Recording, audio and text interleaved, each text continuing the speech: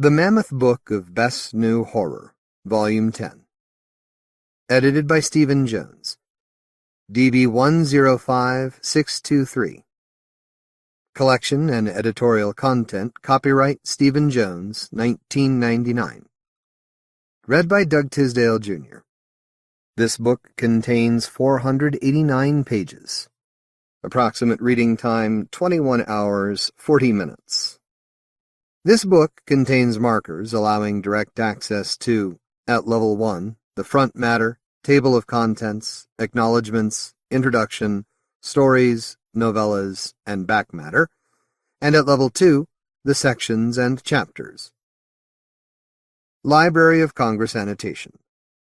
A selection of 19 terrifying tales from 1998 with an introductory overview of the year in horror fiction, writing, and publishing. Also includes Necrology, 1998, which lists writers, artists, and performers contributing to the horror genre who died in 1998. Violence, Strong Language, and Descriptions of Sex, 1999. From the Book Jacket.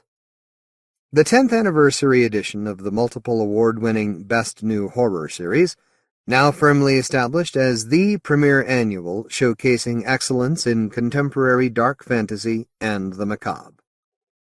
As one of the world's most acclaimed horror anthologists, Stephen Jones has chosen only the very best short stories and novellas of supernatural and psychological terror by today's finest authors to celebrate this landmark volume. With the most comprehensive review of the year, useful contact lists, and a fascinating necrology as a bonus, this is the one book that no horror fan can afford to miss. About the editor. Stephen Jones is the winner of 2 World Fantasy Awards, 3 Horror Writers Association Bram Stoker Awards, and 2 International Horror Guild Awards, as well as being an 11-time recipient of the British Fantasy Award and a Hugo Award nominee. A full-time columnist, television producer, director, and genre movie publicist and consultant, the first 3 Hellraiser movies, Nightlife, Nightbreed, Split Second, Mind Ripper, Last Gasp, etc. He is the co-editor of Horror, 100 Best Books, The Best Horror from Fantasy Tales, Gaslight and Ghosts, Now We Are Sick, H.P. Lovecraft's Book of Horror, The Anthology of Fantasy and the Supernatural, Secret City, Strange Tales of London, and the Best New Horror, Dark Terrors, Dark Voices, and Fantasy Tales series. He has written the Essential Monster Movie Guide, the Illustrated Vampire Movie Guide, the Illustrated Dinosaur Movie Guide, the Illustrated Frankenstein Movie Guide, and the Illustrated Werewolf Movie Guide, and compiled the Mammoth Book of Terror, the Mammoth Book of Vampires, the Mammoth Book of Zombies, the Mammoth Book of Werewolves, the Mammoth Book of Frankenstein, the Mammoth Book of Dracula, Shadows over Innsmouth, Dancing with the Dark, Dark of the Night, Dark Detectives, White of the Moon, Exorcisms and Ecstasies by Carl Edward Wagner, The Vampire Stories of R. Chetwynd Hayes, James Herbert by Horror Haunted, Clive Barker's A to Z of Horror, Clive Barker's Shadows in Eden, Clive Barker's The Nightbreed Chronicles, and The Hellraiser Chronicles. The Mammoth Book of Best New Horror, Volume 10. Contents. Acknowledgments. Page Roman 11. Introduction. Horror in 1998. The Editor. Page 1. Learning to Let Go. Christopher Fowler. Page 62. The Wedding Present. Neil Gaiman. Page 86. Adventures in Further Education. Peter Atkins. Page 98. Bondage. Kathe Koja. Page 101. The Keys to Desperance. Chaz Brenchley. Page 108. The Song My Sister Sang. Stephen Laws. Page 130. A Victorian Ghost Story. Kim Newman, page 149. The Dead Boy at Your Window. Bruce Holland Rogers, page 159. Ra'eh, Ramsey Campbell, page 164. Upstairs, Lawrence Watt Evans, page 193. Postcards from the King of Tides. Caitlín R. Kiernan, page 195. Everybody Goes. Michael Marshall Smith, page 214. Yellow and Red. Tanith Lee, page 220. What Slips Away. Steve Rasnic Tem, page 238. Inside the Cackle Factory. Dennis Etchison, page 246. The Specialist's Hat. Kelly Link, page 267. The Boss in the Wall, a treatise on the House Devil. Avram Davidson and Grania Davis, page 281. Objects of Desire in the Mirror Are Closer Than They Appear. Harlan Ellison, page 357. Mr. Clubb and Mr. Cuff, Peter Straub, page 369. Necrology, 1998. Stephen Jones and Kim Newman, page 455. Useful Addresses, page 483. Acknowledgements. I would like to thank Sarah Broker, Bill Congreve, Andrew I. Porter, Joe Fletcher, Ellen Datlow, Mandy Slater, Aaron Stearns, Richard Dalby, Stefan Zamanovich, Gordon Van Gelder, David Pringle, Frederick S. Clark, William K. Schaefer, Barbara Roden and Christopher Roden, Peter Colborn, Stuart Hughes, and Andy Cox for their help and support. Special thanks are due to Locus, Interzone, Science Fiction Chronicle, Variety, and all the other sources that were used for reference in the introduction and the necrology. In memory of Jim Turner, 1945-99, a good friend, and the man who saved Arkham House. Introduction. Horror in 1998. Following a 2-year decline in North America, a near-record number of genre books appeared in 1998. The total for horror titles was up slightly on the previous year, with around a quarter of those books published in the young adult market, and more than 15% of them featuring vampires. However, the overall number of genre books published in Britain fell to its lowest for nearly a decade. Horror titles were down around 46% on the previous year's figures, accounting for a mere 12% of publishers' genre output, which was still 2% above the share of the American market. A new study revealed that romance books continued to lead all other genres in terms of book sales in America. The industry was worth more than $1 billion annually and accounted for nearly half of all mass-market paperbacks sold. Sales of romance titles nearly equaled the sales of all the other genres combined, including horror, science fiction, fantasy, mystery, thrillers, and westerns. German-owned international media company Bertelsmann AG, already owner of Bantam Doubleday Dell, purchased Random House in May for an estimated $1.3 billion.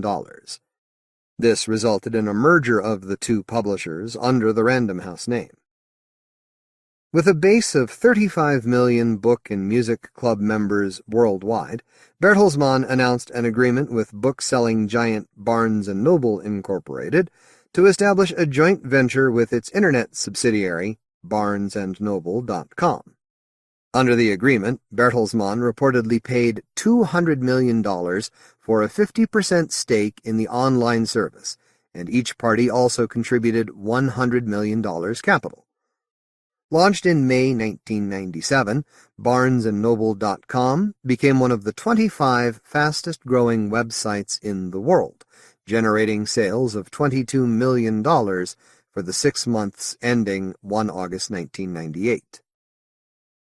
Meanwhile, in November, Bertelsmann separately launched its own books online service in several European countries. The service used its new collaboration with BarnesandNoble.com to offer customers worldwide the experience of shopping online for books in multiple languages.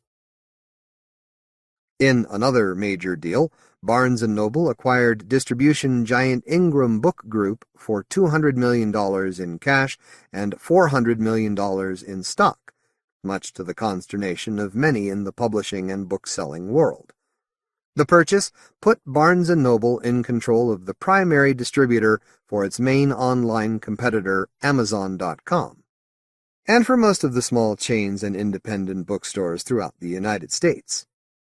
The American Booksellers Association issued an official statement in which it considered the purchase to be a devastating development that threatens the viability of competition in the book industry and limits the diversity and availability of books to consumers. In a separate case, the ABA and a number of independent booksellers filed an antitrust lawsuit in March in the U.S. District Court for Northern California, accusing Barnes & Noble and Borders bookstore chains of violating antitrust laws by using their estimated combined annual buying power of $5 billion to receive secret preferential treatment from publishers. B&N chairman Len Riggio hit back with an open letter to the media denying the ABA's assertion that book superstores were responsible for the decline in independence, and stated that there was no evidence of wrongdoing on the part of Barnes & Noble. America's Crown Books filed for Chapter 11 bankruptcy in July after the new owner failed to find a buyer. This resulted in the closure of 79 of the chain's 174 stores. Having already returned many books to publishers earlier in the year, Crown was subsequently sued by its principal supplier Ingram, who claimed payment for $10 million in books. Ingram eventually agreed to accept more returns and extend new credit to the chain in exchange for super priority status as an unsecured creditor. A £300 million agreement between Waterstones and Dillon's bookshop chains became the biggest ever deal in British book retailing, with the result that most of the Dillon's branches were rebranded to Waterstones. The move put the combined 200-plus stores in a good position to gain further market share before potential rivals Borders could make substantial inroads into the UK market. In 1997, the publishing industry was watching HarperCollins closely amid the turmoil of restructuring, the cancellation of numerous titles, and rumors of bankruptcy. A year later, the company reported that it had increased its operating profits by 200%. While revenues stayed even at $737 million, profits increased from $12 million to $37 million. According to the annual report from parent company News Corp, the results were due to a more focused publishing program, decreased returns, and some significant bestsellers. Fourth-quarter results for HarperCollins showed an $11 million operating profit, compared to only $1 million in 1997. Headed by publishing director John Silbersack, the Harper Entertainment imprint was launched in the autumn to cover all the media tie-ins being put out by HarperCollins. America's Leisure Books launched the Leisure Horror Book Club with 2 September titles, Alone with the Dead by Robert J. Randisi and The Halloween Man by Douglas Clegg. French publisher Hachette Livre bought a 70% equity stake in Britain's Orion Publishing Group, and Macmillan, owned by German publisher Holtzbrinck, made a hostile £7.3 million takeover bid for Cassell, which included the Gollancz and Vista imprints. The Cassell board of directors had rejected the offer of £1 per share, a 122% premium over the public valuation of 45 pence, when, in an unexpected move, Orion outbid Macmillan with £1.23 per share and bought the company. Canadian publisher Commonwealth, who had entered into joint contracts, aka Vanity Publishing, with an estimated 2,000 authors, and had an annual budget of $6 million, declared bankruptcy in March. With lawsuits threatened by disgruntled writers and employees, publisher Don Phelan went into hiding, only to resurface briefly to blame an internal and external conspiracy for his problems, saying he would represent himself in class action suits brought against the firm by its clients. Despite an announcement in May that Stanislaus Tall's Tall Literary Agency had been sold to a company called Extreme Entertainment, it later emerged that Tall represented few, if any, authors, and some royalties paid to the agency had never been reported. The American Congress passed the Copyright Term Extension Act, adding a further 20 years to copyrights for individuals, bringing the length of copyright in the U.S. up to life plus 70 years, and into line with the European copyright law, which was amended in 1995. After vigorous lobbying by the Walt Disney Company, who was faced with losing its exclusive copyright to Mickey Mouse in 2003, another 20 years was added to the already existing 75 years of corporate copyrights.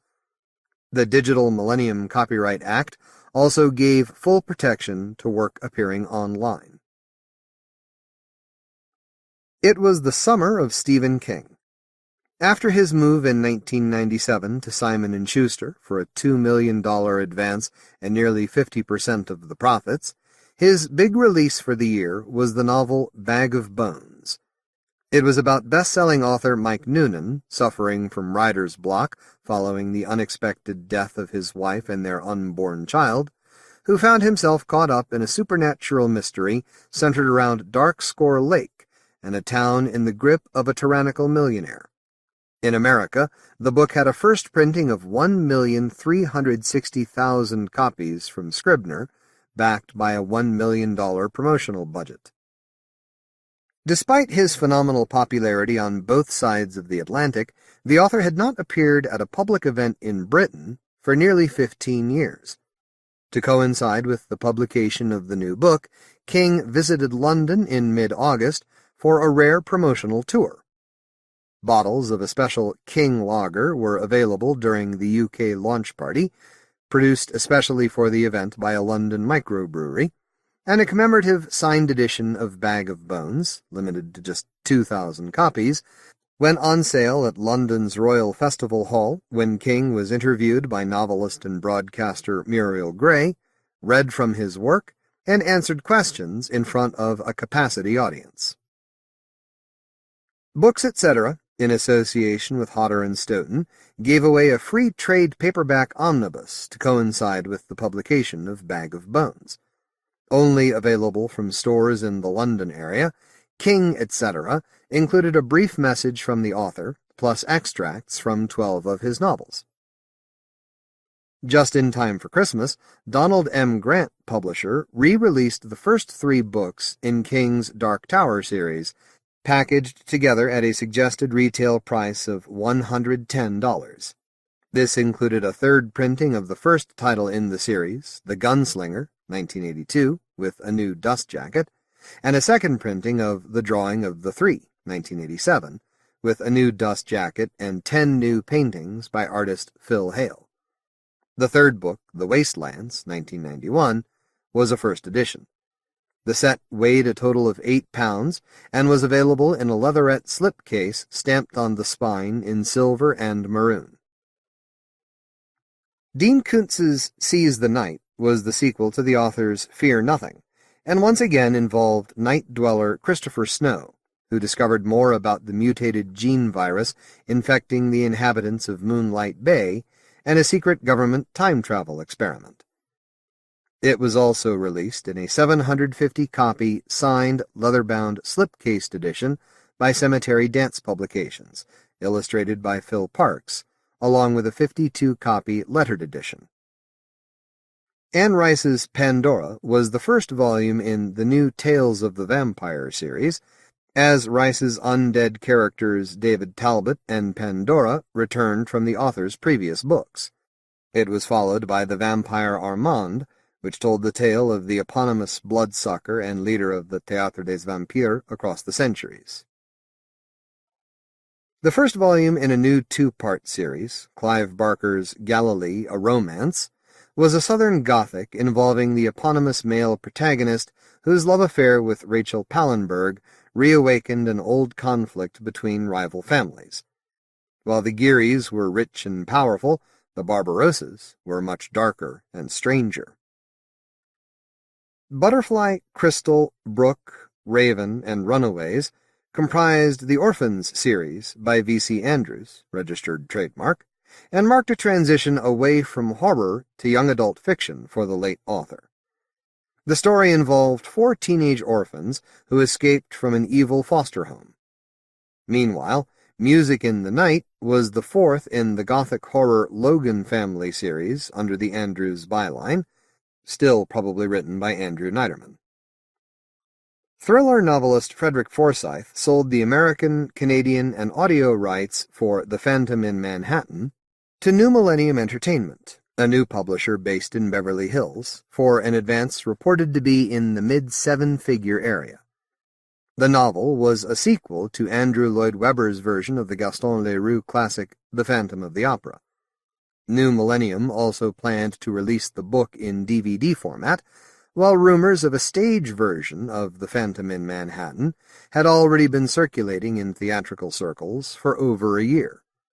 Forsyth had previously said he did not want to write another book, but apparently offered his services to Lloyd Webber at a dinner party in late 1997. Published in America, but not in his native Britain, Ramsey Campbell's psychological thriller The Last Voice They Hear involved an investigative journalist who was challenged by his long-missing brother to solve a series of murders, with his own family as the prize.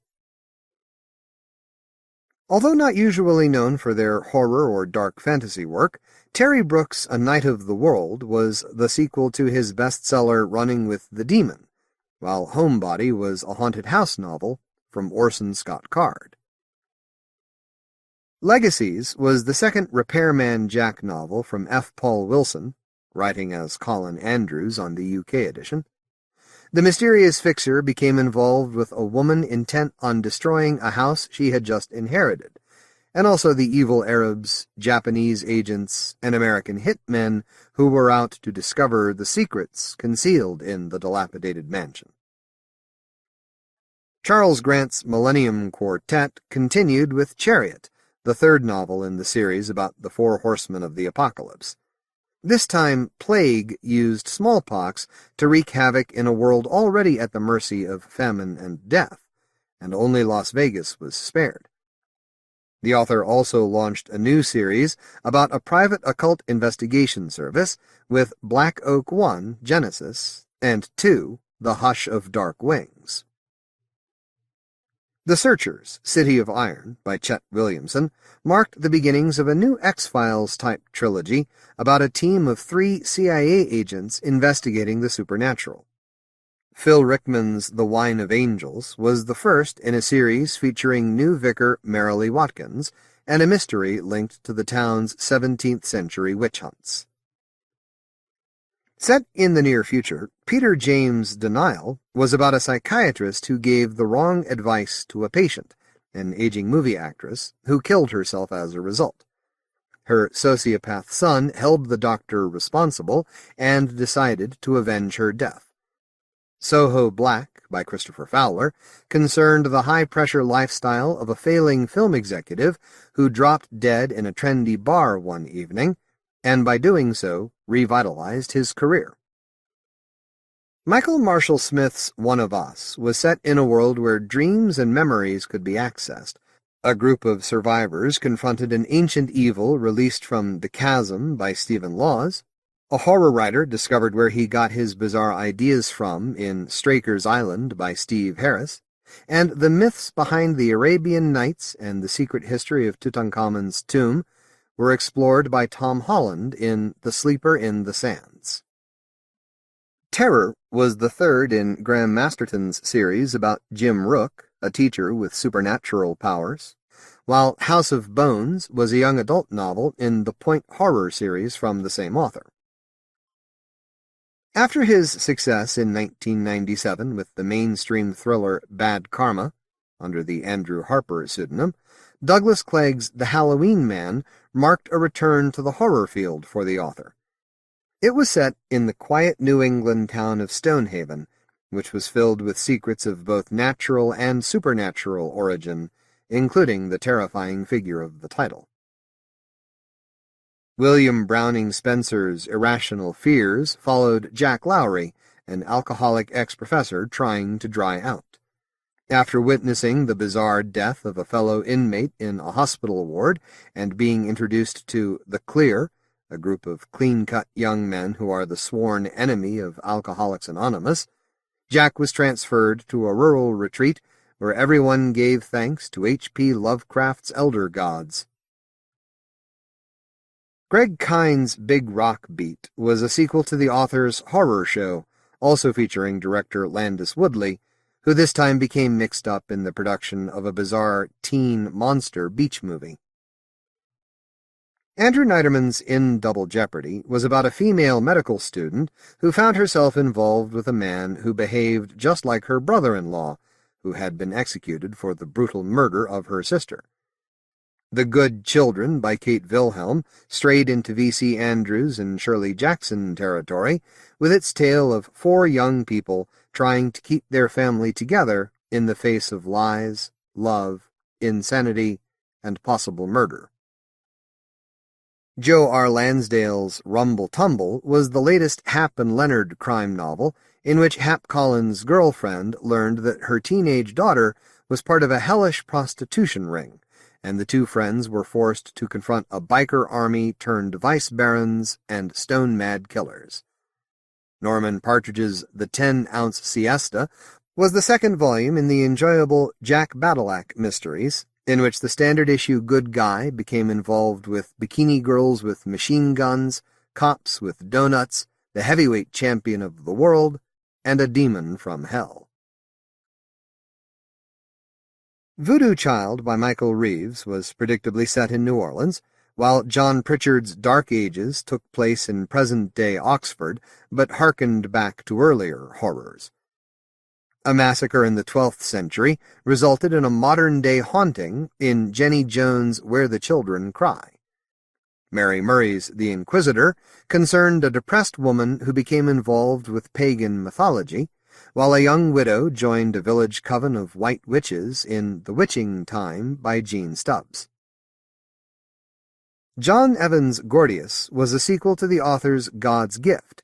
Nick DiMartino's A Seattle Ghost Story was illustrated by Charles Niddy, and Black as Blood by Rob Chilson was a humorous novel about a body that would not stay dead. Reporter-turned-sleuth Hollis Ball was helped by her husband's ghost in Ghost of a Chance by Helen Chappell, and David Beatty's The Ghosts of the Eighth Attack involved a RAF squadron in World War II haunted by phantom flyers from the First World War. A supernatural western set in Mexico, Lauren D. Esselman's Journey of the Dead involved an ancient alchemist and the man who killed Billy the Kid. A woman accused of murdering her husband claimed she was possessed by his first wife in A Mind to Kill by Andrea Hart, while in Richard LaPlante's Mind Kill, a serial killer stalked his victims in their dreams. A psychic female criminal profiler tracked down a serial killer who took his victims' eyes in Joseph Glass' aptly titled Eyes, and a psychic journalist investigated the death of a colleague in Second Sight by Beth Amos. The spirit of a dead serial killer returned in Kimberly Rangel's The Homecoming. A woman's paintings were connected to a serial killer in Retribution by Elizabeth Forrest, Rondi Salsitz, and the victim of a recently released serial killer was apparently reincarnated in a musician in Roxanne Conrad's Copper Moon. The serial killer menaced a near-future Glasgow in Paul Johnston's The Boneyard. And The Coffin Maker by Jeffrey Deaver featured quadriplegic detective Lincoln Rhymes matching wits with a killer who planned to eliminate 3 important witnesses in a grand jury trial. Will Kingdom's The Cold Calling was a police procedural involving yet another serial killer, as was Sean Hudson's Purity. In The Last Days, the Apocryphon of Joe Panther, by Australian writer Andrew Masterton, a priest was suspected of being a brutal serial killer, while an isolated boarding house for children and a religious cult based on sex, and the authority of a messianic figure, featured in Carmel Byrd's Red Shoes, another down-under novel, this one narrated by a guardian angel. A woman about to commit suicide found an unconscious angel on the roof of her Manhattan apartment in Nancy A. Collins' romantic dark fantasy Angels on Fire. The eponymous Prince of Hell inhabited a dead body in James Byron Huggins' Cain, and demon detectives set out to recover stolen crystal orbs in Camille Bacon Smith's Eyes of the Empress. Jeff Roven's Vespers involved a police detective and a zoologist who discovered that millions of mutant killer bats had migrated to Manhattan. It was reportedly soon to be a major motion picture. In Dust, by scientist Charles Pellegrino, a maverick paleobiologist discovered that Mother Nature was attempting to wipe out mankind through a series of natural plagues and disasters. Red Shadows, by Yvonne Navarro, was a sequel to the author's Final Impact and set on a post-apocalyptic Earth that no longer rotated. Francis Gordon's Changeling was based on the Rumpelstiltskin fairy story, and The Pit and the Pendulum and Frankenstein were the latest erotic reworkings of horror classics in the Darker Passions series by Amarantha Knight, Nancy Kilpatrick. Originally called Dracula Cha-Cha-Cha until the American publisher requested a change of title, Judgment of Tears, Anno Dracula 1959, was the third in Kim Newman's acclaimed vampire series that mixed fact with fiction. Set in Rome on the eve of the wedding of Vlad, Count Dracula, to Moldavian princess Asavajada, the vampire elders of the Eternal City were falling victim to a murderer known as the Crimson Executioner. The undead Saint-Germain was involved in a plague in 14th century France in Blood Roses by Chelsea Quinn Yarbrough, and Sisters of the Night, The Angry Angel by the same author, was the first in a packaged trilogy about Dracula's vampire brides, illustrated by Christopher H. Bing. Vampiric by Simon Clarke concerned bloodsuckers nesting in a village in North Yorkshire, while a group of people inside a ring of standing stones were hurled back in time to a bloody past in the same author's The Fall. Of Masks and Martyrs was the third volume in Christopher Golden's Vampire Shadow Saga. A computer programmer involved with role-playing games was apparently killed by one of the undead in Linda Grant's Vampire Bites, and The Undying by Mudruru, a native Australian, was an unusual vampire novel, and the second volume in the Master of the Ghost Dreaming series. Blue Moon by Laurel K. Hamilton was the 8th installment in the author's horror crime series featuring vampire hunter Anita Blake, who had to figure out a way to get her ex-boyfriend, high school teacher and werewolf Richard, out of jail after he was framed for attempted rape in Tennessee. The characters returned in Burnt Offerings, which involved an arsonist destroying businesses owned by the undead, and a visit from the vampire's ruling council. A Chill in the Blood was the 7th volume in P. N. Elrod's The Vampire Files series about undead Private Eye Jack Fleming in a post-Prohibition Chicago, and The Flesh, the Blood, and the Fire by S. A. Swiniarski, S. Andrew Swan, involved police detective Stefan Reisard investigating a vampire conspiracy and a series of torso murders in Depression-era Cleveland. A vampire had been hiding for years inside the Titanic in Michael Romkey's Vampire Hunter, while in Miguel Connor's The Queen of Darkness, vampires ruled a post-Holocaust Earth. One of Britain's most successful authors, Terry Pratchett, was awarded the OBE in the Queen's Birthday Honours List for his services to literature. He also published his 23rd Discworld novel, Carpe Jugulum, which involved the rulers of Uberwald, who just happened to be modern-thinking vampires. Elvira, the Boy Who Cried Werewolf, was the third in the series by the Camp TV horror host and John Paragon.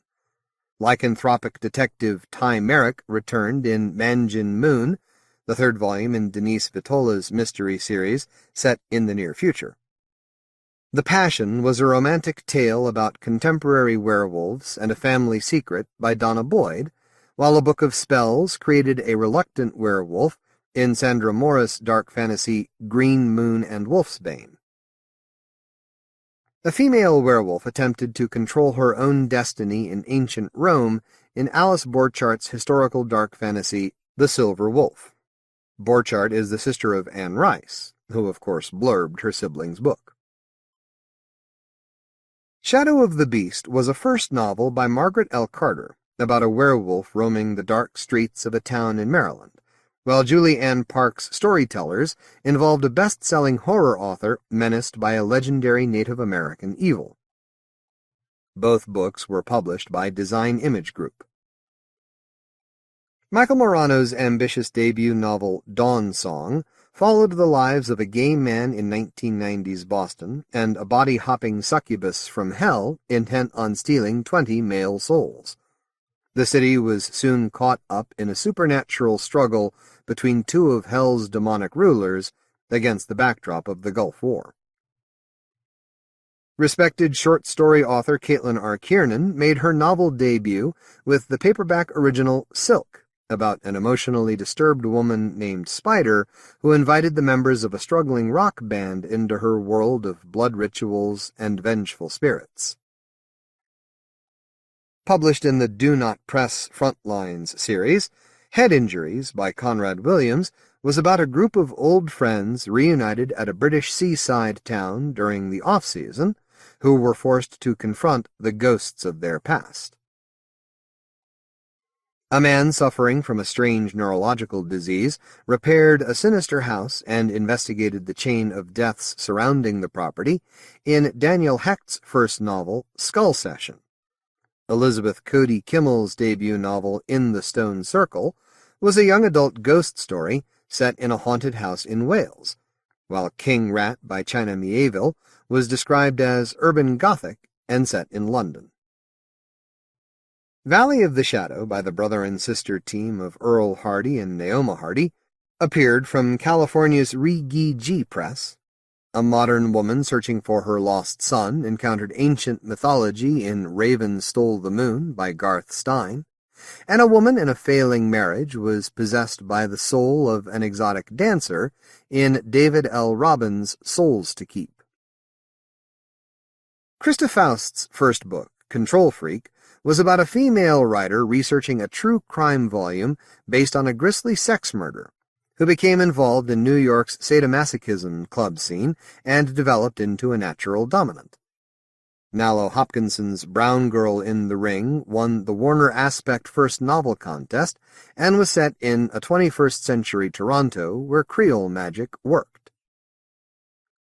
Ulysses G. Dietz made his debut with the gay vampire novel Desmond, and Jay Kasker's Out of the Light involved more romantic vampires. Movie tie-ins included Blade by Mel Odom, Dark City by Frank Loria, Fallen by Dewey Graham, Disturbing Behavior by John Whitman, Species 2 by Yvonne Navarro, and Godzilla by Stephen Molstad. Scott Cienson continued his series of Godzilla novels aimed at both the adult and teenage markets with Godzilla vs. the Space Monster, Godzilla at World's End, and Godzilla vs. the Robot Monster. Gargantua was a novelization of the inferior TV monster movie by Robert K. Andreassi. Keith R. A. DeCandido.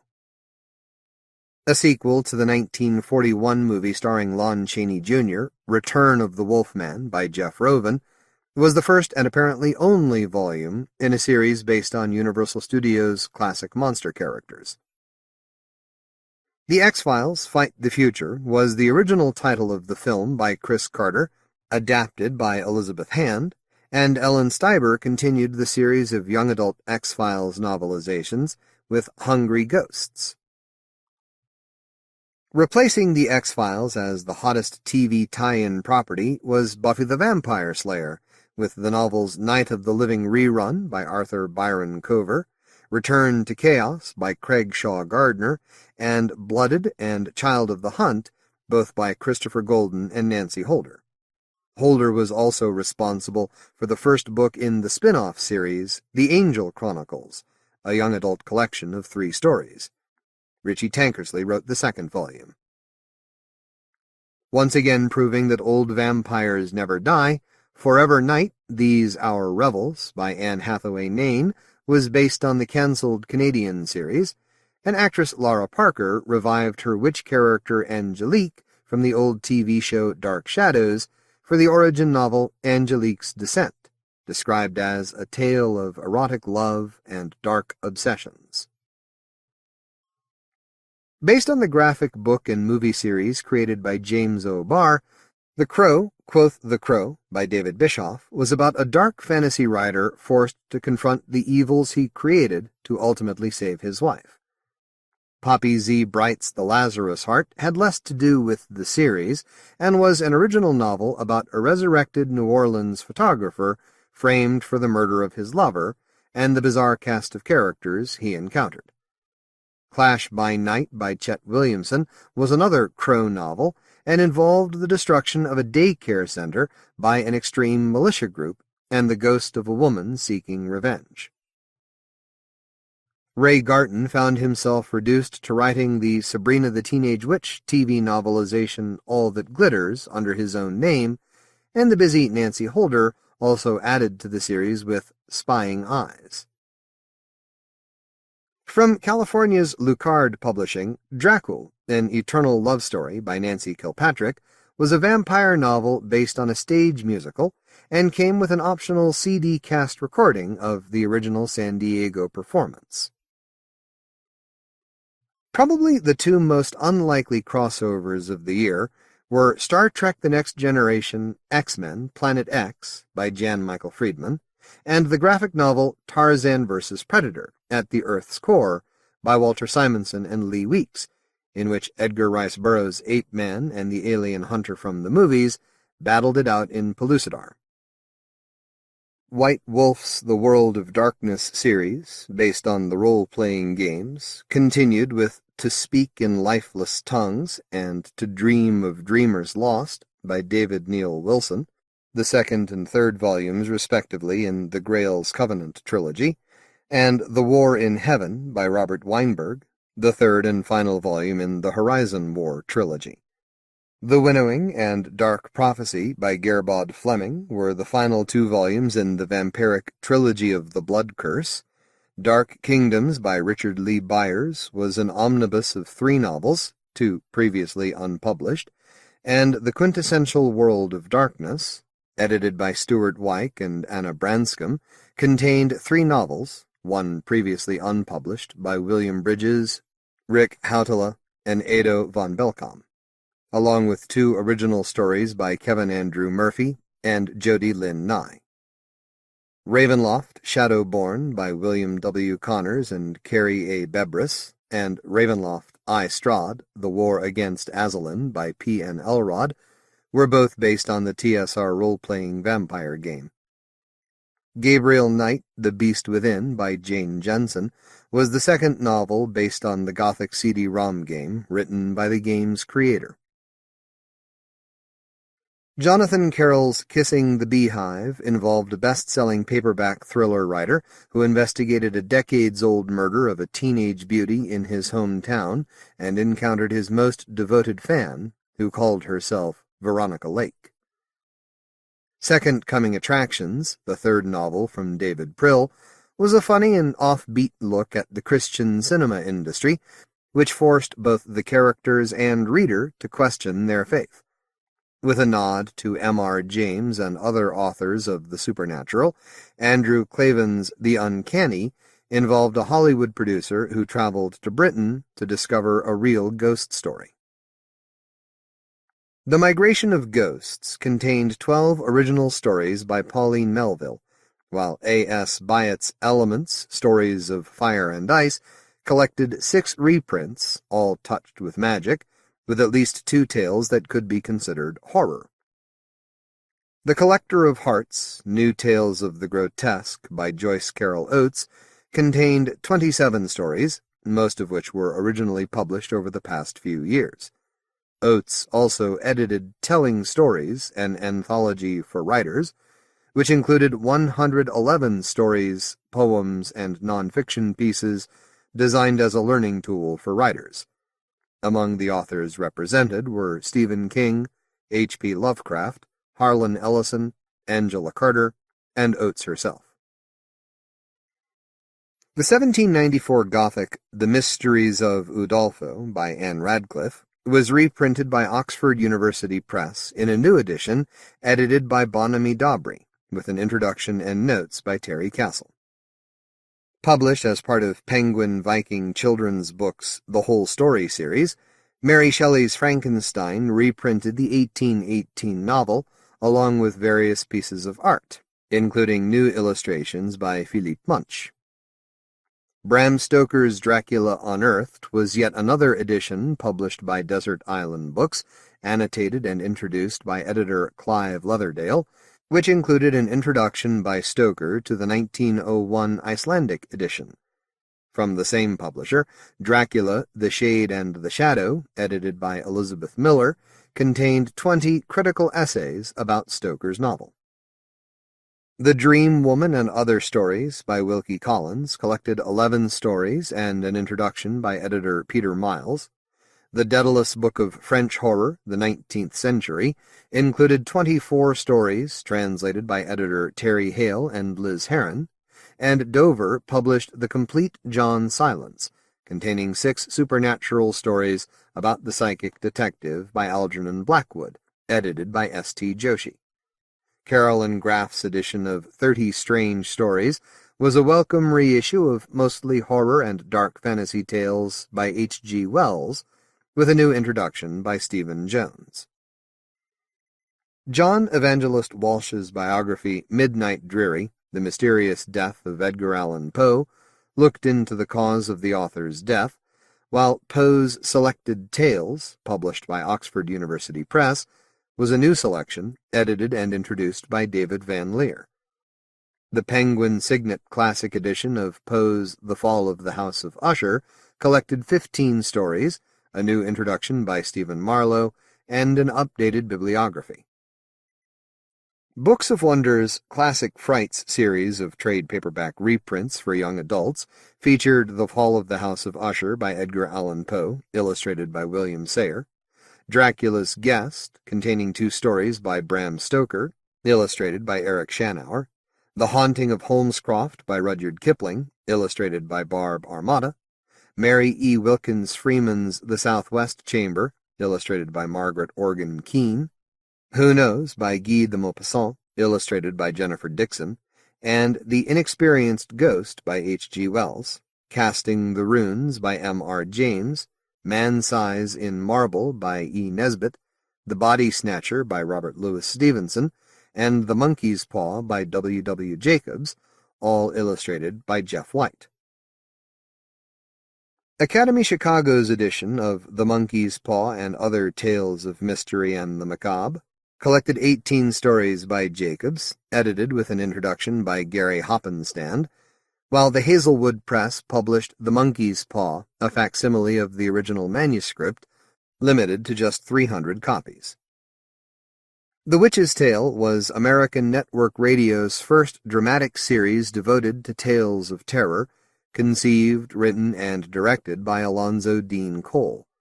Subtitled Stories of Gothic Horror from the Golden Age of Radio, Dunwich Press collected 13 of the radio show's original scripts as a limited edition trade paperback, edited by David S. Siegel.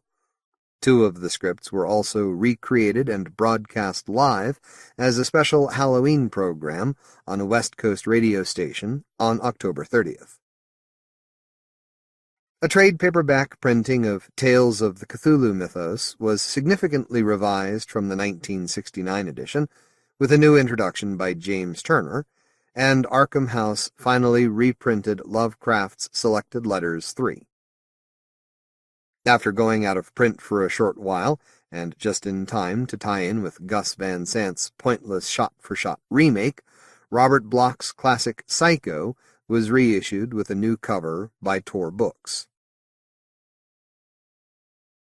As usual, R.L. Stine ruled the young adult market with the first volume of Goosebumps Series 2000, Cry of the Cat, plus Fear Street, Camp Out, and Fear Street, Scream Jennifer.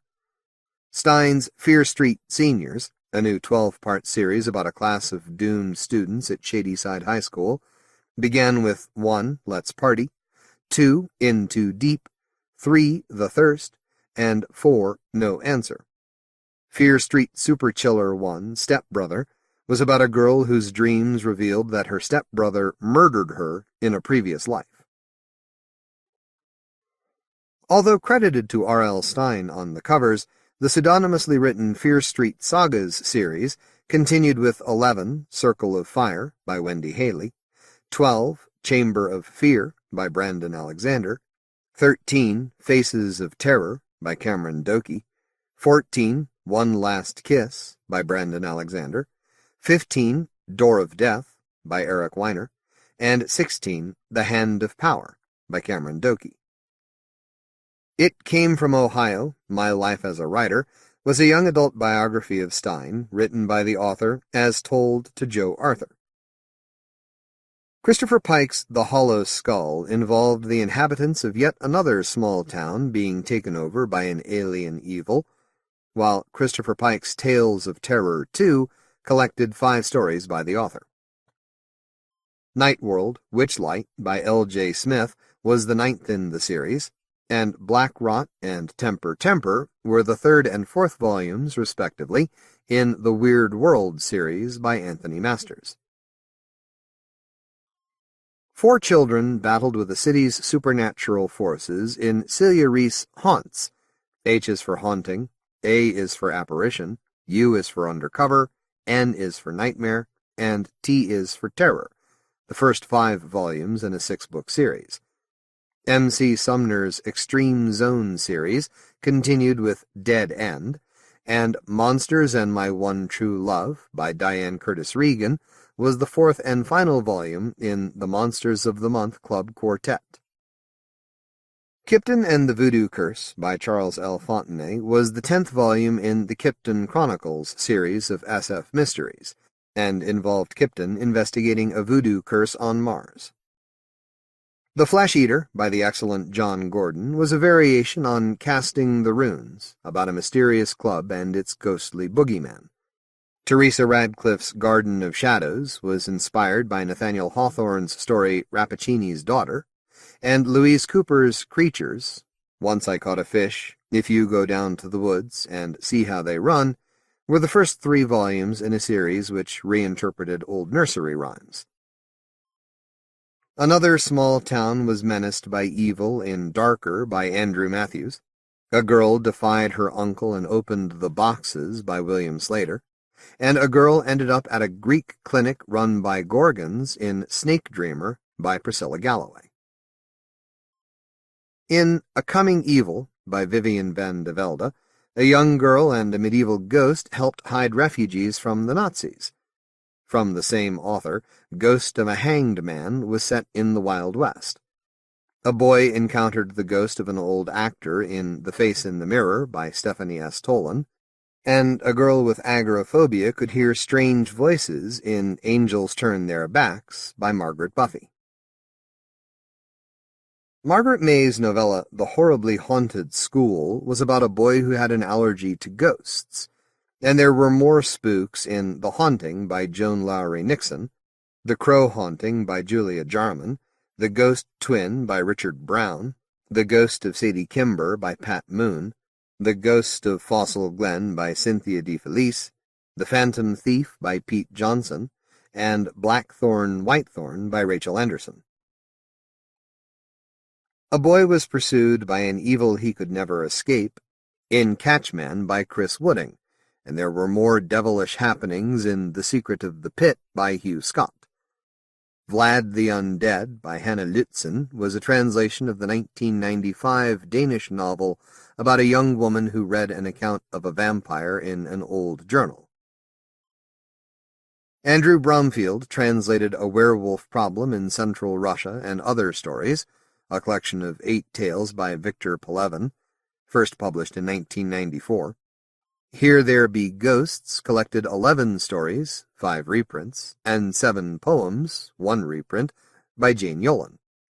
Shadows was a collection of 7 horror stories by James Schmidt, and Somewhere Else featured 2 ghost time travel stories by Leon Rosselson. Classic Ghost Stories 2, edited by Glenn Bledsoe and Karen Bledsoe, contained 8 stories by M.R. James, Henry James, Charles Dickens, Mary Wilkins Freeman, and others, illustrated by Barbara Kivok. Great Ghost Stories, edited by Barry Moser, collected 13 tales by such authors as H.P. Lovecraft, H.G. Wells, and Joyce Carol Oates. Edited by Alan Durant and illustrated by Nick Hardcastle, Vampire and Werewolf Stories contained 18 stories and novel extracts by Bram Stoker, Richard Matheson, and Jane Yolen, amongst others. Neil Gaiman's Smoke and Mirrors collected 30 stories and poems. Subtitled Short Fictions and Illusions, it was a reworking of his 1993 collection Angels and Visitations, with the addition of several new stories, including a couple original to the volume, plus a new introduction by the author. The Cleft and Other Odd Tales was exactly what you would expect from acclaimed cartoonist Gahan Wilson. 24 stories of weirdness, including the original title story, illustrated by the author-artist. F. Paul Wilson's The Barons and Others reprinted 12 stories from the late 1980s, plus a stage adaptation and a teleplay with introductions by the author. Published by Serpent's Tail, Personal Demons by Christopher Fowler collected 17 stories, 11 original, including a new Spanky novelette. Kathe Koya's Extremities featured 16 stories, 2 original, about human extremes. Distributed as a promotional item through the UK's W.H. Smith bookstore chain, When God Lived in Kentish Town and Others was a small format paperback containing 4 stories, 3 original, by Michael Marshall Smith. Bradley Denton's One Day Closer to Death collected 8 stories about the fate that awaits us all, including an original novella which was a coda to his novel Blackburn, featuring the sister of the eponymous serial killer. Published by the Book Guild, The Venetian Chair and Other Stories included 22 stories by Harry Turner. Once Upon a Nightmare collected 10 horror stories by Australian journalist John Michael Howson, while Bill Congreve's Epiphanies of Blood, Tales of Desperation and Thirst, contained 6 mutant vampire stories, 3 original, and was published by Australia's Mirror Dance Books in an edition of 501 numbered copies. Legends, Stories by the Masters of Modern Fantasy, edited by Robert Silverberg, was an anthology of new fiction which originally sold to Dutton NAL for $650,000 before being resold to Tor Books. Although David Eddings and Terry Brooks eventually pulled out of the project, Terry Pratchett, Anne McCaffrey, Stephen King, A New Dark Tower Story, Tad Williams, Robert Jordan, Robert Silverberg, Raymond E. Feist, Terry Goodkind, George R.R. Martin, and Ursula K. Le Guin all contributed stories. The British edition came with 2 different covers, while in America, Tor issued a boxed and leather-bound edition of 250 copies, signed by all the authors, for $250. These were apparently sold by lottery to book dealers only, and according to some reports, copies quickly surfaced for resale for as much as $1,000. After a long delay, the latest Horror Writers Association anthology finally appeared in hardcover from CD Publications and paperback from Pocket Books. Unfortunately, Robert Bloch's Psychos was not really worth the wait. Despite a lineup that included Stephen King, a new novelette, Richard Christian Matheson, Charles Grant, Ed Gorman, Jane Yolen, and others, it contained a selection of lackluster serial killer stories that failed to live up to the expectation generated by the volume's title. Bloch died before the book was completed, but I suspect even he would have had difficulty saying anything positive about the tired tales included therein. Dark Terrors 4, the Gallant's Book of Horror, edited by Stephen Jones and David Sutton, featured 19 stories, one reprint, by such authors as Christopher Fowler, Neil Gaiman, Ramsey Campbell, David J. Scow, Roberta Lands, Dennis Etchison, Poppy Z. Bright, Lisa Tuttle, Thomas Tessier, Michael Marshall Smith, and Terry Lansley. Sirens and Other Demon Lovers, edited by Ellen Datlow and Terry Windling, contained 22 erotic stories of magical, obsessional, and irresistible love by Storm Constantine, Joyce Carol Oates, Tanith Lee, Edward Bryant, Neil Gaiman, Brian Stableford, Conrad Williams, and others. At 550-plus pages, Dreaming Down Under was a major new anthology of Australian speculative fiction, edited by Jack Dan and Janine Webb. It contained 31 stories by such Australian authors as Cherry Wilder, Lucy Sussex, Damien Broderick, Stephen Dedman, Terry Dowling, Aaron Stearns, George Turner, Robert Hood, and Sean McMullen, plus a preface by Harlan Ellison. Ellison was also one of the writers featured in the Shadow of the Gargoyle, edited by Nancy Kilpatrick and Thomas S. Roach, which included 16 stories and a novel excerpt, 3 reprints, by Charles L. Grant, Neil Gaiman, Catherine Kurtz, Brian Lumley, Krista Faust and Caitlín R. Kiernan, Brian Hodge, and others. The Crow, Shattered Lives and Broken Dreams, edited by J. O. Barr and Ed Kramer, contained 19 stories and 10 poems based on O'Barr's graphic novel and movie series. Authors included Iggy Pop, Gene Wolfe, John Shirley, and Nancy A. Collins, and it was illustrated by Bob Eggleton, Tom Canty, Don Mates, and others. A. Atanasio supplied the introduction. Edited by Rick Alexander, Peter Haining, The Unexplained, Stories of the Paranormal contained 21 stories by Nigel Neal, Ramsey Campbell, Richard Matheson, J. G. Ballard, Theodore Sturgeon, Arthur Machen, Basil Copper, Clive Barker, Harlan Ellison, and others, including 2 originals by Graham Masterton and Richard Lehman, and an introduction by Peter James. Under his own name, Haining also edited the Mammoth Book of 20th Century Ghost Stories, which reprinted 30 tales from such unexpected authors as James Hadley Chase, Jack London, Stevie Smith, John Steinbeck, Muriel Spark, A. Merritt, and P.G. Woodhouse, along with old hands Henry James, Agatha Christie, Arthur Machen, H.G. Wells, Arthur Conan Doyle, and others. Only available in a book club edition, editor Marvin Kaye's Don't Open This Book was an anthology of 39 dark fantasy stories, 16 original, that included Tanith Lee, Ron Goulart, and Patrick Lubruto.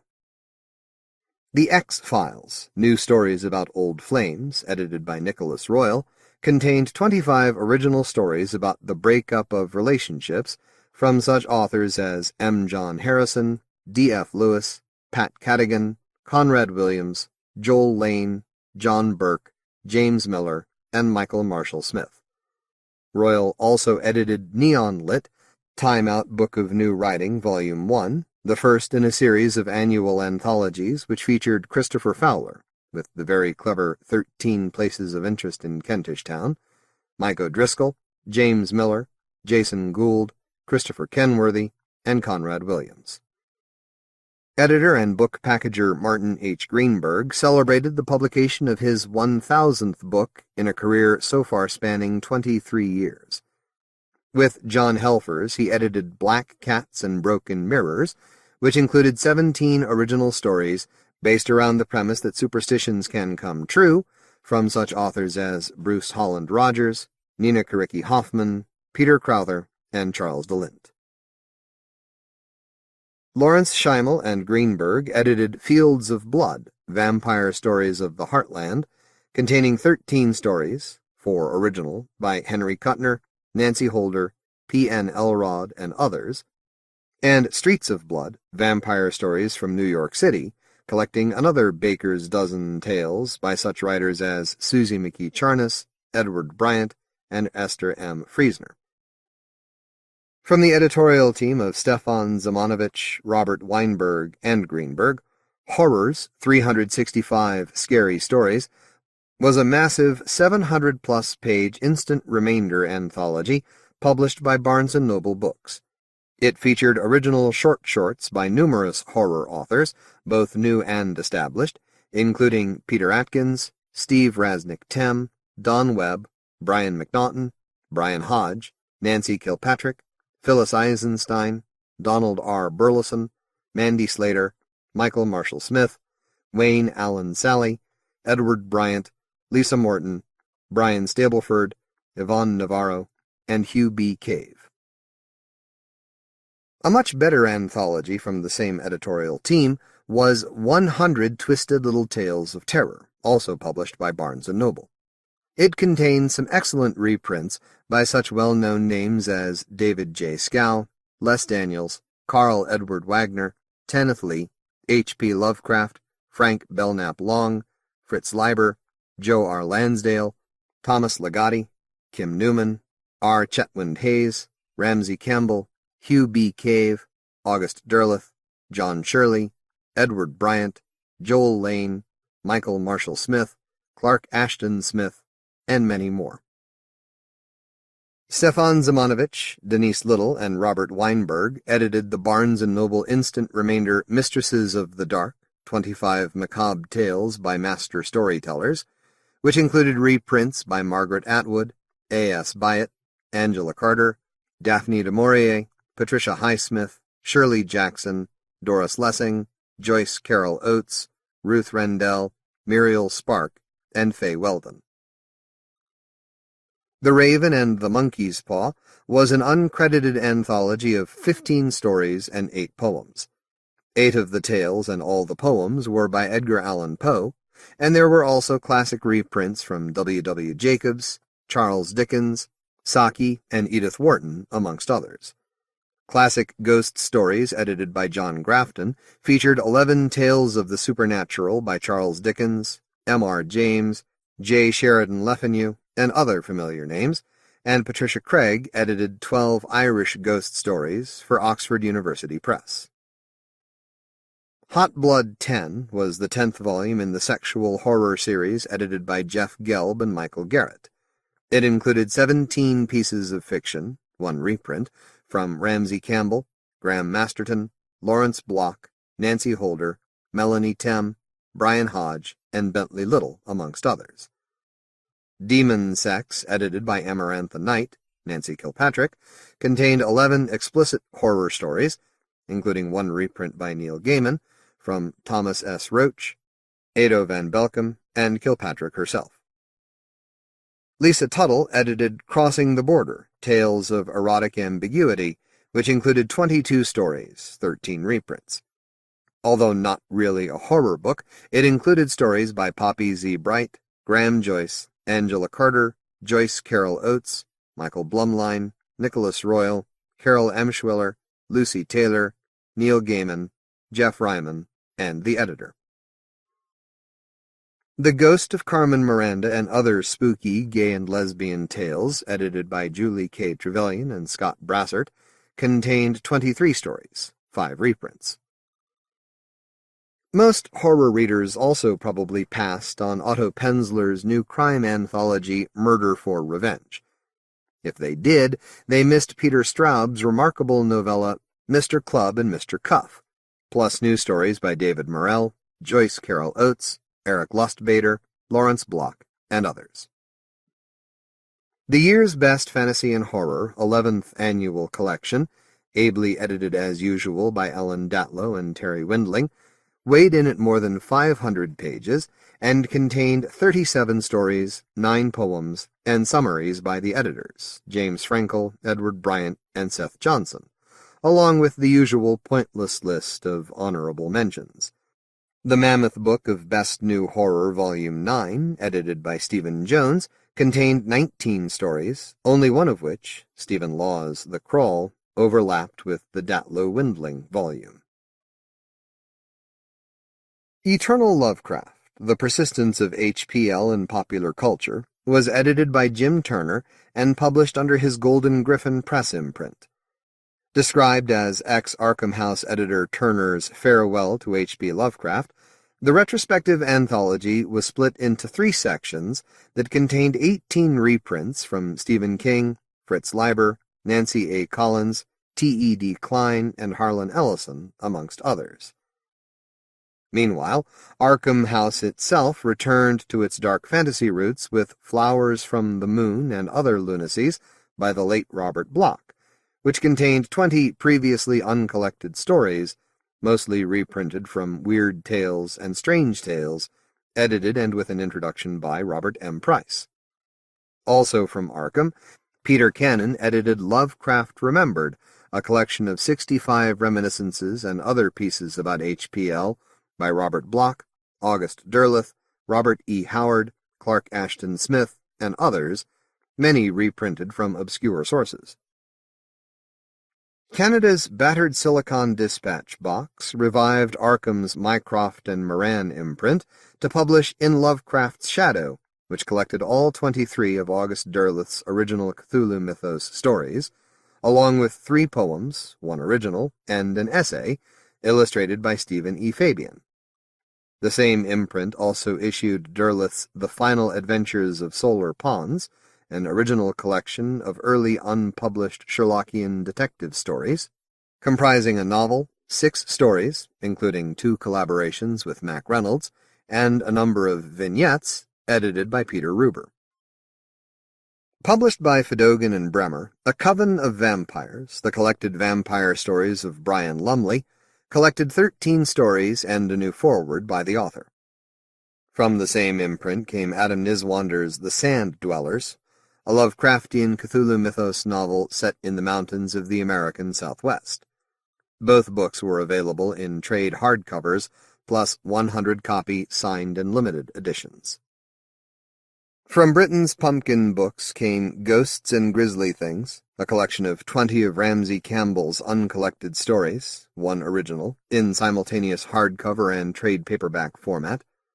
Pumpkin also published the first UK trade paperback and first world hardcover of Dennis Etchison's macabre murder mystery Double Edge, plus Nancy Kilpatrick's Power of the Blood vampire trilogy in uniform trade paperback editions, comprising the original novel Reborn, along with reprints of the first 2 volumes, Child of the Night and Near Death. The debut volume from Britain's Wandering Star imprint was a superbly designed and produced collection, The Savage Tales of Solomon Kane by Robert E. Howard. Profusely illustrated in color and black and white by Gary Johnny, the slip-cased hardcover was published in a signed edition of 1,050 copies, 100 publishers' copies, and 50 copies bound in goatskin. The book was accompanied by a CD recording of 3 Solomon Kane poems read by Paul Blake, and a portfolio of Johnny's full-page plates. Bowen Designs Incorporated also offered a cold-cast bronze sculpture based on Howard's sword-wielding Puritan, designed by Johnny and sculpted by Randy Bowen.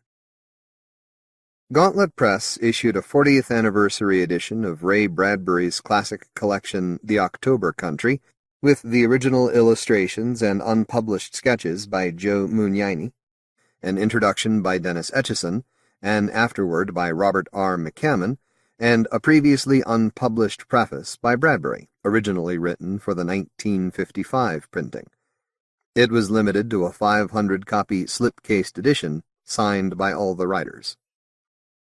Also from Gauntlet, Richard Matheson's 1978 novel What Dreams May Come included a new introduction by the author, an introduction by Matthew R. Bradley, and an afterword by Douglas E. Winter.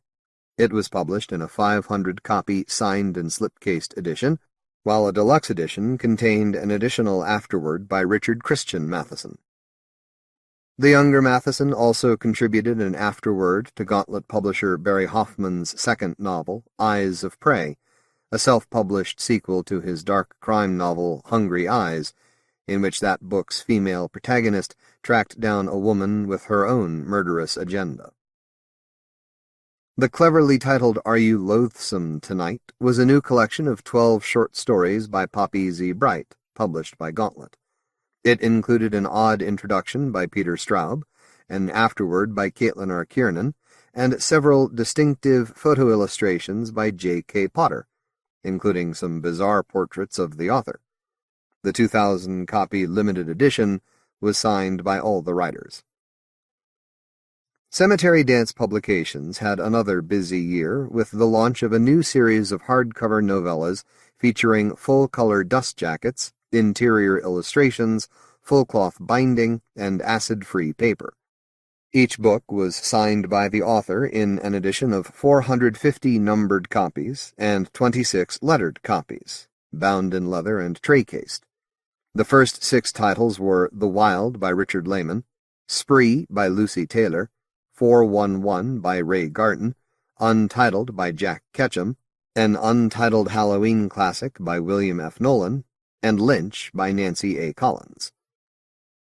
Also from CD came Lehman's The Midnight Tour and a reprint of his 1986 novel The Beast House, both sequels to The Cellar and the third and second volumes, respectively, in The Beast House Chronicles. Both volumes featured a new introduction and the author's preferred text, and were available in 400-copy signed and numbered editions and $175 deluxe lettered editions. The Best of Cemetery Dance, edited by Richard Chismar, was a massive retrospective volume, available in both trade and limited hardcover editions, containing 60 stories by such well-known names as Stephen King, with the terrible chattery teeth, Richard Lehman, Ramsey Campbell, Jack Ketchum, Poppy Z. Bright, Thomas Tessier, Hugh B. Cave, Richard Christian Matheson, Joe R. Lansdale, Nancy Collins, Peter Crowther, Norman Partridge, and many others, along with interviews with Dean Koontz and the editor. With an introduction by Tim Powers, writers such as Poppy Z. Bright, Ramsey Campbell, Douglas Clegg, Peter Crowther, Robert Devereaux, Nina Kiriki Hoffman, Nancy Holder, Jack Ketchum, Ed Lee, Elizabeth Massey, Thomas F. Monteleone, Yvonne Navarro, Norman Partridge, Lucy Taylor, Steve Rasnic Tem and Melanie Tem, and F. Paul Wilson, were among those who contributed 28 stories, 2 reprints, based around the tipped-in artwork of Alan M. Clark for Imagination Fully Dilated, co-edited by Clark and Elizabeth Engstrom. Cemetery Dance published a limited edition hardcover, signed by all the contributors, for $75.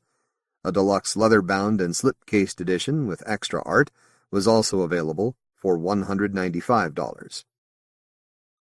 Clark and Engstrom also teamed up for The Alchemy of Love, a collection of 8 stories and pieces of art with an introduction by Jack Ketchum, which was released in a signed 500-copy hardcover edition by Oregon's Triple Tree Publishing. Like Cemetery Dance Publications, Subterranean Press also launched its own series of short novels in hardcover format with Norman Partridge's Wildest Dreams. Plainly labeled a horror novel on the cover, it was a hard-boiled mystery in which psychic hitman Clay Saunders was hired by tattooed villainous Circe Whistler to kill her father so she could gain control of his infamous satanic cult in San Francisco. It was followed by Joe R. Lansdale's The Boar, which was written 15 years ago as Get Back Satan, and had remained previously unpublished. The young adult adventure involved a 15-year-old boy's hunt for a monstrous boar, called Old Satan, in the Texas of the Great Depression. The books were available in, respectively, 500-copy and 750-copy signed and numbered editions, and 26 lettered copies. Originally announced as Look Out, He's Got a Knife a few years ago, David J. Skow's collection Crypt Orchids finally appeared as a signed and numbered 500-copy hardcover from Subterranean. With an introduction by Robert Bloch, written in 1992, it was only fitting that several of the 11 stories, 3 original and 1 stage play, were inspired by the late author of Psycho.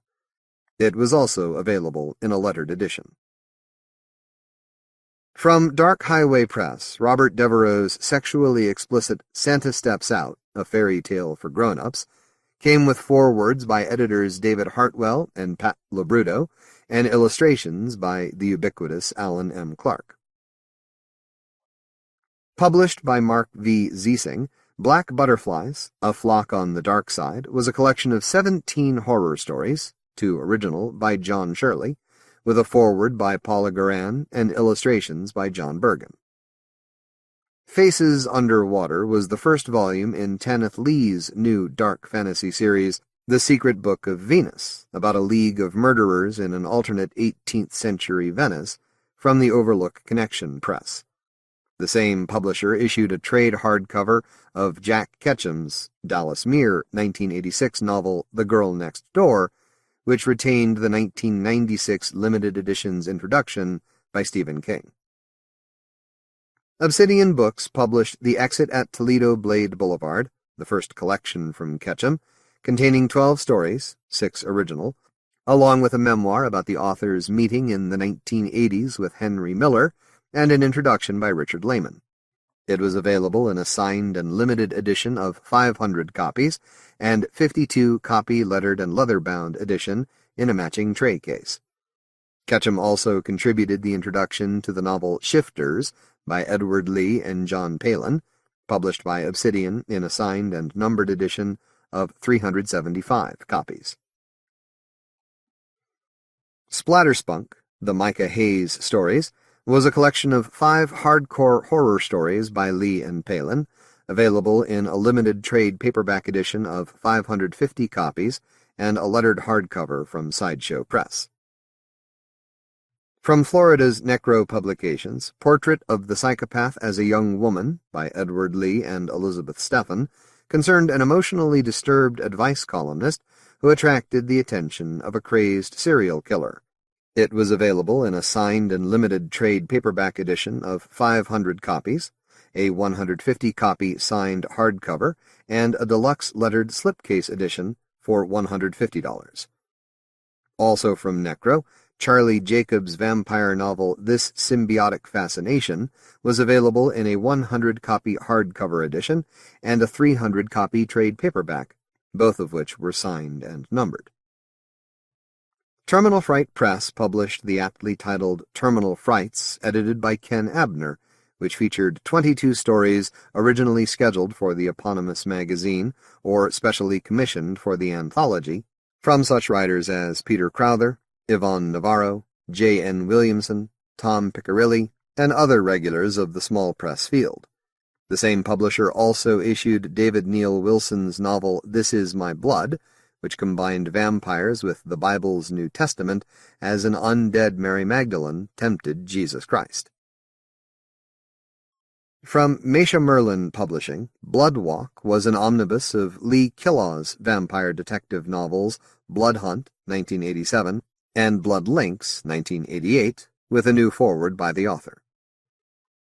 Limited to 500 to 600 copies each, the latest releases from Canada's busy Ash Tree Press included Binscombe Tales, Sinister Saxon Stories by John Whitbourne, which collected 15 linked stories, 7 original, set in the southern England village where bizarre things always seemed to happen, and The Night Comes On, which included 16 stories in the tradition of M.R. James by Steve Duffy.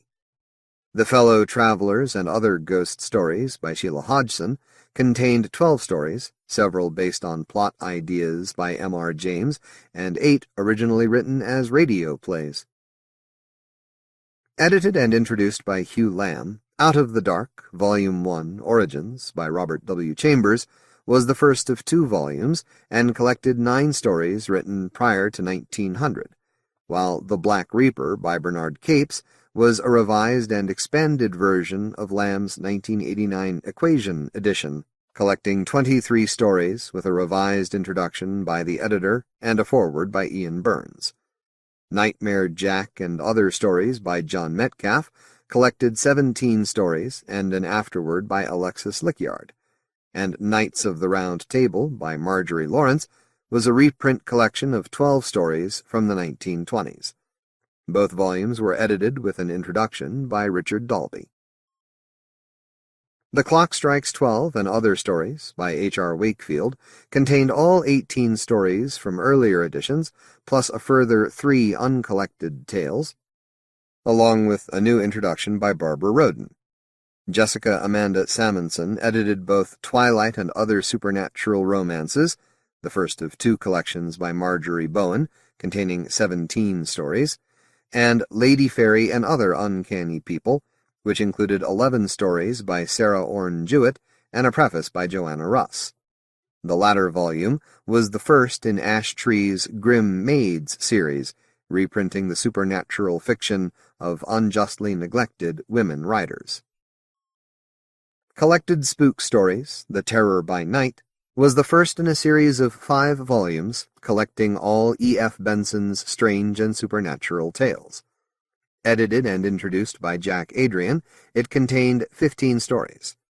Adrian was also the editor of Aylmer Vance, Ghost Seer, by Alice and Claude Askew, a collection of 8 stories which was the first volume in Ash Tree Press Occult Detectives Library, and the Ash Tree Press Annual Macabre 1998, an anthology of 6 ghostly stories by authors not usually associated with the genre.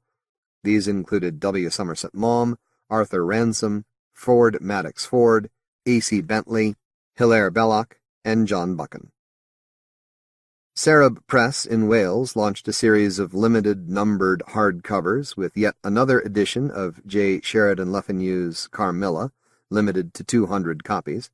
It was followed by a 350-copy numbered edition of Vengeful Ghosts, collecting 8 stories, 2 original by C.E. Ward, and Skeletons in the Closet by William I. Reed collected 9 stories, 3 reprints involving Dennistown, the world's most haunted man. Tartarus Press published a new edition of the 1907 novel The Hill of Dreams by Arthur Machen, with a new introduction by Mark Valentine, a 1954 introduction by Lord Dunsany, and a previously unpublished introduction by the author. Featuring tipped-in illustrations by Sidney Syme, this was limited to 350 copies. Also from Tartarus, the Collected Strange Papers of Christopher Blair reprinted author Blair's 3 short story collections in a single volume. The Child of the Soul and Other Tales contained 4 unpublished stories, plus a letter by Count Stenbach, limited to 500 numbered copies from Dertro Press. Atlas Press published Jean Ray's Malpertius in an English translation by Ian White. Although he was better known as a writer of whimsical fantasy fiction, The Boss in the Wall, a treatise on the house devil, was a genuinely creepy short novel based on a 600-page draft and a dream-inspired novella by the late Avram Davidson, completed by his ex-wife and editor Grania Davis. It came with brief but fascinating introductions by Peter S. Beagle and Michael Swanwick, and was published by San Francisco's Tachyon Publications in a softcover edition, a 100-copy signed and numbered hardcover, and a boxed and lettered edition of 26 copies. Charlie's Bones by L.L. Thrasher was the first novel in a proposed series featuring an amateur detective and her ghostly partner from Colorado's Right Way Publishing. After having his overdraft facility withdrawn by a new bank manager in October, British small press publisher Anthony Barker was forced to discontinue all his future publishing plans under the Tenjin imprint. Existing contracts with authors were cancelled, and submissions were no longer invited, as the remaining stock was sold off. However, before the axe fell, Tangen managed to publish Scaremongers 2, Red Brick Eden, edited by Steve Saville, an anthology of 20 new and reprint, despite what it said on the copyright page, stories. It included such well-known names as Ramsey Campbell, Christopher Fowler, Stephen Laws, Kim Newman, Peter Crowther, Simon Clark, Nicholas Royal, Mark Morris, and Joel Lane, amongst others. All royalties were donated to a charity for the homeless.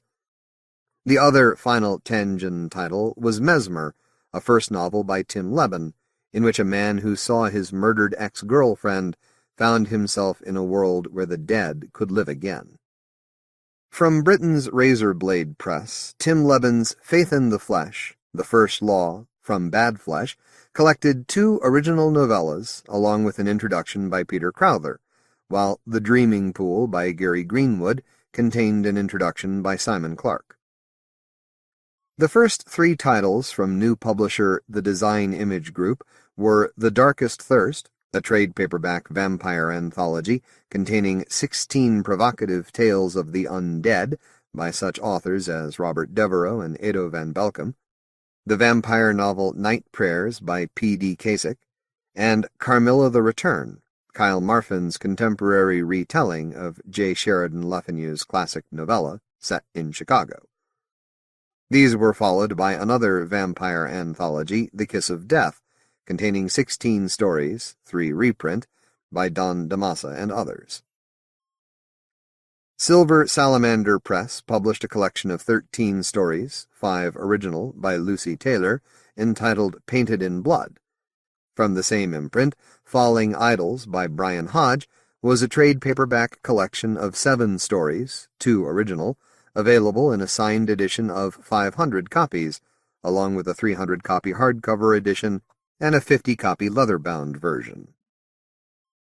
The first publication from Britain's The Alchemy Press was The Paladin Mandates by Mike Chin, which collected 6 stories, 3 original, about eponymous occult adventurer Damian Paladin, expertly illustrated by Bob Covington.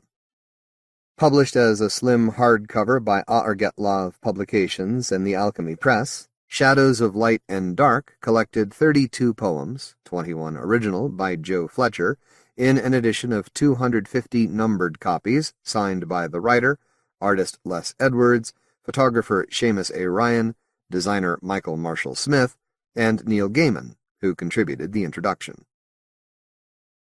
From Boneyard Press, Noise and Other Night Terrors contained 7 short stories, 1 original, and a novel extract by Newton E. Streeter, along with an introduction by Cindy Geddes. New Welsh imprint Oneros Books published David Conway's debut collection Metal Sushi, with an introduction by Grant Morrison. The first in a new series of books published by Mythos Books, and collectively titled The Fan Mythos, correlated contents included 6 Cthulhu Mythos tales, 2 original, by James Ambuel, introduced by Robert M. Price and illustrated by Jeffrey Thomas. Price also edited the Innsmouth cycle for Chaosium, which contained 13 stories and 3 poems. Published by Armitage House, Delta Green, Alien Intelligence, edited by Bob Kruger and John Tynes, was an anthology of 8 Lovecraftian stories based on the Call of Cthulhu role-playing game. Leviathan II, The Legacy of Boccaccio, published by the Ministry of Whimsy Press and edited by Jeff Vandermeer and Rose Seacrest, contained 4 novellas by Richard Calder, Rhys Hughes, L. Timmel Duchamp, and Stephen Chapman, interviews with the authors, and an essay about novella writing by David Pringle. A follow-up to the 1997 anthology More Monsters from Memphis was published in trade paperback by California's Zappisdat Publications, once again edited by Beecher Smith. It contained 31 stories set in the American South by Brent Monahan, Steve Rasnic-Tem, Janet Berliner, Tim Wagner, Tom Piccirilli, Tina Jens, and others, including 2 by the editor.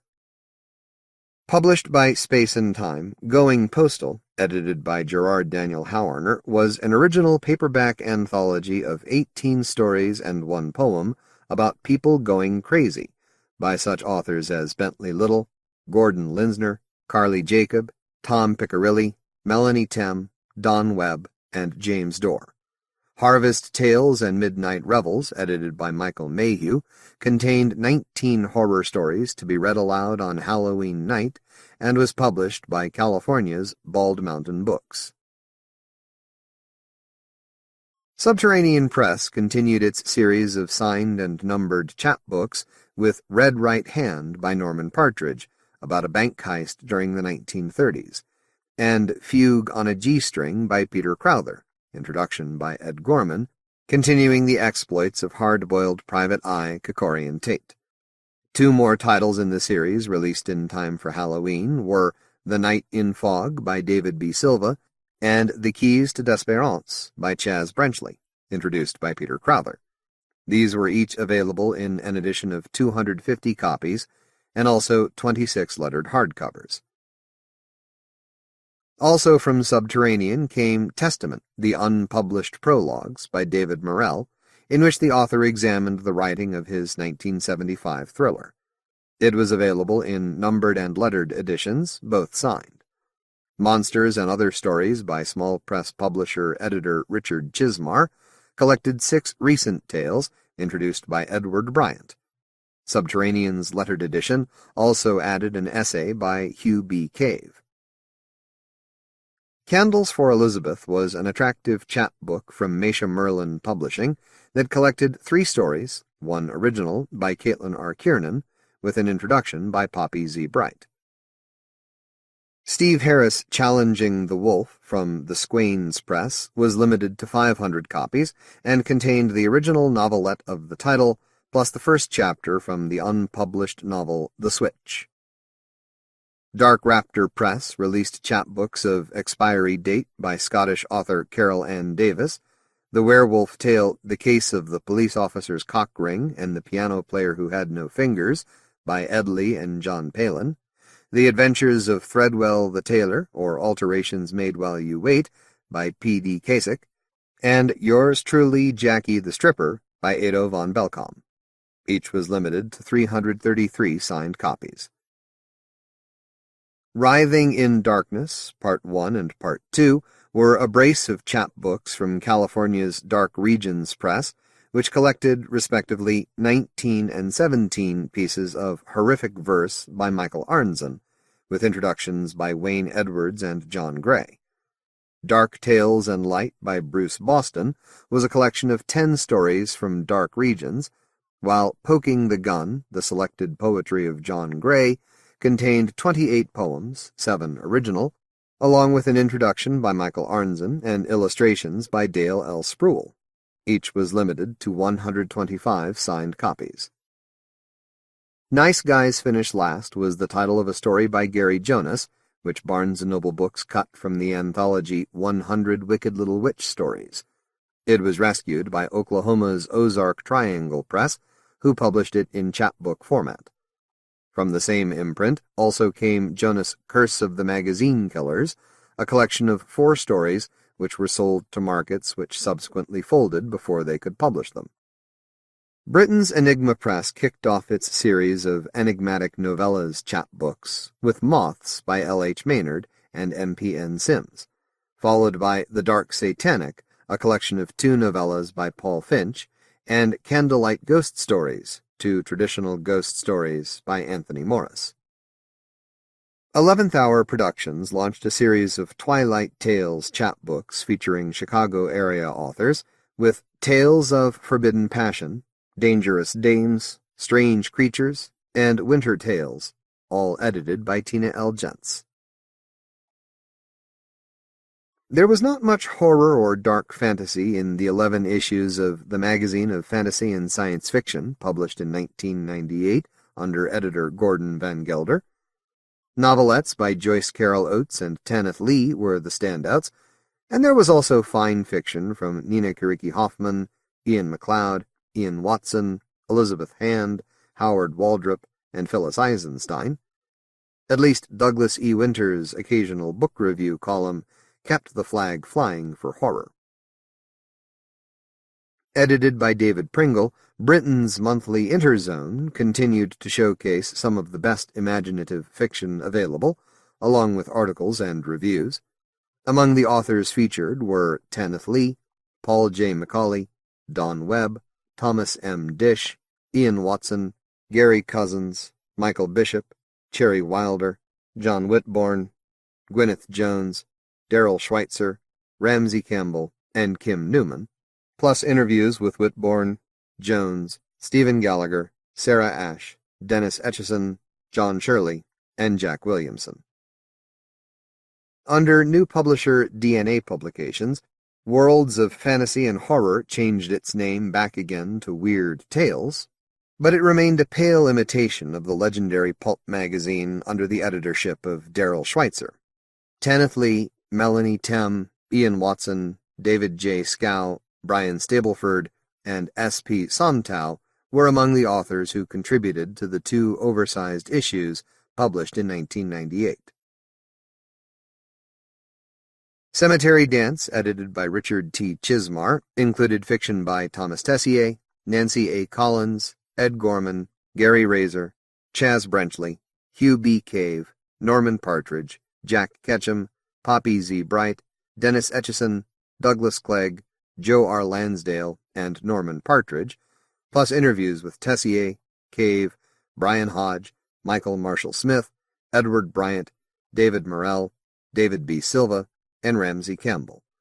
With the 10th anniversary number, the magazine moved from a quarterly to a bi-monthly schedule and expanded its content per issue.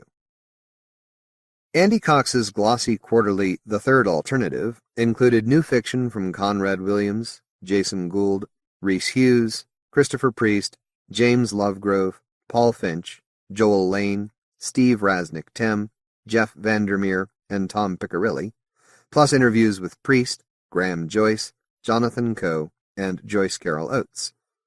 Odyssey, edited by Liz Holliday, published 3 issues with fiction by Daryl Schweitzer, Charles Stross, Richard Parks, Roz Cavaney, and Ian Watson, interviews with Stephen Baxter and Tim Powers, and an appreciation of the late George Hay by David Langford.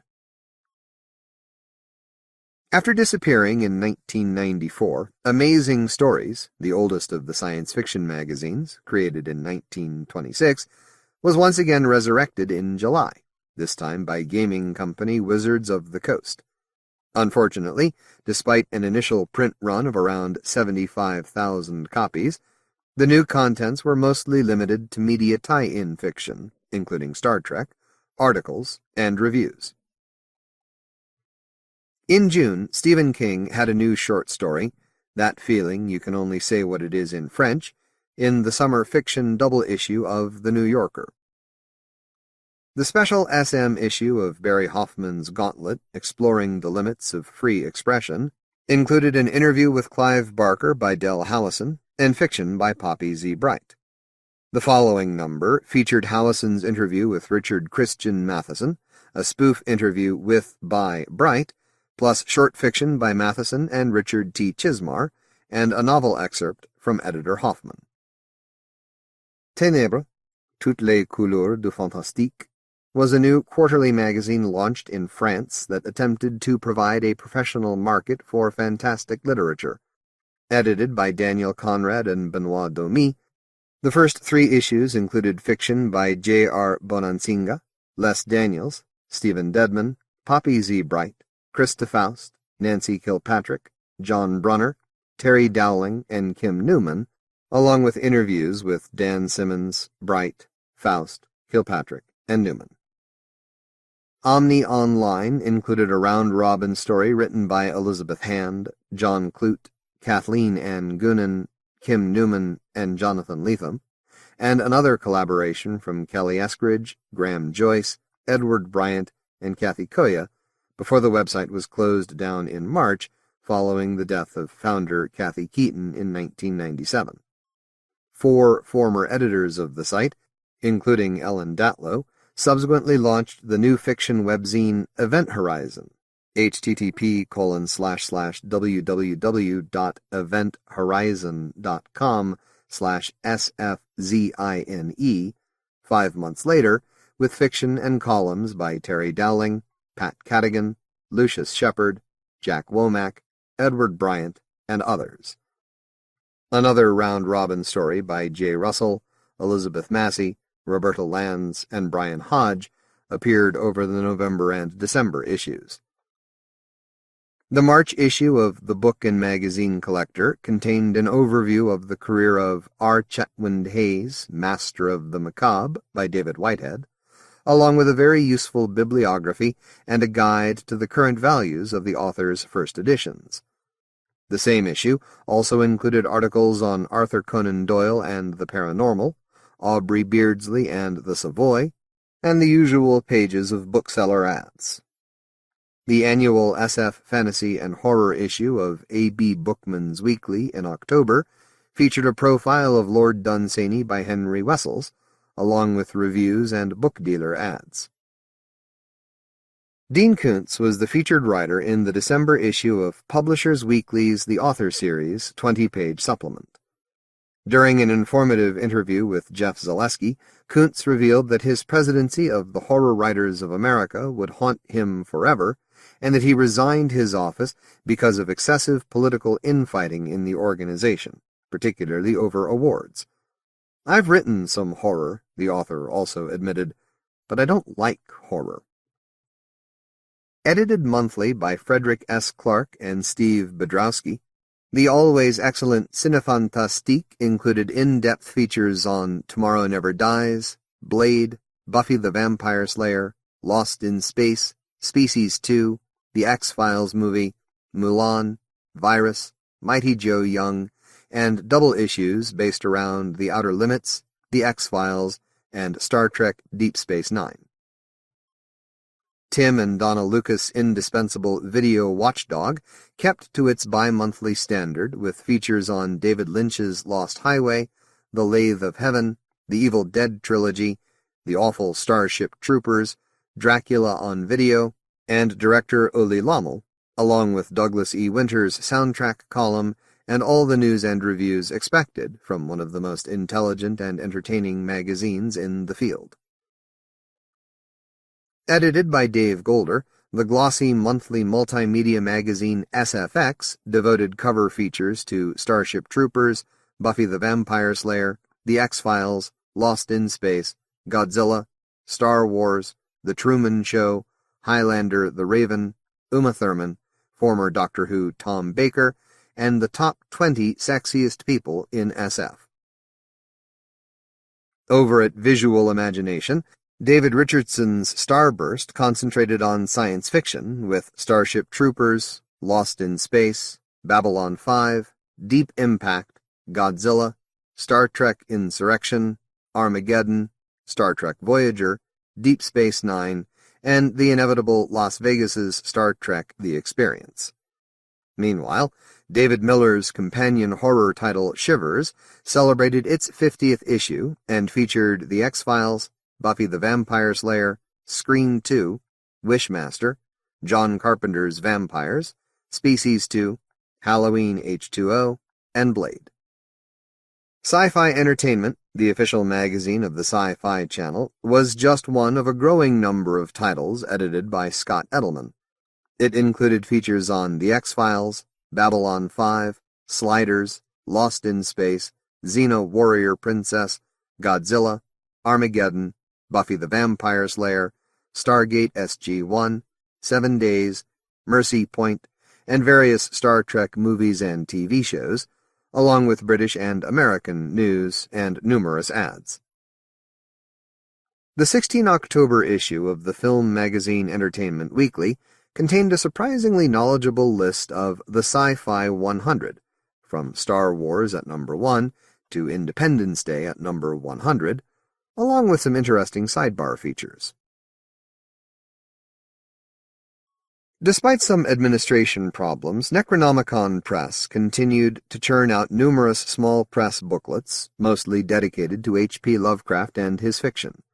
Robert M. Price's Crypt of Cthulhu reached its 100th edition and along the way published a special Lynn Carter issue commemorating the 10th anniversary of his death, which included an early story by the author and other tribute fiction.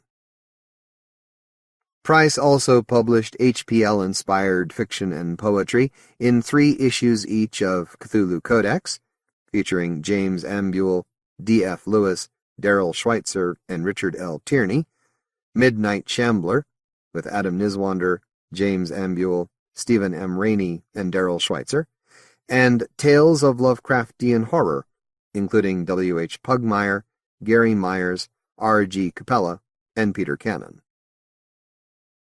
S.T. Joshi edited 3 issues each of Lovecraft Studies and The New Lovecraft Collector, featuring Lovecraft news and releases around the world, including Joshi's ongoing series The Works of H.P. Lovecraft, a listing by magazine, plus an issue of Studies in Weird Fiction, with articles on Clive Barker, H.P. Lovecraft and Frank B. Long, and Richard Matheson. Knowledgeably edited by Stefan Zamanovich, S.T. Joshi, and Michael A. Morrison, Necronomicon's quarterly Necrophile, the review of horror fiction, featured reviews by, amongst others, Brian Stableford, Chet Williamson, Peter Cannon, and the editors, Ramsey Campbell's regular offbeat column, and an opinion piece by Stephen Jones. Peter Infantino and John Scolari's Bare Bones continued with articles about the X-Files novels, interviews with cover artist Richard S. Prather, and horror host Bob Wilkins, an index to Tales of the Frightened magazine, a look at the career of schlock director Jerry Warren, plus lots of other fascinating stuff. Stuart Hughes and David Bell commemorated the 8th year of publishing their quarterly small press horror magazine Peeping Tom, with stories by Stephen Gallagher, Steve Harris, D.F. Lewis, M.M. O'Driscoll, Derek Fox, Gavin Williams, Nicholas Royal, Chico Kidd, and others. Subtitled A Magazine of Science Fiction and Dark Fantasy, Patrick and Hannah Swenson's very professional-looking quarterly Tailbones reached its 13th issue and included fiction and poetry by Stefano Donati, Trey R. Barker, Uncle River, Bruce Boston, Hugh Cook, Mary Soon Lee, Mark McLaughlin, Tom Piccirilli, and Don DeMassa, interviews with Spider Robinson, Bill Ransom, Jack Cady, and K.W. Jeter, plus book reviews by Ed Bryant and Jenna Silverstein. Also sporting a full-color cover, Indigenous Fiction, edited by Sherry Decker, made its debut in August with fiction and poetry by Steve Lockley, James S. Dorr, and others, plus an interview with Jeff Vandermeer. Graham Hurray's neatly designed Kimoda published 2 special issues dedicated to SF and horror, featuring fiction by Joel Lane, Paul Finch, Peter Crowther, David Sutton, D.F. Lewis, Stephen Bowkett, and Derek M. Fox, along with an interview with Peter Hamilton and an article by Ramsey Campbell. The 10th issue of Mark McLaughlin's The Urbanite was published at Halloween and included fiction and poetry by W. H. Pugmire, John Palin, Paul Pinn, Marnie Scofidio Griffin, and Caitlín R. Kiernan, based around the theme On Whom the Pale Moon Gleams, while Gordon Linsner's twice-yearly Space and Time featured fiction by A.R. Moreland and Charlie Jacob. Pendragon Publications' Penny Dreadful, Tales and Poems of Fantastic Terrors included work from John B. Ford, James S. Dorr, and editor Michael Pendragon.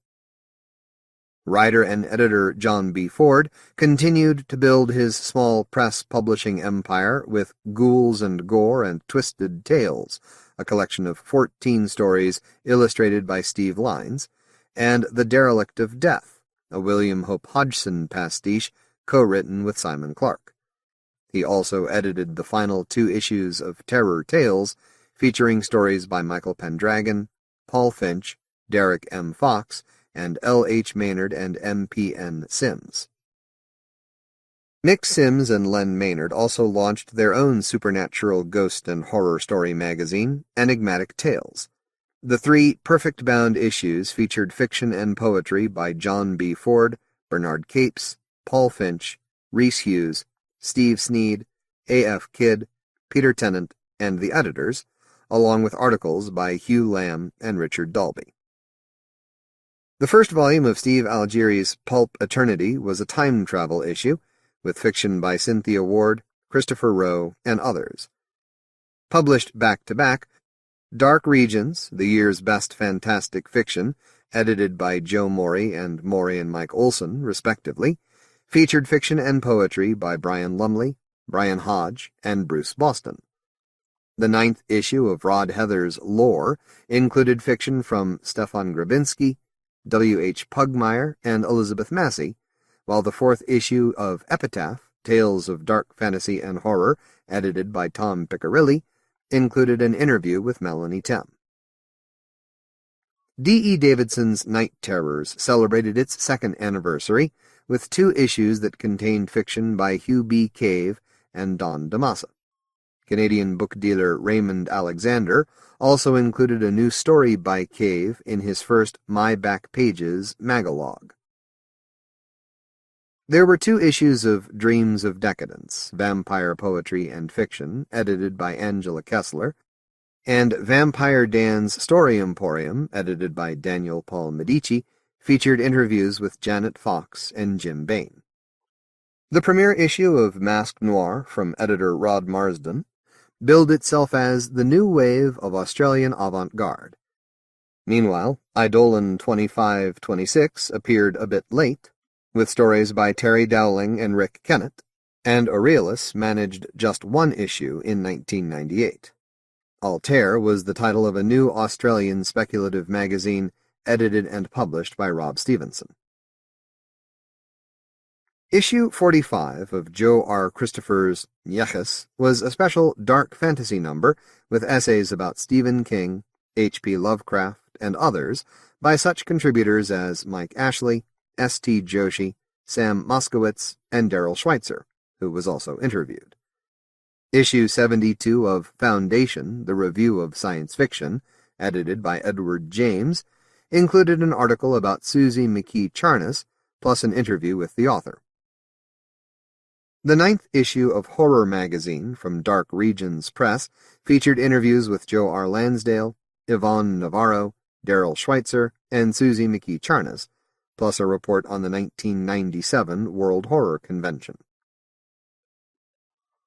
Still the leading news and reviews magazine of the F&SF field, Locus celebrated its 30th year of publication with interviews with Tim Powers, Tanith Lee, Joan Aiken, S.P. Somtow, Stephen Baxter, Paul J. McCauley, Nelson Bond, Lucy Taylor, P.D. Kasich, Peter Straub, and many others.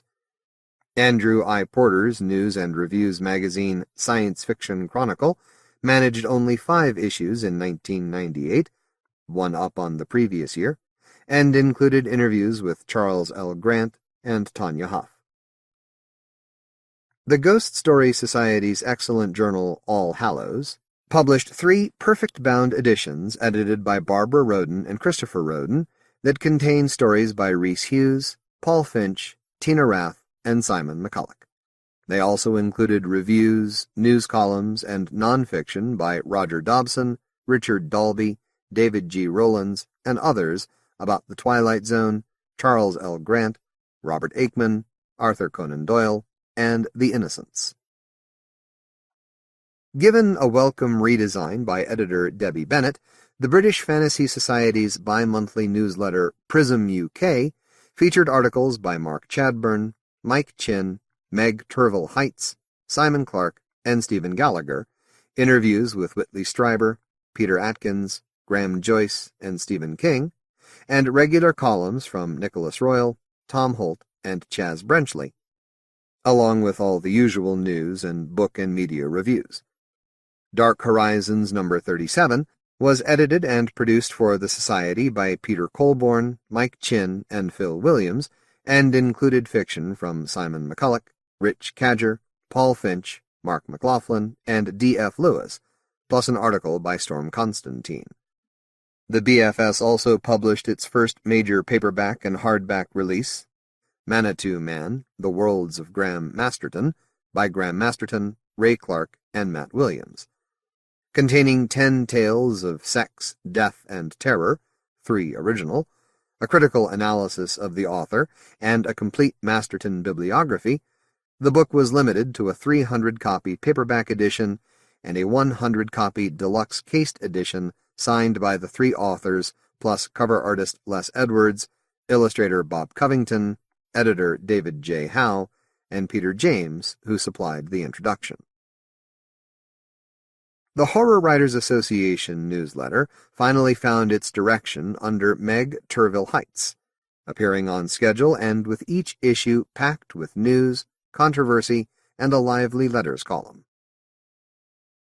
Issue 16 was the final edition of Aaron Stern's Severed Head, the Journal of the Australian Horror Writers, as AHW President Bryce Stevens decided to close down the organization in February because of lack of finances. The governing body of Britain's The Vampire Society agreed unanimously to wind down the society in 1998. The action was taken following the resignation of 6 committee members in April. Meanwhile, the Vampire Guild continued to publish Crimson, which included an interview with Stephen Laws and an article on Mexico's mythical Chupacabra. Issue 8 of That's Clive, the magazine of the official German Clive Barker fan club, included interviews with Barker, who also contributed several pieces of artwork, and Peter Atkins, articles about Stephen Jones and the H.R. Geiger Museum, plus related news and reviews. An irregularly published news magazine about Stephen King and his work, editor George Beam's Phantasmagoria, changed its format with the 8th issue to a larger, more easily readable layout with extra photos and content. George Beam also published the non-fiction study Stephen King from A to Z, an encyclopedia of his life and work, with an introduction by Michael R. Collings and illustrated with photos, movie stills, and artwork. Stephen King, America's best-loved boogeyman, was yet another biography of the author by Beam, with an introduction by Stephen J. Spignesi, plus 16 pages of photos. Spignesi's own The Lost Work of Stephen King, a guide to unpublished manuscripts, story fragments, alternative versions, and oddities, included more scrapings from the bottom of the barrel, published by Carroll Publishing, Birch Lane Press. Part of the Chelsea House Modern Critical Views series, Stephen King, edited by Harold Bloom, collected 15 essays about the author and his work by Clive Barker, Chelsea Quinn Yarbrough, and others, along with a bibliography. Published by Borgo Press, Scaring Us to Death, The Impact of Stephen King on Popular Culture, was a significantly expanded and updated second edition of a 1987 book by Michael R. Collings. Also from Borgo, Tony Magistral substantially revised and updated his 1991 Starmount book, The Shining Reader, as Discovering Stephen King's The Shining. Discovering Dean Koontz, edited by Bill Munster, was Borgo's revised edition of the 1998 volume Sudden Fear, collecting 10 critical essays by Richard Lehman, Elizabeth Massey, and others, with an introduction by Tim Powers and an afterword by Joe R. Lansdale. Joy Dickinson's travel guide, Haunted City, an unauthorized guide to the magical, magnificent New Orleans of Anne Rice, was published in a revised and updated edition. Manly Wade Wellman, The Gentleman from Chapel Hill, a working bibliography, was the third updated edition of the booklet from Galactic Central Publications, edited by Phil Stevenson Payne and Gordon Benson, Jr. Joan Kane Nichols' Mary Shelley, Frankenstein's creator, first science fiction writer, was a young adult biography, while Betty T. Bennett's Mary Wollstonecraft Shelley, an introduction, was aimed at older readers who wanted to discover more about the woman who wrote Frankenstein. The series of critical essays about the author of The Yellow Wallpaper were collected in A Very Different Story, Studies on the Fiction of Charlotte Perkins Gilman, edited by Val Goff and Jill Rudd for Liverpool University Press. California's Nightshade Books published the Necronomicon Files, The Truth Behind the Legend, edited by Daniel M. Harms and John Wisdom Gauntz III, which collected essays about the history and rumors surrounding H.P. Lovecraft's fictional Book of Magic. Along the same lines, Armitage House offered Fred L. Pelton's A Guide to the Cthulhu Cult, supposedly written in 1946 by a delusional paranoid. A revised and expanded second edition of Encyclopedia Cthulhiana by Daniel Harms was a reference guide to H.P. Lovecraft's mythos from Chaosium. Published by Deadline Press, A Writer's Tale was an autobiographical volume in which Richard Lehman talked about his experiences writing and publishing within the horror genre. In Northern Dreamers, interviews with famous science fiction, fantasy, and horror writers, editor Ado von Belkon interviewed 22 fellow Canadian authors, including Nancy Baker, Charles DeLint, Candace Jane Dorsey, Phyllis Gottlieb, Tanya Huff, Nancy Kilpatrick, and Robert Charles Wilson. Reflections on Dracula, 10 essays by Elizabeth Miller, appeared from Transylvania Press. Piercing the Darkness, Undercover with Vampires in America Today, was a revealing look at contemporary underground vampire culture by Catherine Ramsland, and The Vampire, a Casebook, was an academic study of the legends, edited by Alan Dundas. From Scarecrow Press, Vampire Readings, an annotated bibliography by Patricia Altner, covered almost 800 items and was indexed by author and title, while The Vampire Gallery, a who's who of the undead, was a guide to bloodsuckers from the past 2 centuries by the often unreliable Gordon J. Melton. St. James' Guide to Horror, Ghost, and Gothic Writers, edited by David Pringle, looked at more than 440 fiction authors, arranged alphabetically with an emphasis on the 20th century. Mike Ashley and Brian Stableford were contributing editors, and there was an introduction by Dennis Etchison. In Screams of Reason, Mad Science and Modern Culture, David J. Scull explored the concept of the mad scientist in literature and the media, while Marina Warner's No-Go the Boogeyman, Scaring, Lulling, and Making Mock, was a critical look at figures of terror from fairy tales to horror fiction. Edited by Clive Bloom, Gothic Horror, A Reader's Guide from Poe to King and Beyond, contained more than 30 excerpts and essays on horror by Poe, Freud, Barker, and others, including a chronology of significant horror and ghost tales and a selected bibliography. Susan Jennifer Navarrete looked at 19th century literature and society in The Shape of Fear, Horror and the Fin de Siècle Culture of Decadence. Waterstone's Guide to Science Fiction, Fantasy, and Horror turned out to be an idiosyncratic reference work edited by staff members Paul Wake, Steve Andrews, and Ariel for the British bookstore chain. Despite such contributors as Stephen Baxter, Ramsey Campbell, John Clute, Neil Gaiman, and Anne McCaffrey, and the inclusion of an interview with Michael Marshall Smith, the book contained some curious omissions. A decade after the original volume appeared, Carroll and Graf reprinted a revised and updated edition of the Bram Stoker award-winning Horror 100 Best Books, edited by Stephen Jones and Kim Newman. Part of Visible Ink Press' seemingly never-ending series of movie reference guides, Video Hound's Horror Show, 999 Hair-Raising, Hellish, and Humorous Movies by Mike Mayo, included an alphabetical listing of reviews and special Hound salutes. The Sci-Fi Channel Encyclopedia of TV Science Fiction was a guide to various series from the past 5 decades by Roger Fulton and John Betancourt. The Avengers, The Making of the Movie by Dave Rogers, was certainly more interesting than the film it was promoting, as was the official Godzilla Compendium, a 40-year retrospective by J.D. Lees and Mark Saraceni, which appeared in time to tie in with the big-budget remake. They're Here, Invasion of the Body Snatchers, a tribute, contained essays about the classic 1956 SF movie by Stephen King, Tom Piccirilli, and others, with an introduction by Dean Koontz. It was edited by the film's star, Kevin McCarthy, and Ed Gorman. The Making of the X-Files was an illustrated look at the creation of the feature film by Jody Duncan, while I Want to Believe, the official guide to the X-Files, was the third in a series of illustrated episode guides by Andy Meisler.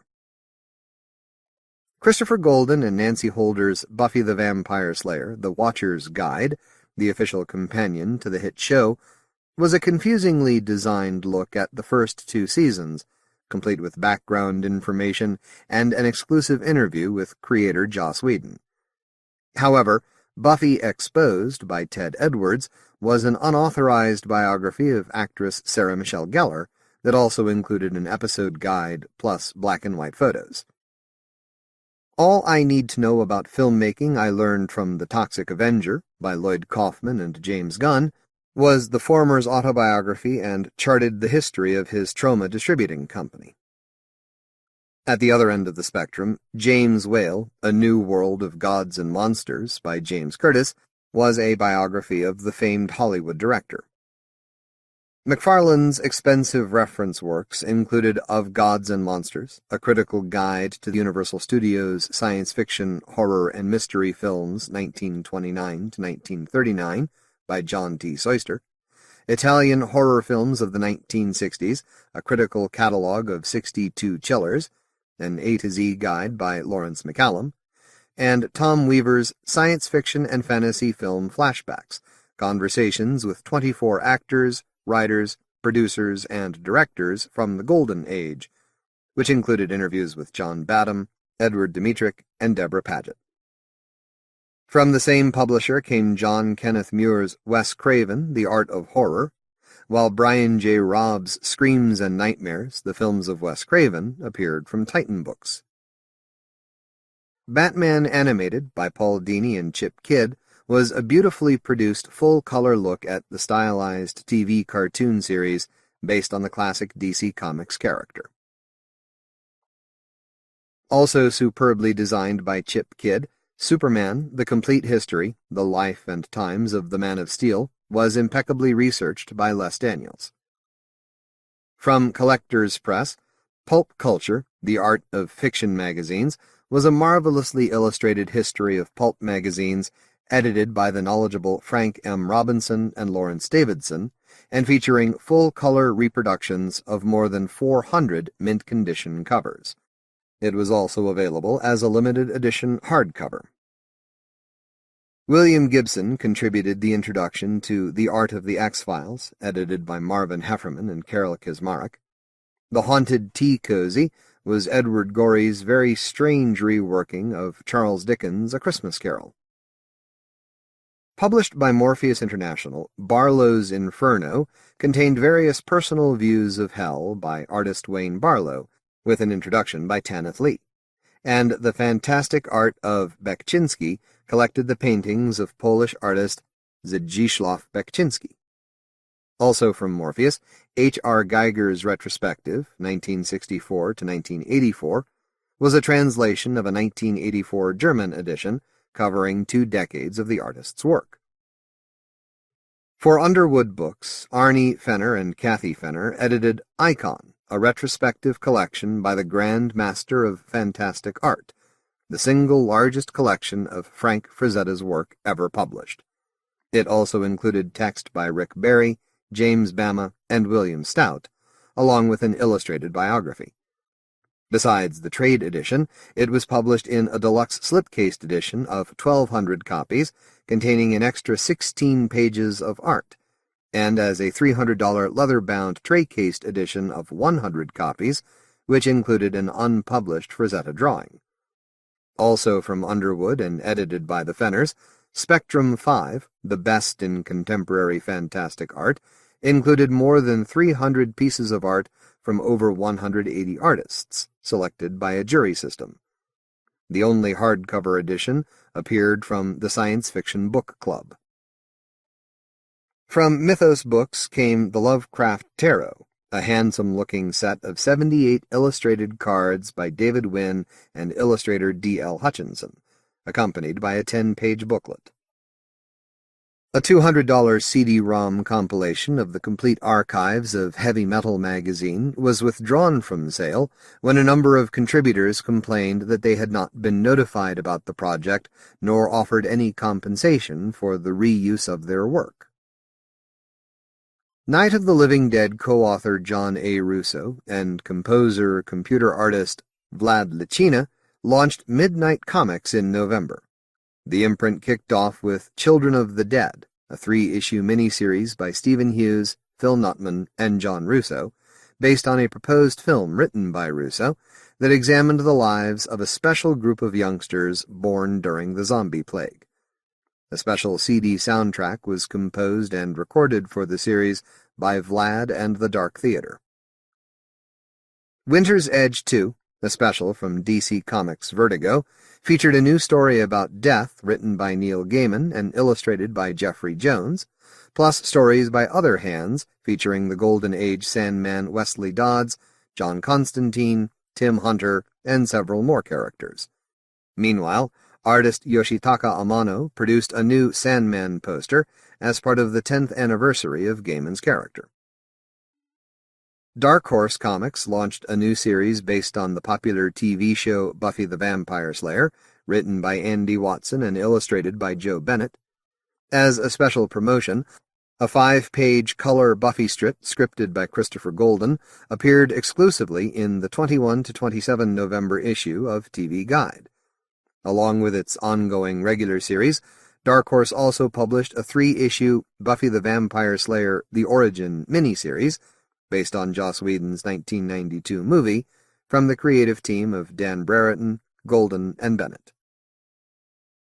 Also from Dark Horse came The Curse of Dracula, a 3-part series in which veterans Marv Wolfman and Gene Colan, reunited from Marvel's Tomb of Dracula 2 decades earlier, teamed up for a contemporary version of Stoker's story. The same publisher also revived its license for The Terminator, written by Alan Grant and illustrated by Steve Pugh. Image's new Cliffhanger imprint added Crimson to the lineup, which was artist Humberto Ramos' unique look at vampires, and Britain's Games Workshop launched a series of black-and-white Warhammer comics set in the popular fantasy gaming world.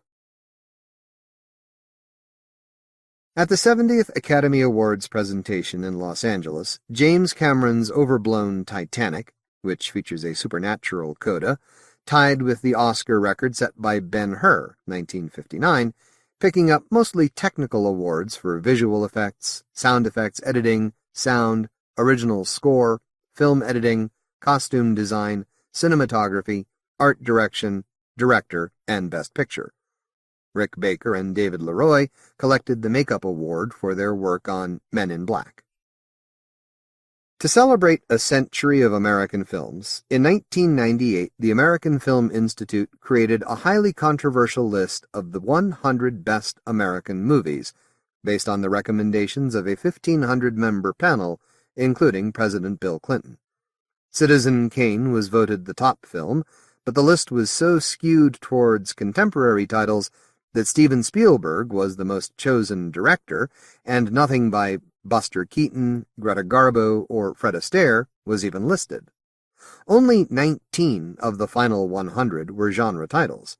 6, The Wizard of Oz, 11, It's a Wonderful Life, 12, Sunset Boulevard, 15, Star Wars, 18, Psycho, 22, 2001, A Space Odyssey, 25, E.T. the Extraterrestrial, 26, Dr. Strangelove, 43, King Kong, 1933, 46, A Clockwork Orange, 48, Jaws, 49, Snow White and the Seven Dwarfs, 58, Fantasia, 60, Raiders of the Lost Ark, 61, Vertigo, 64, Close Encounters of the Third Kind, 65, The Silence of the Lambs, 67, The Manchurian Candidate, and 87, Frankenstein, 1931. Starring Vince Vaughn as the nutty Norman Bates and Anne Heche as his shower victim, Director Gus Van Sant's superfluous color remake of Alfred Hitchcock's Psycho was quickly forgotten. However, 10 years after the murder by strangulation of actress Myra Davis, the voice of Norman Bates's mother and Janet Leigh's body double in the Hitchcock original, Los Angeles detectives used DNA evidence to charge a 31-year-old man with her death and with another similar killing. Jamie Lee Curtis returned as Laurie Strode, once again menaced by Michael Myers' homicidal shape in Halloween H2O, based on a treatment by Kevin Williamson. The title actually celebrated the series' 20th anniversary and had nothing to do with water. Meanwhile, police in Riverside, California reported that a 15-year-old boy claimed that the character of Myers from the latest sequel directed him to stab and strangle a 62-year-old woman who was babysitting other children in his home. The boy, who was found with the knife believed to have been used in the attack, was arrested and placed in a facility for psychiatric observation. Survivor Jennifer Love Hewitt and her friends found themselves on a vacation from hell as they were stalked by the hook-handed killer of the derivative sequel I Still Know What You Did Last Summer. Disturbing behavior should have been called the Stepford Kids, as bad teenagers were turned into A students by an experimental psychiatric facility, and more stupid teens got bumped off by an unseen serial killer in urban legend. Scott Reynolds' The Ugly was a gruesome serial killer story set in New Zealand, while Neil Jordan's The Butcher Boy was based on the novel by Patrick McCabe. Scriptwriter Kevin Williamson once again plundered the past and rehashed some old movie plots for Robert Rodriguez's The Faculty, in which a group of teen students discovered that their teachers were really body-stealing aliens. The most successful film of the year was Armageddon, starring Bruce Willis, Ben Affleck, and Steve Buscemi.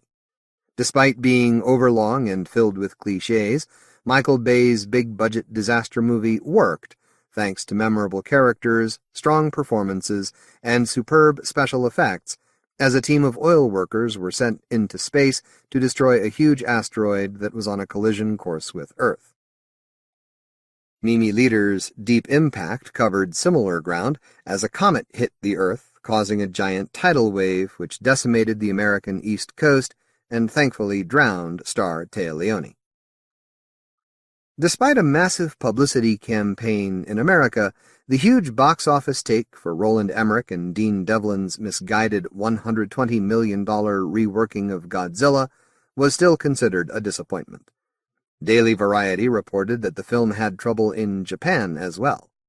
Even though it broke records there, when 500,000 people turned out to see it on the opening day, ticket sales dropped considerably during the second week. In Stephen Sommers' underrated Deep Rising, the likable Treat Williams found himself unwittingly involved in a raid on a cruise ship and discovered that most of the crew and passengers had been killed by giant flesh-eating worms from the ocean depths. Ron Underwood's remake of the 1949 RKO movie Mighty Joe Young also used some impressive special effects to bring the eponymous 15-foot ape to life. The X-Files movie followed on directly from the 5th season of the TV series, as FBI agents Mulder and Scully, David Duchovny and Gillian Anderson, finally uncovered what was really behind all the conspiracies and cover-ups. It also included a flying saucer climax that was straight out of The Thing from Another World, 1951. Alex Proyas' wonderfully noirish Dark City involved Rufus Sewell as a man framed as a serial killer who discovered that he and everyone else were living in outer space, where a dying race of alien strangers, who looked like Clive Barker creations, possessed the bodies of the dead and could stop time. A big opening weekend for the fast, flashy, and violent vampire action movie Blade, based on the Marvel Comics character, quickly led to rumors of a sequel to again star Wesley Snipes as the moody half-undead, half-human killing machine. The arty Wisdom of Crocodiles starred Jude Law as a psychic vampire who fed off the positive emotions that existed in his victims' bloodstreams, while John Carpenter's Vampires, based on John Stakely's 1990 novel, was one of the director's worst movies, thanks to a dumb script, Don Jacoby, laughable performances, especially James Woods, unconvincing special effects, and the obvious low budget. Even so, it was still way ahead of Razorblade Smile, a woefully cheap-looking vampire thriller that simply didn't have the talent or budget to match the high concepts of 26-year-old writer-director Jake West. It also marked a sad end to the career of actor David Warbeck. As Death, Brad Pitt took a holiday in the interminable Meet Joe Black. Based on the novel by Richard Matheson, Robin Williams had a colorful look at the afterlife in What Dreams May Come, and Michael Keaton came back from the dead to revisit his children as a silly-looking snowman in Frost. Al Pacino's satanic John Milton hired hotshot lawyer Keanu Reeves for his Manhattan law firm in The Devil's Advocate, based on the novel by Andrew Niederman. Denzel Washington played a detective attempting to catch a body-hopping demonic killer in Fallen, and Universal successfully revived its killer doll franchise with Bride of Chucky, in which the possessed plaything was reanimated by voodoo and teamed up with his sexy psychopath girlfriend, played by Jennifer Tilly. An adaptation of Christopher Bram's superior gay novel, Father of Frankenstein, Bill Condon's Gods and Monsters was an overlong and occasionally plodding look at the final months of retired film director James Whale, expertly played by Ian McKellen. McKellen also appeared as a former Nazi being blackmailed by a 16-year-old student in Bryan Singer's Apt Pupil, based on the story by Stephen King. Based on the novel by executive producer Dean Koontz, Phantoms starred Peter O'Toole and Ben Affleck investigating a small town where a blob monster had caused everyone to disappear. Produced by star Oprah Winfrey, Beloved was a Civil War ghost story that flopped at the box office. Sandra Bullock and Nicole Kidman played witchy sisters looking for love in Practical Magic, and the long-delayed Spanish film Killer Tongue involved a woman infected by an alien rock.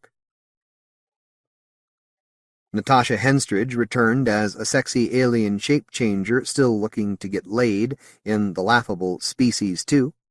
Star Trek Insurrection, the third film to feature the Next Generation crew, suffered from a weak storyline, but did include an evil race of facelifting aliens. And Kurt Russell battled a cyborg warrior on another planet in the futuristic flop Soldier. Joe Dante's subversive dark comedy Small Soldiers was set in a small town which became a battleground for voice-activated toys fitted with munitions chips.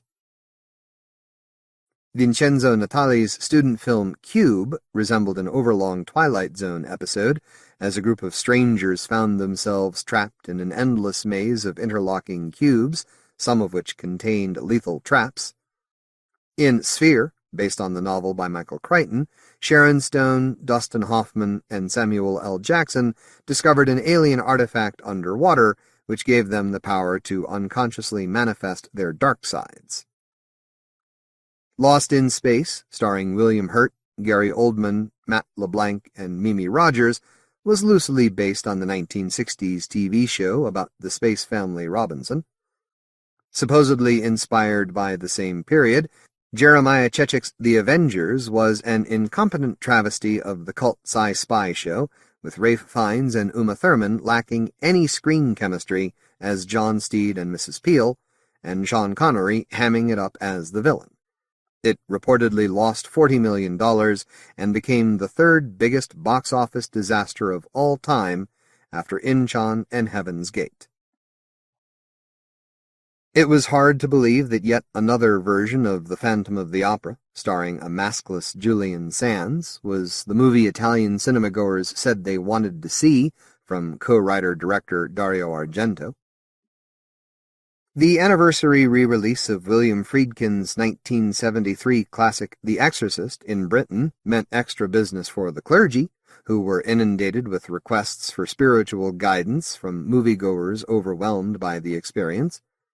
BBC Radio 4 also broadcast a half-hour program entitled Lucifer Rising, 25 Years of The Exorcist, in which journalist Mark Kermode interviewed writer William Peter Blatty and director William Friedkin. Although it didn't have much to do with the author, Bram Stoker's Shadow Builder was quite an impressive direct-to-video horror thriller involving a black magic demon that used the dark to kill off its victims. Don Coscarelli reworked his 1979 film again as Phantasm 4, once more featuring Angus Scrimm as the Tall Man, and Christopher Walken returned as the psychopathic angel Gabriel in Prophecy 2. Amit Zappa, David Carradine, and Fred Williamson all turned up in Ethan Wiley's Children of the Corn 5, Fields of Terror.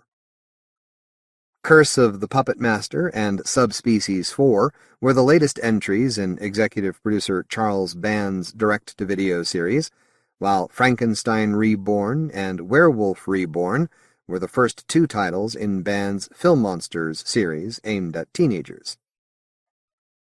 Scooby-Doo on Zombie Island was an enjoyable direct-to-video cartoon feature in which the cowardly dog and his pals met up with some scary EC Comics-style zombies. However, Addams Family Reunion was a disappointing video entry in the live-action series, with Tim Curry and Daryl Hannah taking over the roles of Gomez and Morticia. With his daughter Sarah Jane and co-stars Adrian Corey and Christopher Lee among those present on November 23rd, an English Heritage Blue plaque was unveiled at the birthplace of horror film star Boris Karloff, who was born William Henry Pratt in Peckham, South London, in 1887. Steve Barron's Merlin was a magical TV miniseries that looked at the myths and legends of Arthurian Britain from the perspective of the eponymous sorcerer, Sam Neill, and other supernatural characters. Peter Benchley's Creature was another fun miniseries, in which scientist Craig T. Nelson and his family encountered a mutated monster land shark created during the Vietnam War and accidentally released by treasure hunters. A series of underwater earthquakes released a family of mutated salamanders that had grown to gigantic proportions in Gargantua, a cable TV monster movie made without any sophistication by Bradford May. Wes Craven presented Don't Look Down, a Halloween TV movie in which Megan Ward played a reporter afraid of heights. Stephen Tompkinson was the wimpy hero who uncovered a plot by a mysterious pharmaceutical company to develop a drug that caused those who took it to share their thoughts in the three-part series October, based on the novel by writer-director Stephen Gallagher. When a million-year-old giant artifact was discovered in hyperspace, writer-executive producer J. Michael Straczynski reworked familiar themes from both H.P. Lovecraft and Nigel Neal into Babylon 5, Third Space, the second in a series of TV movies based on the SF show. And David Hasselhoff certainly looked the part as Special Agent Nick Fury in the TV movie based on the Marvel Comics character. When dubbed scientist Udo Kier predicted that sunspots would result in the Earth experiencing a new ice age, various West Coast characters whined and panicked as it got cold in the Count the Clichés disaster movie Ice. Veteran Debbie Reynolds played a witchy grandmother who had to stop an evil warlock from returning the powers of darkness to the colorful world of ghosts and monsters in the Disney TV movie Halloween Town. The best genre show to debut during the 1998 TV season was the Fox Network's Grim Brimstone, in which Peter Horton played dead police officer Ezekiel Stone, who made a deal with the devil, John Glover, to return to Earth and recover 113 escaped souls from hell. Unfortunately, it was soon canceled. Meanwhile, the Wes Craven-Sean Cassidy series Hollyweird, which was also being prepared for a fall debut on Fox, was never aired after the network decided to make some major changes in the show, including bringing in an all-new cast. It was supposed to be about 3 Midwest teenagers who brought their local access cable TV show about unsolved murders and bizarre nightlife to Hollywood. At least Buffy the Vampire Slayer continued to build upon its solid fan base with strong characterizations and surprisingly dark stories, as the high school vampire hunter, Sarah Michelle Gellar, and her friends discovered that Willow's new boyfriend Oz was the werewolf terrorizing Sunnydale. A jealous science student used a potion to turn himself into the kind of man he thought his girlfriend wanted him to be. A Nigerian demon mask belonging to Buffy's mother brought the recently dead back as homicidal zombies. An experimental DNA process had the side effect of turning school swim team members into monstrous gill men, and Buffy's undead boyfriend Angel, David Boreanaz, escaped after spending centuries in hell, only to be confronted by his many victims. Buffy cast members also selected their all-time favorite music videos on the 1998 MTV Halloween special Videos That Don't Suck, which also included a behind-the-scenes look at the series, and Fox Consumer Products announced its own Buffy clothing line aimed at teenage girls. Chris Carter's phenomenally popular The X-Files came up with a couple of scary episodes amongst the usual aliens and conspiracy plots. In Folie à Deux, a man holding his colleagues as hostages tried to convince Mulder, David Duchovny, that his boss was really a mind-clouding insectoid monster that had been turning its victims into blank-eyed zombies, while in Bad Blood, Mulder was accused of staking a pizza delivery boy because he believed he was a vampire. As the surprise ending revealed, the whole trailer park community was made up of the glowing-eyed undead. Unfortunately, the killer doll episode Chinga, co-scripted by Stephen King and creator Carter, turned out to be a big disappointment. Lance Henriksen's Frank Black had little more than a cameo in the Best Millennium episode Somehow Satan Got Behind Me, in which 4 demons in human guise got together in a donut shop to discuss how things were going with their soul collecting. The rest of the second season plodded on, despite some major plot changes. Poltergeist: The Legacy, the series about the members of a San Francisco-based secret society who protect others from the supernatural, returned with a 2-part story in which anthropologist Alex Moreau, Robbie Chong, was bitten by an old friend while visiting New Orleans and soon found herself transforming into a vampire. Psi Factor, Chronicles of the Paranormal, was hosted by an unconvincing Dan Aykroyd and supposedly inspired by the actual case files of the Office of Scientific Investigation and Research. Adding Matt Frewer and Michael Moriarty to the second season, OSIR investigators looked into the case of a family who had survived for more than a century without aging by drinking fresh blood, and traveled to Swamp Country to investigate the case of 2 murdered brothers who were brought back from the dead by their family as putrefying zombies.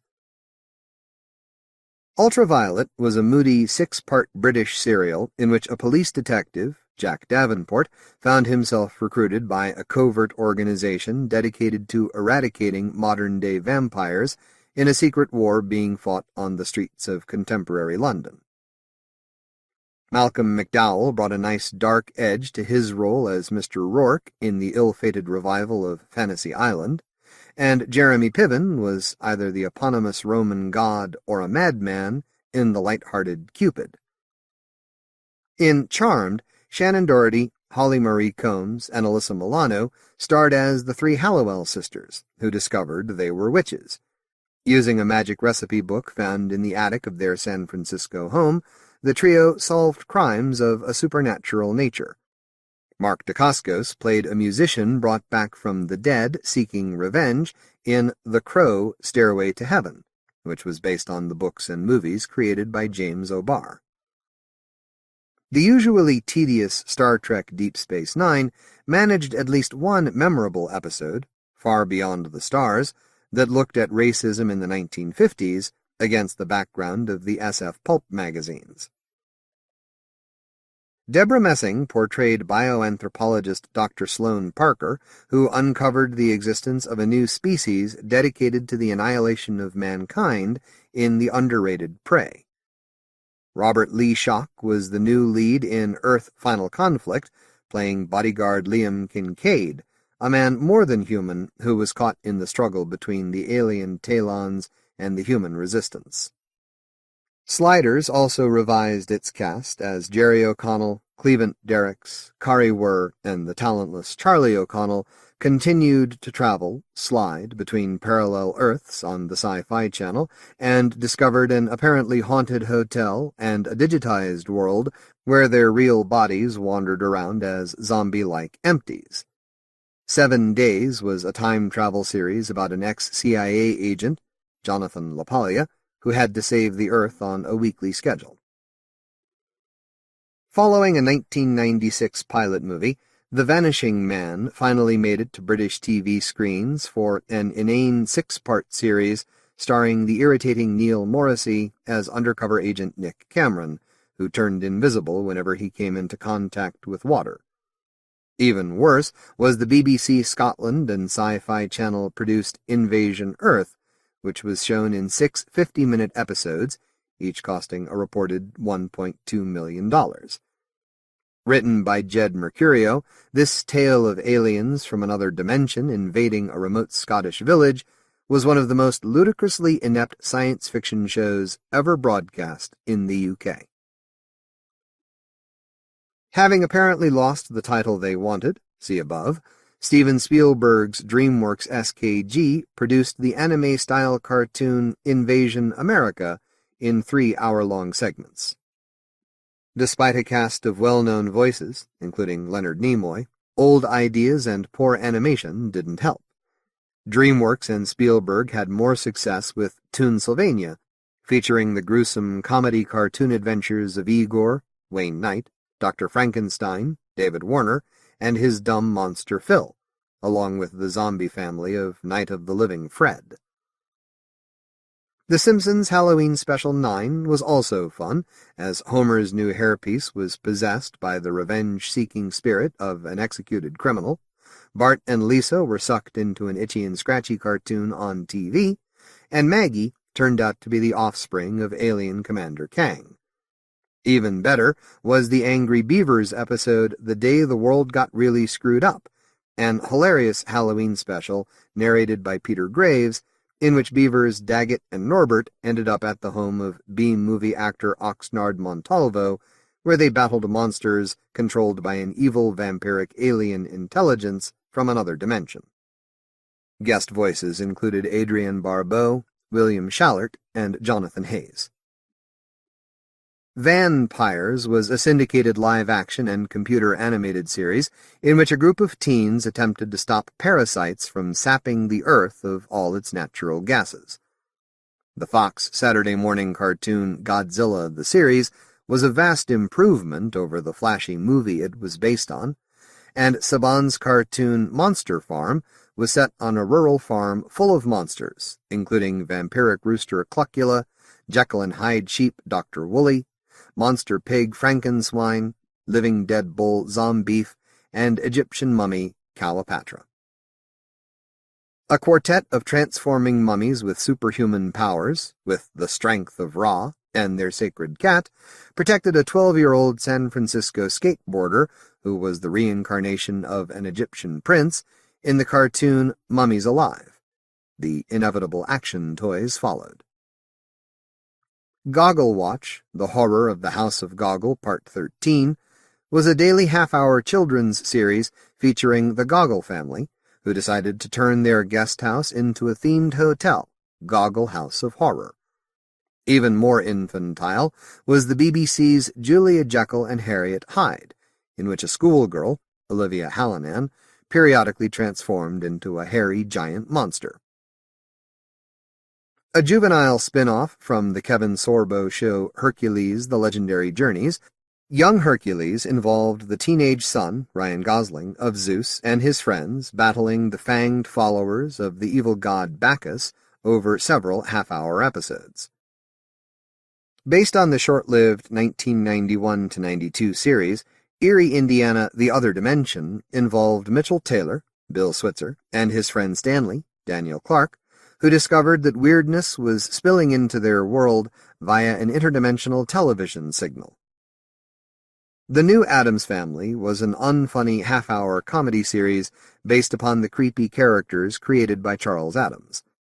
At least it included a welcome guest appearance by John Aston, the original Gomez from the 1964-66 series, and the excellent Nicole Fugere as Wednesday.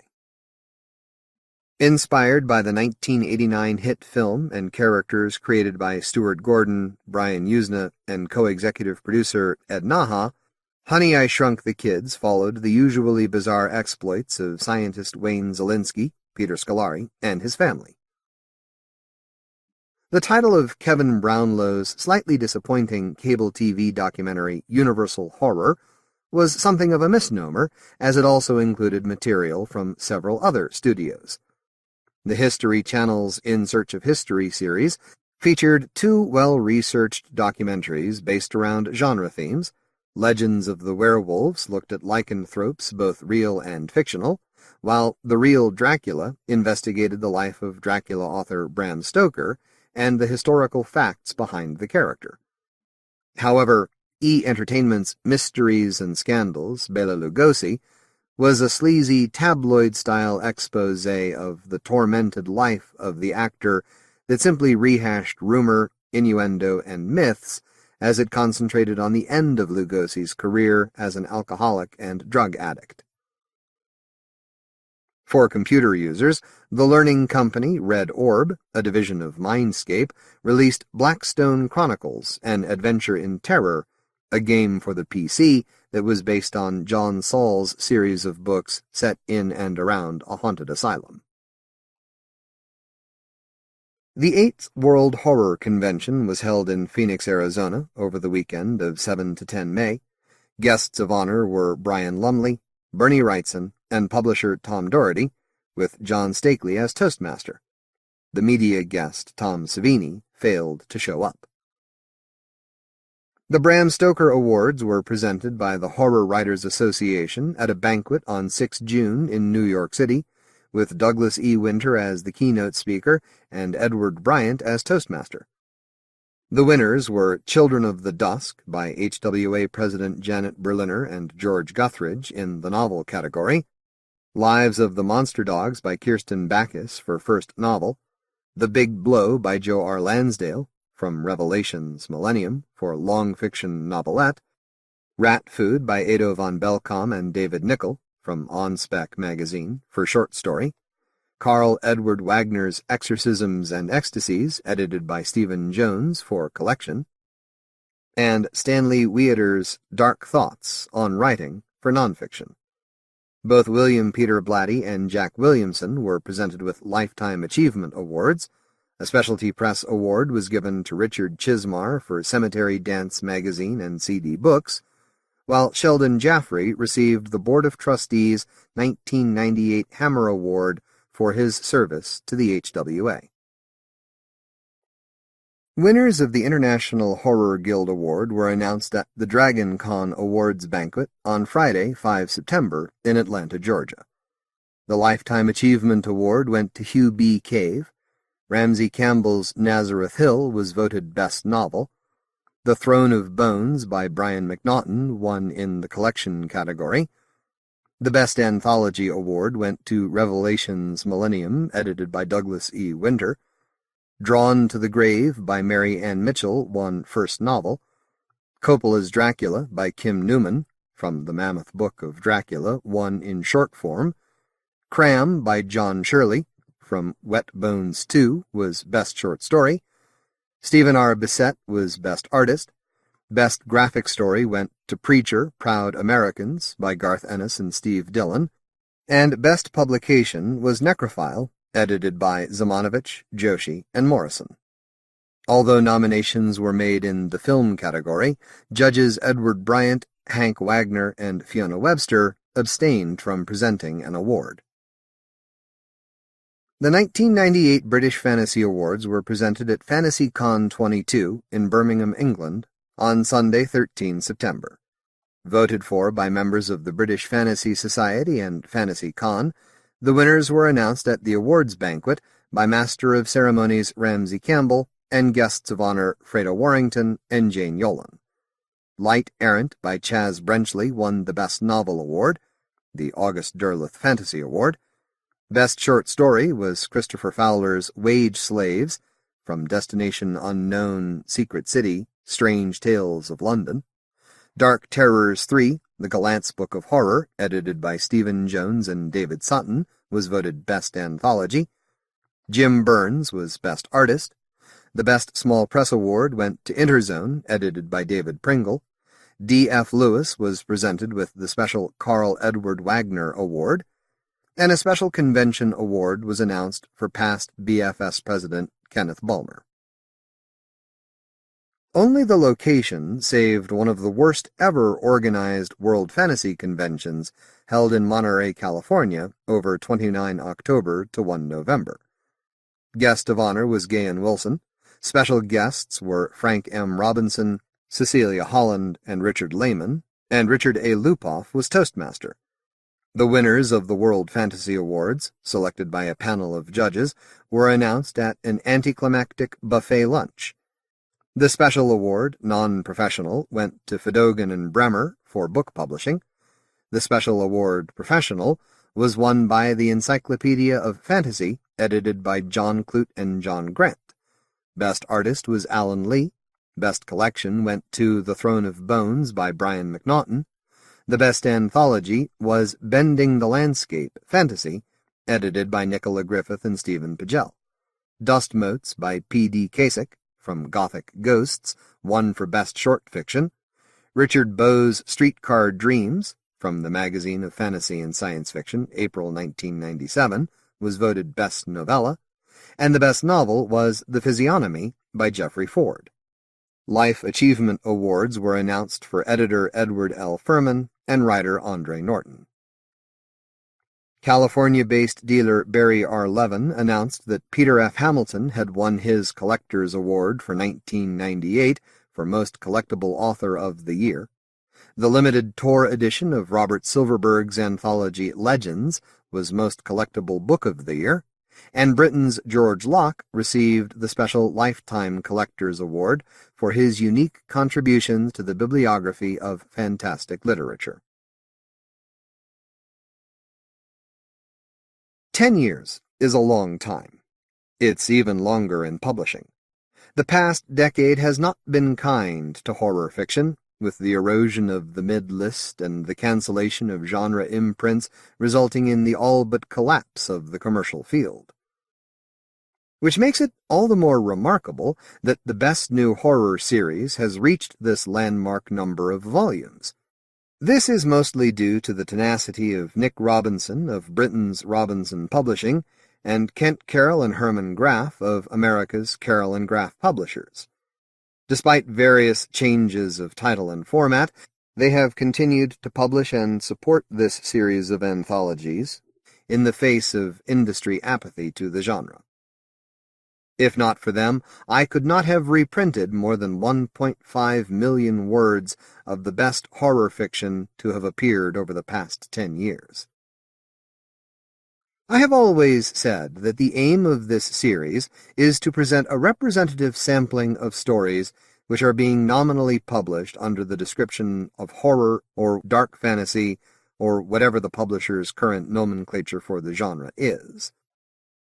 That is why I have been proud to select work by such new and up-and-coming authors as Thomas Ligotti, Kim Newman, Michael Marshall Smith, Poppy Z. Bright, Neil Gaiman, Kathe Koja, Douglas E. Winter, Terry Lamsley, Brian Hodge, Grant Morrison, Roberta Lands, Norman Partridge, Storm Constantine, Ian R. MacLeod, Elizabeth Massey, Nicholas Royal, Elizabeth Hand, Graham Joyce, Caitlín R. Kiernan, Chaz Brenchley, Joel Lane, Conrad Williams, Donald R. Burleson, D.F. Lewis, and many others, alongside more established names such as Peter Straub, Ramsey Campbell, Brian Lumley, Clive Barker, Harlan Ellison, F. Paul Wilson, Robert R. McCammon, Dennis Etchison, Charles Grant, Jonathan Carroll, Gene Wolfe, M. John Harrison, Ian Sinclair,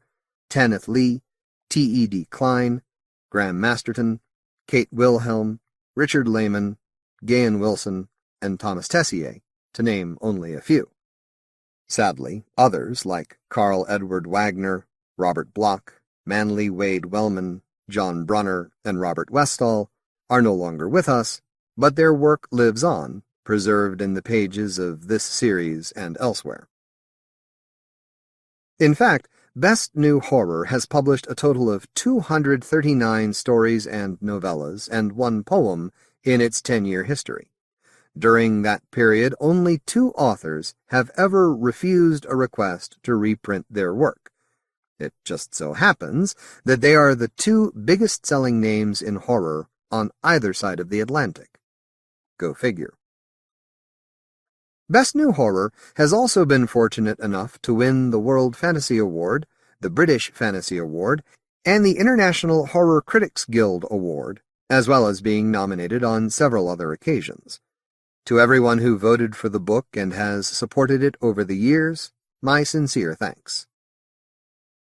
I would also especially like to thank Ramsey Campbell, who co-edited the first 5 volumes with me and who remains this series' spiritual inspiration.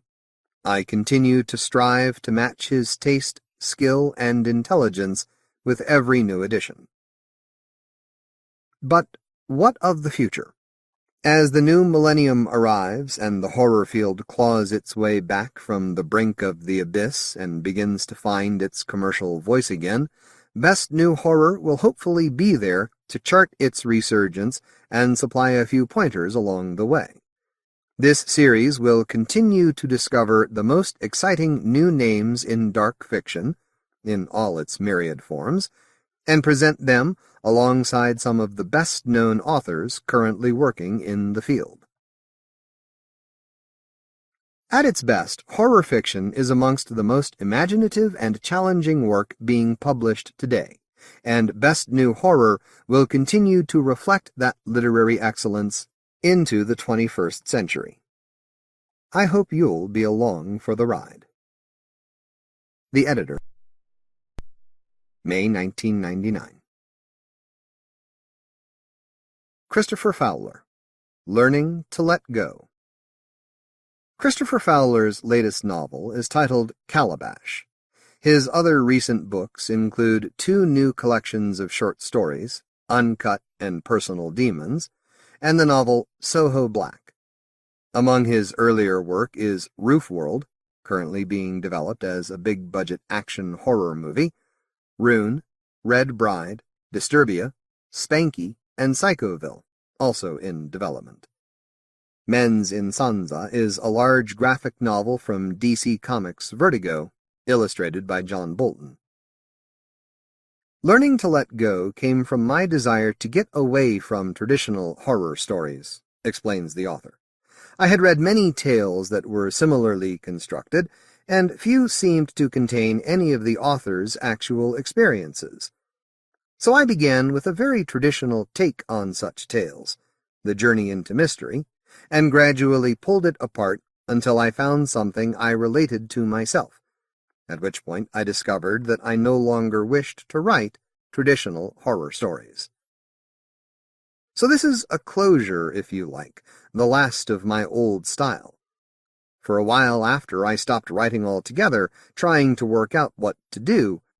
But once the bug is in you, it's hard to let go, hence the title, and I finally struck out in an entirely new direction, which is my latest novel. As they say, if you don't burn your bridges now and then, you never grow. Everyone has a story to tell, he reminded himself. Whether it really happened to them or to someone else is irrelevant. What's important is that they believe some part of it, no matter how small. The most ludicrous and unlikely narrative might yield a telling detail that could lodge in a person's mind forever. Harold Masters smiled at the thought, and was nearly killed as he stepped off the curb on the corner of Museum Street. The passing van bounced across a crevice in the tarmac and soaked his trousers, but the doctor barely noticed. He raised his umbrella enough to see a few feet ahead and launched himself perilously into the home-going traffic, his head clouded with doubts and dreams. Why were his pupils so inattentive? Was he a poor storyteller? How could he be bad at the one thing he loved? Perhaps he lacked the showmanship to keep their interest alive. Why could they create no histories for themselves, even false ones? Fact and fiction, fiction and fact.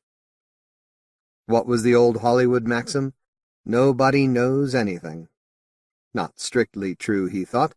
Everyone has some practical knowledge, how to replace a light bulb, how to fill a tank with petrol.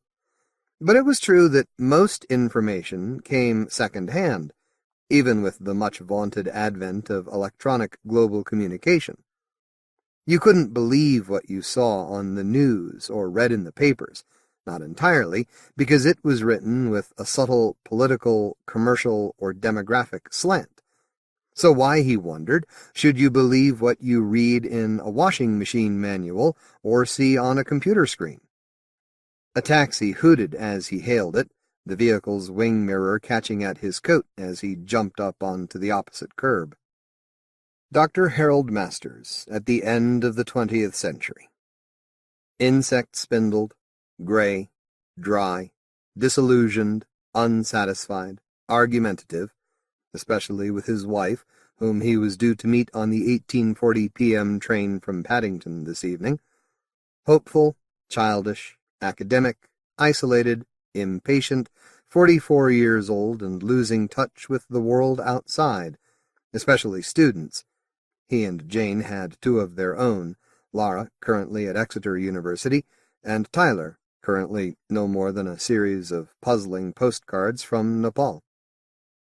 Dr. Harold Masters, collector of tales, fables, legends, limericks, jokes, and ghost stories, professor of oral history, off to the coast with his wife and best friend to deliver a lecture on fact and fiction, was firmly convinced that he could persuade anyone to tell a story. Not just something prosaic and blunted with repetition, how Granny lost the cat or the time the car broke down, but a fantastic tale spun from the air, plotted in the mouth and shaped by hand gestures. All it took, he told himself and his pupils, was a little imagination and a willingness to suspend belief. Peregrine Summerfield disagreed with him, of course, but then the art historian was a disagreeable man at the best of times, and had grown worse since his girlfriend had left him. He made an interesting conversational adversary, though, and Masters looked forward to seeing him tonight. Thank God we persuaded him to come out and spend the weekend with us, he thought, as he left his taxi and walked on to the concourse at Paddington Station. Peregrine had suggested cooking dinner for the doctor and his wife this weekend, but his house doubled as his studio and was cluttered with half-filled tubes of paint, brushes glued into cups of turpentine, bits of old newspaper, pots of cloudy water, and stacks of unfinished canvases. Besides, they were bound to argue about something in the course of the evening, and at least this way they would be on neutral ground. Or rather running over it, for they had arranged to meet in the dining car of the train. Masters spent too long in the station bookshop quizzing one of the shelf-stackers on her reading habits, and nearly forgot to keep an eye on the time. Luckily, the dining carriage was situated right at the platform entrance, and he was able to climb aboard without having to gallop down the platform. "Darling, how nice of you to be on time for once." Jane, his wife, kissed him carefully. "I felt sure you'd miss it again. Perry's not made it yet either. I bribed the waiter to open up the bar and got you a sherry. God, you're soaked. I thought you were going to get a taxi. Do you want me to put that down for you?" She pointed to his dripping briefcase. No, actually, I've something to show you." Masters seated himself and dug inside, removing a handful of yellowed pages sealed in a clear plastic envelope. "Thought you'd be interested in seeing this. I might include it in the lecture." Jane had hoped for a little social interaction with her husband before he plunged back into his ink and paper world. Concealing her disappointment, she accepted the package and slipped the pages from their cover. She was good at masking her emotions. She'd had plenty of practice. "What's it supposed to be?" "It was found in a desk drawer in a Dublin newspaper office when they were clearing out the building. Miles passed it to me for verification." With practiced ease, Jane slipped the yellow pills into her cupped hand and washed them down with her sherry. "You really want me to look at this now? Go on, before Perry gets here," pleaded Masters. He was like an irritating schoolboy sometimes. He would hover over her, driving her mad if she didn't read it straight away. Reluctantly, she perused the battered pages. "Obviously, it's meant to be a missing chapter from Bram Stoker's Dracula, revealing the fate of Jonathan Harker. But if it was real, it would have to be part of an earlier draft." Jane tapped the pages level. "The quality of the writing is different, too coarse. It wouldn't fit with the finished version of the book at all." She studied the pages again. "It's a fake. I think it's pretty unlikely that Bram Stoker would write about oral sex, don't you? The ink and the paper look convincingly old, though." "Damn." Masters accepted the pages back. "You saw through it without even reading it properly. Miles went to the trouble of using genuine 100-year-old ink, too. It's his entry for a new course we're starting, called Hidden Histories." "Did you really expect me to believe it was the genuine article?" "Well, I suppose so," he admitted sheepishly. "Honestly, you and Miles are as bad as each other." "Well, I believed it," he moped. "But then I always believe the stories I'm told." Jane smiled across the top of her glass. "Of course you do. Remember how convinced you were that the Hitler diaries were real? I wanted them to be real, to learn about the inside of that man's brain, didn't you?" "No, Harold, I didn't." She looked out of the window. "We're moving. I hope Perry got on board." "Jesus, that was close, thing. I wasn't expecting it to leave on time." Peregrine Summerfield was standing beside them, attempting to tug his wet tweed jacket away from his body while a waiter pulled ineffectually at a sleeve. "Perry, you're getting water over everything." "I was trying to choose a paperback. Nearly missed it. On Halloween, too. That would have been an omen, eh? It's pissing down outside. Hello, darling." He kissed Jane. "The tube smelled like an animal sanctuary, all wet hair and coats. Anyone ordered me a drink? What have you got there?" He pointed at the plastic-coated pages on the table as he sat down beside Master's wife. "Something for my lecture on fact and fiction." "Oh?" Summerfield thudded down into his chair and eagerly accepted a drink from Jane, carefully guiding the sherry glass over his beard. "Yes, it purports to be— well, it's actually— Jane, you're looking bloody gorgeous as ever," Summerfield interrupted. "Beats me how you do it on a shitty night like this. What's on the menu, apart from their god-awful watery vegetables, I wonder? Let's see if we can get one of these pimply louts to open some wine, shall we?" He made a beckoning gesture at Masters. "Come on, then. I know you're dying to tell someone about your talk tomorrow. What have you got planned for these poor students?" "I thought I'd talk about how fact and fiction have switched places since the war." "What do you mean?" "Well, you have to look at the history of storytelling. For me, one of the most important dates in the last century was the 28th of December, 1881. Summerfield gave a shrug. "Why?" "On that day, the first public building was illuminated with electricity for the first time ever at the Savoy Theatre." Masters leaned forward conspiratorially. "Just think of it. With the click of a switch, 1,200 electric lamps cast darkness from the room. The myths and mysteries of the past were thrown aside by the bright, cold light of scientific reason. No more shadows, no more hidden fears, no more cautionary tales of bogeymen and ghouls. And in the week of the winter solstice, as if man was determined to prove the dominance of light over darkness, Fiction once involved the telling of tales by candlelight. With electricity to help us separate fact from fiction, everything was clearly designated. Before the advent of television, life was simpler. You went to work, you came home, you listened to the radio, you read a book. It was hard to mix your home life with your fantasy life. Now, though, the lines are blurred. People have phony job titles and meaningless career descriptions. They spend their days lying to each other about what they do for a living, trying to make their work sound more interesting than it is. Then they go home and watch gritty, realistic soap operas on TV. No wonder their kids are confused about what's real and what isn't. People write to soap stars as if they were real characters. And with so many companies spoon-feeding us entertainment, no wonder we're losing the power to create our own fantasies. No wonder that we're not believed even when we've achieved the fantastic. Inexplicable mysteries occur every day in every life. It's how we choose to read them that defines us as individuals. "Oh, please," Summerfield exploded. "You might as well ask me to believe in Roswell, Area 51, crop circles, Nessie, and all that Fortean stuff. You want to believe in the paranormal because you secretly think there has to be something more to the world than just this." He pointed out of the window. It had grown dark outside. They had already left the suburbs. A glimmer of buttery light showed above the brow of a passing hill. "Perhaps I do, but that's not the point.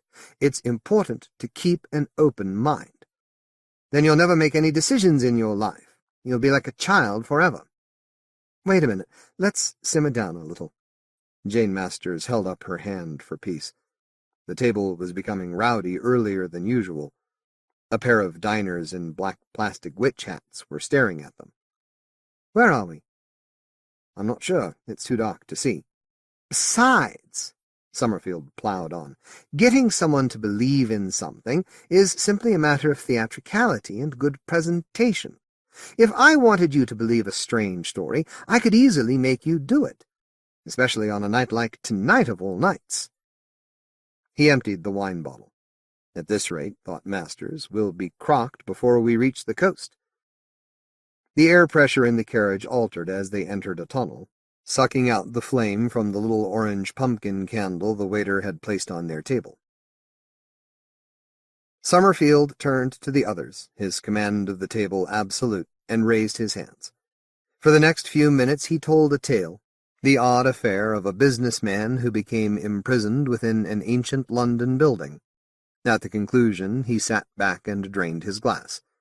He looked from Jane to Harold Masters, and permitted himself a satisfied smile. "Well," he asked, "you do believe me, don't you? I hope you do, because Jonathan Lane is an old friend of mine, and the story came from his own lips. He couldn't live with the guilt of his secret, and subsequently killed himself. They found him at the bottom of the Thames, somewhere down at the Dartford estuary. So stick that in your pipe and smoke it." They broke the conversation as their starters arrived. The train seemed to be traveling at an unusually laborious pace, and was lumbering through the flat, open countryside toward the lights of a distant town. Heavy rain began to thrash the sides of the carriage. It was as if they had entered a car wash. Toward the end of the meal, Masters raised his glass. "I'd like to propose a toast, seeing as it's Halloween and the perfect time for creepy stories. Jane, perhaps you'd like to tell one." "Oh, no, Harold, I'd rather not," begged Jane, throwing a desperate glance at Summerfield. "Don't tell me all these years of hearing my stories hasn't rubbed off on you just a little bit." Masters gave a pantomime wink. "I can't help you, Jane," said Summerfield. "Go on, join in the spirit of the thing. Show us what being with Harold has taught you." Jane shot him a look of betrayal that had the force to knock over a large piece of furniture. "All right, then," she conceded. "I'll tell you a story I first heard many years ago. I was a young girl, impatient to become an adult. It taught me something about the nature of time." As the train crept on through the rain, she began her story, about a powerful sultan and the winding of 1,000 clocks. By the time she had finished, she looked close to tears. "I always liked exotic stories," she explained, blowing her nose. "They let you forget mundane things for a while." Harold had already lost interest and was looking over at the next table. She followed his eyeline and saw 3 students, a pale-faced girl and 2 boys, staring at them as if they were mad. "Godby, is that you? And Saunders?" asked Masters. "Yes, sir." "Good God, lad! Am I to have no privacy? As if I don't see enough of you during term. How many more of you are there?" The first of the group spoke up. His accent was American. "Just me and Callie, sir, and this is Claire." A bony, whey-faced girl seated between them gave an awkward smile. "That's all we needed," thought Jane with a sinking heart, to be stuck with Harold's students for the rest of the journey. They were doomed never to have time to themselves. These days it seemed that there were always other people in the room, all talking at once, colleagues from the museum, hyperactive pupils, aged academics, never any of her friends, never any special private moments together. No wonder she— "Are you going to tell any more stories?" "I can't believe it," Masters announced to the rest of the group. "Surely we're not in the presence of students displaying an interest. They don't noticeably do so in any of my lectures." "Yes, we may well tell more stories," he replied, "but you can only join in if you bring a tale of your own to the table. Preferably a true one," added Summerfield, just being awkward. He did not enjoy the company of the young. They tired him with their fatuous observations and made him feel fat and old and unattractive. "And you must present it in the form of a proper story, with voices and acting and everything. And most important of all, you have to bring your own wine." Outside, sheet lightning illuminated the fields, like someone momentarily flicking on a light. "We're drinking cider," the first student replied, holding out his hand. "I'm Ben. From Colorado originally, but I'm studying here now." The introductions continued around the table. "I've got a story from my creative writing course. It's based on something I read in an old newspaper." Ben dug into his backpack and pulled out a folder filled with scissored articles. "Here's the original clipping." He held it up for everyone to see. "Human civilization, it seems, has flourished during a 10,000-year climactic ceasefire. Hostilities may be about to resume. Independent on Sunday, 18th February, 1996. We had to develop a story from a factual starting point, and this is what I came up with." "All right, but you have to convince us that it might really be true," warned Masters. "Let's hear what today's youth have to offer in the way of narrative ability. The floor of the carriage is yours." Ben cleared his throat. "You could have warned me it was set in the future," complained Harold Masters after he had finished. "That counts as science fiction, and I don't like science fiction." The student sheepishly returned the clippings to his bag. "So you didn't like the story, Harold?" asked Summerfield, surprising himself with his decision to defend the boy. "I didn't say that. It's just that it can't be true because it hasn't happened yet." "But it's a possible future, one of many. Who knows what will happen to us? And who's to say it isn't happening right now in a parallel universe?" "Well, I liked it," said Jane, refilling her glass. "Although I think the wine has gone to my head a little. Maybe that's making me more susceptible." "Perhaps." Summerfield checked his watch. "It's getting late. We should all be growing susceptible. The floodgates to the supernatural world are open tonight, remember? What time do we get to the coast?" "A little after 11, Jane replied. "I informed the hotel of our arrival time. They weren't terribly happy about it." She turned to the students. "Where are you 3 off to?" "Halloween party. We have friends who rent a house on the edge of Dartmoor." "I bet your pals have some interesting tales to tell about mysterious goings-on the moors, eh?" said Summerfield. "No." Claire grimaced as though the idea was the stupidest she had ever heard. "They just smoke dope all day and play video games." "Couldn't you revive the tradition of oral history and get them to make up some stories?" asked Masters. "Oh, for God's sake, Harold!" Jane exploded. "That's not what young people want to do with their time. As the father of 2 children, Jane, I think I can safely say that I know how the juvenile mind operates." "Do you? I find that hard to believe.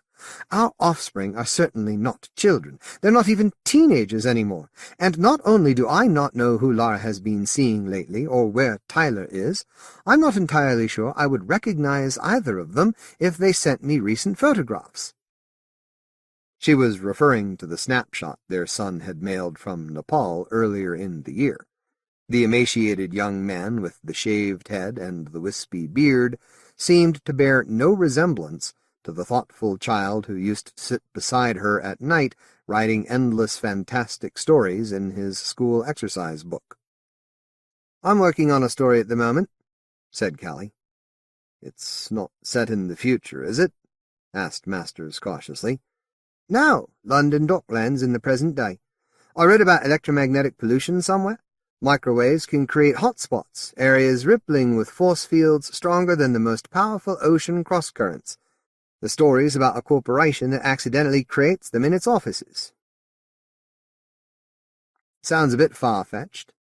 Summerfield wrestled another wine bottle away from the concerned waiter and overfilled everyone's glasses as the train hammered over a set of points. "Big business as the evil bogeyman. It's an ever-popular target for student paranoia," complained Masters, unimpressed. "There's no human dimension in the stories of the young. Too many issue-led morality tales, the sort they have on American television shows. Nothing from direct experience." "Oh, for God's sake," snapped Jane. "People can only reflect the times in which they live. There are no traditional heroes left, no explorers, no captains, no warriors. I don't know why you expect so much from others. One thing that years of listening to you has taught me is that you're incapable of telling a decent story. It's a talent you singularly lack because you have no perception. You're best off leaving it to other people." Shocked by her own honesty, she stopped herself from saying any more. An uncomfortable atmosphere settled on the table. Stung, Masters stared out into the rain-swept darkness, avoiding his wife's angry gaze. "Come on, chaps, let's not get personal." Summerfield clapped his hands together and startled Jane, who was gazing glumly into her wine, hypnotized by the steady movement of the train. Most of the carriage was deserted now. Even the guard was dozing in an end seat, his head lolling on his shoulder. It was as though they had been freed from the shackles of time and place, the coordinates that underpinned their lives slipping quietly away into the night. Claire shifted across the aisle to the opposite seat and faced them. "I've got a story," she said mischievously, "about some friends of mine who got locked in a pub." And she told it, although it didn't sound true.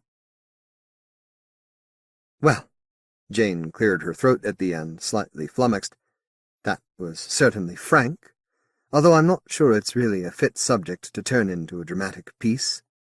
Some people are uncomfortable around the subject of sexuality," mumbled Claire, meaning older people, meaning her.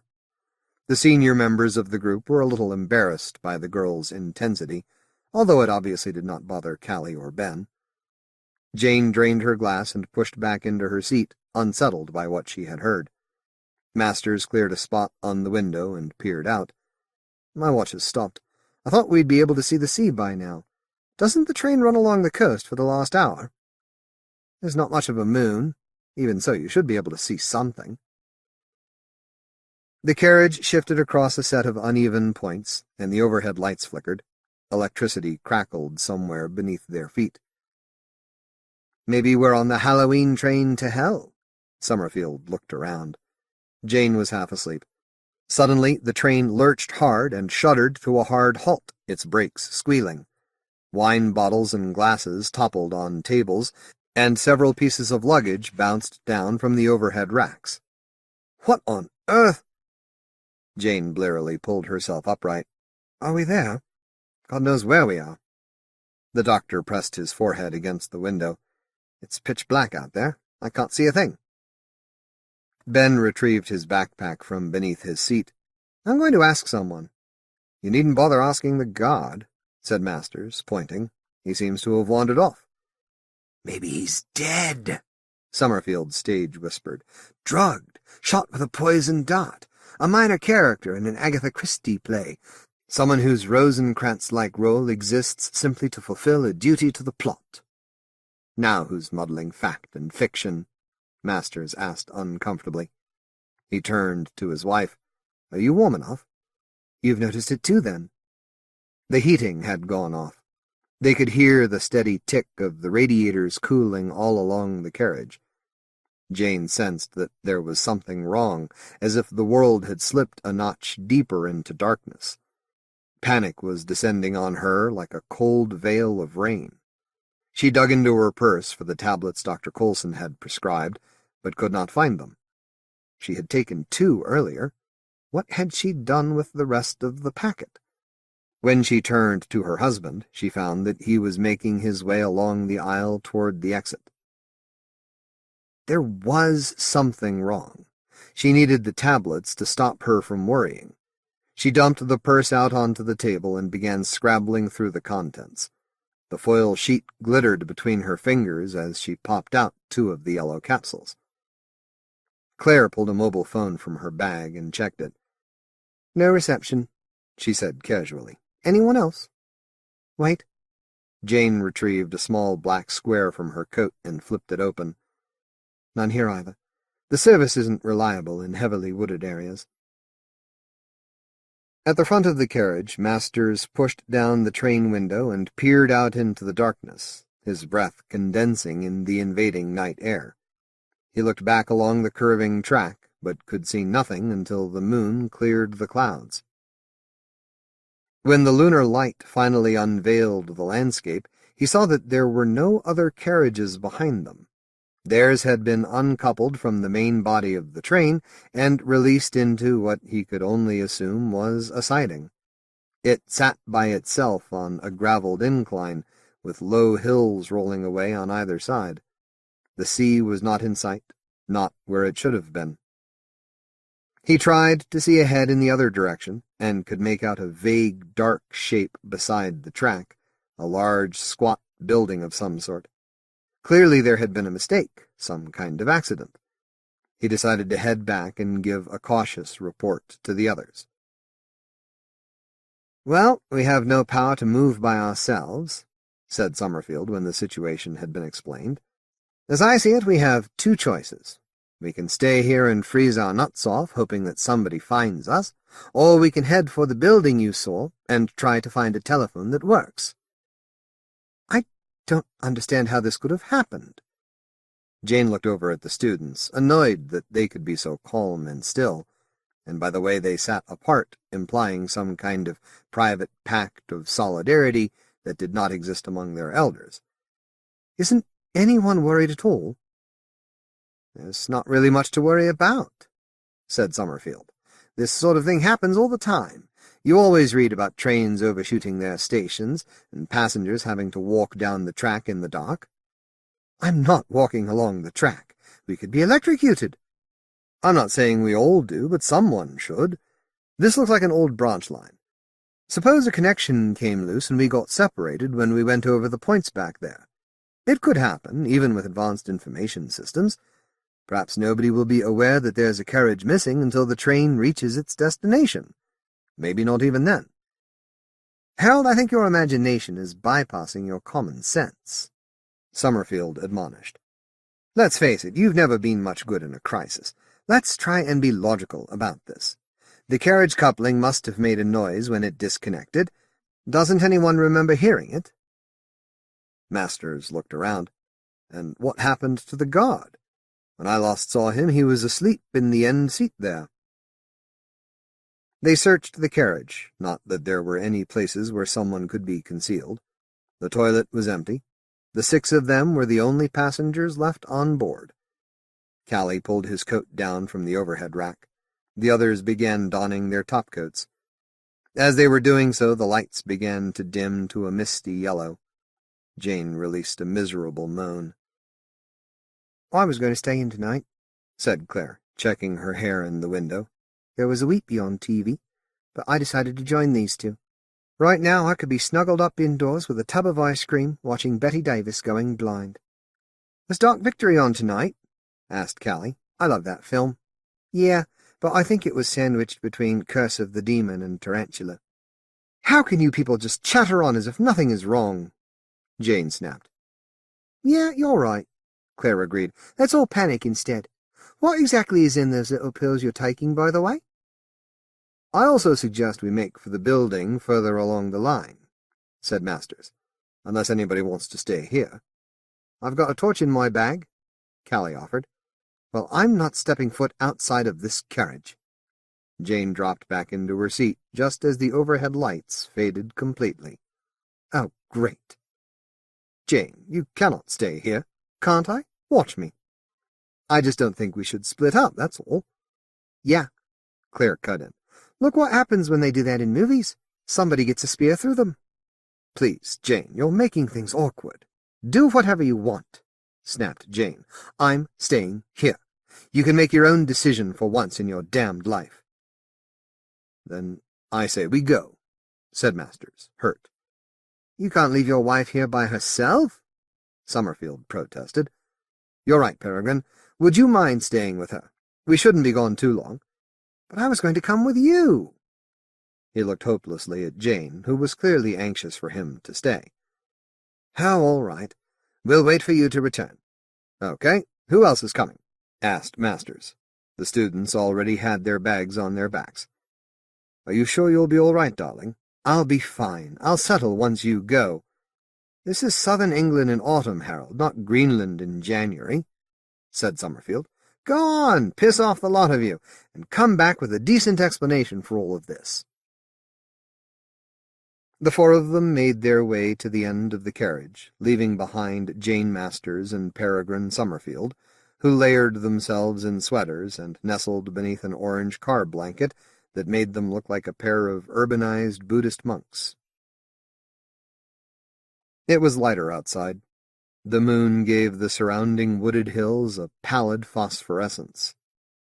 A loamy, wooded scent of fungus and decayed leaves hung in the air. The track appeared as a luminous man-made trail in the chaotic natural landscape. They saw that the carriage must have rolled by itself for at least half a mile before coming to a stop at the bottom of the incline.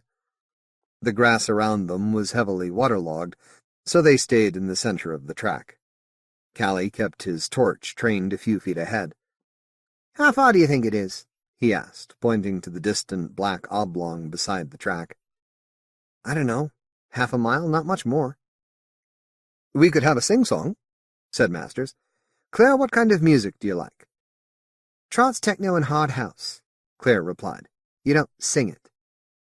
Anyone else know any songs? Please, she begged. The first person to start singing gets a rock thrown at them. Ben, tell another story, just a short one. Okay, said Ben. The woman it happened to is a friend of my mother's, and she's not nuts or anything.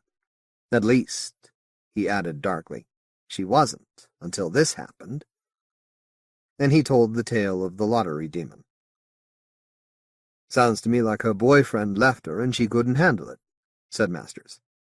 Claire gave a scornful hoot. Typical middle-aged male viewpoint.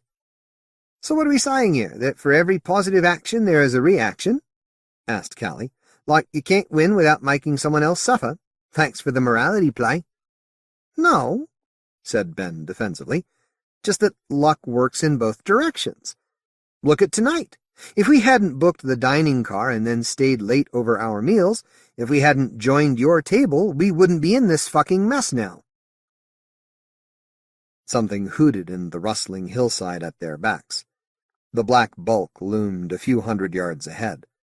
Masters was freezing. His left shoe was taking in water. He hated leaving Jane, but knew she was not strong enough to walk through unknown terrain in the dark. Don't worry, there will be a logical explanation for this, he assured the others. There always is. They reached a concrete ramp and began to climb. It's a station, said Ben, shining his torch ahead. Milford. Ever heard of it? They climbed onto the platform and approached the low brick box that functioned as the main building. Masters tried the door of the waiting room, but it was locked. "Do you think it still operates?" asked Claire. "It's unmodernized. They've got wooden slat benches instead of those curved red steel ones with the little holes. And look at the lights. They've got tin shades." "It can't still be used," said Ben, shining his torch through the window of the ticket hall. "Take a look at this." The others crowded around in the halo of light. The ticket machines inside had been vandalized. The timetables were heavy with mildew and drooped down like rolls of badly hung wallpaper. Several of the floorboards were rotten and had fallen through. "Can you see a phone?" asked Claire. "You're joking. If there is one, it's going to be out of service. Try your mobile again." A silence. Only the sound of their breath and the wind in the trees while Claire tried to get a service signal. She tipped the device to the light. Still nothing. "We should at least try to work out where we are. Did anyone see if we passed Exeter?" "I don't know, Ben," Callie suddenly shouted, surprising everyone. "This was your idea, remember? I'm from the city. I don't visit places with trees unless they're the indoor kind in big pots like the ones you get in malls. If you told me to expect rabid fruit bats and rats the size of Shetland ponies, I'd believe you because I don't know about outdoor stuff. This is not me, all right?" "You might have told us before you decided to tag along," said Claire. "I'm freezing. What are we going to do?" "I guess we either walk back to the carriage or pass the night here," Masters replied. "I'm not walking all the way back. Anyway, there's no more heat or light in the carriage than there is here. Oh, shit, listen to that." From above came the sound of rain on slates. "That does it. We all spend the rest of the night in the waiting room," said Ben firmly. "It makes the most sense." "Oh, you get to decide what's good for everyone, do you?" Claire snapped. "Of course, you're American." "Just what is that supposed to mean?" "Just that you always boss people about, only if we know what's best for them. You're trying to make up for being beaten in Vietnam and the Gulf by telling everyone else what to do. At least we're capable of making life decisions, which is more than you guys. I suggest you try it sometime. Great advice coming from a country where people eat with their fingers and send money to TV evangelists. Now you're being offensive. Come on, you two, give it a rest." Callie pushed between them and led the way back to the waiting room. They had to break the lock to get the door open, but found a dry fireplace with dusty bundles of wood stacked beside it. "I read that bird watchers use places like these as hides," said Masters, digging out his lighter. Outside, the rain began pounding the roof. It took a few minutes for the wood to catch, but soon they had a moderate amount of light and heat. Paint hung in strips from the ceiling, but the floor appeared to have been recently swept. "I'm going to use the John," said Ben, rising from the corner where he had been seated, glaring balefully at Claire. "If you hear a crash, it's me kicking the lock off, okay? Give me your flashlight." He pulled the waiting room door open. "Hey, listen to that rain." "This is like the station in Brief Encounter." Claire hunched down inside her overcoat. Callie had already fallen asleep. "I've seen it dozens of times on TV, and I always want the ending to be different." "I'm surprised you like it at all," said Masters. "Surely your generation prefers more recent stuff." "You'd rewrite the ending, then?" "Only in my head. Don't you ever do that? Change the endings of things?" "All the time, Claire." Callie fell asleep in front of the fire. The rain was still pounding the platform roof. "Ben's been a long time. Do you think we should go and look for him?" "No, it's okay. I'll go," said Masters, forcing his aching limbs into action. He checked his watch, but condensation clouded the face. As he picked his way along the dark platform, he tried to imagine what had been responsible for stranding them here. The carriage had been coupled at both ends. There had been a guard in the carriage with them. None of them had been paying much attention. They'd been too busy grandstanding each other with crazy stories. Perhaps they'd missed some kind of emergency announcement. But didn't the staff always come around and check the carriages if there was a problem? In this day and age, surely people were protected from accidents of fate. Wet leaves plastered the backs of his legs as he walked. He reached the door of the ladies' toilet, but found that it was still locked. There was no sign that Ben had ever reached this far. He turned slowly around and studied the dim forms about him. No sound but for wind and rain. But there was a faint glimmer of light, no more than a pencil beam, from somewhere near the far end of the platform. As he reached it, he realized that it had to be from Ben's torch, and it was coming from the underpass to the other platform. Wary of slipping on the wet steps, he descended. "They've probably found a telephone by now and called someone," said Summerfield vaguely. "There's really nothing to worry about."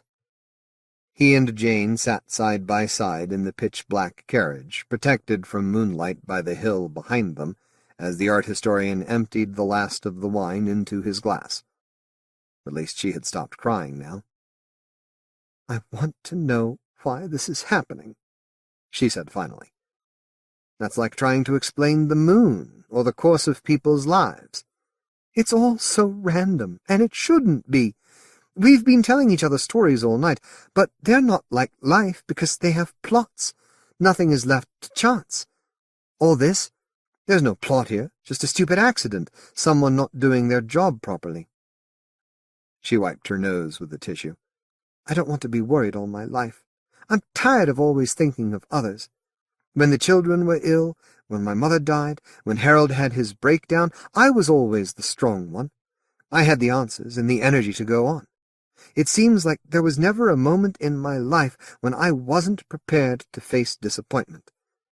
I feel like a fictional cliché, the academic's neurotic wife, and only I know that I'm not in someone else's story, that I'm real.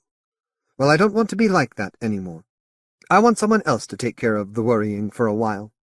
I want to go away somewhere warm and quiet. Where could I go, Peregrine?" "I know a story about a special place," he whispered. "Is it real, though?" "No, of course not. I don't know anything about real places." "But you must do. You're so much more practical than Harold." "Darling, I'm not real, any more than you are. In your heart you must know that." And she knew he was right, for she remembered nothing before boarding the train.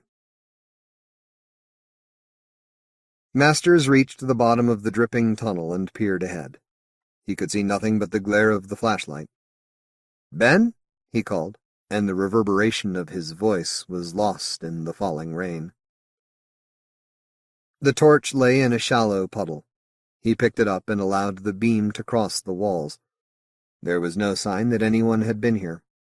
He continued through the underpass to the other side, but a rusted iron trellis barred the way to the opposite platform, so he made his way back. When he reached the waiting room once more, he found it deserted. The fire burned low in the grate. Callie's jacket was still lying across one of the benches, but the 3 students had disappeared as completely as if they had never existed. Masters was a rational man. He tried to remember their faces, but found he could no longer conjure their features in his mind. Shocked, he dropped down into the nearest seat and tried to understand what was happening. They had been on a train, and the carriage had become separated, and they had walked to the station. Jane and Peregrine were still waiting for him, that much he remembered. He had just decided to walk back to them when he heard a distant pinging of the lines. Impossible, of course, but it sounded as though a train was coming. He ran out onto the platform and peered into the murky night as the sound grew louder. Now he saw the bright, empty carriages swaying around the bend ahead, heard the squeal of brakes as the locomotive pulled into the station and came to a sudden stop before him. The green-painted carriage threw yellow rectangles of light on the platform. It bore the initials GWR on its doors. The compartments were separate and lined with colorful prints of British holiday resorts. The seats had antimacassars on their backs. The train was a flawless reproduction of one from his childhood. But why? And how?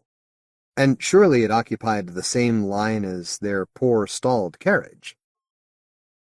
He had barely managed to climb inside and shut the door before it lurched off once more, running to its timetable as surely as Alice's white rabbit. And as Masters fell back into the seat, he thought, this is a memory, an idealized moment from the past, correct in the details down to the curious acrid smell of such carriages and the itchy bristles of the seat, but not something that's really happening now. Merely a culmination of fragments seen and experienced, not fact, but fiction. Someone else's fiction. He pushed down the window and leaned from it, searching the track ahead. Where the stalled carriage should have been was nothing at all. No carriage, no track, no hills or sea, no night or day, just nothing. And he thought, I've fallen asleep like one of my students, that's all it is. There's nothing to be afraid of. It's simply that I've lost the ability to tell reality and fantasy apart. Right now it seems I'm fictional, but I know I'm real, for I have real memories. He thought hard and tried to recall something, a moment so exact and specific to his life that it would prove he was real, so that the fiction would break up around him like an unfinished short story. He tried to think of Jane and Peregrine, whom he knew had been having an affair for nearly 2 years, but could not conjure a single past memory from either of them. He thought about this evening, and the way it conformed to the most absurd conventions of a typical Halloween short story. The stormy night, the train ride, the mystery destination, the tale-telling guests. Stay calm, he told himself, and remember. Remember, he repeated, as the train hurtled toward a stomach-dropping oblivion. Remember something real and true. Remember the last time you were truly happy. And then a real moment came to him. A dead, hot day in mid-July. The air is countrified, dandelion spores rising gently on warm thermals, the lazy drone of a beetle alighting on dust-dulled hedge leaves. A suburban summertime, where the South London solstice settles in a sleepy yellow blanket over still front gardens. Westerdale Road has its characters. The bad-tempered widow who appears in her doorway at the sound of a football being kicked against a wall. The deaf old couple whose pond freezes over every winter so that they have to thaw their goldfish from a block of ice in a tin bath beside the fire. Some of the houses have Anderson shelters in their gardens, converted to tool sheds in time of peace. Others still keep chickens, a distinctive sound and smell that excites the neighborhood cats. Further along the street is a simple man who sits on his front step, smiling inanely in the bright sunlight. Masters forced himself to remember, to stop himself from ceasing to exist. These weren't his memories, he realized with a shock. They belonged to someone else entirely. What were they doing in his head? Many street names conjure pastoral imagery. Conedale Road, Mycenae Road, Westcombe Hill. At noon, the silent sunlight scorches the streets. Housewives stay deep within the little terraced houses, polishing sideboards, making jellies, listening to wirelesses in cool, shadowed rooms. Their men are at work, mopping their brows in council offices, patrolling machine room floors, filling out paperwork in dusty bank chambers. Their children are all at school, reciting their tables, catching bean bags, and in the break following lunch there is a special treat. The teacher unlocks a paddock behind the playground of Invicta infants, and here is a haven from the hot concrete, a small square meadow of close-cropped emerald grass hemmed in with chicken wire. Here we are allowed to lie on our stomachs, reading comics, passing them between each other. It is peaceful, warm, and quiet. The teachers do not tolerate the vulgarity of noise. And although we are in a suburban street, it feels like the heart of the countryside. And here is the heart of all remembered happiness.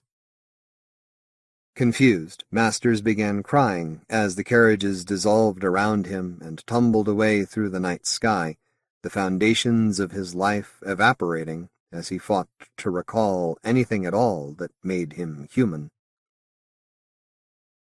What was it about this area? What did it possess to make it so special, so irreplaceable and precious? A few roads, a pond behind a wall where sticklebacks were trapped in jars and dragonflies skimmed the oily water, a railway line with a narrow pedestrian tunnel beneath it, a station of nicotine-colored wood and rows of green tin lamps along the platform, some odd shops, a perpetually deserted furniture showroom, damp and dark, its proprietor standing ever hopefully at the door, a model railway centre, a tobacconist selling sweets from large jars, a rack of Alliston's jokes on a stand, none of them living up to their packet descriptions, a chemist with apothecary bottles filled with coloured water and a scale machine, green and chrome with a wicker weighing basket, a bakery window filled with pink and white sugar mice, iced rounds, meringues, and Battenberg cake, an advertisement painted on a wall for varnish remover of some kind, depicting a housewife happily pouring boiling water from a kettle onto a shiny dining room table, cinema posters under wire, a hardware shop with tin baths hanging either side of the door. This confluence of roads and railway lines is bordered by an iron bridge and an embankment filled with white trumpet-flowered vines, and populated by families with forgotten children's names, Lawrence, Percy, Pauline, Albert, Wendy, Sidney. No ambitions and aspirations here, just the stillness of summer, the faint drone of insects, bees landing on flower beds in the police station garden, tortoises and chickens sheltering from the heat beneath bushes, cats asleep in shop windows with yellow acetate sunscreens, and life being lived, a dull, sensible kind of life unfolding like a flower, the day loosening as slowly as a clock spring, an implacable state which children thought would never change, but which is now lost so totally, so far beyond reach, that it might have occurred before Isis ruled the Nile. The lecturer had no memories of his own, because he did not truly exist. Just like any flesh-and-blood human being, the creation that was Harold Masters reached his time unexpectedly and without resolution, and so dissolved into a tumble of threadbare tissues. With no plot momentum to drive him, and no memories of his own, just borrowings from the mind of his creator, he turned over and over into nothing, and was gone. And in that moment, he was the most real. The storyteller, in the mind's eye of Harold Masters, sits at his chipped writing desk, staring up at shelves of books, his eye alighting on an old 78 RPM record, and it dawns on him that he took Masters' name from the label, which features a dog and a gramophone. He wonders how many other characters' names came from spines of books and recollections of friends. A video of brief encounter, a copy of Dracula, a photograph of New York, a lottery ticket, a drawing of a phoenix, a brandy bottle, a hotel brochure, a dog's collar, an arsenal scarf, childhood notes. He looks for the patterns that shape his own life and finds only tarmac, concrete, and steel, the dead carapace of something lost to all but his mind's eye. His own past is as dead as his, and Masters' recollection of it. Dr. Beeching closed the branch lines. Road planners cut the streets in half, smashed down the houses, constructed swaths of concrete through the hills, the roads, the railways, the gardens, and like a bush cut through at the root, everything familiar died. The shops of his childhood were boarded up, homes falling to the wrecking ball, friends divided, families relocated. Now oil-drenched vibrations pulse the once still air. A bright patch of pavement remains where once he stood with his face to the sun, free as the sky. That was his reality. Everything now is fiction. They feel different, he notes, fact and fantasy. The former rooted in observation and experience, the latter bound by publishers' conventions. Sitting in the small, cold study, the storyteller determines to leave behind his outmoded world of locked-room mysteries and vampire soaps in search of something real. But how hard will it be to leave such a cozy niche for a place with endless horizons and no parameters? Even letting go has a learning process. He pushes back his chair and goes to the open window, inventing as hard and as fast as he can. It is a beautiful spring morning, and the breeze causes his eyelids to flutter. There is brine in the air. He looks down from the window ledge at the thin white clouds racing far beneath, then loosens his belt and steps out of his trousers. It only takes a moment to remove his t-shirt, pants, and socks. Drawing a deep breath, he walks confidently out onto the rope-covered surface of the springboard, determined not to show that he is scared. How the releasing of shackles makes his body feel lighter than air. Poor old Harold Masters, not being allowed to finish his story. It was so obvious to see where his tale was going that there was simply no reason for the author to finish it himself, not when his readers could put together the clues and do the job for him.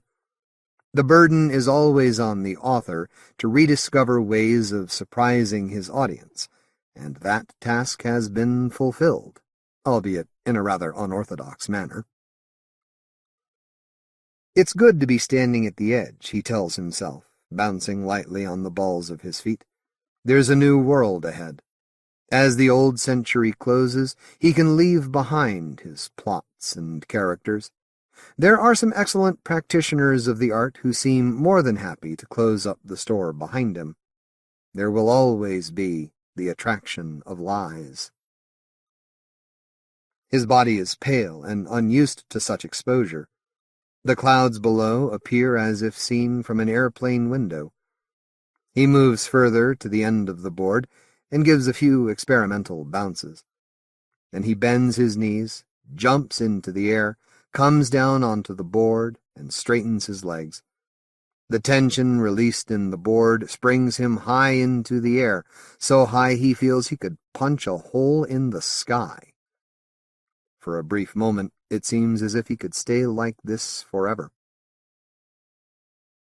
And for those who are left back on the ground, blinking in the sharp sunlight, those who are all too familiar with where they have been, the question for them now is how not to look back, how not to look down, but where to begin. Where to begin? And the answer, of course, is right here. Neil Gaiman, The Wedding Present. Neil Gaiman has had a busy year promoting his best-selling fairy tale for adults, Stardust, and working on the movie version for Miramax. For the same company, he scripted the English-language version of Hayao Miyazaki's anime Princess Mononoke, and he is currently developing the film version of his BBC TV series Neverwhere. On the publishing front, he is writing a scary children's book entitled Coraline, a novel with the working title American Gods, a picture book called The Wolves in the Walls, and a Japanese Sandman tale titled The Dream Hunters. I had the idea for the story about 10 years ago, at a friend's wedding reception, Gaiman reveals. I was sitting at the next table to Ray Harryhausen. I thought, I'll write a story and give it to the happy couple as a wedding present. And then I realized what the story was about and decided that they might not appreciate being given it as a present. So I didn't write it. I decided to wait until some friends got married who'd like it. The weeks went by, and the months, and the years, and when people got married, I always wound up getting them towels or toasters or things, because I thought they might not appreciate the story. And then, last year, I was writing the introduction to my short story collection, Smoke and Mirrors. I was trying to talk about where stories came from, and I mentioned that there were stories I had never written, and it occurred to me that the right wedding would probably never come along, so I might as well write the story anyway. So I did. I put it in the introduction to Smoke and Mirrors.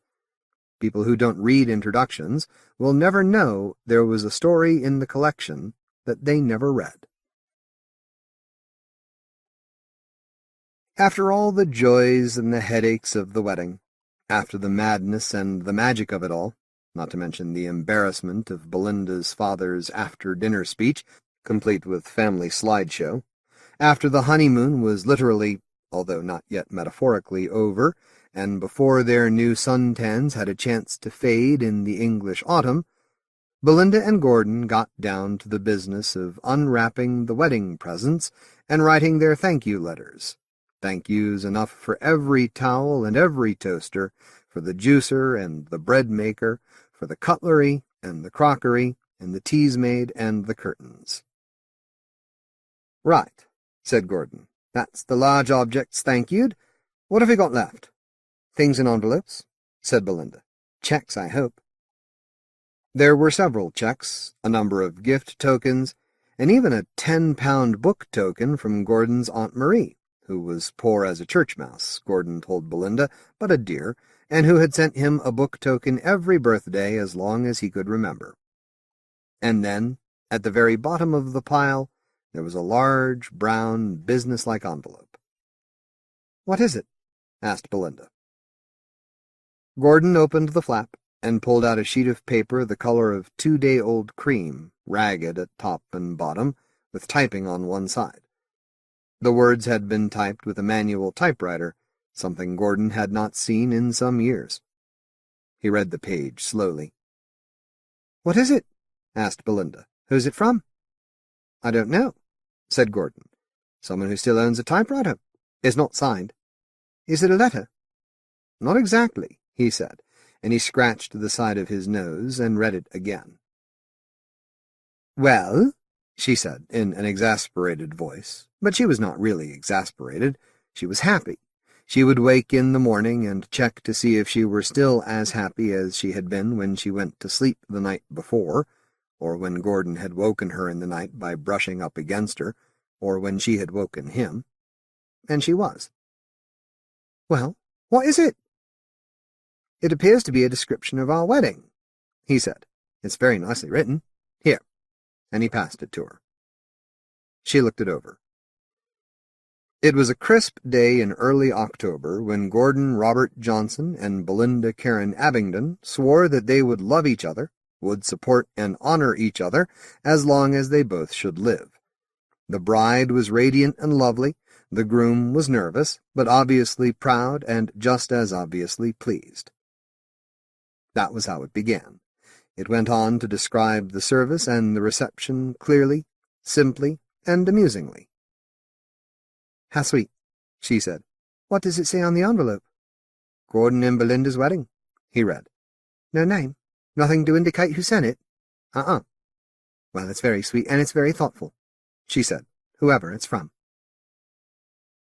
She looked inside the envelope to see if there was something else in there that they had overlooked, a note from whichever one of her friends, or his, or theirs, had written it, but there wasn't.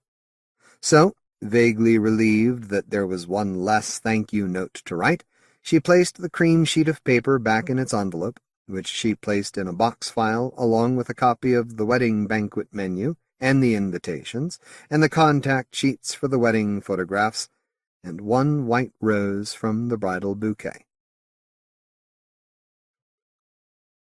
Gordon was an architect, and Belinda was a vet. For each of them, what they did was a vocation, not a job. They were in their early 20s. Neither of them had been married before, nor even seriously involved with anyone. They met when Gordon brought his 13-year-old golden retriever, Goldie, gray-muzzled and half-paralyzed, to Belinda's surgery to be put down. He had had the dog since he was a boy and insisted on being with her at the end. Belinda held his hand as he cried, and then, suddenly and unprofessionally, she hugged him tightly, as if she could squeeze away the pain and the loss and the grief. One of them asked the other if they could meet that evening in the local pub for a drink, and afterward neither of them was sure which of them had proposed it. The most important thing to know about the first 2 years of their marriage was this. They were pretty happy. From time to time they would squabble, and every once in a while they would have a blazing row about nothing very much that would end in tearful reconciliations, and they would make love and kiss away the other's tears, and whisper heartfelt apologies into each other's ears. At the end of the 2nd year, 6 months after she came off the pill, Belinda found herself pregnant. Gordon bought her a bracelet studded with tiny rubies, and he turned the spare bedroom into a nursery, hanging the wallpaper himself. The design was covered with nursery rhyme characters, with Little Bo Peep and Humpty Dumpty, and the dish running away with the spoon over and over and over again. Belinda came home from the hospital, with little Melanie in her carry-cot, and Belinda's mother came to stay with them for a week, sleeping on the sofa in the lounge. It was on the 3rd day that Belinda pulled out the box folder to show her wedding souvenirs to her mother, and to reminisce. Already their wedding seemed like such a long time ago. They smiled at the dried brown thing that had once been a white rose, and clucked over the menu and the invitation. At the bottom of the box was a large brown envelope. "Gordon and Belinda's marriage," read Belinda's mother. "It's a description of our wedding," said Belinda. "It's very sweet. It even has a bit in it about Daddy's slideshow." Belinda opened the envelope and pulled out the sheet of cream paper. She read what was typed upon the paper and made a face. Then she put it away without saying anything. "Can't I see it, dear?" asked her mother. "I think it's Gordon playing a joke," said Belinda. "Not in good taste, either." Belinda was sitting up in bed that night, breastfeeding Melanie, when she said to Gordon, who was staring at his wife and new daughter with a foolish smile upon his face, "Darling, why did you write those things?" "What things?" "In the letter. That wedding thing, you know." "I don't know. It wasn't funny." He sighed. "What are you talking about?" Belinda pointed to the box file, which she had brought upstairs and placed upon her dressing table. Gordon opened it and took out the envelope. "Did it always say that on the envelope?" he asked. "I thought it said something about our wedding." Then he took out and read the single sheet of ragged-edged paper, and his forehead creased. "I didn't write this."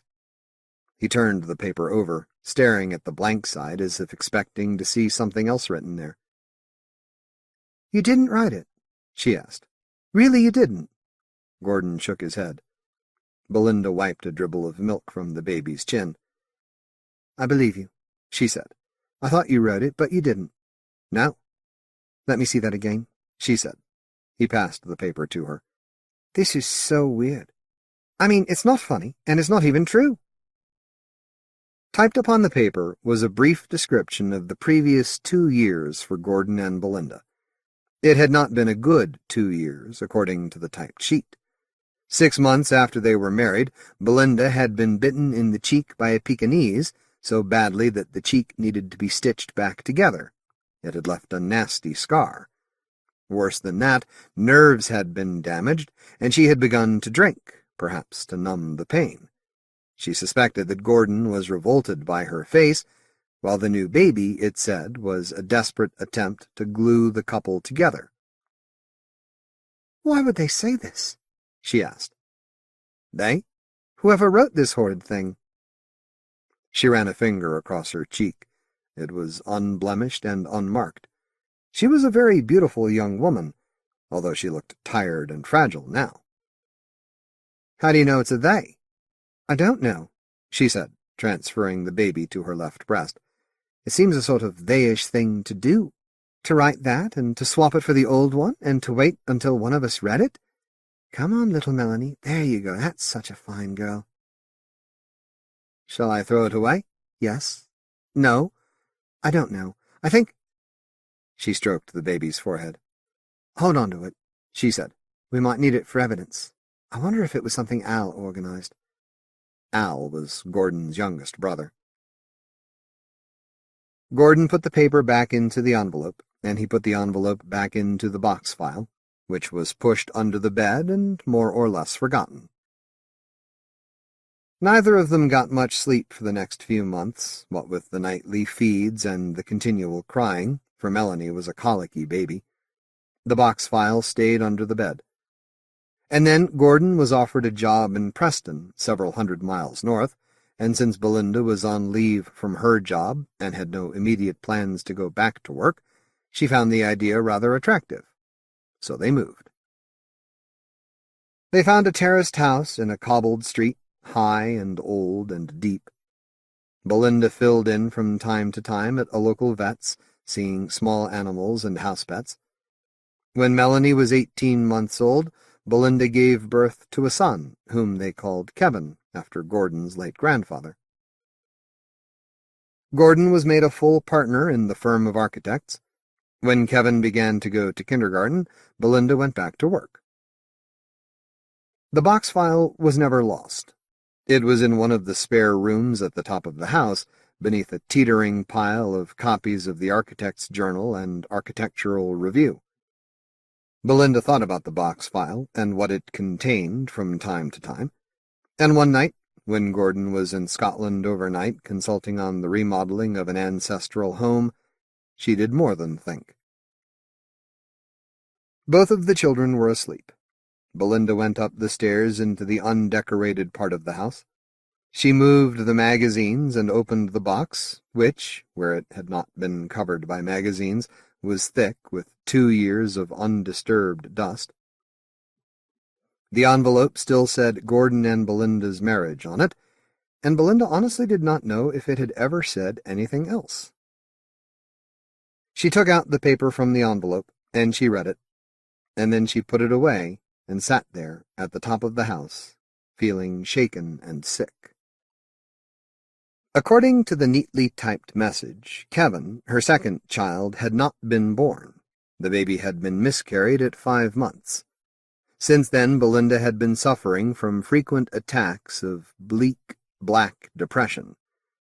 Gordon was home rarely, it said, because he was conducting a rather miserable affair with the senior partner in his company, a striking but nervous woman 10 years his senior. Belinda was drinking more and affecting high collars and scarves to hide the spiderweb scar upon her cheek. She and Gordon spoke little, except to argue the small and petty arguments of those who fear the big arguments, knowing that the only things that were left to be said were too huge to be said without destroying both their lives. Belinda said nothing about the latest version of Gordon and Belinda's marriage to Gordon. However, he read it himself, or something quite like it, several months later, when Belinda's mother fell ill, and Belinda went south for a week to help look after her. On the sheet of paper that Gordon took out of the envelope was a portrait of a marriage similar to the one that Belinda had read, although at present his affair with his boss had ended badly, and his job was now in peril. Gordon rather liked his boss, but could not imagine himself ever becoming romantically involved with her. He was enjoying his job, although he wanted something that would challenge him more than it did. Belinda's mother improved, and Belinda returned within the week. Her husband and children were relieved and delighted to see her come home. It was Christmas Eve before Gordon spoke to Belinda about the envelope. "You've looked at it too, haven't you?" They had crept into the children's bedrooms earlier that evening and filled the hanging Christmas stockings. Gordon had felt euphoric as he had walked through the house, as he stood beside his children's beds, but it was a euphoria tinged with a profound sorrow, the knowledge that such moments of complete happiness could not last, that one could not stop time. Belinda knew what he was talking about. "Yes," she said, "I've read it. What do you think?" "Well," she said, "I don't think it's a joke any more, not even a sick joke." He said. "Then what is it?" They sat in the living room at the front of the house, with the lights dimmed, and the log burning on the bed of coals cast flickering orange and yellow light about the room. "I think it really is a wedding present," she told him. "It's the marriage that we aren't having. The bad things are happening there on the page, not here in our lives. Instead of living it, we are reading it, knowing it could have gone that way, and also that it never did." "You're saying it's magic, then?" He would not have said it aloud, but it was Christmas Eve, and the lights were down. "I don't believe in magic," she said flatly. "It's a wedding present, and I think we should make sure it's kept safe." On Boxing Day, she moved the envelope from the box file to her jewelry drawer, which she kept locked, where it lay flat beneath her necklaces and rings, her bracelets and her brooches. Spring became summer. Winter became spring. Gordon was exhausted. By day he worked for clients, designing and liaising with builders and contractors. By night he would sit up late, working for his own self, designing museums and galleries and public buildings for competitions. Sometimes his designs received honorable mentions and were reproduced in architectural journals. Belinda was doing more large animal work, which she enjoyed, visiting farmers and inspecting and treating horses, sheep, and cows. Sometimes she would bring the children with her on her rounds. Her mobile phone rang when she was in a paddock trying to examine a pregnant goat who had, it turned out, no desire to be caught, let alone examined. She retired from the battle, leaving the goat glaring at her from across the field, and thumbed the phone open. "Yes? Guess what?" "Hello, darling. You've won the lottery?" "Nope. Close, though. My design for the British Heritage Museum has made the short list. I'm up against some pretty stiff contenders, though, but I'm on the short list. That's wonderful.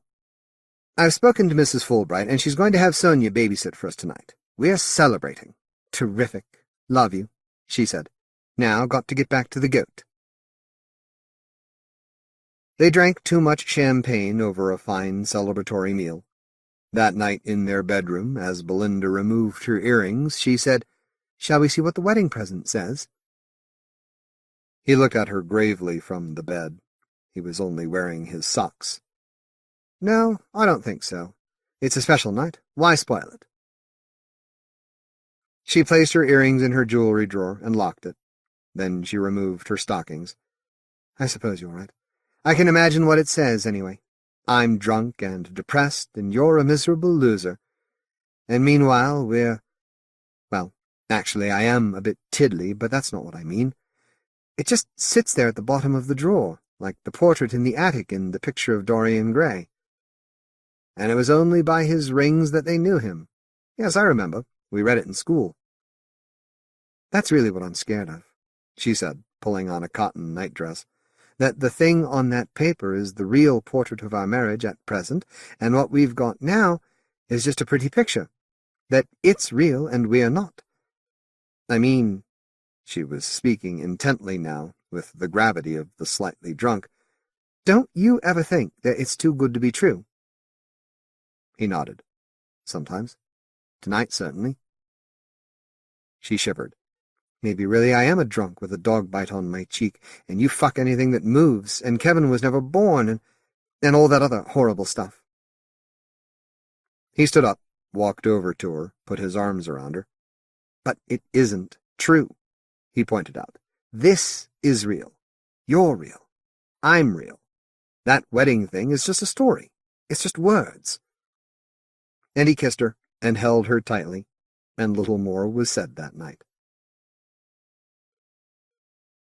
It was a long 6 months before Gordon's design for the British Heritage Museum was announced as the winner, although it was derided in the Times as being too aggressively modern, in various architectural journals as being too old-fashioned, and it was described by one of the judges, in an interview in the Sunday Telegraph, as a bit of a compromise candidate, everybody's second choice. They moved to London, letting their house in Preston to an artist and his family, for Belinda would not let Gordon sell it. Gordon worked intensively, happily, on the museum project.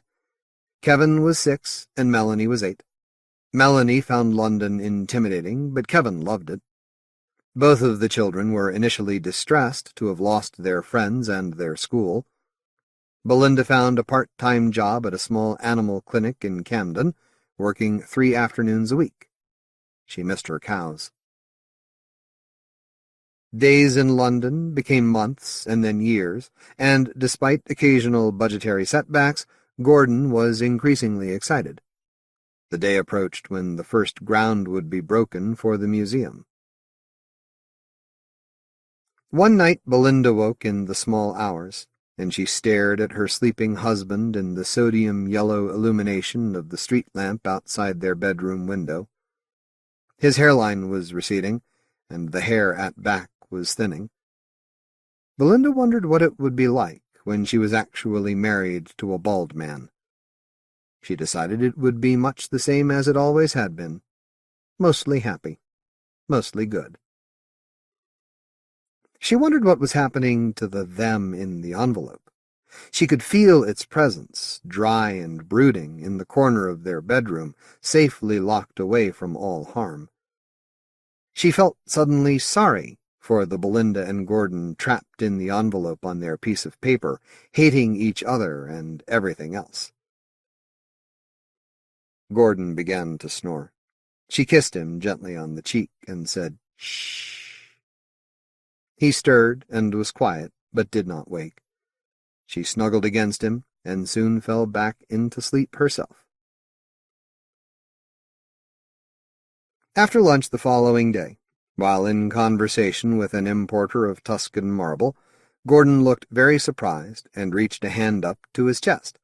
He said, "I'm frightfully sorry about this," and then his knees gave way and he fell to the floor.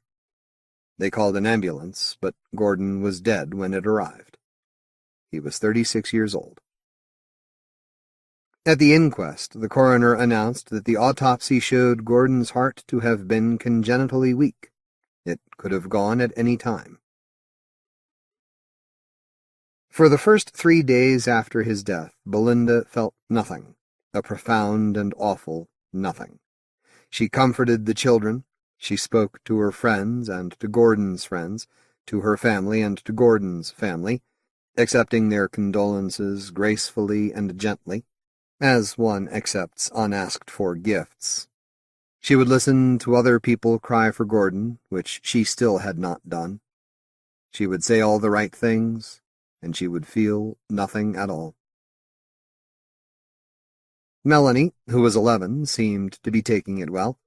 Kevin abandoned his books and computer games and sat in his bedroom, staring out of the window, not wanting to talk. The day after the funeral, her parents went back to the countryside, and they took both the children with them. Belinda refused to leave London. There was, she said, too much to do.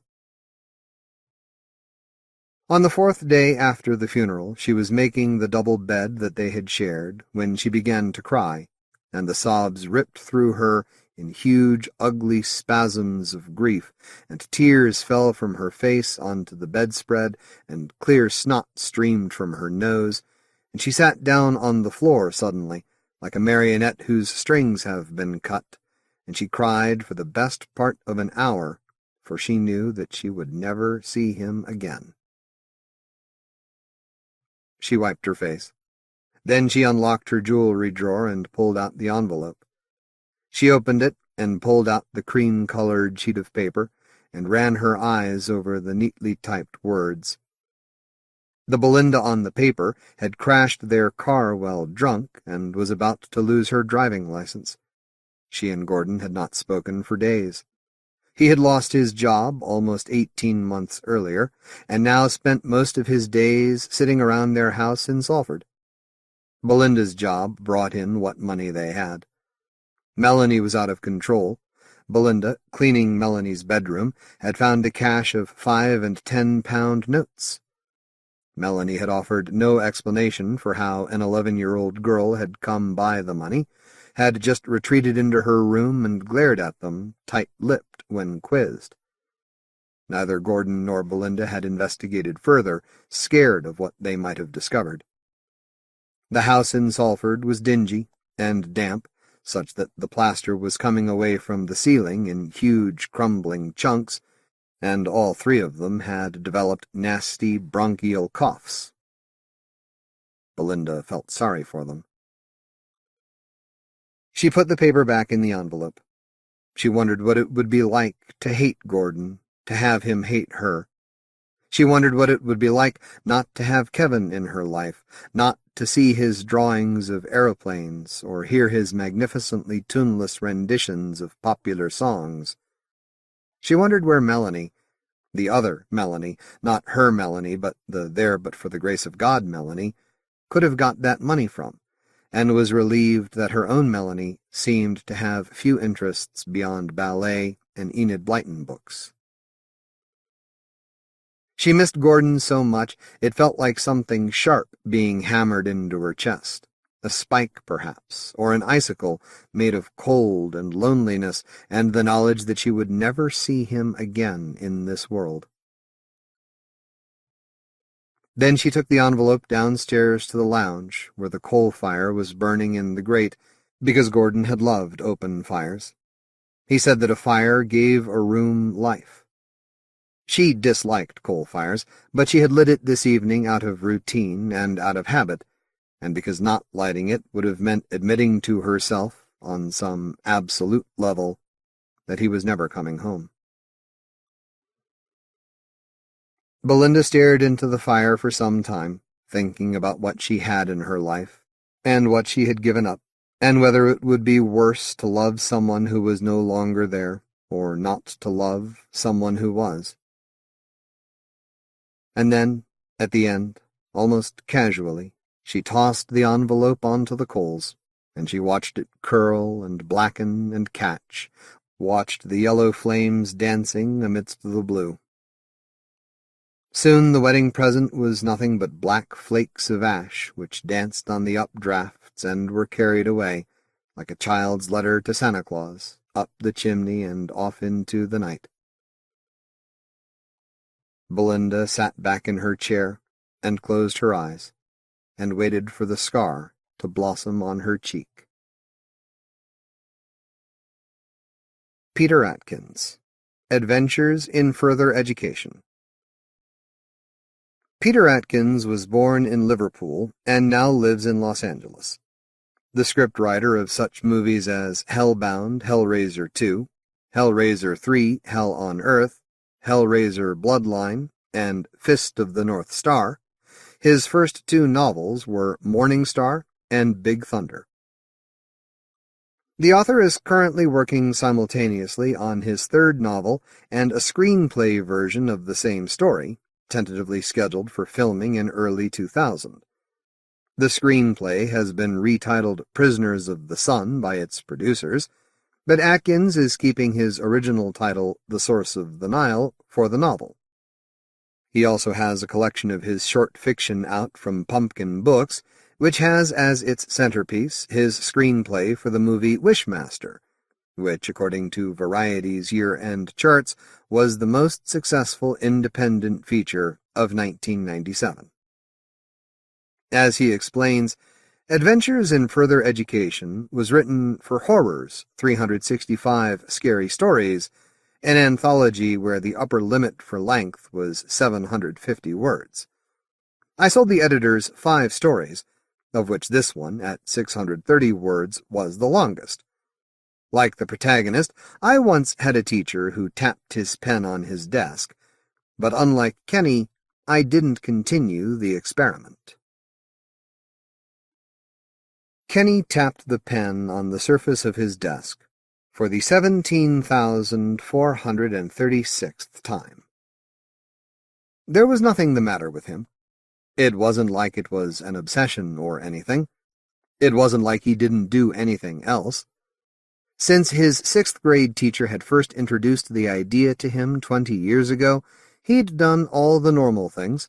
He'd graduated from high school, he'd graduated from college, he'd met Tiffany, fallen in love, married, fathered 2 children, and found himself a perfectly respectable job with a perfectly respectable firm. There was nothing unusual about Kenny except his little hobby. And that's all it was, a hobby. He didn't bother anybody with it. In fact, nobody knew he did it, not even Tiffany. It was just a hobby, an interest, an experiment that nobody else had ever had the patience to see through. Mr. Neal had only tapped his pen 5 times, for example. "So it's theoretically possible," Mr. Neal had said, sounding almost as bored as the 50 12-year-olds who were doing their best to pretend to listen to him, "that if you kept tapping this pen on this desk long enough, one time it would just slip through the surface."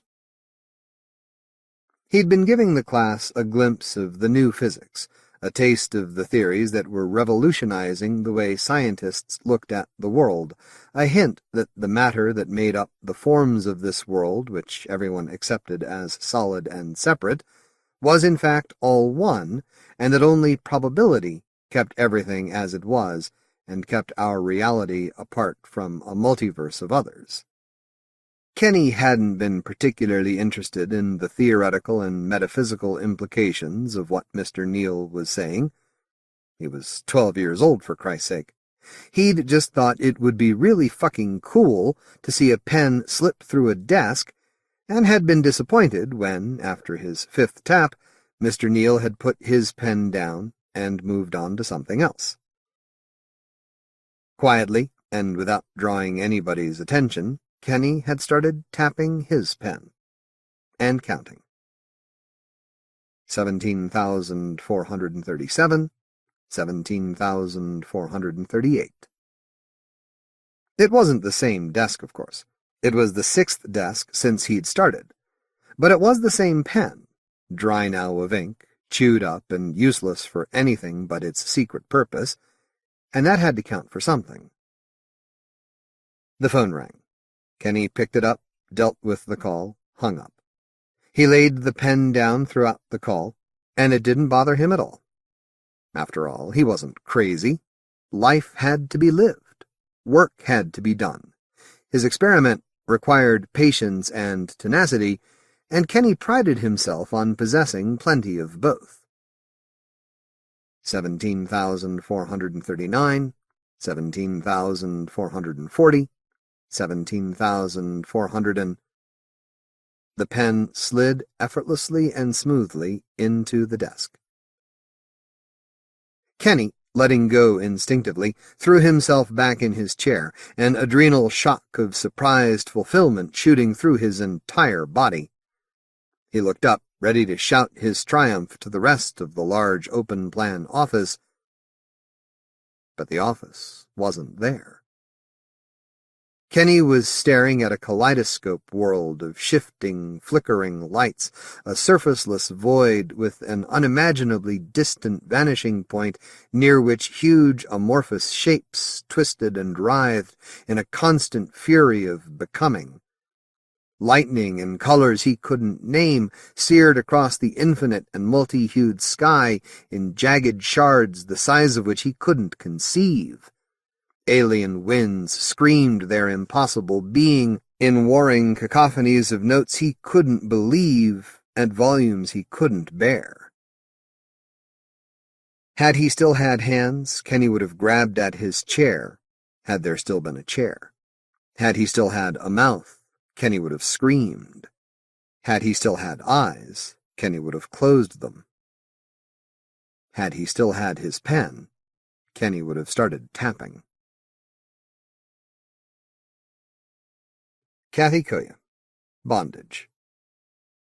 Kathe Koja lives in the Detroit area with her husband, artist Rick Leiter, and her son. Her Bram Stoker award-winning debut novel, The Cipher, appeared in 1991, since when she has published Bad Brains, Skin, Strange Angels, and Famished, plus the short story collection Extremities.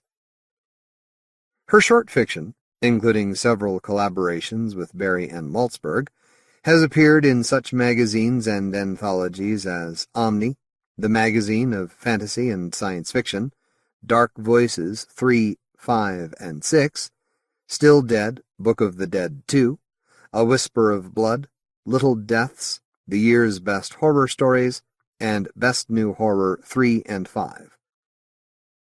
According to the author, my own sense is that Bondage is as close to a pure morality play as anything I've done. She was shaped like sculpture. High bones, high forehead, long fingers, silver cool against his skin as they lay side by side in the deep four-poster princess bed draped in lace and gauze, and "Don't ever buy me a ring," she said, those fingers on his belly, up and down, tickling in his navel, playing with his balls. "I don't like them." Even her voice, as calm and sure as metal. "Why not?" he said. "They're just—" fingertips nipping at his thighs. "They're bondage gear." "Bondage, sure. Like a wedding band, right?" And her shrug, half a smile, one elbow rise to reach for her drink, that long white back, faint skeleton trail of bones, and "What do you know about bondage?" Her smile wider now, canine flash. B&D, S&M. "You ever do that? Any of that?" "Have you?" "No," he said. "I'm not into pain." "It's not about pain," she said. "Or anyway, it doesn't have to be. Bondage and discipline." Tapping his chest for emphasis. "Who's on top?" She drank what was left in the glass, set it back on the floor, climbed atop him so her breasts were inches from his mouth. "Like now," she said. Her taste of perfume, of faintest salt, long legs hooked high above his hips, strong and growing stronger, wilder as she rode him, head straining back, as if she would twist that long white body into a circle, bend it like sculpture, like metal and stone, and when he came it was too soon, fast and over, and she was looking at him and almost smiling, lips spread to show those little pointed teeth. "Not so bad, was it?" she said. "Woman superior?" "But that's not the same thing," he said, still breathless. "Not the same thing at all." Next day's dinner, some Tex-Mex place she loved, plastic cacti, the waiters in 10-gallon hats, and reaching for her bag beneath the table, and a box, gift box embossed black on black, secret pleasures, and "Here," she said with half a smile, "for you." "What's this for?" he said. "No reason." "Go on, open it." And he did, something soft and limp inside, and, curious, he unfolded that softness, spread it flat on the table between them. Supple white leather oval, no true eyes, gill slit where the mouth should be, and "Pretty cool, isn't it?" she said. Tangle of black strings, one black grommet on each side, simple as desire itself. "Do you like it?" "Where'd you get this?" The box in hand again, examination, and "From a sex store," she said, "downtown. Thumb cuffs and cock rings, nipple clamps, piercing jewelry," touching the mask, "and these." And a server there to refill their water glasses. Frank stare at the mask on the table. "What's that?" 18, 19 years old, faint drift of acne across his forehead beneath the ludicrous hat. "For Halloween?" "No," she said before he could speak. "No, it's for sex. A sex toy." And the boy laughed a little, hasty to fill the glasses and be gone. And "Why'd you have to say that?" he said, annoyed. At the workstation, see the boy with another server, Their tandem turned to stare, and she laughed, reached to take the mask and place it back inside the box. "No reason," she said. "Just part of the game." And later, in bed, kisses and nipping fingers, playful hands on his thighs. But he was waiting. He knew it would come, and, reaching for her glass, she retrieved as well the box, secret pleasures, and the featureless face within, white face waiting for flesh to fill it, carry it, make it move, and, "Go on," she said. "I bought it for you. Put it on." "I will if you will. You first." And she helped him adjust it, tie the dangle of strings so the mask lay comfortably close, leather so soft it might have been a second skin. Who am I? Wiped clean of all expression, no mouth to sulk or smile, and her hands now on his face, petting, stroking the mask. "You should see how you look." "I look like nothing," he said. Strange to feel the movement of muscles when he spoke, feel his lips against the mask like some alien skin. "Every man." "The bogeyman." And she laughed, leaning back against the pillows, cheekbone flush and reaching to bring his face to her breasts. "Your turn," she said. "Your turn to be on top." It grew hot inside the mask. He didn't mind. "Your turn." Raining outside, monotony of thunder, and she crabby in quilts, ugly nightgown, and "Your turn," he said again, dangling the mask by its strings. Call from some secret birth, some unborn self, and "Go on," he said, feeling his hard-on press his trousers as facial bones might press the mask. A slight straining, the pressure of rising heat, and the mask did not fit her quite as well, hung slightly beneath her chin, but he tightened the strings again. "Ow!" More annoyance than real pain, her voice softer somehow because dampered, muffled by the slit, which did not completely meet her lips.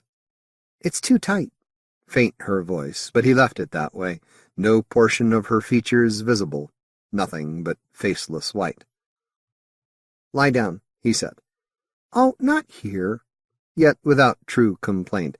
She was not attending. She was feeling the mask with her fingers, curious to press against cheekbones and chin, and, "You know, I tried this on before," more than half to herself, "but not so—" "Lie down," he said. He was already naked. Thunder like the echo of a beating heart, giant's heart in rhythm with his own. Pulse of blood and rain on the roof. A clutch of claws, her body bent obedient on the landscape of the quilts, and afterwards, half turned from him. "You hurt me," she said, touching herself, pale hands between her legs. "Don't be so rough." The mask on the floor like a self discarded. No one, anyone, every man. "I'm sorry," he said. "I didn't mean to." The next time he lay below her, masked and silent. Don't move, that was the game. No matter what, don't move. Clamped thighs, her juddering breasts, and she bit him, bright teeth in the shoulder, hard enough to leave a bruise, nipping and pinching with her nails, scratches on his chest, his back, and he had to fight not to shift or move, not to push her away, to lay absolutely still, even as he came, sweep of red pleasure, and she above in reckless motion, hair sweat wild and tumbled, panting as if she had no air, and, "Oh, yes!"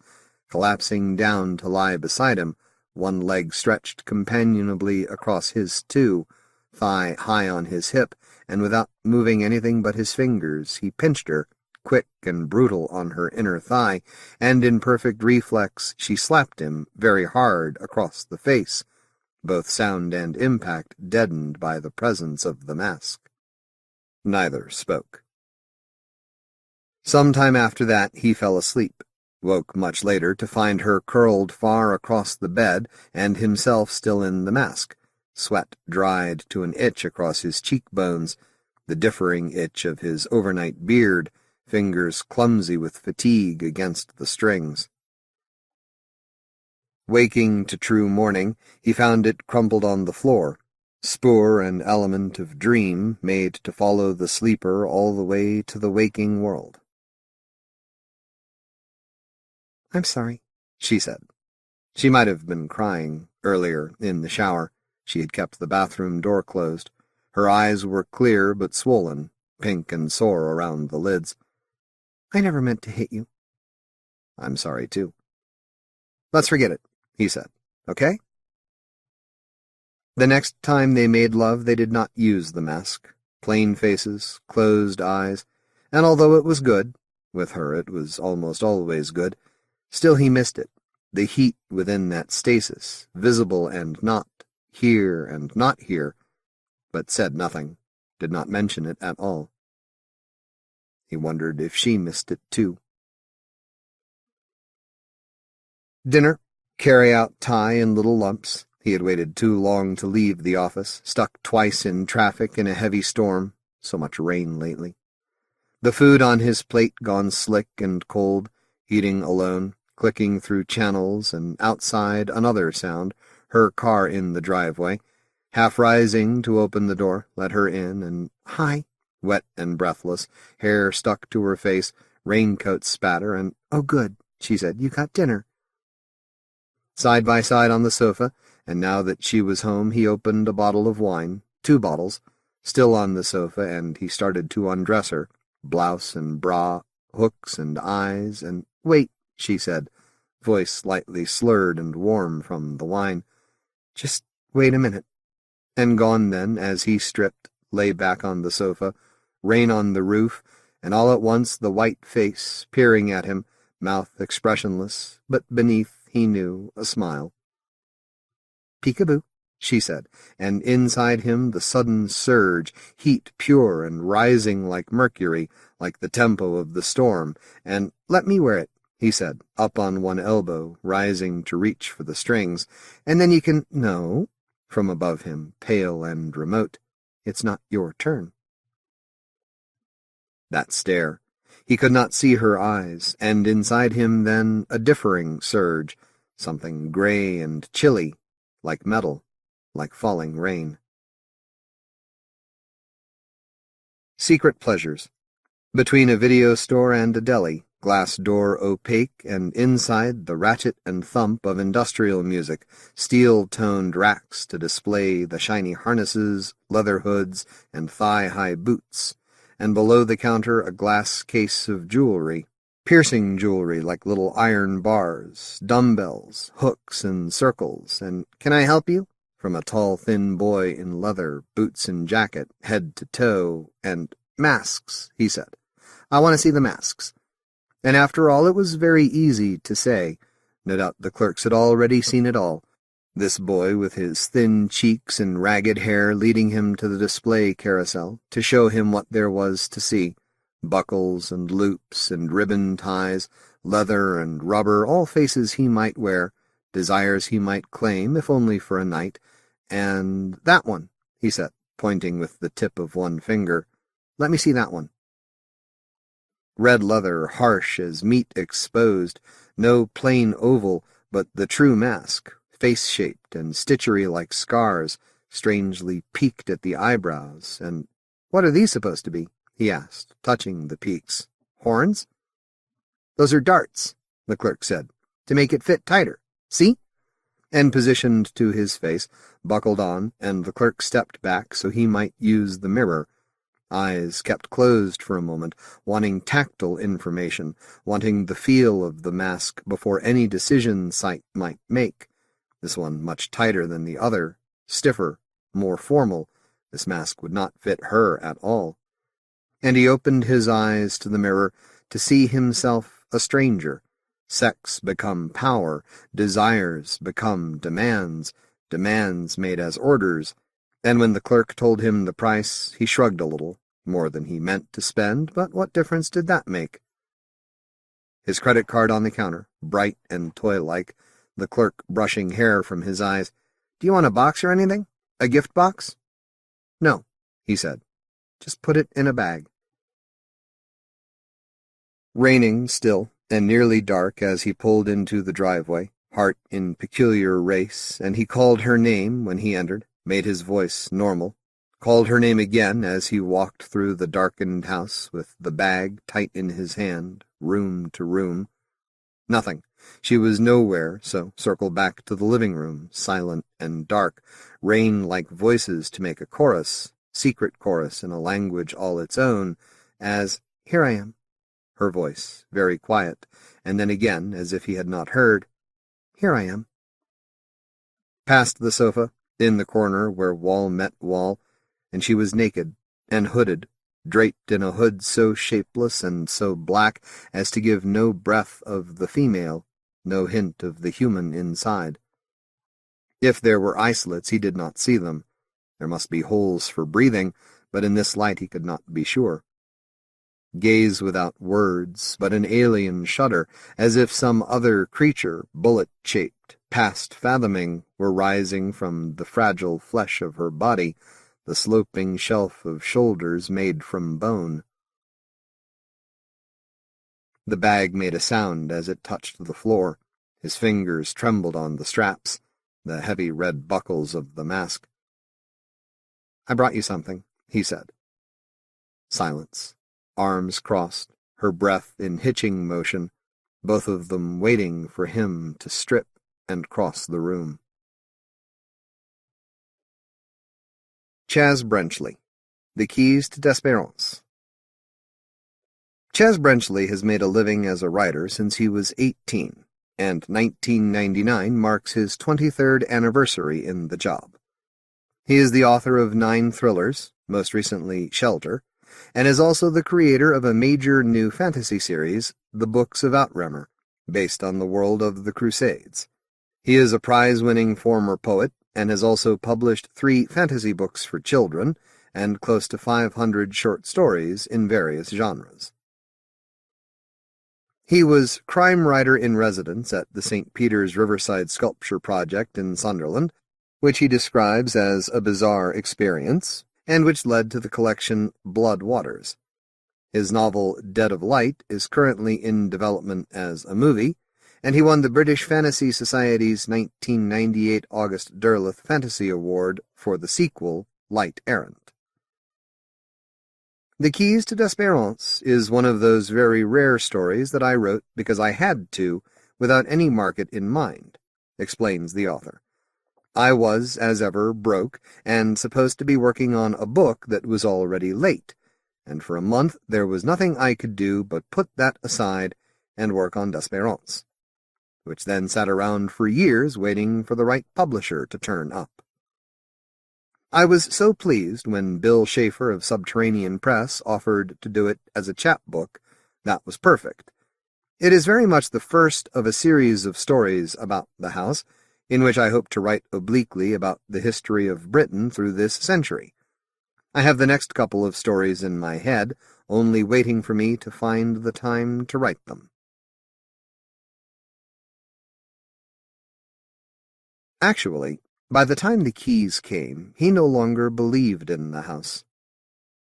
It was like God, he thought. They oversold it.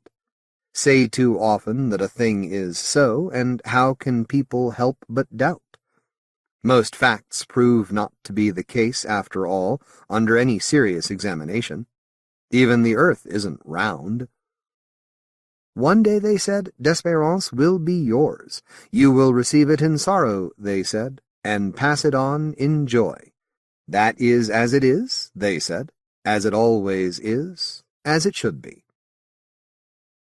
But they said it when he was 5, and he thought they meant for Christmas. They'd never make him wait to be 6. When he was 6, they said it, and when he was 7, and 8, and 9. At 10, he asked if he could visit. "Visit Desperance?" they said, laughing at him. "Of course you can't. You haven't been invited. You can't just visit. You can't call at Desperance. In passing," looking at each other, laughing, "you can't pass Desperance." But if it was going to be his, he said, at 12, wasn't he entitled? Didn't he have a right to know? He'd never seen a painting, even, never seen a photograph. There are none, they said, and be patient. And no, don't be foolish. Of course you're not entitled. Title to Desperance does not vest in you, they said. Yet, they said. And somewhere round about 15 he stopped believing. The guns still thundered across the channel, and he believed in those. He believed in his own death to come, glorious and dreadful. He believed in Rupert Brooke, and Euclidean geometry, and the sweet breath of a girl, her name whispered into his bolster, but never to be uttered aloud, never in hearing. And no, he did not believe in Desperance. 2 years later, the girl was dead, and his parents also, and none of them in glory. His school would have no more of him, and the war was over, and that last was the cruelest touch in a long and savage peal, because it took from him the chance of an unremarked death, a way to follow quietly. Now it must needs be the river, rocks in his pockets, and thank God he had never learnt to swim. There would be no notice taken, that was inevitable, but this would be the last of it.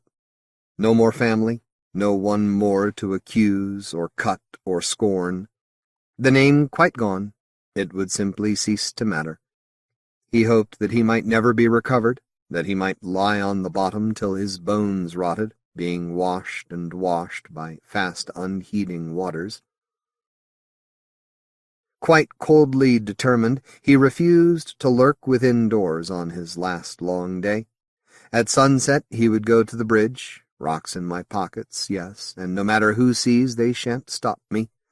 But first he would let himself be seen and hissed at and whispered about, today as every day, no craven he. It was honor and honor only that would take him to the river. He wanted that clearly understood. So he walked abroad, returning some books to the public library, and settling his accounts with the last few merchants to allow him credit. He took coffee in town, and almost smiled as the room emptied around him, did permit himself the indulgence of a murmured word with the cashier on his way out. Please don't trouble yourself. I shan't come back again. And so he went home, and met the postman at the door, and was handed a package, and stood on his doorstep watching as the postman walked away, wiping his hand on his trousers. The package was well wrapped in brown paper, tied with string and the knots sealed. It was unexpectedly heavy for its size, and made softly metallic noises as he felt its hard angles shift between his fingers. Preferring the kitchen in his solitude to the oppressions of velvet and oak, of photographs and memories and names, he went straight through and opened the package on the long deal table under the window. Keys. 3 separate rings of keys. Brass keys and bronze and steel, keys shorter than his thumb and longer than his hand, keys still glittering new, and keys older than he had ever seen, older than he could believe almost. For long minutes he only held them, played with them, laid them out and looked at them. Finally he turned away to read the letter that had accompanied them. An envelope addressed to him in neat copperplate, nothing extravagant, heavy laid paper of good quality, little creased or marked, despite its journeying in with the keys. A long journey, he noted, unfolding the single sheet and reading the address at the top. His correspondent, this remitter of keys, was apparently a country solicitor, but the town and the company's name were entirely unfamiliar to him, although he had spent 2 months now immersed in his parents' affairs, reading everything. "My dear lad," the letter said, and this from a stranger, strange in itself, "I believe that this will reach you at the proper time. I hope you may learn to view it as good news. In plain, you are now the master of Desperance, at least in so far as such a house may ever be mastered by one man. The deeds, I regret, you may not view, They are kept otherwhere, and I have never had sight of them. The keys, however, are enclosed. You may be sure that none will challenge your title, for so long as you choose to exercise it. I look forward to making your acquaintance, as and when you see fit to call upon me. Yours, etc. His first impulse was to laugh, to toss the letter down, his resolution quite unchallenged, quite unchanged. Just another house, and what did he want with that? He had one already, and meant to leave it tonight and forever. But he was a boy. He was curious. And while he would welcome death, while he meant to welcome it, come, sweet death, embrace me, he was very afraid of water. His hands came back to the keys and played upon them, a silent music, a song of summoning. Death could surely wait a day, 2 days. So could the river. It was going nowhere. He'd be back. And so the trains, taking him slow and dirty into the north country. Soon he could be anonymous, no name to him, just a lad too young to have been in the war, though he was old enough now. That was odd, to have people look at him and not know him. To have them sit just across the compartment and not shift their feet away from his, not lower or sniff or turn a cold, contemptuous, ostentatious shoulder. One woman even tried to mother him, poor fool, not knowing what a mother meant to him, bare feet knocking at his eyeballs, knocking and knocking, knock, knock. He was cold himself then. He was savage, gave her more reason than most had to disdain him, though still she wouldn't do it. And at last there were sullen moors turned purple with the season. There was a quiet station with a single taxi waiting, and the locals hanging back. No, lad, you take it. It's only a 10-minute walk into the town for us, and we know it well. It's no hardship. He wouldn't do that, though. Their kindness was inappropriate, born of ignorance that he refused to exploit, and he had no need of it in any case. It was after 6 o'clock, too late to call on the solicitor, and he didn't plan to seek lodgings in town. His name was uncommon and might be recognized. Too proud to hide behind a false one, he preferred to sleep in his blanket roll under whatever shelter he could find, and so preserve this unaccustomed anonymity, at least for the short time he was here. Leaving the station and turning away from the town, he walked past a farm where vociferous dogs discouraged him from stopping, and was passed in his turn by a motor car, the driver pausing briefly to call down to him, to offer him a ride to the next village. He refused as courteously as he knew how, and left the road at the next stile. Rising, the path degenerated quickly into a sheep track between boulders, and seemed to be taking him further and further from any hope of shelter. He persevered, however, content to sleep with the stars if it meant he could avoid company and questions. Whenever the path disappeared into bog, he forced his way through heather or bracken until he found another, and at last he came over the top of that valley's wall and looked down into an unexpected wood. He had not seen a tree since the train, and here there were spruce and larch below him, oak and ash and others, secret and undisturbed. And a path, too, a clear and unequivocal path, discovered just in time as the light faded. He followed the path into the wood, but not to its heart. He was tired and thirsty, and he came soon to a brook where he could lie on his stomach and draw water with his hands, fearing nothing and wanting nothing but to stay, to move no more tonight. He unrolled his blankets and made his simple bed there, heaping needles and old leaves into a mattress between path and brook, and only at the last, only a little before he slept, did he think he saw the girl flit between trees, there on the very edge of vision, pale and nameless as the light slipped. Pale and nameless, and never to be named, nor seen again, except like this, a flicker of memory, and a wicked trick of the light.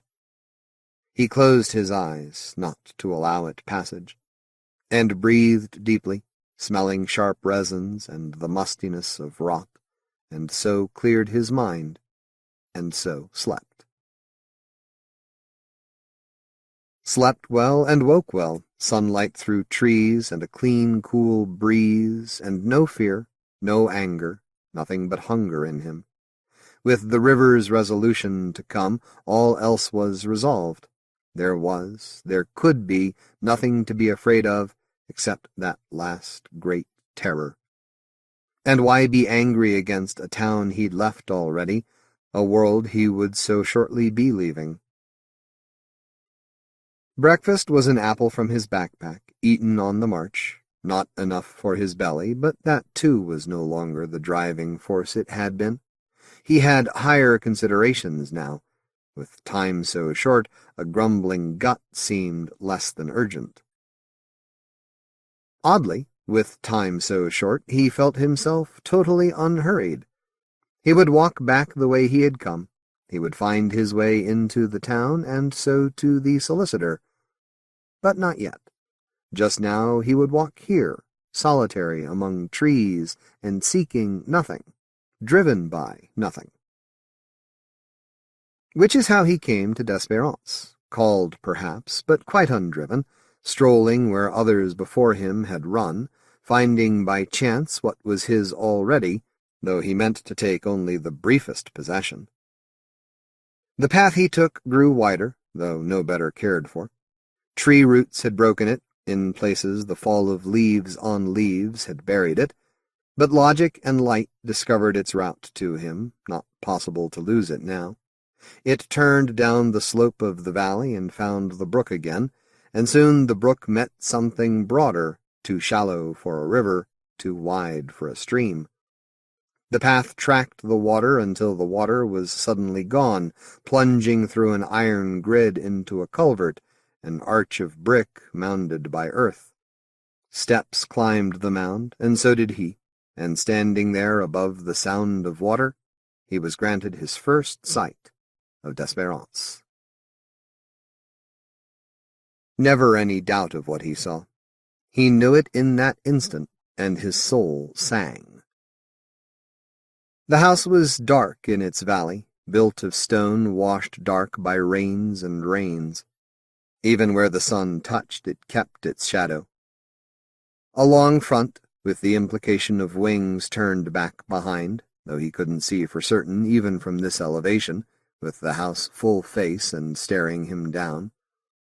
A long front and small windows, 3 stories, and then a mansard roof with dormers. In the center, a small portico sheltering a high door, and he wasn't sure even the largest of his keys would open such a door. Wasn't sure that it deserved to. No lights, no movement, only dark windows and a dark wall, and the sun striking brightly around it. Between himself and the house there were formal gardens wrecked by growth, rampant hedges and choked beds, but the hedges and beds stood only as a frame to water. Long stone-lined pools were cut strict and square at the corners, though they were green and stagnant now, and the jutting fountainheads were still. And below the gardens, lapping almost at his feet, lay the deeper, darker waters of a lake. No need for the return journey after all. No need for anything more, perhaps, now that he'd seen the house. He could run down the slope before him, 20 yards at a good flying sprint, and he'd be too fast to stop. And so the plunge into cold, cold water, and the weight of his pack, the saturated blankets, even the keys helping to drag him down. But this side of all that water, on the verge of unkept grass between trees and lake, stood a building. A small lodge, perhaps, though its weight of stone and its leaded dome spoke of higher ambition. Ivy-clad and strange, seemingly unwindowed and halfway at least to a folly, it must look splendid from the house, one last positive touch of man against the dark rise of the wood. And it would be a shame not to have set foot in any part of Desperance, all this way for no more than a glimpse. Shame, too, to go on an impulse, on a sudden whim, seizing an unexpected opportunity. No, let it at least be a decision well thought through, weighed carefully and found correct. Nothing hasty, no abrupt leap into glory or oblivion. He needed to be sure of his own motives, to feel the balance of his mind undisturbed. There must be no question but that it was a rational deed in response to an untenable situation. So no, he didn't take the chance to run. He walked carefully down the steep slope and turned to parallel the lake's edge as soon as the ground was level, skirting the last of the trees, keeping as far from the water as he could. Looking across to the further shore, where the garden's gravel walks ended in a stone balustrade and a set of steps leading down into the lake, he saw a man he thought might have been his father. Blindfold and blundering in the bright, dry light, the man teetered on the step's edge, on the rim of falling, and then there was a dazzle burning on the water as a soft breeze rippled the sun, and when his eyes had cleared, he could no longer see the man. It is a truism that anything seems larger as you get closer, that you lose perspective. But here he thought it was the other way, that his eyes had made him think the lodge small because they couldn't credit the house with being so very large. It must be so, although he wasn't looking at the house now to make comparisons. This near, the lodge took everything. Squat and massive, it sat below its dome and drew him, dragged him forward. He thought that it was so dense it made its own gravity, and that he was trapped now, no way out. The lodge had double doors that faced the water, too close for his liking, only 3 low steps and half a dozen flagstones between them. In echo of the house, there was a small pediment above the high doors, with columns to support it in a classic portico. Still no proper windows. He could see a thin run of glass at the cupola's foot, between lead and stone. But even with that, even at this season, with the sun low enough to strike through the doorway at the height of the day, it was going to be dark in there. No lock on the doors, though. No need to struggle with the keys.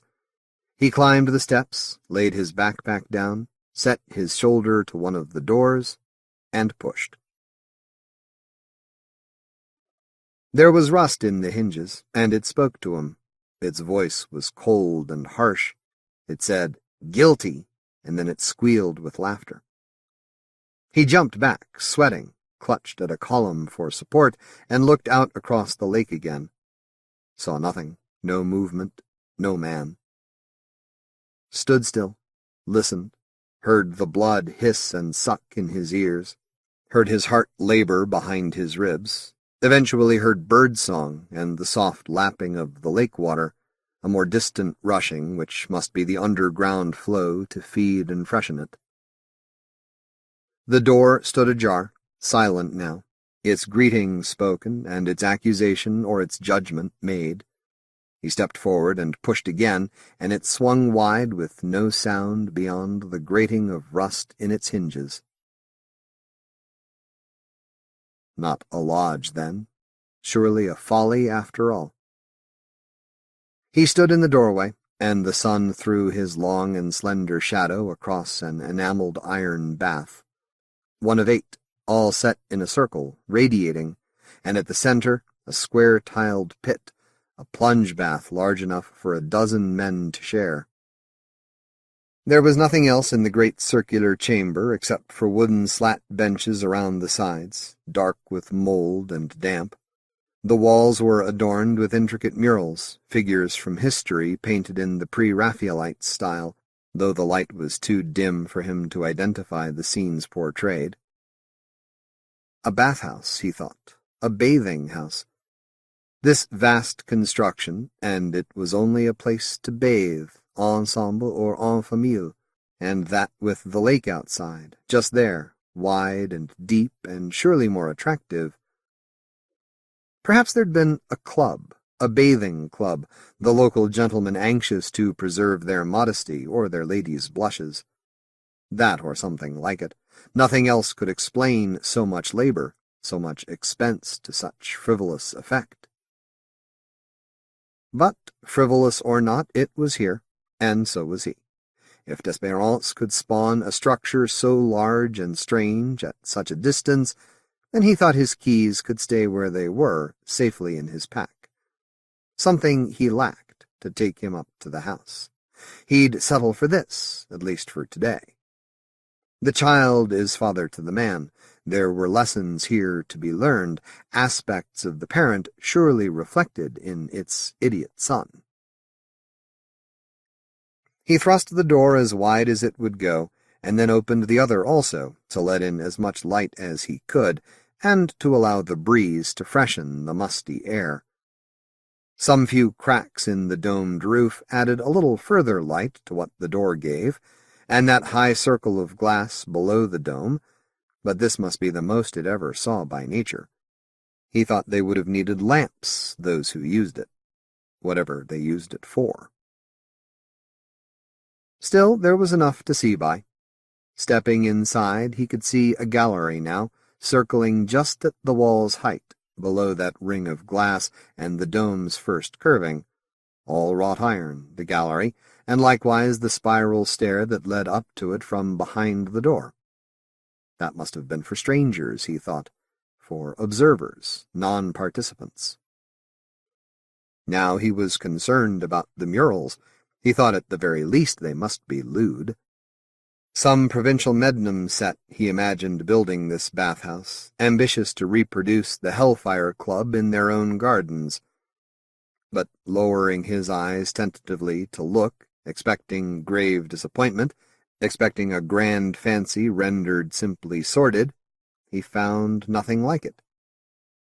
King Arthur and Excalibur he found, Oberon and Puck he found, Wayland in his smithy, and other men or fairies that he couldn't identify, but all surely harmless even to his nervous sensibilities.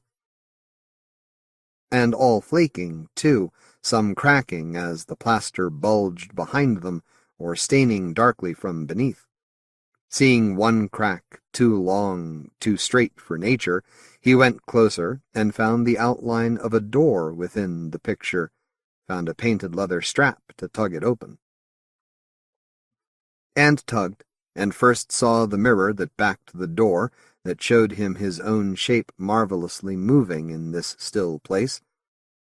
Then saw the closet behind the door, with its hooks and bars for hanging clothes, its slatted shelves for towels and other necessaries. Closed that door and looked for others, found them regularly spaced around the chamber, and none hid anything more than an empty closet, until the last. On the other side of the double doors was the iron spiral leading up. Here, as though in secret reflection behind its concealing door, was a stone spiral leading down, leading into darkness. Bold he could be, curious he certainly was, but he needed a light in his hand before he ventured those narrow steps. And hot food in his belly. That, too. One thing at least he'd learned in his time at school, though not from his teachers. Like many a boy before him, he'd befriended the local poachers, for the sake of an occasional salmon or grouse to scorch over his study fire and eat with his fingers with his friends. At the start of term, he'd brought them bottles of brandy filched from his father's cabinet. In return, they'd taken him out more than once, shown him how to make a snare and where to set a night line. Those skills would feed him now. There must be fish in the lake. There were certainly rabbits in the wood's fringe. He'd seen signs of them already. He hadn't thought to bring fishing line or wire. Why should he? He wasn't here for sport. But he could improvise. He had bootlaces. There were springy willow shoots growing by the water. No need to visit the town, even to shop for what would ensure he need not visit again. Sitting on the steps in the sunshine while water rippled before him, that water reflecting clouds and light and nothing of the great dark house, he reflected on the house, and almost felt he had a duty there at least, if none to family and reputation gone, or a name that was meaningless now, himself the last shamed bearer of it. He should go to the solicitor and ask how arrangements might be made. If he had to be honest, I shall be dead soon, and the house needs an heir, then so be it. He could do that, once. More than once he thought not, but once would be sufficient. Something screamed in the wood behind him with the voice of a young girl. He started, shifted on the warming stone, and went to check his snares. Already there was a rabbit kicking, held tight around the neck, and its feet barely in contact with earth. He gathered wood for a fire, laid it in the portico, and lit it with flint and tinder from his pack. Then he fetched the rabbit, carried it still living to his fire, though it lay still as a dead thing in his hands, only its eyes alive. Those he killed first with a pencil. Contrary to all his tutor's lessons, he let it die slow and suffering, tutor himself now, and pain all his lesson, the real world his theme. "See it," he whispered, poking with his pencil, digging gently. "See the light, little brother. See the light." What the rabbit saw, of course, was darkness, which was what he saw also, whichever way he looked, into the bathhouse or out across the lake. Shapes woven from shadow moved in the shadows inside, avoiding the last of the sun's fall across the floor, or they moved darkly in the water under the glitter of light. Ragged gunfire sounded through the wood, and birds rose like smoke, screaming on the wind. A posse shooting crows, he thought, but he still thought himself alone in this valley, and he didn't believe that anyone would shoot at crows with a .303. Later, as his fire hissed under the rabbit's dripping quarters, he heard sounds of soft knocking, dull and rhythmic. Sat and listened, and no, not knocking after all. Sounds of kicking, slow, steady, unremitting, a foot thudding into flesh and breaking bone. He tended his fire, but his hands were trembling now.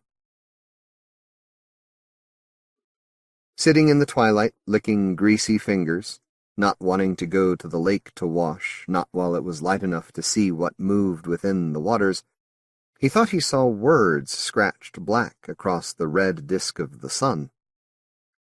Guilty, he thought was said again, and other words he couldn't read for the fire in his eyes, but they might have been names.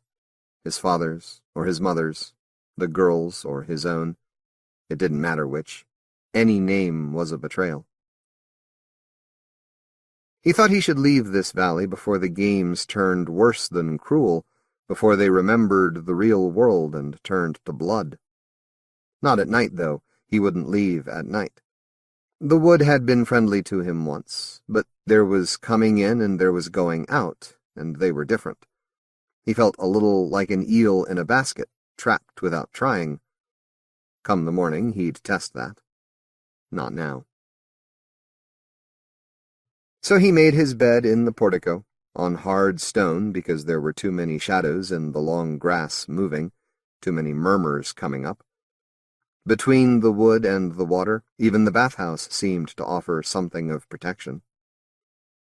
Something, perhaps, but not enough. Waking in the cold night, he felt a moist warmth on his face, and smelt sour breath, smelt blood. Heard his own breathing change, heard his blood rush, stiffened every muscle not to move, not to roll away, and thought there was no greater giveaway, no louder announcement. "I'm awake!" An unshaven cheek brushed his, dry lips kissed him, and he held himself rock still. A voice moaned in whispers, and he wouldn't moan back. Then touch again, and harder this time. hard to hold against such pressure as the man's face stropped itself against his. Skin and stubble and the bone beneath, and something else he felt, wouldn't open his eyes to see it, but he felt coarse cloth, a blindfold. And then there was nothing but the hard sounds of breathing and the sounds of footsteps gone too quickly. He couldn't hear water, but he thought the man had walked straight into the lake. In the morning he found a thread of linen caught in his own soft stubble. He tied it in a coil and put it in his wallet for safekeeping, where he might have put a lock of someone's hair. And no, he couldn't think of leaving now. Too much of betrayal already. Too much of guilt. Besides, the wood would never pass him through. He tested that. He went back to the culvert and tried to walk the path upstream, and tree roots tripped him. Leaves hid hollows underfoot where he fell and hurt his ankle, might have broken it. Where the path slid beneath his feet and he could barely scramble back to solid ground, watching earth crumble into water, there he gave it up. There he turned and came back. But it had been nothing more than a token in any case. He'd only meant to scout. No escape from the valley, then. Not by the wood, at least. There must be a road, however ill-kept, but between himself and any road the house lay, massive and dissuasive. My house, he thought, but that was a legal fiction at best, and more of a brutal joke. Even at this distance he was learning a little. The lesson was that Desperance didn't belong. It wasn't owned. It might, on sufferance, permit, but he was not yet ready to confront what that would mean, being accepted by Desperance. So no, not that way. He wouldn't even skirt the borders of the house. This was closer than he liked already, in its ambit even this further side of the lake. Locked out of the wood, not ready for the house, and no water baby, never that. There was only the bathhouse left him. This much he could encompass, heavy as it might prove to be. This much he could carry, for a while. For a brief while, his thoughts reminded him, and were still. In the best of the light, with the doors wide, he went in with a pale torch burning and opened the door to the spiral stair. Walking down in sinking circles, he smelt must and mold and dead air. The flame flickered, making shadows dance around him, but that was only mechanical, the action of light unfiltered by strangeness. He could understand that and not fear it. Distant sounds of rushing, like a hard wind contained. He thought of the culvert and the hurry of hidden water. The stair turned one final time and brought him into a high, cold chamber lined with brick, dark with moisture. This, too, was dedicated to the mechanical, though, and nothing to fear. His weak torch showed him pumps and boilers, copper pipes and iron, gauges and valves. His eye traced the run of pipes, what would be the flow of the water. He followed it, he learned it, he loved it. This was how he wanted the world to be, all in order and all explaining itself. Until his torch went out, and this was not how he wanted the world to be, utterly dark and cold and empty, nothing in reach of his groping hands. Groping, his hands found nothing, but his eyes did. Knock, knock, cool and stiff, like fingers, but not that, not fingers, lightly knocking against his eyes and knocking again like crooked fingers, while he only stood there, too much knocked upon. Moaning, he heard his voice say, "Mama!" But all moans sound more or less like Mama, and he hadn't called her that since he was a child, not since he was very small indeed. He stepped backwards, away from the knocking, and kept his hands rigidly at his sides, not to grope again, not to feel, not to find. His feet found a wall for him, and he kept his shoulders against it until they came to the rise of the stairs. And so up, still in darkness, and that rushing sound in his ears changing now, turning rhythmic, turning to kicks, and the door closed at the top, but his barging shoulder crashing it open, and his stumbling feet carrying him out into the cool and shadowed bathhouse, which was so much warmer, so very much brighter than what lay below. And still he couldn't leave, and wouldn't. Not if she were here too, and the girl somewhere in the wood perhaps. That early glimpse, no trick of light or memory, those sounds of kicking, no folly of his mind. He saw his father again across the lake, bound and blindfold, a khaki figure in an early light, although the sun was setting. Beset by his own senses, he struggled for that numb normality he'd worn like a cloak before. Horror was unexceptional. Pockets were a proper place for rocks.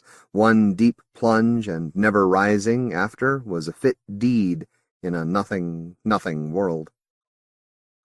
But poking at a rabbit's eyes wouldn't do it now, wouldn't keep him. Not where his father's eyes were too much on his mind, where his mother dangled always in his thoughts, where the girl might be watching from the wood.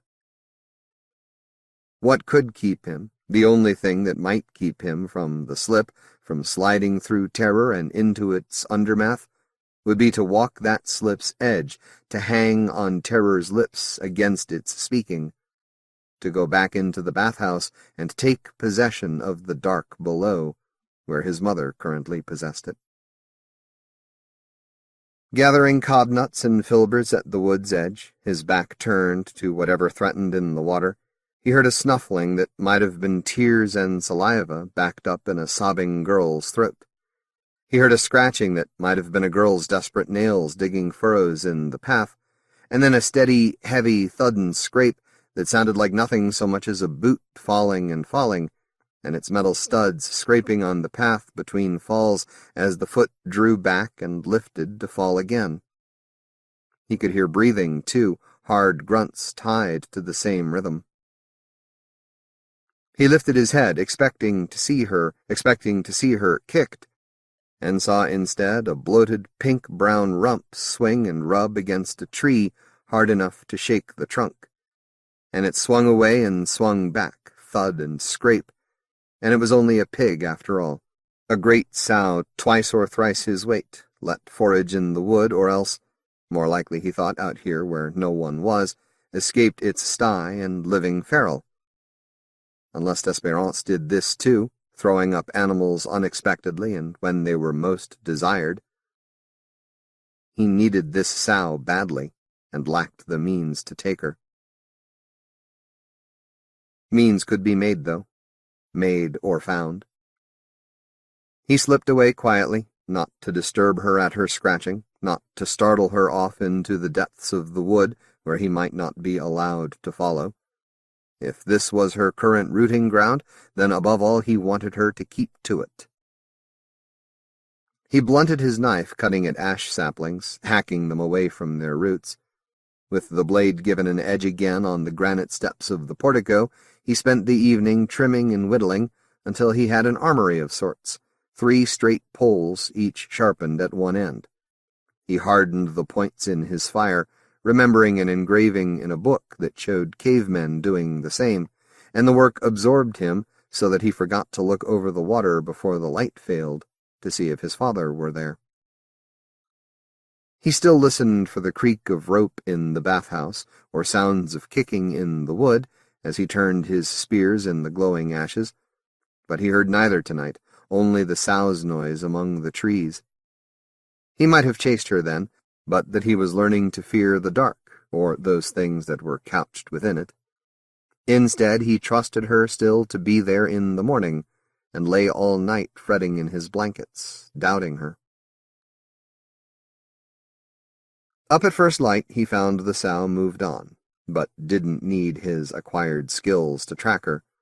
A blindfold man could have followed this trail, the broken undergrowth and the furrowed earth.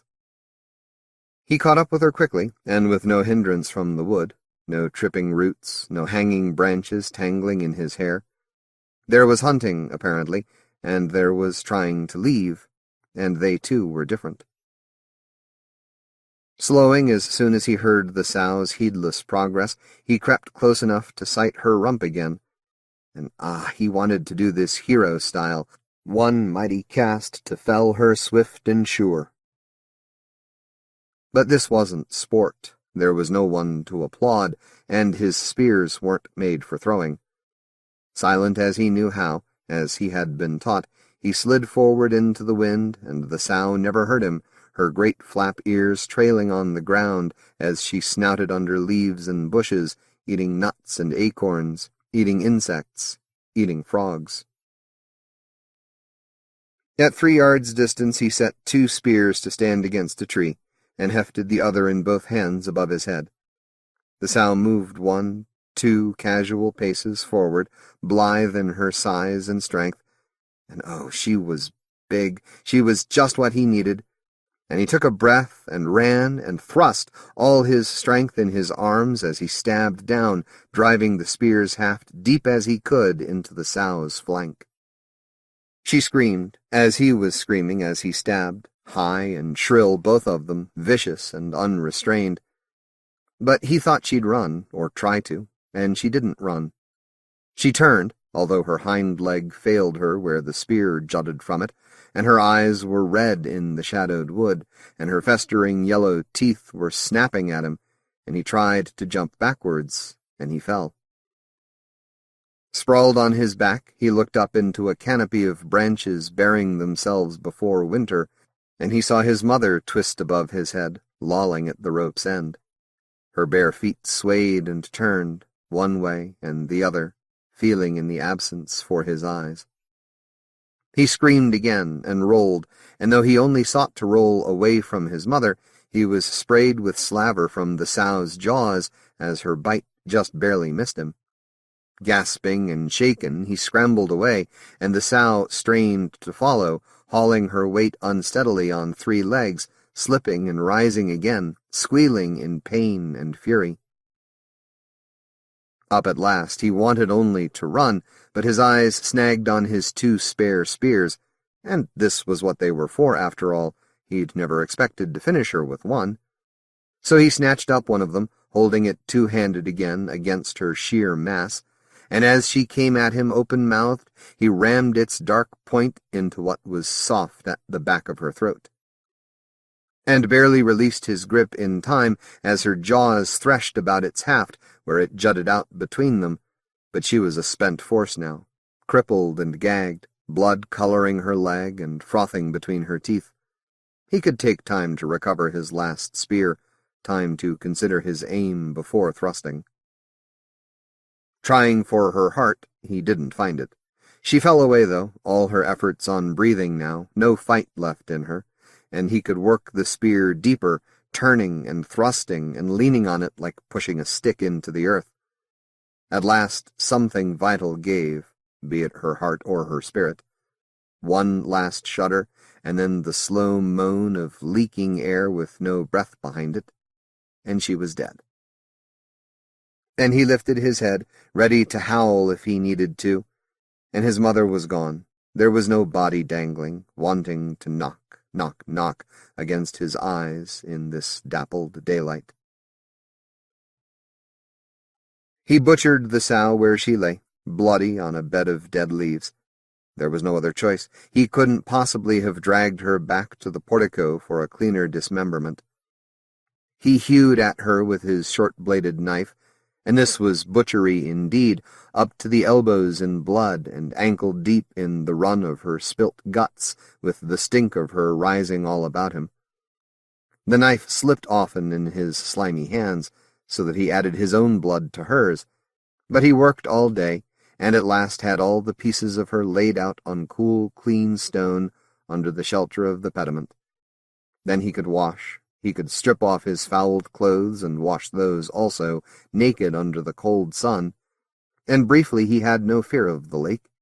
He watched only with exhaustion and no hint of terror as dark shapes rose to question his shadow only a little further out, where the lake bed suddenly fell steep away. Because he had no other way to do it, he built a slow fire beneath one of the iron tubs in the bathhouse, and laid pieces of pork inside it on a bed of well-scrubbed stones. As the bath and the stones heated, so fat melted and ran down to spit and hiss on hot enamel, and this was what he needed, not the meat. While the lard rendered, he made crude pots from clay he'd dug with his fingers from the lake's edge. Baking in the fire's ashes, several of them cracked or flindered, but some survived well enough to use, he thought. Pork for dinner, roasted dry, but he wouldn't heed that. The skin had gone to crackling. As he crunched it, something roiled and stirred the water far out in the center of the lake. He heard his father cry out in the darkness, and he heard a staccato rattle of gunfire, and he heard his mother's slow choking, and louder than any, louder than all of those, he heard the sounds of kicking. His father came to him again when he should have been sleeping. Wet serge warned him, smelling strongly in the damp air. Cracking his eyelids barely open showed him an outline against the sky, the glint of moonlight on buckles. He heard boots shift on stone. He heard each separate breath like a groan. But no kiss this time, no touch at all, and after his father was gone, what he heard until he slept was his mother's rope creaking in the wind as she dangled somewhere close at hand. He wouldn't open his eyes again to look, but he thought perhaps she was up between the pillars of the portico, that close. In the morning he scooped a pot full of lard from the bath and set it to melt by his cooking fire outside. Threads drawn from a blanket and plaited together made a wick. He laid that across the pot and let it sink, with ends trailing out on either side. When he lit them in the shadows behind the bathhouse door, they made more soot and smell than light, but they made light enough to work by. Light enough to reclaim the cellars from his mother, perhaps, though she could dangle as well in light as darkness. She couldn't knock at his eyes in the light, and that was what counted. He made as much light as he could, 3 lamps each with 2 wicks burning at both ends, 12 guttering flames to save him. He carried them down one at a time, and even the first time there was no body swinging at the head of the stairs, nor any at the foot, nor in the chamber below, only the boilers and the pumps and the constant rushing sound of water. By his 3rd trip down, coming from light into light, with light right there in his hands, he felt secure until he looked more closely at the machinery. All the surfaces were coated in a sticky black mixture of dust and grease, generations old, but 2 words gleamed out at him in the light he'd brought, shining where someone had written them with a finger in that clagging muck. One, of course, was guilty, and coward was the other. One quick sobbing breath, staring, seeing the finger in his mind, fine and delicate for sure, trembling a little perhaps with the enormity of it all. And then he turned abruptly and saw the box of tools in the corner, half hidden under dark and heavy piping. A galvanized iron bucket and a wooden box of tools, hammers and screwdrivers and wrenches, everything he could possibly need. No can of grease, but he didn't need grease now. He had his bathful of rendered fat. He could sieve that through his shirt to get the grit out. Not first, though. Cleaning came first, and first for cleaning were the boilers that bore those 2 accusations, those truths. Days he worked down there, days and into the nights sometimes, cleaning and greasing and taking apart, sketching plans and patterns of flow with charred sticks on the tiled floor. His parents left him largely undisturbed, his father no longer crossing the lake, his mother only distantly dangling. If they were making room for the girl, if it was her turn now, she was being slow to show, and he wasn't waiting. Not consciously, at least. Consciously, he was learning how to plumb. At last, the turn of a great brass stopcock brought water gushing through the pipes. The furnace burned hot and fast on gathered wood, and as soon as pressure started to build, The first leaks showed where rubber had perished, and his rabbit-skin and pork-fat improvisations wouldn't hold. He patched as best he could, and set the bucket to catch the worst of the drips. It didn't matter. He was only testing the system, and there was a drain in the floor in any case, if it wasn't blocked. Sweating, he refilled the furnace and threw a lever, and the pump started to knock, knock, knock. Knocked and failed, and knocked again. More leaks, jets of steam now, clouding out the light. Briefly he thought the show was over for the day. Knock, knock, and nothing more. But again a knock, and a faster knocking. The rhythm changed abruptly, hard and steady and unfaltering now, and he thought, of course, of kicking, and the girl came walking to him out of the steam, and oh, she was so afraid. She wore white, as she had when he last saw her. Her fingers plucked at the fabric of her dress, her eyes were wide and panic-lost, and all her body was trembling. Her mouth shook so much, at first she could say nothing. There was nothing he could say, and nothing he wanted said between them, but she tried, and tried again, and at last, "They shot your father," she said. "They took him out and shot him. For cowardice," she said. And she had said all this before, though not like this, not so dreadfully afraid. "There was a court-martial, and they found him guilty, and they shot him." Her voice had been hard before, hard and accusatory. "You lied to me," it had been saying. "You're a coward, too." There had been no tears then, and none of the pleading, none of the terror he saw in her pallid face. Then, as now, he had been unable to speak at all. Then, as now, she had gone driving heedlessly on, far past what was honorable or decent. And yes, he was an expert on honor by then. He'd seen it from both sides, and knew it better than any. "Your mother?" she said, though she so much didn't want to. "That's why she hanged herself," she said. "For shame," she said. "She hanged herself for shame." Let herself dangle in the dark for him to find when he walked clean into her, her bare toes knock-knock against his blinded, desperate eyes. "You should do that too," she said. "Why not? Why don't you? A coward and the son of a coward, and your mother the only honorable one among you all. Why don't you just jump in the river?" "Too scared, I suppose," she said, answering herself. "I should have known then, when I realized you were a waterfunk. Once a coward, always a coward. Like father, like son." And that was all she said, because it was all she had said the first time. After that it was only crying out and grunting. And now, as then, and this was what she'd been so afraid of, that it would happen again as it had, that it would have to. And of course it did. He swung wildly, and felt the solidity of her against the back of his hand as she sprawled at his feet. And feet, yes, already he was kicking. Kicking and kicking, but not to silence her this time, not for shame, only because she was there, as his parents were intermittently there in their intermittent deaths, and the thing was there to be done, and so he did it. Felt better second time. Not good, never that, but better. She cried, but not him. No choking, no fire in his throat or eyes. Neither anger nor grief could find him. Fear might have found him, perhaps, but he wasn't afraid of this. Neutral at last, he kicked until his feet lost her in the steam, until she was entirely gone from there. And then he felt his way up the stairs and out into the bathhouse, where a couple of taps were hissing and spitting, scalding to his hand as he turned them on. He scrubbed one of the baths as best he could, and washed every piece of clothing that he'd brought. He laid them out on the portico steps, and came back naked to fill the bath again.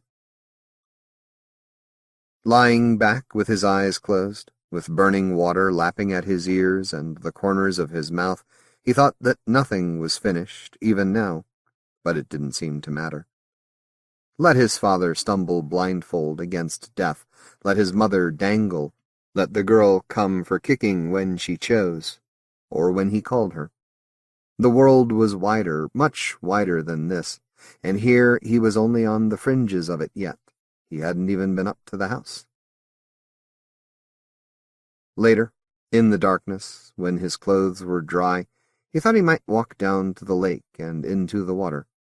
He would be borne up, he thought, and carried over, because in his pockets he carried the keys to Desperance. But actually he slept, and in the morning he walked the other way. He walked into town, looking for the solicitor. Stephen Laws, The Song My Sister Sang. Stephen Laws lives and works in Newcastle upon Tyne. To date he has published 10 horror thrillers: Ghost Train, Spectre, The Worm, The Frighteners, Dark Fall, Gideon, winner of the Children of the Night Award, Macabre, Demonic, Somewhere South of Midnight, and Chasm, which have been widely translated around the world. His award-winning short stories have appeared in various magazines, newspapers, and anthologies, most recently in Best New Horror 9, and he is the regular host of the Manchester Festival of Fantastic Films. His first solo collection of short stories, The Midnight Man, was recently published by Darkside Press. The abandoned open-air swimming pool, which is the centerpiece of The Song My Sister Sang, really did exist, Laws reveals. The central character's description of the place is completely factual. His memories of playing there, the sights and sounds, they're all mine. The history of the place is also true. It remained derelict for many years, just as described in the story. The place always haunted me, and I knew that one day, when I had the right story, it would feature in my work in some form or other. When I was writing my novel Somewhere South of Midnight, a friend of mine, who works for the local authority responsible for the place, managed to get permission for me to get through the padlocked gate with a video camera. I spent a half-day exploring the pool, the sluices, the derelict changing rooms with their rusted curtain rails and disintegrated tile floors. It was perfect for what I had in mind, the setting for a confrontation between the novel's main character and a professional hitman. I'd just finished writing the sequence when my friend rang me to say, "You're never going to believe this, but the council has just approved plans to demolish the place and build an outdoor sea life feature on the site." 3 months later, the swimming pool was bulldozed out of existence. I suppose I could have just left the sequence as it was, but somehow it didn't feel right. Perhaps I thought that using a real-life setting, when that setting no longer existed, was dating the book somehow. So I rewrote the sequence for the novel, creating a fictional derelict health club up on the promenade overlooking the site where the swimming pool used to be. But this strangely haunting place just wouldn't leave me alone. I knew that there was a story there somewhere, waiting to happen. Eventually it did. When Steve Saville asked me for a contribution to his anthology Red Brick Edens and its theme of urban decay, I knew then that the location had found not only its story, but also its home. The swimming pool has gone forever. All that remains is 20 minutes of incredibly eerie video footage on a shelf in my study. And, of course, the song my sister sang. For most people living along the northeast coast, the big event that summer was what happened to the coastline and its wildlife. Just say the words Edda del Orso and see what kind of reaction you get from the local fishermen who ply their trade out of North Shields Key. The captain and crew of that ill-fated tanker never made it out of the wreck alive, so the inquiry could only reach an open verdict, even though they'd had the specialists and the engineers and the aquamarine people from Blythe out there to try and find out why the tanker had drifted so close to shore. Close enough to become grounded, close enough to gash one of its main tanks on seabed rocks, close enough to cover the entire length of beach for 10 miles on either side with a smothering sea blanket of crude oil. That, they'll tell you, was the horror that marred last summer. They're wrong. The real horror wasn't to do with the fouled-up beaches and the near death of the local fishing industry. It might have all begun with the Tisdale also, but the real horror was, how do I put it, much more personal than that. It happened in the abandoned swimming pool on Tanith Beach, derelict and boarded up, rotting under the salt spray and the sun and the cruel sea winters. That's where the real horror began, and where I might have lost my sanity. Very soon now I'll know for sure. The open-air swimming pool had been a real crowd puller, from its opening at the turn of the century right up until its closure in the 1960s. Built in an oval shape, below the cliffs on Tanith Beach, its sluices were open to the sea. One side faced the cliffs, the other out to the sea, the rounded end of that oval looking down on clustering rocks where children climbed and hunted for crabs and winkles. Back then the pool itself had been tiled in blue and white, the surface of the water glittering under the summer sun like molten silver.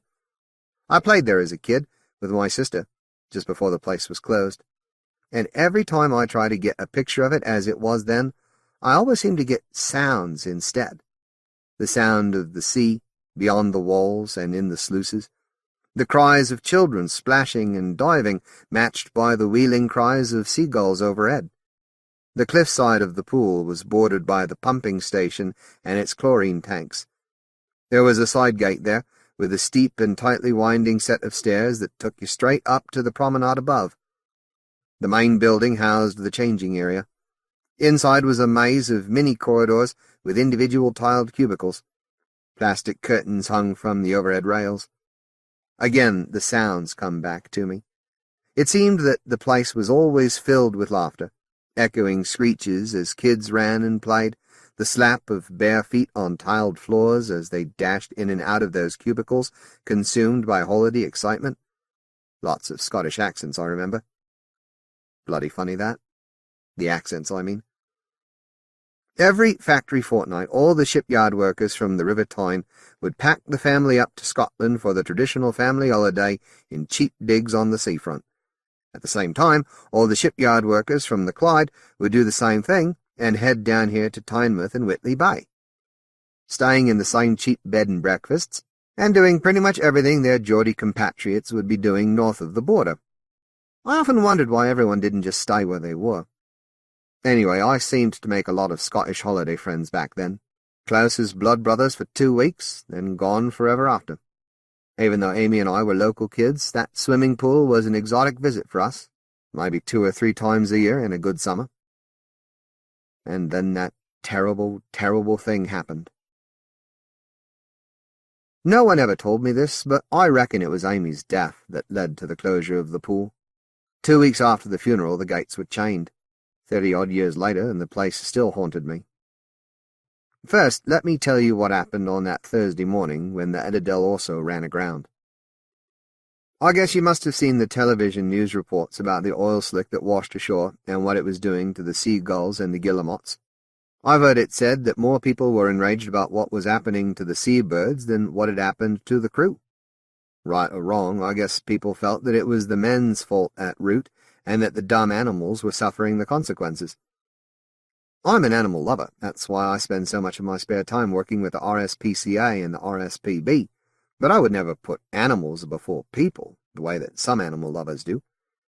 Anyway, there was one hell of an outcry.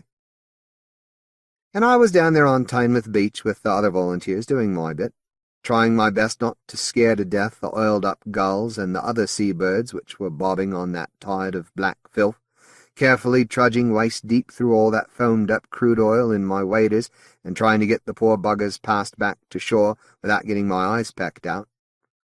A difficult job in more ways than one. Mess around too much trying to get your hands on a seabird, and the chances are that it'll die of fright before you're able to get it back to where it can be cleaned. Same thing with the cleaning operation. The washing and cleaning is a grueling, painstaking operation. No matter how careful you are, it's an arduous and distressing experience for them, and it wouldn't be the first time I've had a bird suddenly just die in my hands while I was trying to get the oil and the shit out of its plumage, no matter how gentle I was trying to be.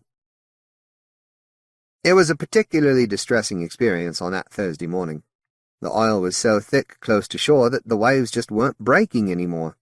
Undulating black ripples flowed around me as I walked. A lot of the birds had been early morning feeders, and we hadn't got there till just after 10. Consequently, there were a lot of dead gulls as we made our slow way south down the beach.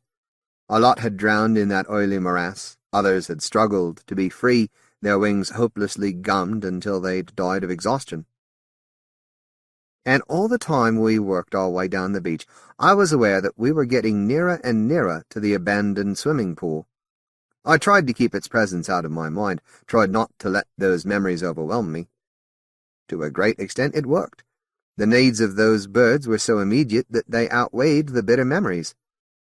But even though the waves weren't breaking because of the heavy overlay of oil, I could still hear the susurrant rush of the sea further out, and every once in a while it brought it all back to me with a vividity that made me want to turn around and wade back to the beach. Luckily, there were 12 of us out there that morning, all relying on each other, so the thought of letting them all down in what was a painstaking team effort kept me going. Then someone cried, "Over there!" I turned to look back. It was Lorna Jackson. At first I thought she'd hurt herself when I saw that there was a dark smudge right across her brow. Then I realized that it was oil, wiped there accidentally by her own hand. She was pointing urgently down the beach, and when I turned to look I could see what had so alarmed her. A seabird had become trapped in one of the swimming pool's sluices, a 3-foot round aperture set into the base of the pool's seawall. The rocks in the wall were stained by years of green and yellow sea encrustment, but now the area around that sluice and the rim of the aperture were smeared with the Edda del Orso's jettisoned filth. Right in the middle of that opening, wings flapping in distress as it bobbed up and down on a black mass, was a gull. Unlike most of the birds we'd come across, it still had a glimmer of white in its wings. Perhaps it had just come down on the rocks beside the seawall, too hungry for pickings to take any notice of its fellow's fate. But it didn't seem to be as badly oiled up, and that in itself made it a prime candidate for rescue. "I'll get it," I yelled before anyone else could respond, and surged back to the beach. It was maybe 50 yards to the seawall. I thought about why I responded so quickly. Sometimes I think it's to do with everything I've just told you. The bird not being so badly oiled up and everything. Now I know it had to do with something altogether different. There were 1,000,001 reasons why I should have kept away from that swimming pool after what happened to Amy. I've said it was a place that haunted me. More than that. On the grim grey days of my depressions, when nothing in the world seemed to make sense anymore, or when I was tottering on the edge of that pit of melancholy, almost ready to let myself fall, my thoughts always returned to that swimming pool, no matter how much I tried to prevent it. Maybe that day I had a chance to grasp the nettle. Perhaps I saw the opportunity to do something I'd thought about doing for a long time. Not so much bearding the lion in its den, because there was no fucking lion in there, just the echoes of those bygone days keeping me awake at night. Now I had a chance to go where I'd dreaded. Does that make sense? I didn't want to go in there, couldn't have gone in there just with the idea of laying my personal demons to rest. But hell, now there was a reason. That bird would die. And maybe, just maybe, setting foot in there might go some way to easing my pain. Even as I watched, the bird was being sucked in through the sluice, out of sight and into that hateful place. There was a collective moan behind me as it vanished, but I turned as I ran, oil splattering the sand from my waders, and I waved, "Okay, it'll be okay, I've got it!" There was a concrete ramp on the beach, maybe 100 feet long, leading right up to the rusted and padlocked front gate of the swimming pool. The fence was wire mesh, so I knew that I could climb it if I had to. Not knowing whether my sense of urgency had to do with the plight of the bird or my need to just get in and out of there as quickly as possible, I hopped the last few feet on either foot as I pulled off my oil-stained waders and dropped them on the ramp. I yanked at the padlock, and a fine cloud of brown rust furled and blew away on the sea breeze.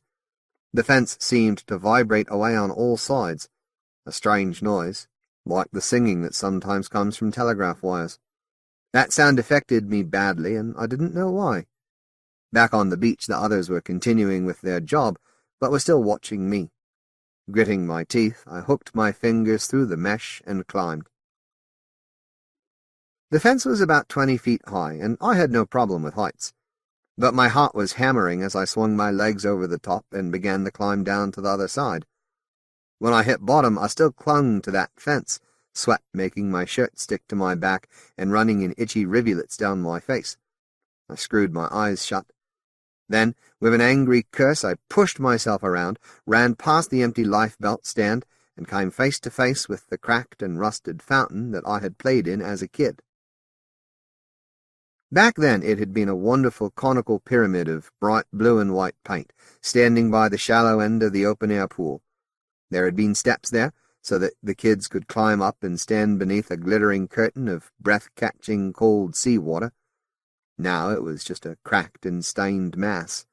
I barely had a chance to take it in, or the graffiti-ridden walls and the yawning, empty doors and windows of the changing area block off to my right.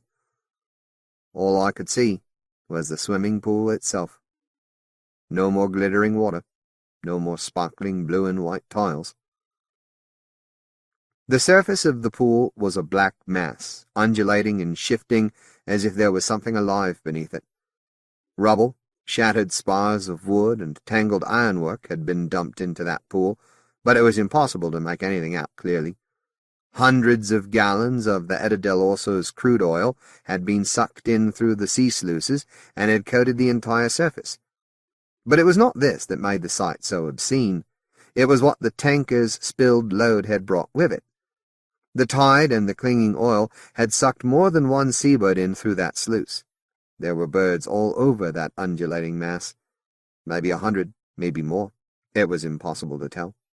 Most of them were dead, and the only flash of white feathers I could see was down by the sluice itself, where the bird had been sucked in. It flapped and struggled as it was carried further into that seabird's graveyard on the rippling ebony surface. I ran forward, knowing that there was no way I could wade into that pool. I'd have to find something to pull the gull into the side. I glanced at the abandoned changing rooms as I ran alongside the pool to where the bird was struggling. The echoing sounds of kids laughing and of bare feet slapping on cold tile floors somehow seemed very real to me.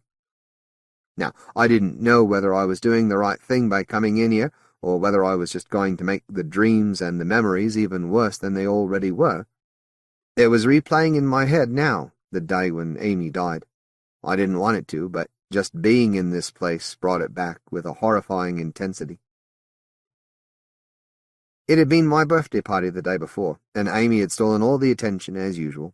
It was supposed to be my day, a special day when Mam and Dad could show me that they loved me just as much as her. But sure enough, just when it seemed that everything was going well, when the kids were all playing and I was feeling really good, the party was brought to a halt when Amy told everyone that she wanted to sing her song and do her dance. And I remember looking at Mam and thinking, they won't let her do it. They won't let her spoil the party. Any other time, any other day, but not now, not at my birthday party. And Mam had told everyone to be quiet and had picked Amy up and put her on the table, and even though the other kids had seen it all before, they were made to be quiet, and Amy was asked to do her song and her dance. I could have cried and begged and ranted in the way that a 9-year-old will, but I was just so hurt that I couldn't say a thing. My throat was constricted as I stood there and watched Amy be made the center of attention as she sang. I tried to push those memories out of my mind, but it was impossible. The seagull's movements had become weaker. It raised one oil-covered wing as if it was trying to wave at me. In another moment it must succumb. And Amy began to sing. Ain't she sweet? I ask you, ain't she neat? Now I ask you very confidentially, ain't she sweet? Her little feet began to pound out that tap dance rhythm on the table, and the kids shuffled and watched, and God, how I wanted that table to collapse beneath her, or for her to miss a step and fall and begin crying, and... There was a broken spar of wood lying by the side of the pool. I picked it up. The wood was so rotten that it was crumbling in my hands even as I hoisted it out over the surface of the oil. The next day we had gone to the beach. The sun was shining, and there were lots of families all encamped on the same stretch of sand that I'd just come from. But inside, I was feeling overshadowed in a way that I'd often felt. I wanted to be alone. That's why I asked Mam and Dad if I could go on up to the swimming pool. Dad had insisted that I take Amy with me. After all, I was the older brother, and it was my job to look after my little sister. That constricted feeling was in my throat again. Couldn't I do anything without having her along in tow? Didn't they realize that I wanted some time for myself? I sulked, but they made me take her. We were already in swimming costumes, so there was no need to use the changing facilities. "Keep in the shallow end," Mam had said. I was able to reach the seagull with the spar, but the bird began to panic, even though I was being as gentle as I possibly could. Its one free wing began to flap and splatter the oil, and I began to make shushing noises as if I was dealing with a small child. Easy, easy. I didn't want to take her. They shouldn't have made me take her. What the hell were they thinking about, Mam and Dad? I was only 9 years old. Amy was 7. What did they think I was, Amy's nursemaid? Slowly and gradually, I drew the seagull in to the side. Its wing ceased to flap. It looked at me with one blank eye, giving in to its fate.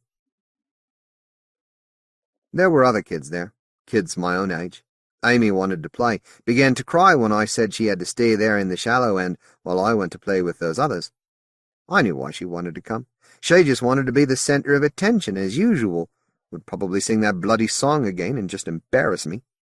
So I left her there while I made new friends, and the first I knew that something had gone wrong was when that woman screamed. Still making that shushing sound, I reached out and gently took the bird by its wing. It didn't resist. It just kept looking at me as if it knew that I was going to rend it apart and devour it. I let go of the spar, and it slid soundlessly beneath the surface of the oil. I had the bird now, and lifted it to the side. Long, tacky threads of oil spattered and flurried in the sea breeze. And when I looked back down to the shallow end, I could see 3 men ploughing through the water. Could see one of them lunging down and dragging something from the bottom, and the woman was just screaming and screaming, making the other kids down there begin crying too, as... The seagull was dead. Its head lolled on its neck. Its one eye was still blank and staring. I could feel that constriction in my throat again, just as if I was 9 years old once more. What had I done by coming into this place again? How could I have been so stupid as to believe that I could exercise those memories? I lay the bird at the poolside and crouched down on my haunches, looking back to the shallow end. And then, about 6 feet out from where I sat, something moved beneath the oil. I saw it from the corner of my eye. At first I thought it might be sunlight reflecting on that ebony surface. I stared at the place where I thought I'd seen movement. It came again. Something that flapped out of the oil, smaller than a seagull's wing, but with the same kind of movement. Another seabird trapped beneath the surface and trying to rise.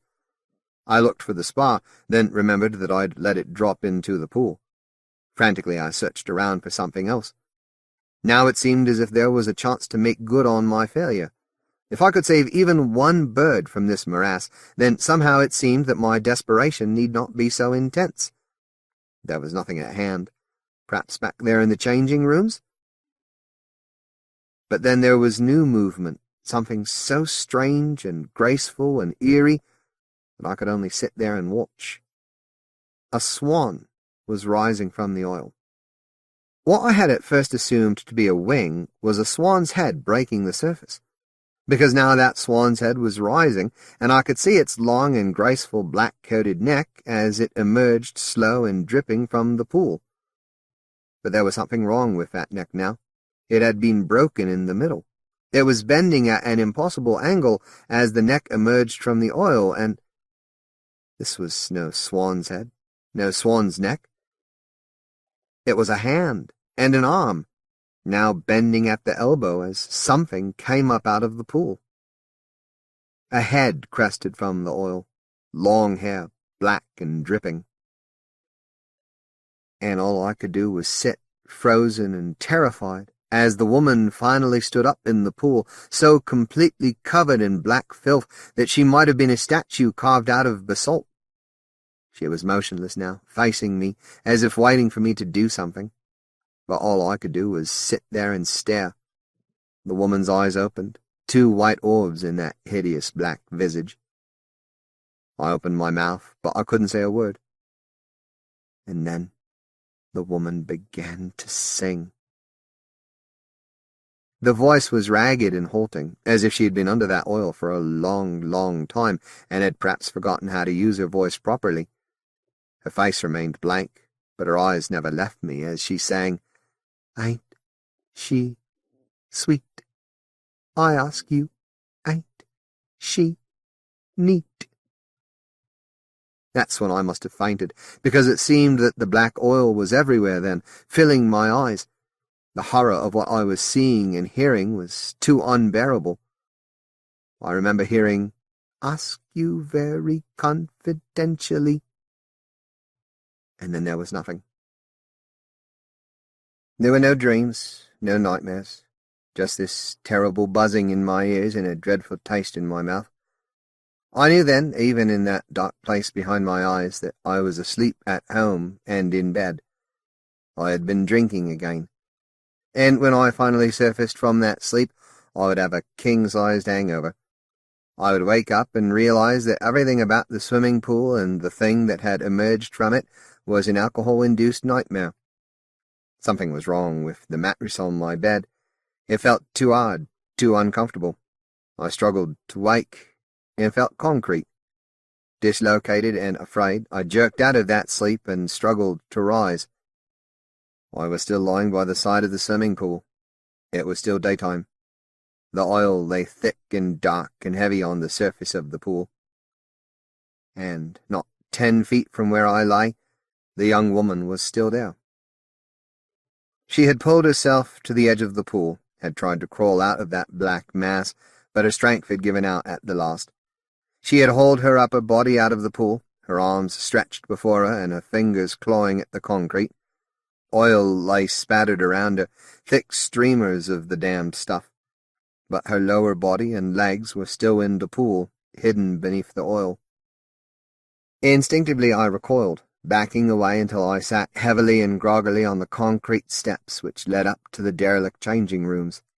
The ringing was still in my ears, and I struggled to contain my nausea.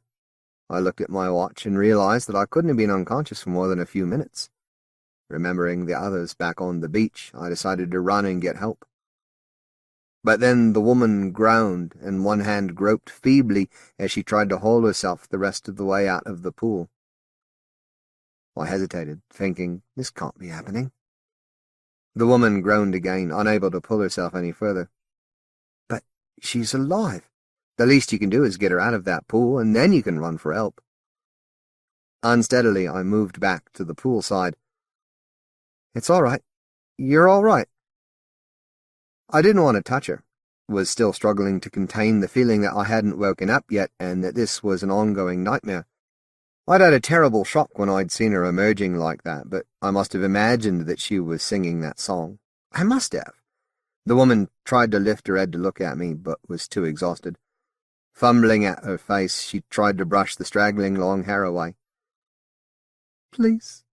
Her voice was so faint that I could hardly hear it. "Help me." And without being aware that I'd made the decision to help, I was suddenly kneeling beside her. I took one arm. It felt terribly cold. I pulled, but the woman hadn't the strength to assist, and she remained half in, half out of the pool. Standing, I took her under the armpits and hauled her up from the oil, leaving a great black trail on the concrete lip. For the first time I realized that she was naked, her frame slender and slight. Perhaps it was the oil coating her from head to foot. When she was clear of the pool, I turned her over and helped her sit. "You wait here," I began. "I'm going to get help." "No," she replied, gagging as oil flowed from her lips. My God, was she going to die? "You're going to be all right, I promise, but I need to get a doctor and—" And the woman opened her eyes to look at me. "Dean," she said, calling me by my first name. Everything is fractured after that. I've tried to put the pieces together in my mind, but a lot of it just doesn't make sense. I seem to remember crying and laughing at the same time, calling my sister's name. That might be wrong. That might just be all in my mind. But I do remember those eyes, because suddenly that was all I could see. The whites of those eyes were somehow shocking, set into that black oil-sculpted face. The irises were so green that they sparked, and looking at them somehow hurt my own eyes.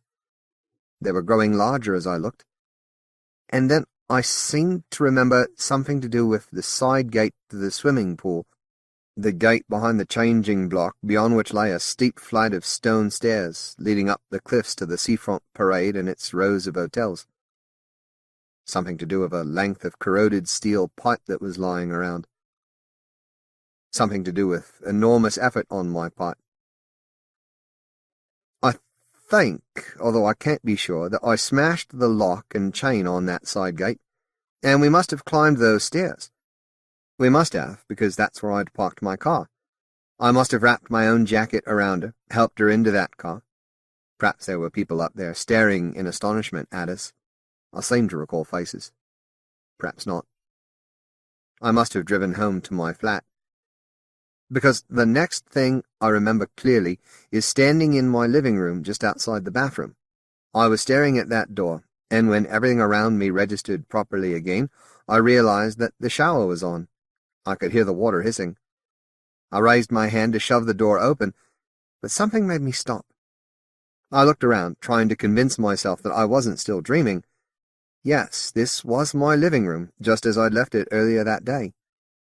When I tried to move, my legs were weak. I staggered, clutching at the sofa, and ended up at the window looking down to the street 6 floors below. It was evening, and my car was in its usual place. And there was a dark stain on the pavement, from the car to the communal entrance, as if someone had spilled something there. From this distance it looked horribly like blood. I squinted at my watch. I'd lost about 9 hours. I braced my hand on the windowsill and shook my head. When I turned and looked around again, I expected somehow that everything would have changed, that this strange dream would take a different turn. But the living room was just as I'd left it that morning before heading off to the beach. I suddenly felt nauseous and took a step back towards the bathroom. Fear cramped my stomach with the sudden knowledge that Amy, whatever, was in there. It acted like an inner safety valve, preventing me from throwing up then and there. What was in there? Amy? When the telephone rang, it was like some kind of electric shock. My teeth clamped shut so hard that I nicked my tongue, and my mouth filled with blood. With the second ring, I realized that I wasn't going to have a heart attack. By the third, the fear had returned with a sickening intensity. It suddenly became important that whoever or whatever was in the bathroom not be disturbed by the sound. Staggering across the room, I snatched up the receiver. "Dean?" It was Lorna. "Yes? What the hell are you playing at?" "Sorry? We've been worried sick about you. What happened to you? Where did you go?" "Go? I'm not sure what... I mean, you ran off to the pool to get that poor bird, and then you just vanished from the face of the earth. Have you any idea what trouble you've caused? When you didn't come back, we went to look for you, and you were nowhere. Nowhere to be seen. Christ, we've had the Coast Guard and the police out. We thought you'd gone into that fucking pool or something. They've sent people down to drag the bloody thing. So what happened?" "I'm sorry, Lorna. Something happened, and I had to leave, and you had to leave? I mean, without saying anything to anyone? Without telling any of us? You shit! We've been worried sick. Well..." Unmistakably, anger building out of control. Look, you can telephone the fucking police and the Coast Guard and tell them to call off the search, and while you're at it, you can tell them why you... Goodbye, Lorna." I put down the receiver. My hand was shaking badly. Beyond the bathroom door, the sound of the shower had suddenly ceased. It had been turned off. I stood there, looking at the door.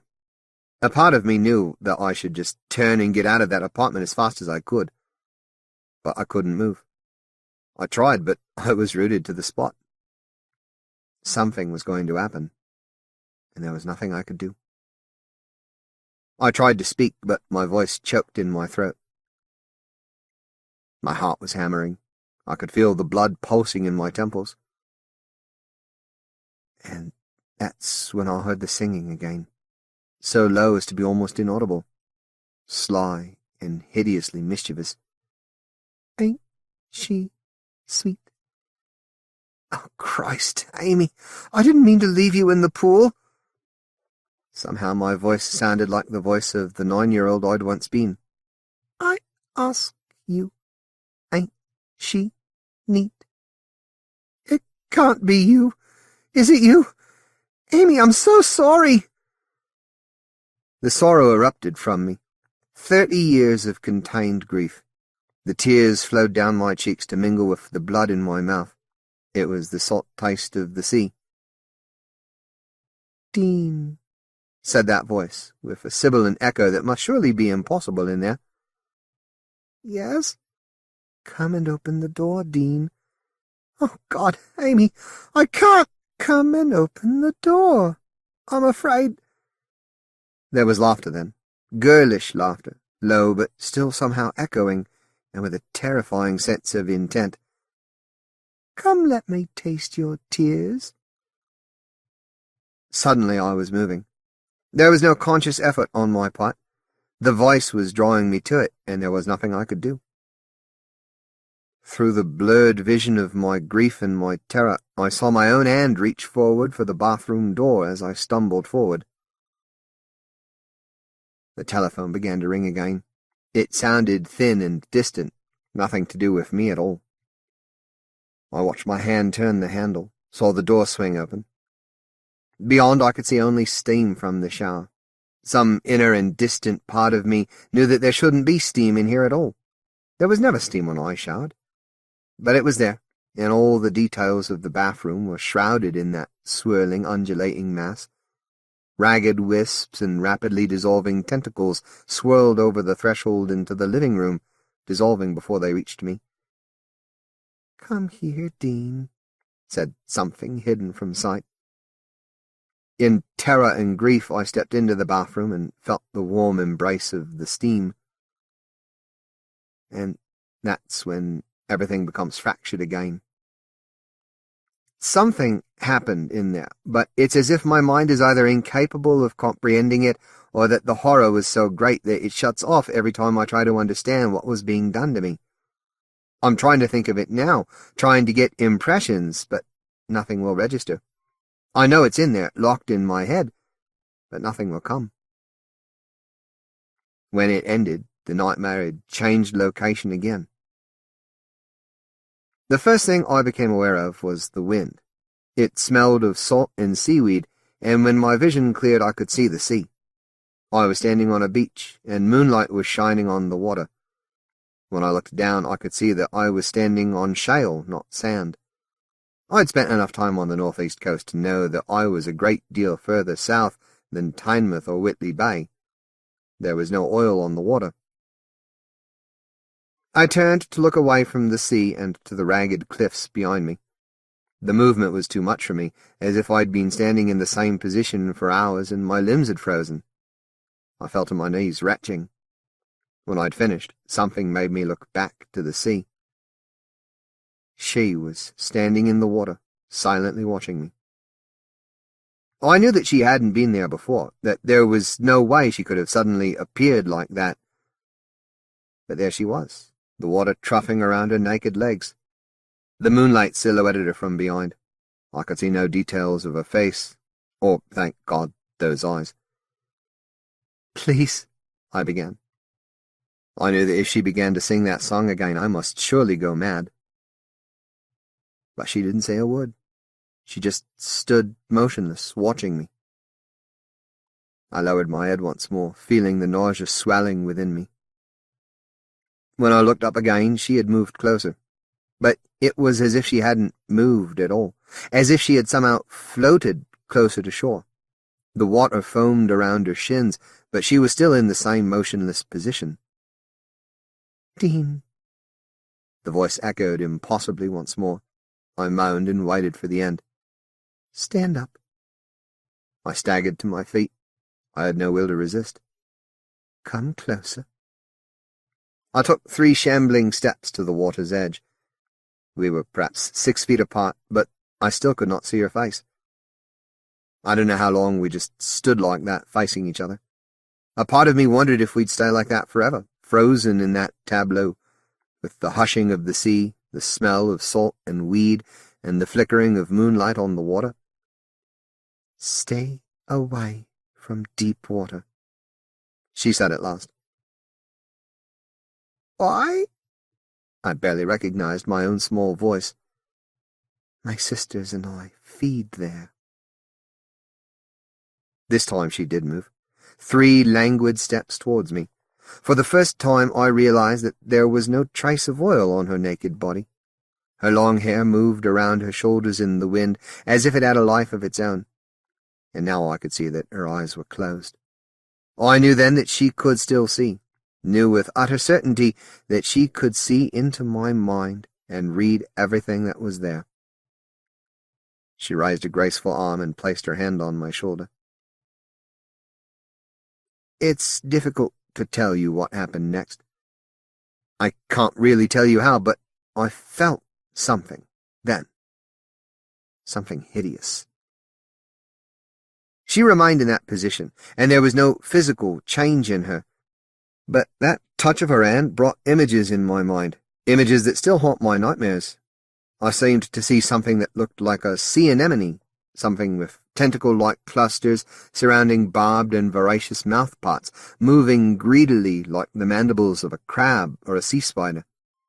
I felt the cold touch of scales, the fetid breath of something that fed on the corpses of the drowned. I don't know if I screamed or not, but I felt that I must have. My senses still swimming, I watched her turn from me and walk back into the sea. She moved with that same languid grace, the hair swirling around her head. She didn't dive into the water, didn't swim away. She just kept on walking until the water had reached her shoulders. When it reached her neck, she half turned her head to look back at me as if she was going to say something else. But she said nothing. And in the next moment, the water covered her head, and she was gone. I wasn't aware that I'd fallen to my knees. For a long, long time I just knelt there, staring out across the moonlit water, listening to the wind. When dawn began to creep up behind me, I staggered to my feet and headed for the rough path that wound up the cliffs. My car was parked up there, crude oil smeared on the back seat.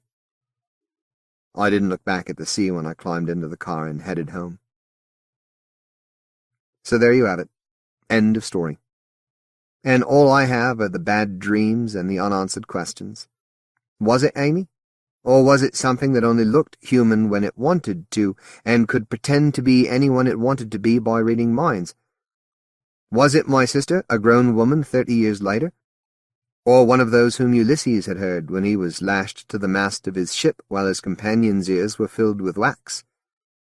In the darkest moments I wonder if those who drown become what I saw and experienced that day. "Come, let me taste your tears," she had said. What did she find there that prevented her from doing what she was created to do? Stay away from deep water. My sisters and I feed there. Why did she spare me and warn me? The beaches are clean again. I spend a lot of time down at Tynemouth, on the beach and looking out to sea, usually at night. The water has a strange attraction for me. I know that one day soon I'll have to go out there, no matter what she said. Tonight I heard sounds across the dark water. That's why I've written all of this down. It sounded like whales calling to each other. But perhaps it was just another siren song as the sisters moved through the deep. They've demolished the swimming pool now. It was sealed and drained before the work could commence. No one expected what they found in there. It was the captain of the Eta del Orso and one of the crew, sucked in through the sluices with the oil slick. They say their faces were eaten away by fish, except that there were no living fish in that black morass. So many unanswered questions. And as much as I used to hate the song my sister sang, there are times when I stand on that beach in the moonlight, and with the sea wind coming in cold and harsh from the east, I pray with all my heart that I might hear it again, sung in that strange, echoing voice. Some day soon, I'll find out whether it really did happen, or whether I've just lost my mind. I'll hire a skip and head for deep water. Maybe then, if she's watching and she can still taste my tears, she'll have to do what she refrained from doing that day. I won't be afraid. I won't resist. Because perhaps, just perhaps, I'll have the answers to all those questions before the waters close over my head and I submit to her caress.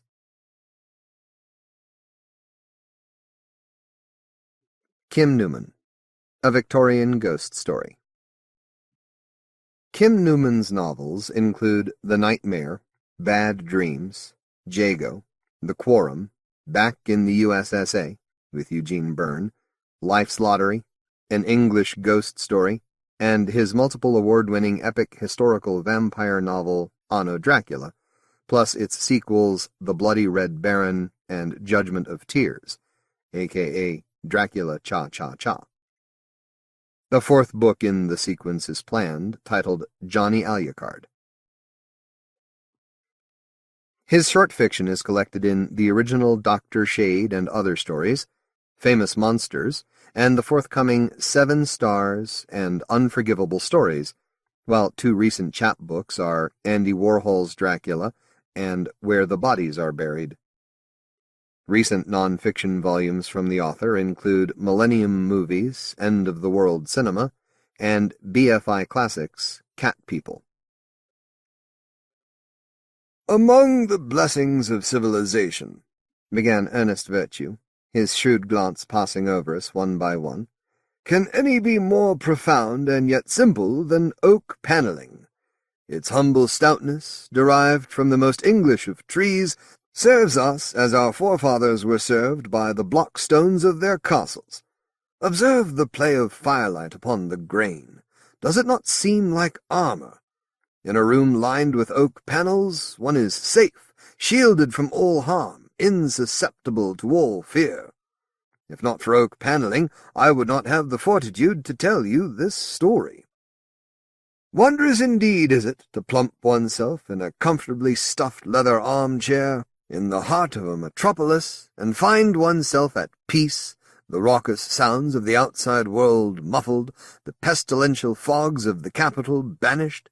Add to the picture a roaring fire providing both light and warmth, the after-effects of a hearty meal, generous measures of fine old brandy, and healthy infusions of pungent cigar smoke, and one might think oneself transported from the cares of the quotidian world to a higher realm even than that ruled over by our own dear Queen, God rest the soul of her beloved Prince Consort Albert. Without such an Elysian refuge, a man might be maddened by London, for this city is the most haunted place on earth." In the clubroom, the topic of the evening had turned to the beyond, and we were telling ghost stories. Colonel Beauregard had conjured the hill spirits of far-off India, detailing the unhappy fate of a degenerate officer who meddled with the native women and incurred the wrath of a little brown priest. The Reverend Mr. Weeks had countered with a story of phantoms in a ruined abbey on an abandoned isle in the Hebrides, and of an unwary delver after treasure driven out of his wits by an intelligence that seemed composed of creeping, writhing kelp. We were pleasantly stirred from the torpor that follows a substantial meal, awakened by brandy and terror, thirsty perhaps for more of both. I had not expected Virtue, Mr. Ernest Micklejohn Virtue of the brokerage firm of Banning, Clinch and Virtue, to enter into the field and contribute a story. I had written him up for the illustrated press some months earlier, and had formed the opinion that he was a man entirely of this world. Somewhat past middle age, with a barrel of a body and a generosity of grey whiskers about his chops to compensate for a growing expanse of baldness upon his dome, he was a man of substance. If not for the quality of his clothes, he might pass as an aging prize-fighter, or the chucker-out in a rowdy hostelry. It was said that many who confronted him on the floor of the exchange yielded, for fear that he would extend his financial attacks into the arena of physical assault. Needless to say, away from the bear pit of the stock market, he had a reputation as the most charitable and mild-mannered of souls. "I have, in these last months, become victim to a particularly pernicious species of apparition," Virtue continued. "Gentlemen, you see before you a man persecuted beyond endurance, persecuted by spectres." I drew in breath. From his solemn countenance I could tell Virtue was not joshing us. The Colonel and the Reverend had passed on tales given them by colleagues who were themselves not the primary parties in the events recounted. Both had endeavoured, in the spirit of the thing, as it were, to embroider, to add their own details, increasing the horripilating effects of their anecdotes. In comparison, Virtue seemed to offer the uncut, unpolished stone of experience. Even in the warmth of the club-room I felt a chill. The brandy I sipped stung my mouth. "London is full of fog," Virtue continued. "Sulphurous, clinging, lingering, choking fog. As you know, it makes the streets seem like riverbeds and turns us all into bottom-crawlers, probing blindly, advancing step by step. A moment's lapse of concentration, and one is lost. All this is familiar to you. But I tell you there are creatures in the fog, unperceived by all but a few. These entities harbour a singular hostility, a resentment almost, for those of us who enjoy the comforts of the living." The Reverend Weeks nodded sagely. Colonel Beauregard's hand went to his thigh, where, were he in uniform, his pistol would have been. "I first became aware of these infernal spirits some months ago. I was, I confess, particularly pleased with myself that day. I'd concluded a nice piece of business, manipulating the market in an especially cunning manner, so that my own cause was victorious and my rivals routed. I need not trouble you with details, but Weeks, who profited not a little from being let in on my machinations, can testify to the neatness of the trick. It would not be overstating the situation to say that fortunes changed hands that afternoon. The Times noted, somewhat predictably, "Virtue is triumphant." While I indulged in a celebratory talk with my allies, accepting in all good grace the muttered tributes of fallen foes, the first real fog of autumn gathered in the streets. It rose like a tide of soup around scurrying pedestrians, washing against the thighs of the cabmen perched on their seats, closing over the backs of their horses. It is my custom to walk from the Exchange to my house in Red Lion Square, abjuring the comfort of a hansom for the sake of exercise. It is important to maintain the body, for flesh is the cloak of the soul, and clothes should always make a statement, testifying to the man who wears them. I set out, flushed with my success, "And with good spirits, I'll be bound," said Beauregard. Virtue inclined his head. "A dram of whiskey, no more. I have, of course, considered that my experience might have been shaped by an intoxication unperceived by myself. Indeed, this is what I later tried desperately to tell myself. However, that came afterwards. I am familiar with my route home.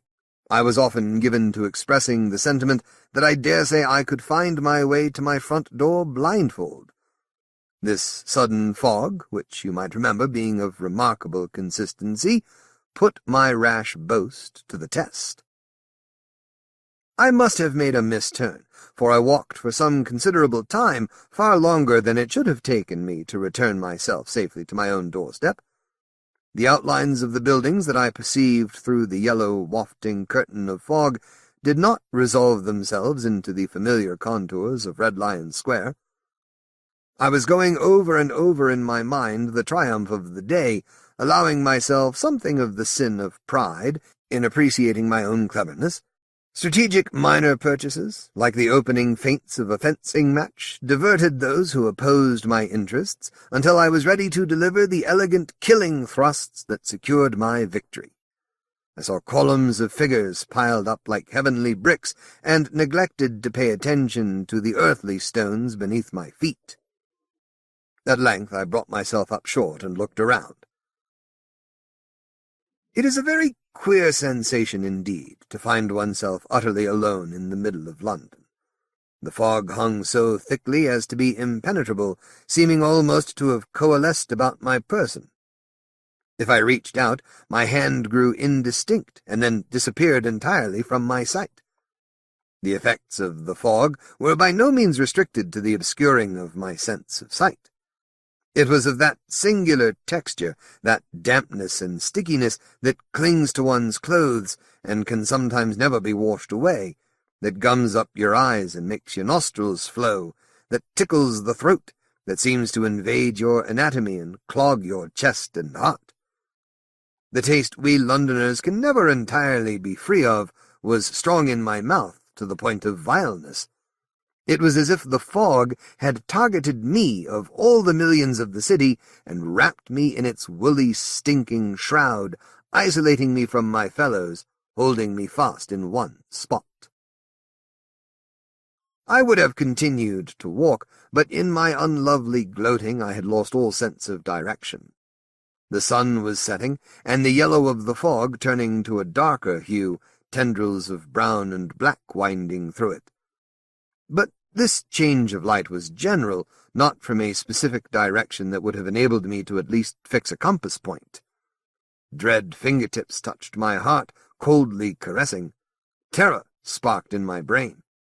It was my impulse to move, to run from the spot, to career blindly into the opaque cloud that clung to the streets, to keep running until I was free of this gathering gloom. Yet I was still Ernest Micklejohn Virtue, lion of the city, master of the exchange. I have iron in my soul. I resisted the impulse to panic, recognizing it from many a hairy moment on the market floor, knowing that if I held fast, I would prevail. I felt them first. Something brushed past me, about the size of a big dog, but clad in damp, ragged cloth, not sleek, smooth fur. Something that went on 2 shod feet, yet was not what I would consider a child. Something that was all bones and hurry. I was molested slightly, poked and prodded, and had good cause to clamp a protective fist about my gold watch. Then the creature was gone. All I saw of it was a mop-head of twiggy hair like a flying bird's nest at about waist height, zooming away into the fog. I heard footfalls clatter, and then it was gone. What had it been?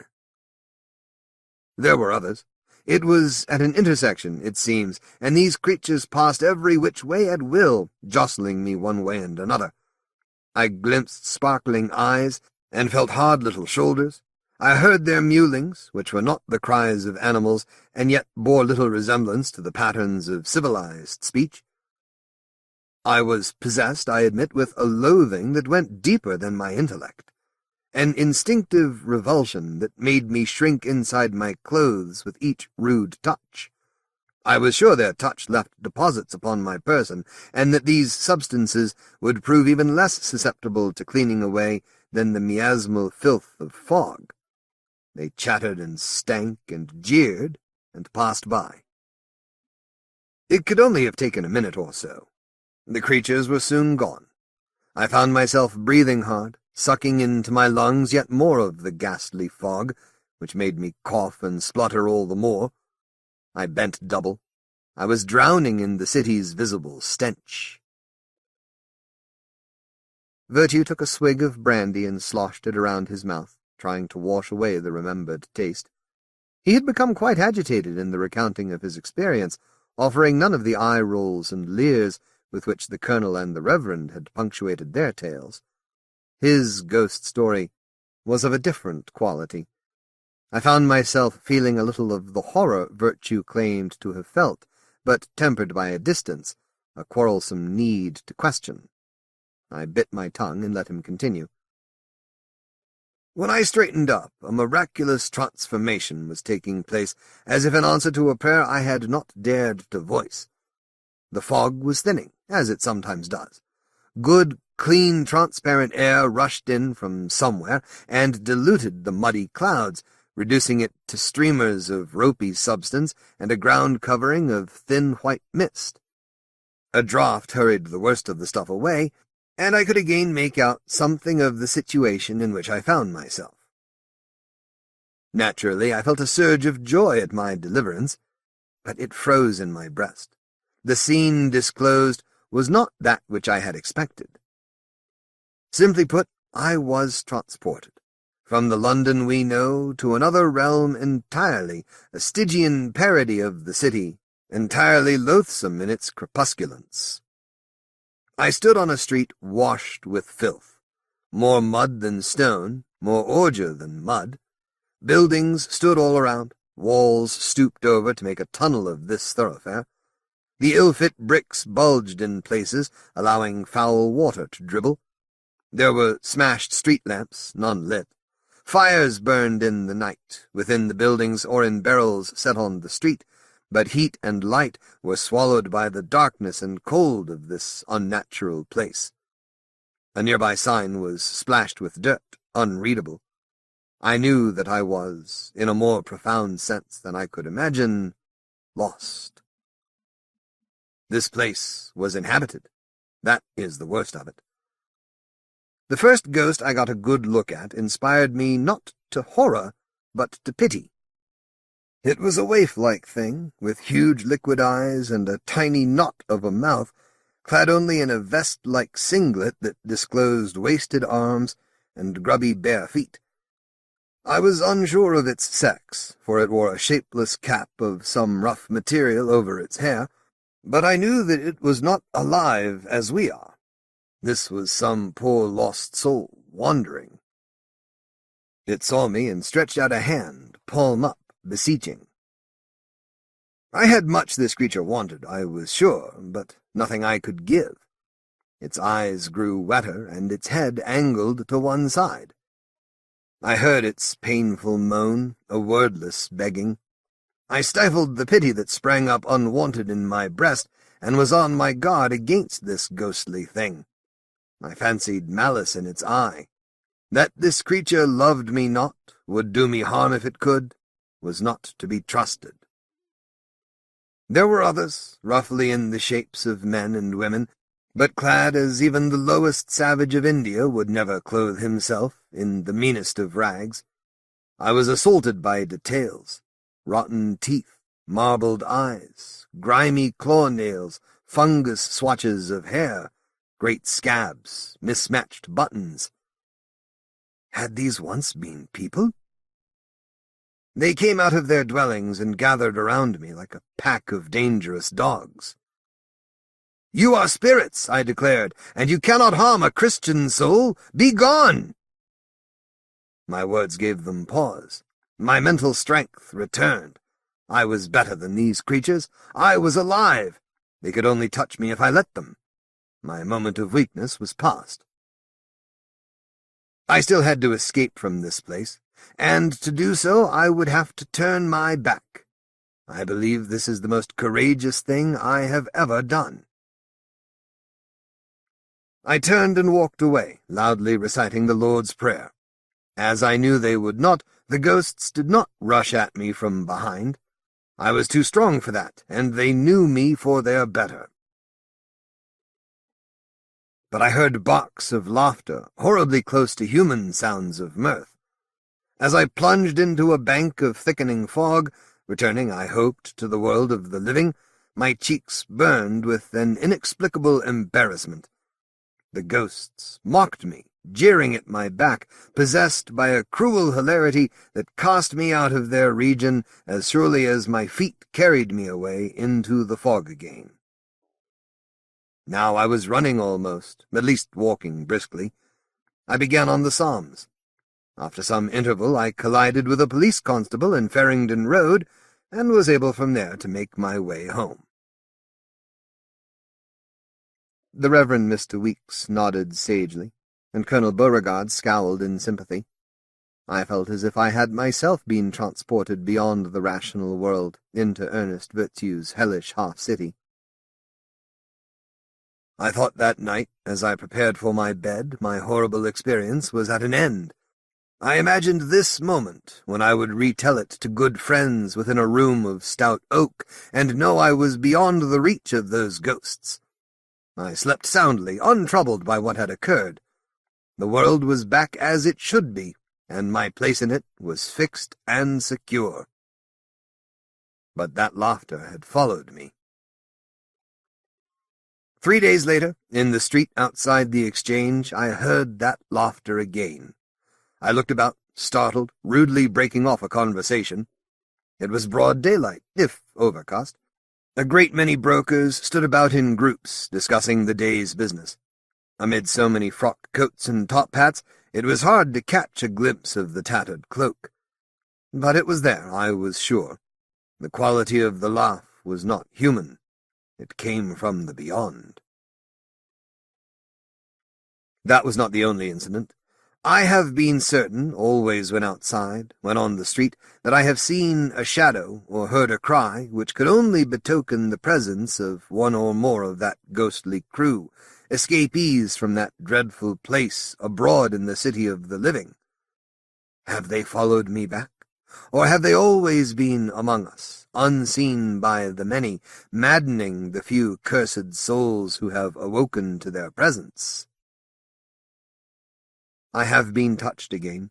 Their hands sometimes grip the skirts of my coat as I pass. Their fingers poke and prod. My watch is lost to them. I don't know when it was stealthed away, but when I found it was gone, I also found a blue bruise on my belly, where the watch must have pressed. They love us not, these ghosts. They envy the life we have. They are needy, with a hunger we cannot understand. They would take everything from us if they could, and if they cannot have what we have, they will tear us down and destroy all we hold dear out of spite. I must be strong, must remain strong, else the world will spin out of its orbit and be lost in the darkness. Now, old man, said the colonel, chin up. Yes, Colonel, I keep my chin up. I keep my back straight. I keep my heart closed. I can resist. I expected our clergyman to have something to say, but the Reverend Mr. Weeks had nodded sagely off to sleep. In itself, that gave me a chill none of the stories had raised. For a while it was dreadful, Virtue continued. Even in broadest daylight and in the most respectable thoroughfares I was aware of them. They slouch among us, clinging to their gutters and alleys, boldly meeting our glances, trying with their guttural noises to harry our minds. London is thick with these monsters. I was woken up to their presence, and wondered what spell had been cast over me, so that I should be cursed with the power of seeing those things that should decently remain invisible. They are parodies of life, loathsome and pitiable, despicable and damned. Their corruption is complete, and yet they yearn, even as we do, for the light, for the warmth.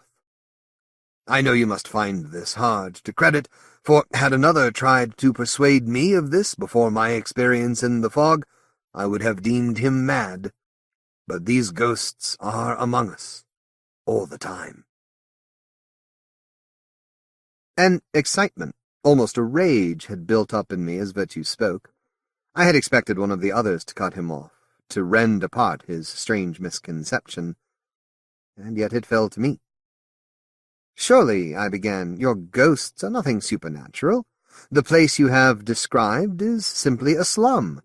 Sadly, many such are to be found in London. Your ghosts are just the poor, no more." Virtue's eyes fixed me like the lights of a hostile gunboat. "The poor!" he exclaimed. "The poor!" There was a terrifying force inside him. "The unfortunate," I continued. "Beggars and wastrels, no doubt. The human detritus of our city, those who, through birth or inclination, have found themselves settling on the bottom." "This is London," Virtue said with a ferocious certainty. "The most prosperous city in the world. No such creatures exist, not naturally. My dear friend, of this I am sure as eggs is eggs. For me, the curtain has been lifted, and I have seen a hellish world beyond." I was horror-struck by something new in Virtue's tone. A spark of pity for me that I could be so deluded as to believe his phantoms to be people like ourselves. "Colonel Beauregard, Mr. Weeks," I appealed. Neither worthy, for Mr. Weeks was now awake again, joined my position. "This is a case of spectral persecution," Virtue insisted.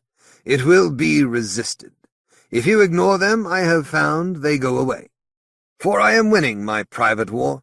This last week they have been fainter presences. I can still see them, but I have to weaken and direct my gaze at a fixed shadow, to be sure. I have been successful in willing myself free of persecution. By ignoring the ghosts, I deny them substance. Within days I shall have banished these apparitions entirely. Oak panels are my armor, my mind is my sword." Somehow, his conviction swayed me. I came to see his experience as he did himself.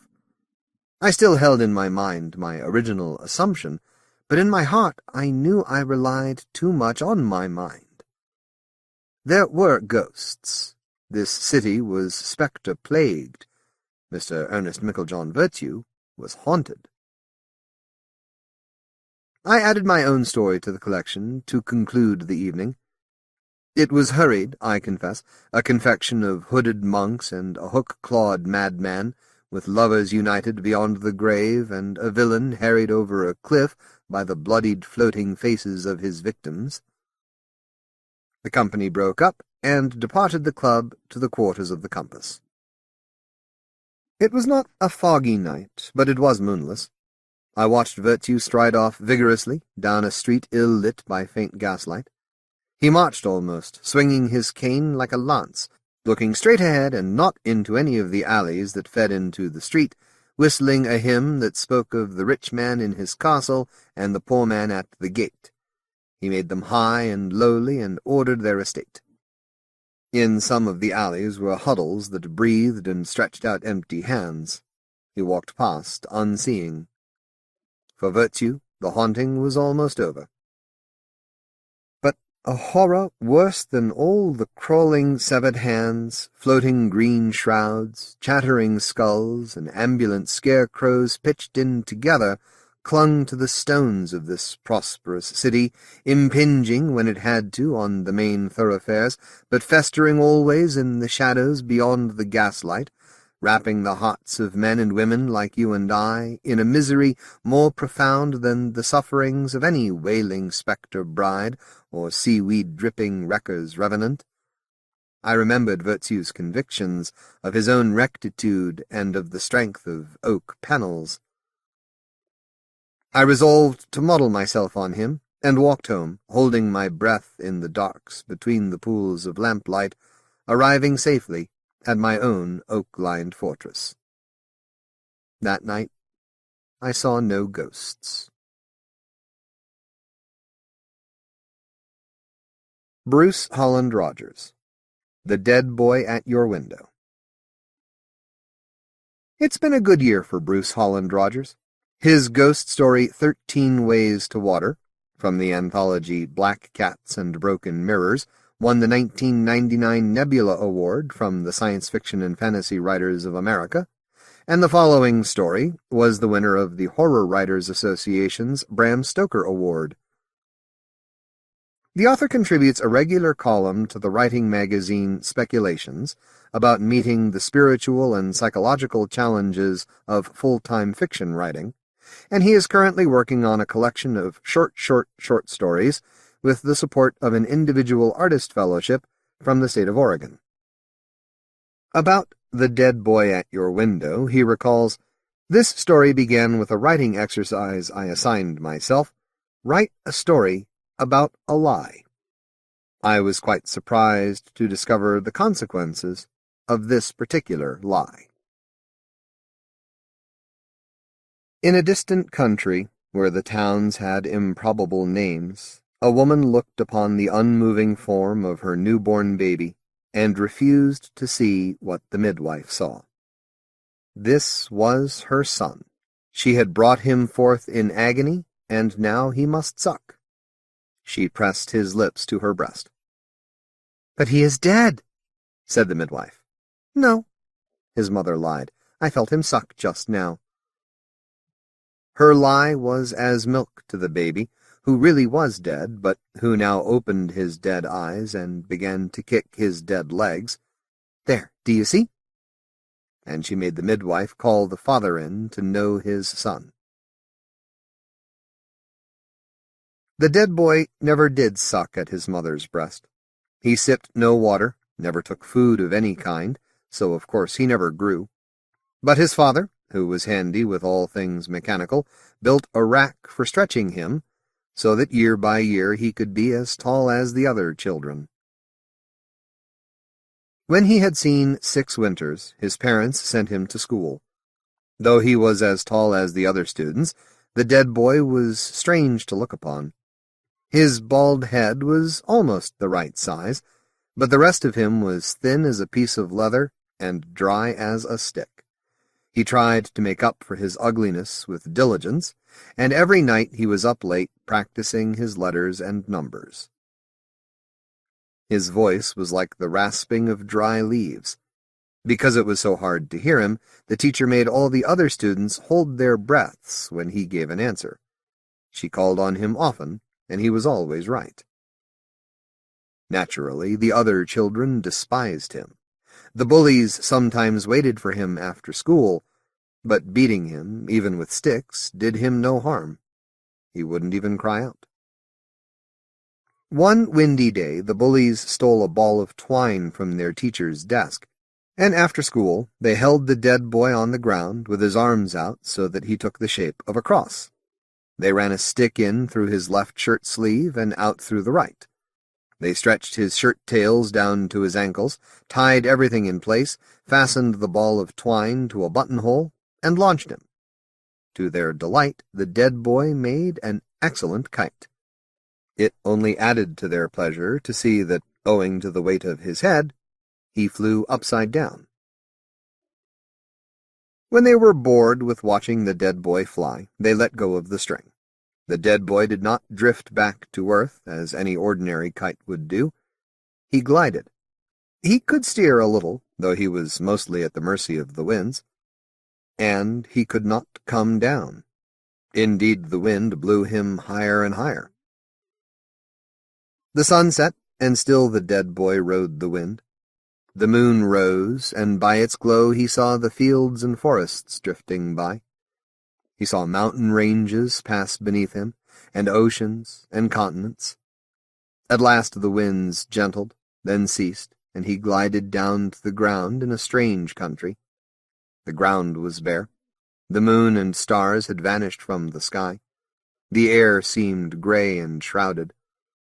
The dead boy leaned to one side and shook himself until the stick fell from his shirt. He wound up the twine that had trailed behind him and waited for the sun to rise. Hour after long hour there was only the same grayness. So he began to wonder. He encountered a man who looked much like himself, a bald head atop leathery limbs. "Where am I?" the dead boy asked. The man looked at the grayness all around. "Where?" the man said. His voice, like the dead boy's, sounded like the whisper of dead leaves stirring. A woman emerged from the grayness. Her head was bald, too, and her body dried out. "This," she rasped, touching the dead boy's shirt.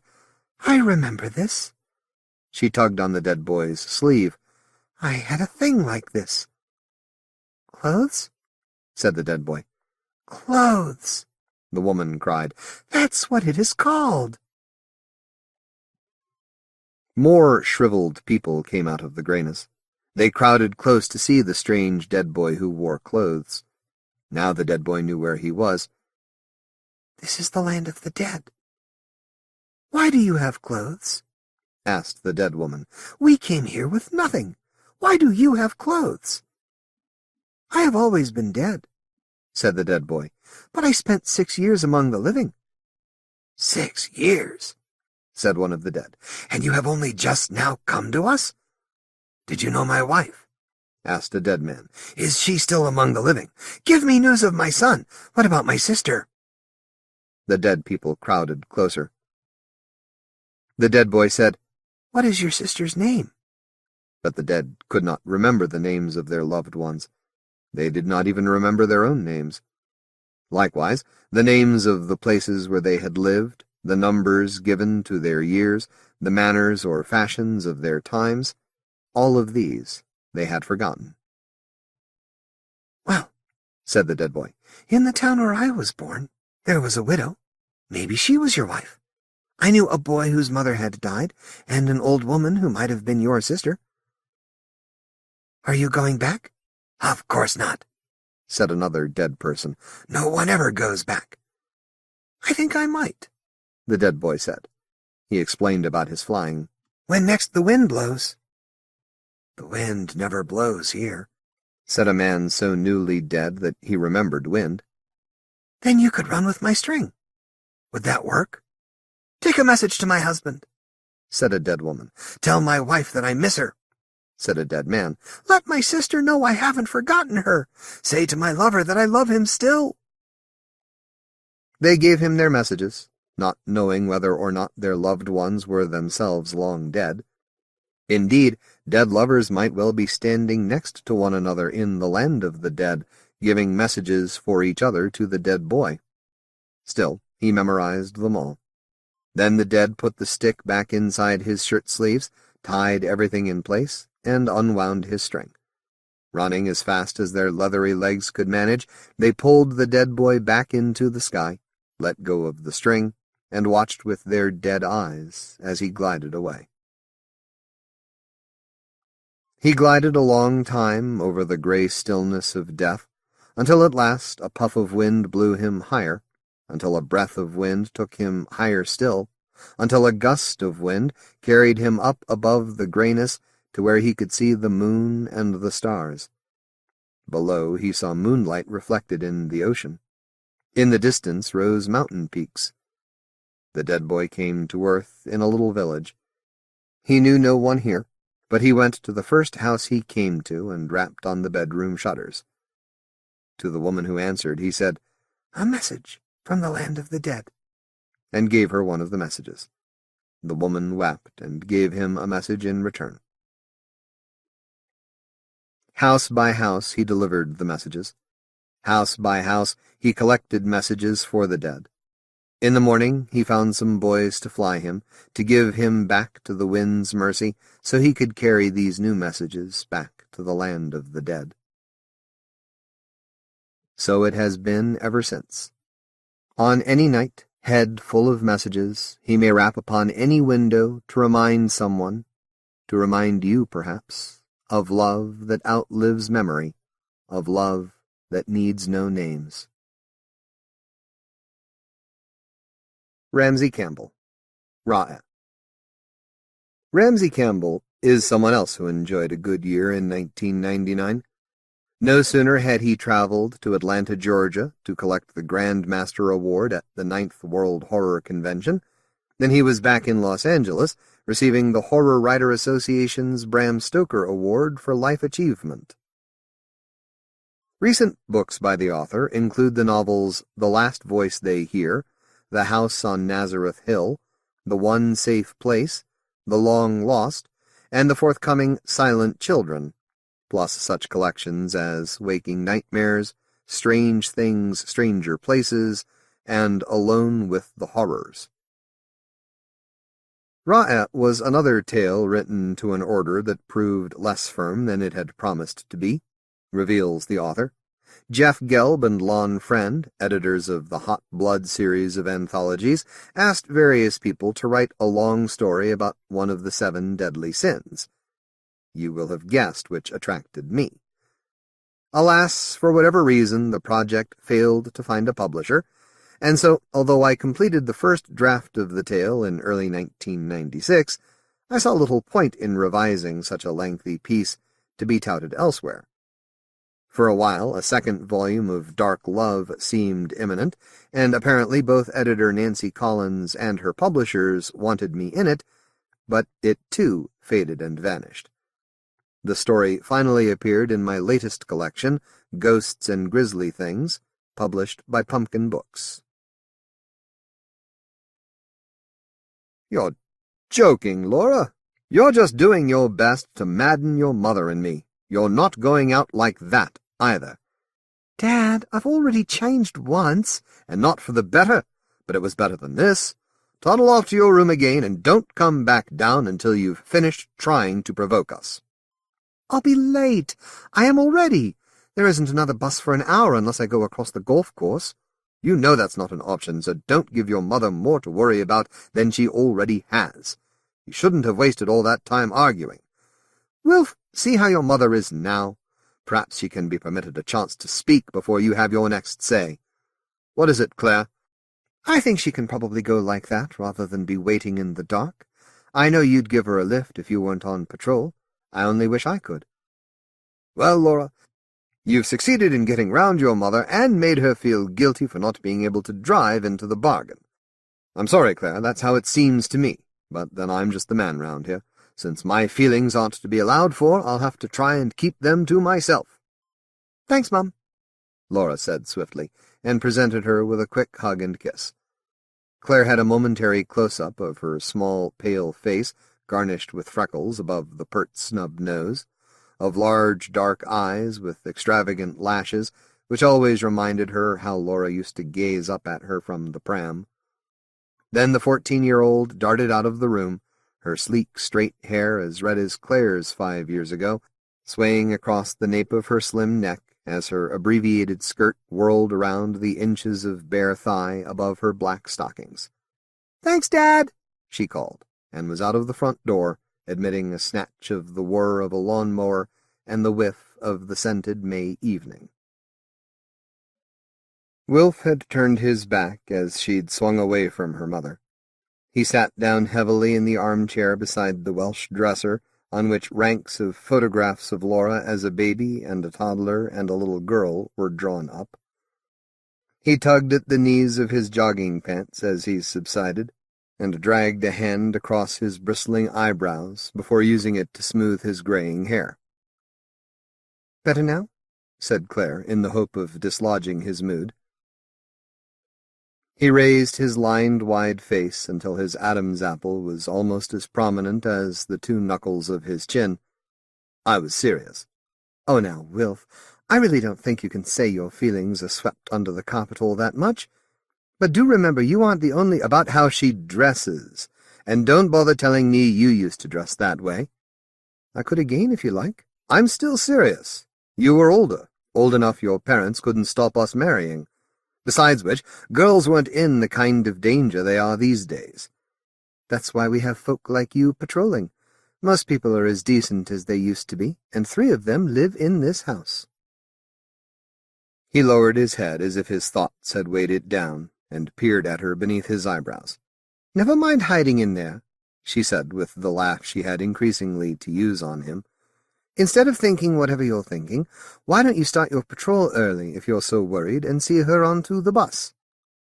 "By God, you two are alike," he said, slapping his thighs so hard she winced, and pushed himself to his feet.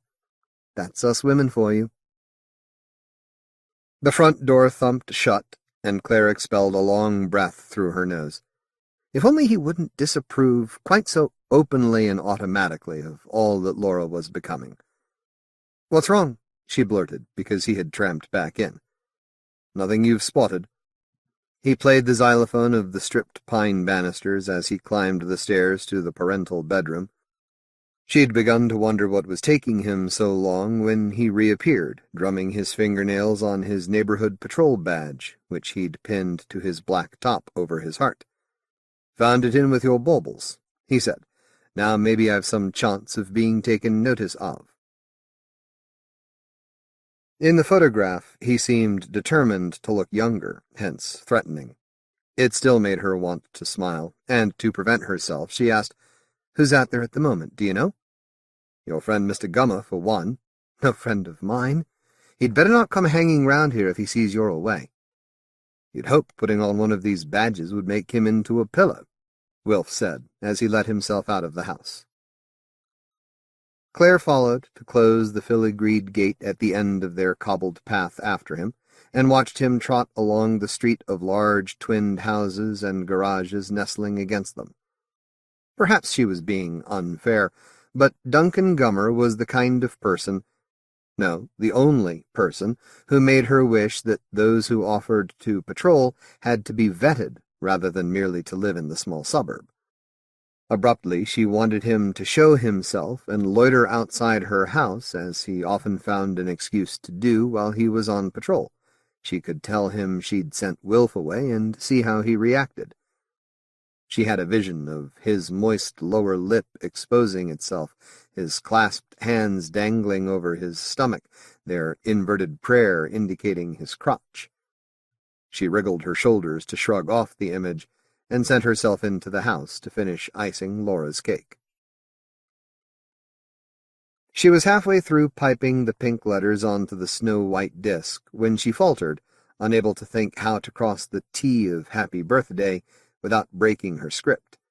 How had she done it 12 months ago, and all the times before? She particularly wanted this cake to be special, because she knew she wouldn't be decorating many more.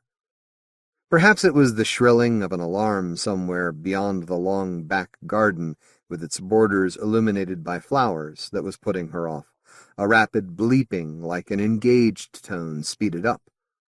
She imagined trying to place a call only to meet such a response, a sound that panic seemed to be rendering frantic. Nervousness was gaining control of her hands now that Wilf had aggravated the anxiety she experienced just about whenever Laura left the house. She'd spent some time in flexing her fingers and laying down the plastic tool again for fear of spoiling the inscription, long enough for the back garden to fill up with the shadow of the house, before she decided to go out and look for him. Laura would be fine at the school disco, and on the bus home with her friends, so long as she'd caught the bus there. Having set the alarm, she needn't program the lights to switch themselves on, she would only be out for a few minutes. Claire draped a linen jacket over her shoulders and walked to the end of the road. The Chung boys were sluicing the family Lancia with buckets of soapy water and a great deal of Cantonese chatter. Several mowers were rehearsing a drowsy chorus against the improvised percussion of at least 2 pairs of shears. The most intrusive sound, though not the loudest, was the unanswered plea of the alarm. When Claire reached the junction, she saw that the convulsive light that accompanied the noise was several 100 yards away along the cross street, close to the pole of the deserted bus stop at the far end, against the baize humps of the golf course. As she saw all this, the alarm gave up. She turned from it and caught sight of Wilf. He mustn't have seen her, she thought, because he was striding away, shrunken by distance and obviously unaware that his trousers were a little lower than they might be, more like a building worker's than any outfit of the architect he was. He looked unexpectedly vulnerable. She couldn't imagine his tackling anyone with more than words, but then members of the patrol weren't supposed to use force, only to alert the police. She felt a surge of the old affection, however determined he seemed these days to give it no purchase on his stiff exterior, as she cupped her hands about her mouth. "Wilf?" At first she thought he hadn't heard her. 2 mowers had traveled the length of their lawns before he swung round and marched towards her, his face drawn into a mask of concern. "What is it? What's wrong?" "Nothing, I hope. I just wanted to know if you saw her onto the bus." "She wasn't there." "Are you sure?" Claire couldn't help asking. "She'd have been in time for it, wouldn't she?" "If it came." "Don't say that. How else could she have gone?" "Maybe she got herself picked up." "She'd never have gone in anybody's car she didn't know. Not Laura." "You'd hope not." "That's what I meant. A lift from a friend who was going. Their parents, rather." The trouble was that none of Laura's friends would have needed to be driven past the bus stop. Perhaps this had occurred to Wilf, who was staring down the street past Claire. A glance showed her that the street lamp by the bus stop had acknowledged the growing darkness. The isolated metal flag gleamed like a knife against the secretive mounds of the golf course. "She should be there by now," Claire said. "You'd imagine so." It was only a turn of phrase, but it made her suspect herself of being less anxious than he felt there was reason to be. "She won't like it, but she'll have to put up with it," she declared. "I don't know what you mean." "I'm going to phone to make sure she's arrived." Yes, I should. Are you coming to here?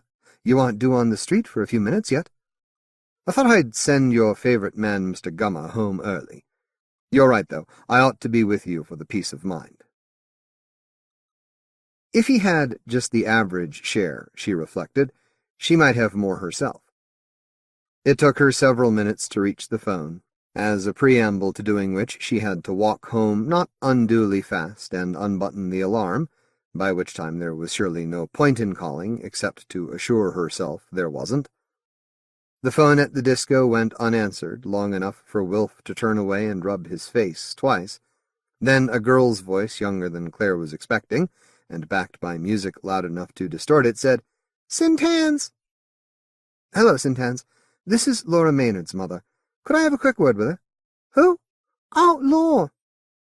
As Claire deduced this wasn't a mild oath, but a version of Laura's name, the girl said, "I'll just see." She was gone at once, presumably laying the receiver down with the mouth toward the music so that it amplified itself like a dramatic soundtrack in a film. Claire had thought of a question to justify the call, and no doubt to annoy Laura. They'd established when she must be home, but not with whom or how, when the girl returned. "Mrs. Maynard," she shouted over an upsurge of the music. "She's not here yet, her friend Hannah says." "You obviously wouldn't know if her bus happened to run." "Yes, Hannah was on it, but it was early at Laura's stop." "I understand," said Claire, compelled to sound more like a grown-up than she felt. "Could you ask her to ring home the moment she gets there? The moment you see her, I mean." "I will, Mrs. Maynard." "Thanks. You're very—" The line went dead, and Claire hung up the receiver beside the stairs, next to the oval mirror in which Wilf was raising his hunched head. 2 steps, like the heaviness of his expression rendered palpable, brought him round to face her. "She's not there, then," he said. "Not yet." "Not much we can do, is there? Not till she gets home, and then I'll be having a good few words." "Don't work yourself up till we know what's happened. You always assume it's her fault. I may just nip out to see. I can look if you like while you're waiting for her to call." "See what?" "She'll speak to the machine if we aren't here. I know she wouldn't go across the golf course by herself, but maybe someone she knew went with her if they missed the bus, too. If anyone's still playing, I can ask if they saw her. It's better than sitting at home thinking things there's no need to think." "I'll come with you, shall I? If there are any golfers, they may be miles apart." He so visibly welcomed being motivated that she couldn't have refused him. "You set the lights and everything while I go on ahead," she told him. The twilight was quieter and almost dark. The mowers had gone to bed. Though she could hear no sound of play from the golf course, she made for it, having glanced back to see that Wilf was following, far enough behind that she had a moment of hoping a call from Laura had delayed him. By the time he emerged from their street, Claire was nearly at the bus stop. Smaller flags led away from it, starting at the first hole. The clubhouse was nearby, though screened by one of the thick lines of trees that had been grown to complicate the golf. Claire heard the whop of a club across the miles of grass and sandy hollows, and the approach of a bus, reminding her that it was at least an hour since Laura had left the house. "Come on, Wilf," she urged, and stepped off the concrete onto the turf. Tines of light from the clubhouse protruded through the trees. One thin beam pricked the corner of her eye. A stroke that sounded muffled by a divot echoed out of the gloom. "I'll find them," she called, pointing towards the invisible game, "while you see if anyone at the clubhouse can help. Show them your badge." Her last words jerked as she began to jog up a slope towards a copse. Having panted as far as the clump, she glanced at Wilf. "Get a move on," she exhorted, but her words only made him turn to her.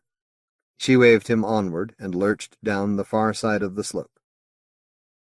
Her cry brought Wilf stumbling towards her, halting when she regained her balance. "What now?" he demanded, his nervousness crowding into his voice.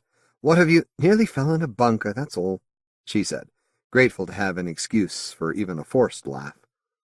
She took a step which placed the bulk of the copse between her and Wilf and cut off the light from the clubhouse, and looked down. This time she didn't cry out. "Wilf," she said, with the suddenly unfamiliar object she used for speech. Then she raised her voice until it became part of the agony she was experiencing. "Wilf," she repeated, and slid down into the bunker. The slope gave way beneath her feet, and she felt as if the world had done so. The darkness that rose to meet her was the end of the lights of the world. It couldn't blind her to the sight below her, though her mind was doing its best to think that the figure in the depths of the sandpit wasn't Laura, was the child of some poor mother who would scream or faint or go mad when she saw. None of this happened, and in a moment Laura was close enough to touch. She was lying face down in the hollow. Her skirt had been pulled above her waist, and her legs forced so wide that her panties cut into her stockinged legs just above the knees. The patch of sand between her thighs was stained dark red, and the top of her right leg glistened as if a large snail had crawled down it. Her fists were pressed together above her head in a flurry of sand. Claire fell to her knees, sand grinding against them, and took hold of Laura's shoulders.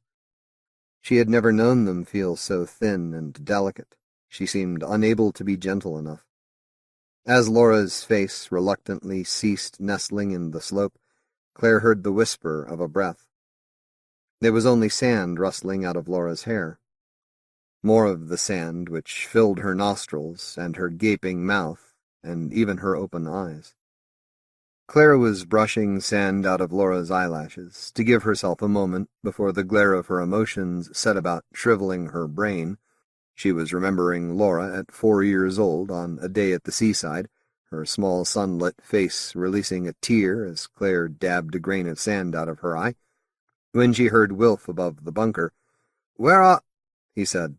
Then, "Oh, you're— What?" She shrank into herself while she awaited his reaction. When it came, his wordless roar expressed outrage and grief enough for her as well. She looked up to see him clutching at his heart, and heard cloth tear. He was twisting the badge, digging the pin into his chest. "Don't," she pleaded. "That won't help." He wavered at the top of the bunker as if he might fall. Then he trudged down the outside of the hollow to slither in and kneel beside her. She felt his arms tremble about her and Laura before gripping them in a hug whose fierceness summed up his helplessness. "Be careful of her," she hardly knew she said. "I did it." She almost wrenched herself free of him, his words were so ill-chosen. "What are you saying?" "If I hadn't made her miss the bus by going on at her— Oh, Wilf." She could think of nothing more to say, because she agreed with him. His arms slackened as though he felt unworthy to hold her and Laura. She couldn't tell if he was even touching her. One of them would have to get up and fetch someone. He would, because she found she couldn't bear the thought of leaving Laura to grow cold as the night was growing. But there was no need for him to go. Someone was observing them from above the bunker. The emotion this set off started her eyes burning, and she might have scrambled up the slope to launch herself at the intruder if he hadn't spoken. "What are you people up to in there? This is private property. Please take your—" His voice faltered as he peered down. "Dear Christ, what's happened here?" he said, and was irrelevant to her fury. Had been as soon as she'd grasped he wasn't the culprit. Nothing but finding them might bring to an end the blaze of rage which had begun to consume every feeling she would otherwise have had. Mrs. Maynard. She could pretend she hadn't heard, Claire thought, and carry on plodding. But a supermarket assistant who was loading the shelves with bottles of scotch and gin nodded his head at her. There's a lady wants to speak to you. Mrs. Maynard, it is you, isn't it? It's Daisy Gummer. Claire knew that. She was considering speeding her trolley out of the aisle when her exit was blocked by a trolley with a little girl hanging on to one side, a 6 or 7-year-old in the school uniform Laura had worn at that age. Claire's hands clenched, and she swung her trolley round to point at her summoner. Mrs. Gummer was in her wheelchair, a wire basket on her lap. The jacket and trousers of her orange suit seemed designed to betray as little of her shape as possible. Her silver curls were beginning to unwind and grow dull. Her large, pale, puffed-up face made to crumple as her eyes met Claire's, then rendered itself into an emblem of strength. Has to be done, eh? She declared with a surplus of heartiness. It's not the men who go out hunting any longer. The little this meant to Claire included the possibility that the old woman's son wasn't with her, not that his absence was any reason to linger. Before Claire could devise a reply that would double as a farewell, Mrs. Gummer said, Still fixing up people's affairs for them, are you? Still tidying up after them? If that's what you want to say accountants do. Nothing wrong with using any tricks, you know, Mrs. Gummer said, performing a wink that involved pinching her right eye with most of that side of her face. Duncan's done a few with my money at his bank. As though preparing to reveal some of them, she leaned over her lapful of tins. What I was going to say was, you keep working. Keep your mind occupied. I wished I'd had a job when we lost his father. That would have helped you forget, would it? I don't know about forget. Come to terms would be about the size of it. And what sort of terms would you suggest I come to? Claire heard herself being unpleasant, perhaps unreasonable, but these were merely hints of the feelings that constantly lay in wait for her. Please, do tell me whatever you think I should know. The old woman's gaze wavered and focused beyond her, and Claire had an excuse to move out of the way of whoever was there. Then she heard him say, Here's the soup you like, Mother, that's gentle on your skin. Who's your friend you've been talking to? You know, Mrs. Maynard, we were just talking about— Apparently emboldened by the presence of her son, Mrs. Gummer brought her gaze to bear on the other woman. How long has it been now, you poor thing? 3 months and a week and 2 days. Have they found the swine yet? They say not. I know what I'd do to him if I got hold of him, chair or no chair. Mrs. Gummer dealt its arms a blow each with her fists, perhaps reflecting on the difficulties involved in her proposal, before refraining from some of another wink as she said, They'll be testing the men round here soon, though, won't they? It isn't just fingerprints and blood these days, is it? The possibility that the old woman was taking a secret delight in this sickened Claire, who was gripping her trolley to steer it away when Duncan Gummer said, I shouldn't imagine they think he's from our neighborhood, Mother. He'd taken his position behind the wheelchair and was regarding Claire, his eyes even moister than his display of lower lip. They've told you that, have they? She demanded. That's the latest bulletin for the patrol?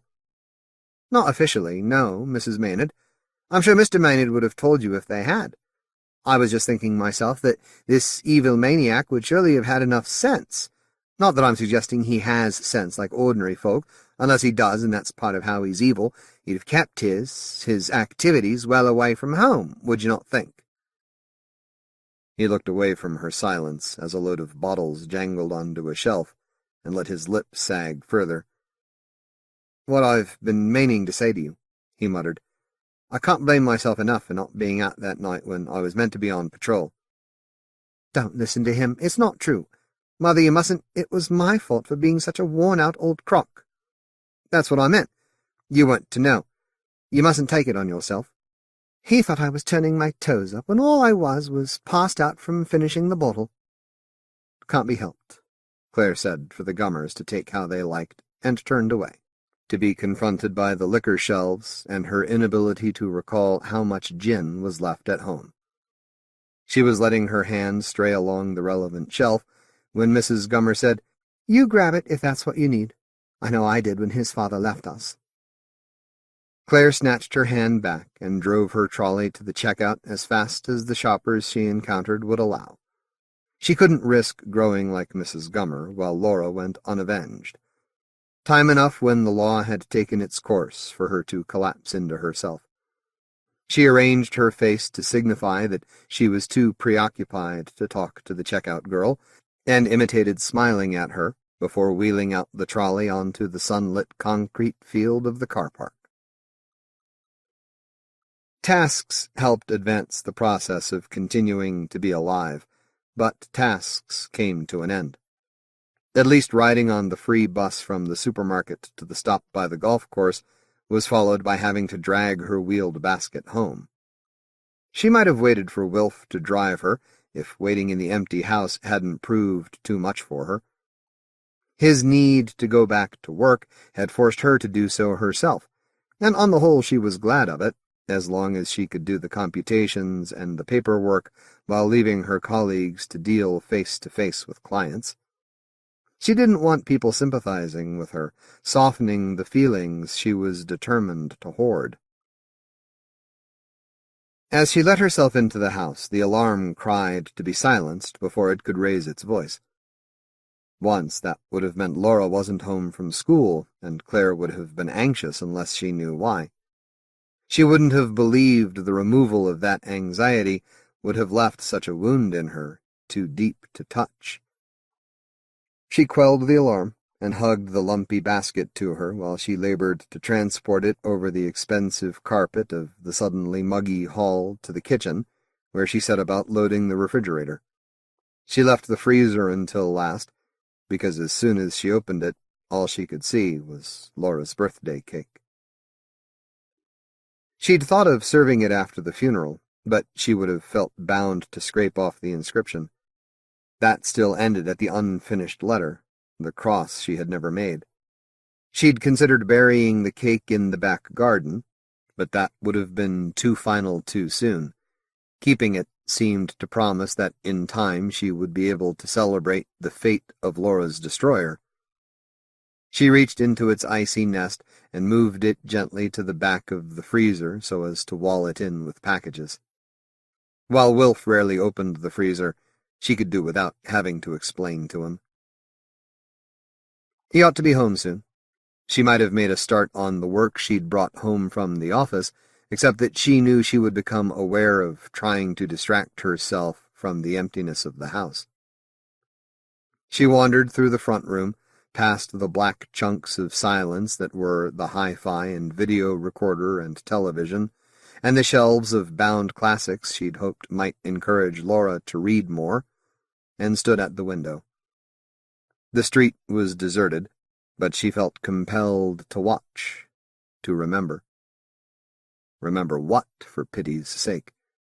She'd lost patience with herself, and was stepping back to prove she had some control, when she saw what she should have realized in the supermarket, and grew still as a cat which had seen a mouse.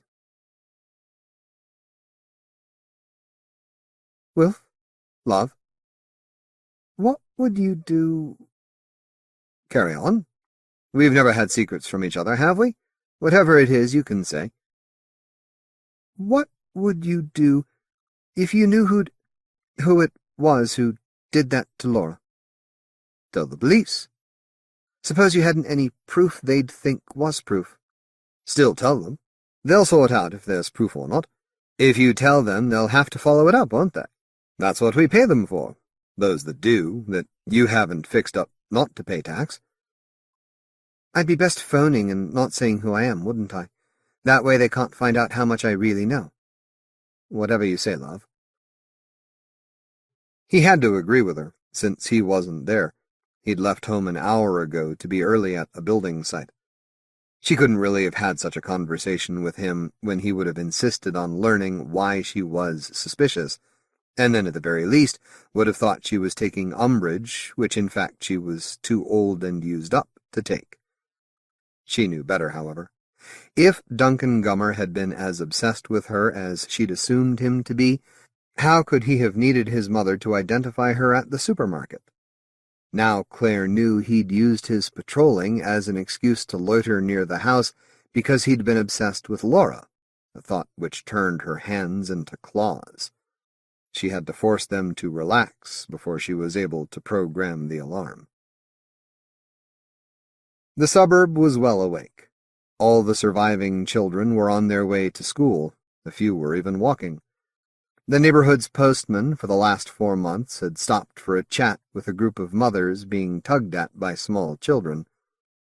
Less than a week ago, Claire would have been instantly suspicious of him, of any man in the suburb, and probably beyond it, too. But now there was only room in her mind for one. She even managed to smile at the postman as she headed for the golf course.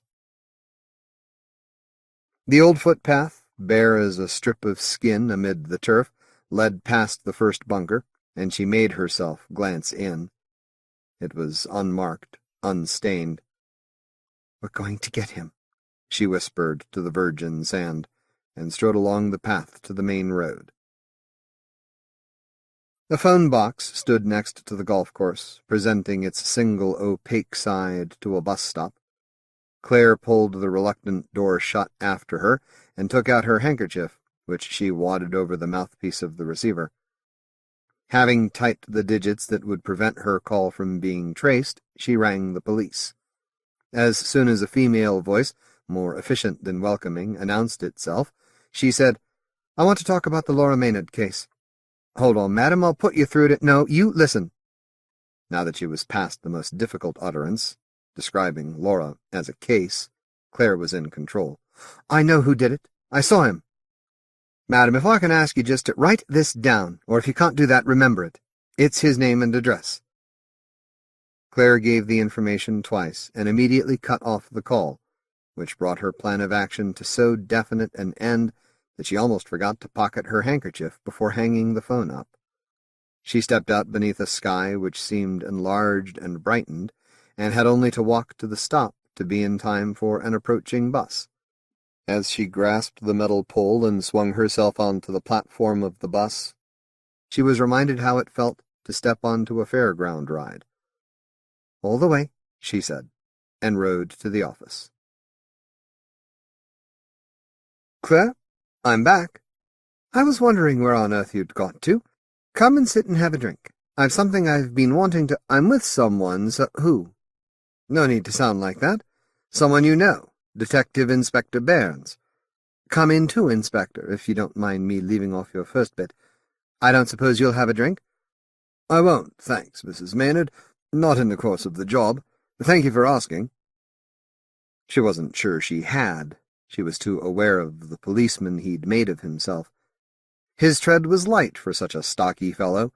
The features huddled between his high forehead and potato chin were slow to betray any expression, never including a smile in her limited experience, but his eyes were constantly searching. "Do have one yourselves," he said. "I'll get them, Claire. I can see you're ready for a refill." "You'll have the inspector thinking I've turned to the bottle." "Nobody would blame you, Mrs. Maynard, or at any rate I wouldn't." Bairns lowered himself into the twin of her massive leather armchair and glanced at Wilf. "Nothing soft either, thanks," he responded, before settling his attention on Claire. She smiled and raised her eyebrows and leaned forward, none of which brought her an answer. "So you'll have some news for me?" she risked saying. "Unfortunately, Mrs. Maynard, I have to—" Wilf came between them to hand Claire her drink on his way to the couch, and in that moment she wished she could see the policeman's eyes. "Sorry," she said for Wilf as he moved on, and had a sudden piercing sense that she might be expected to apologize for herself. "You were saying, please, go on." "Only that, regrettably, we still have nothing definite." "You haven't? Nothing at all?" "I do understand how these things seem, believe me. If we can't make an immediate arrest, then as far as the victim's family is concerned, The investigation may as well be taking forever. When you say not immediate, you mean— I appreciate it's been the best part of 4 months. No, what I'm getting at— you mean you've an idea of who it is, and you're working on having a reason to show for arresting him? I wish I could tell you that. Tell me the reason. Us, not just me, obviously, but that's what you mean about telling. Sadly not, Mrs. Maynard. I mean that so far, and I do stress it's only so far, we've had no useful leads. But you have my word we don't give up on a case like this. No leads at all? Claire fed herself a gulp of gin and shivered as the ice cubes knocked a chill into her teeth. I can't believe you've had none. We and our colleagues elsewhere questioned everyone with a recorded history of even remotely similar behavior, I do assure you. The policeman looked at his hands piled on his stomach, then met her eyes again, his face having absorbed any hint of expression. I may as well mention we received an anonymous tip last week. You did? Claire almost raised her glass again, but wasn't sure what the action might seem to imply. I suppose you need time to get ready to follow something like that up. It's been dealt with, Mrs. Maynard. Oh. There was no question that she needed a drink before saying, good.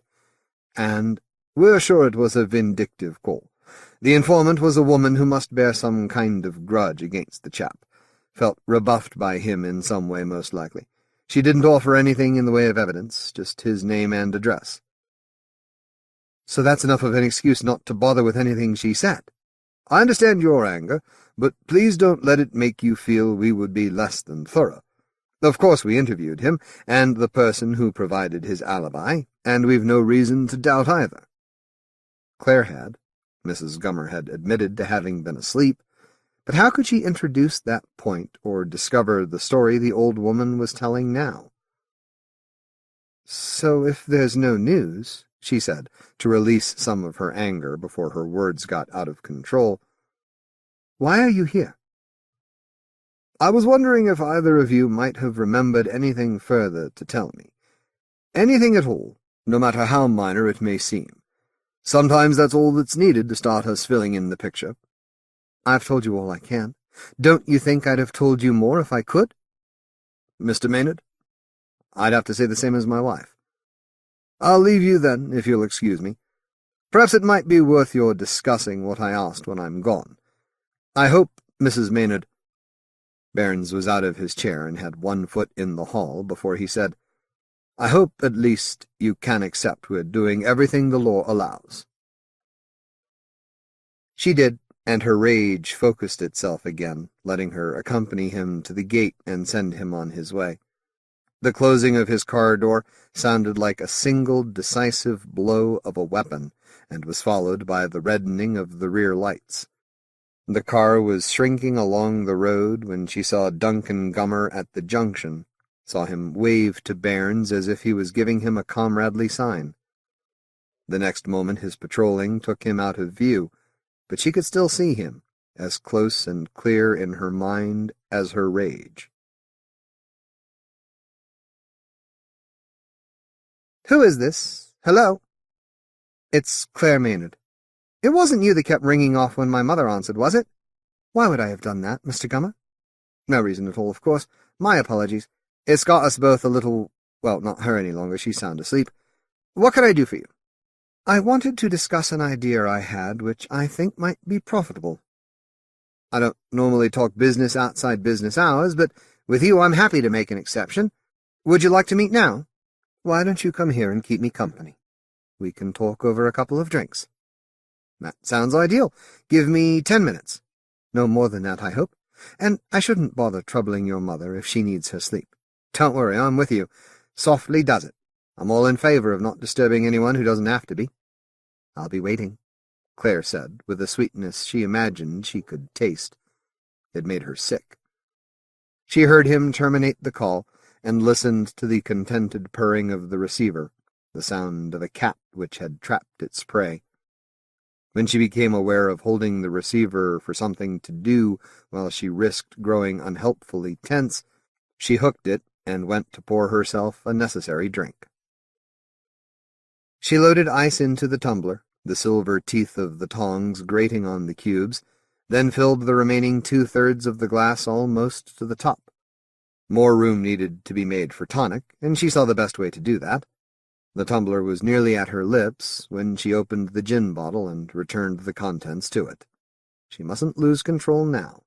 To prove she had it, she crunched the ice cubes one by one, each of them sending an intensified chill through her jaw into her skull until her brain felt composed of impregnable metal. She had just popped the last cube into her mouth when she saw Gummer's glossy black rover draw up outside the house. She bit the cube into 3 chunks, which she was just able to swallow, bringing tears to her eyes. They were going to be the last tears Gummer would cause her to shed, and her knuckles dealt with them as she went to let him in before he could ring the bell. Whether his grin was meant to express surprise or pleasure at her apparent scramble to greet him, it bared even more of his lower lip than usual until he produced a sympathetic look. "I'm glad you felt able to call," he said. "Why wouldn't I?" "Well, indeed," he said, as though to compliment her on being reasonable, and she had to turn away in order to clench her teeth. "Close the door," she said once she could. The finality of the slam gave her strength, and by the time he followed her into the front room, she was able to gaze steadily at him.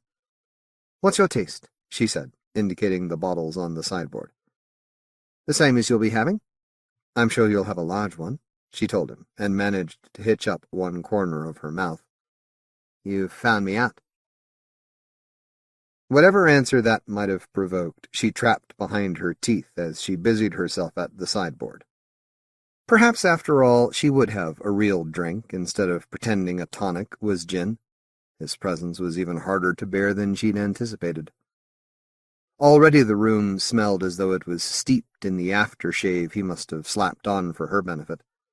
When she moved away from the sideboard with a glass of gin and tonic in each hand, she found him at the window through which she didn't know how many times he might have spied on Laura. "Please do sit down," she said, masking her face with a gulp of her drink. "Where will you have me?" "Wherever you're comfortable," said Claire, retreating to the armchair closest to the door. As she'd handed him his glass, she'd touched his fingertips, which were hot and hardly less moist than his underlip. The thought of them on Laura almost flung her at him. She forced herself to sit back and watch him perch on the edge of the nearer end of the couch. "Strong stuff," he said, having sipped his drink, and put it on the floor between his wide legs. "So it's a financial discussion you're after. Was that what I understood you to say?" "I said profitable. Maybe beneficial would have covered it better." "Happy to be of benefit wherever I can," Gummer said, and showed her the underside of his lip, which put her in mind of a brimming gutter. "Do I recall the word company came up?" "Nothing wrong with your memory." "I wouldn't like to think so. Not like my mother's," he said, and glanced down between his legs while he retrieved his glass. Once he'd taken another sip, he seemed uncertain how to continue. She wanted him in a state to betray himself by the time Wilf came back. "So what kind of company do you prefer?" she said. "Various. Depends. Whatever takes your fancy, eh?" "You could say that, if the feeling's mutual." "Suppose it isn't reciprocated. What happens then?" "Sometimes it is, when you dig a bit deeper. You think there's nothing, but if you don't let yourself be put off too soon, you find what the other person's feelings really are." Claire brought her glass to her mouth so fast that ice clashed against her teeth. "Suppose you find you're wrong," she said, and drank. "To tell you the truth, and I hope you won't think I've got too big a head, so far I don't believe I ever have." "Would you know?" "I'm sorry?" Claire lowered her glass with as much care as she was exerting over her face. "I said, would you know?" "I hope so, this far." His gaze was holding hers. He still thought they were discussing a possible relationship. While she swallowed an enraged, mirthless laugh, She won the struggle to form her expression into an ambiguous smile. "So what are your limits?"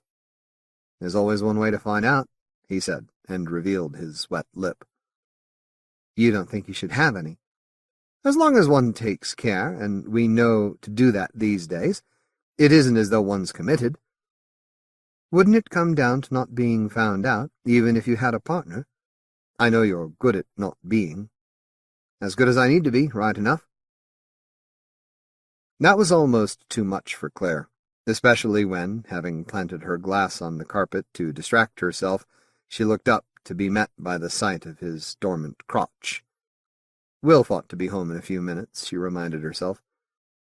"And what age do you like best?" she managed to ask. "Nothing wrong with a mature woman. A good deal right with her, as a matter of fact, and if I may say so, nothing wrong about younger ones either, if you're honest. Is that fair?" "I won't deny it.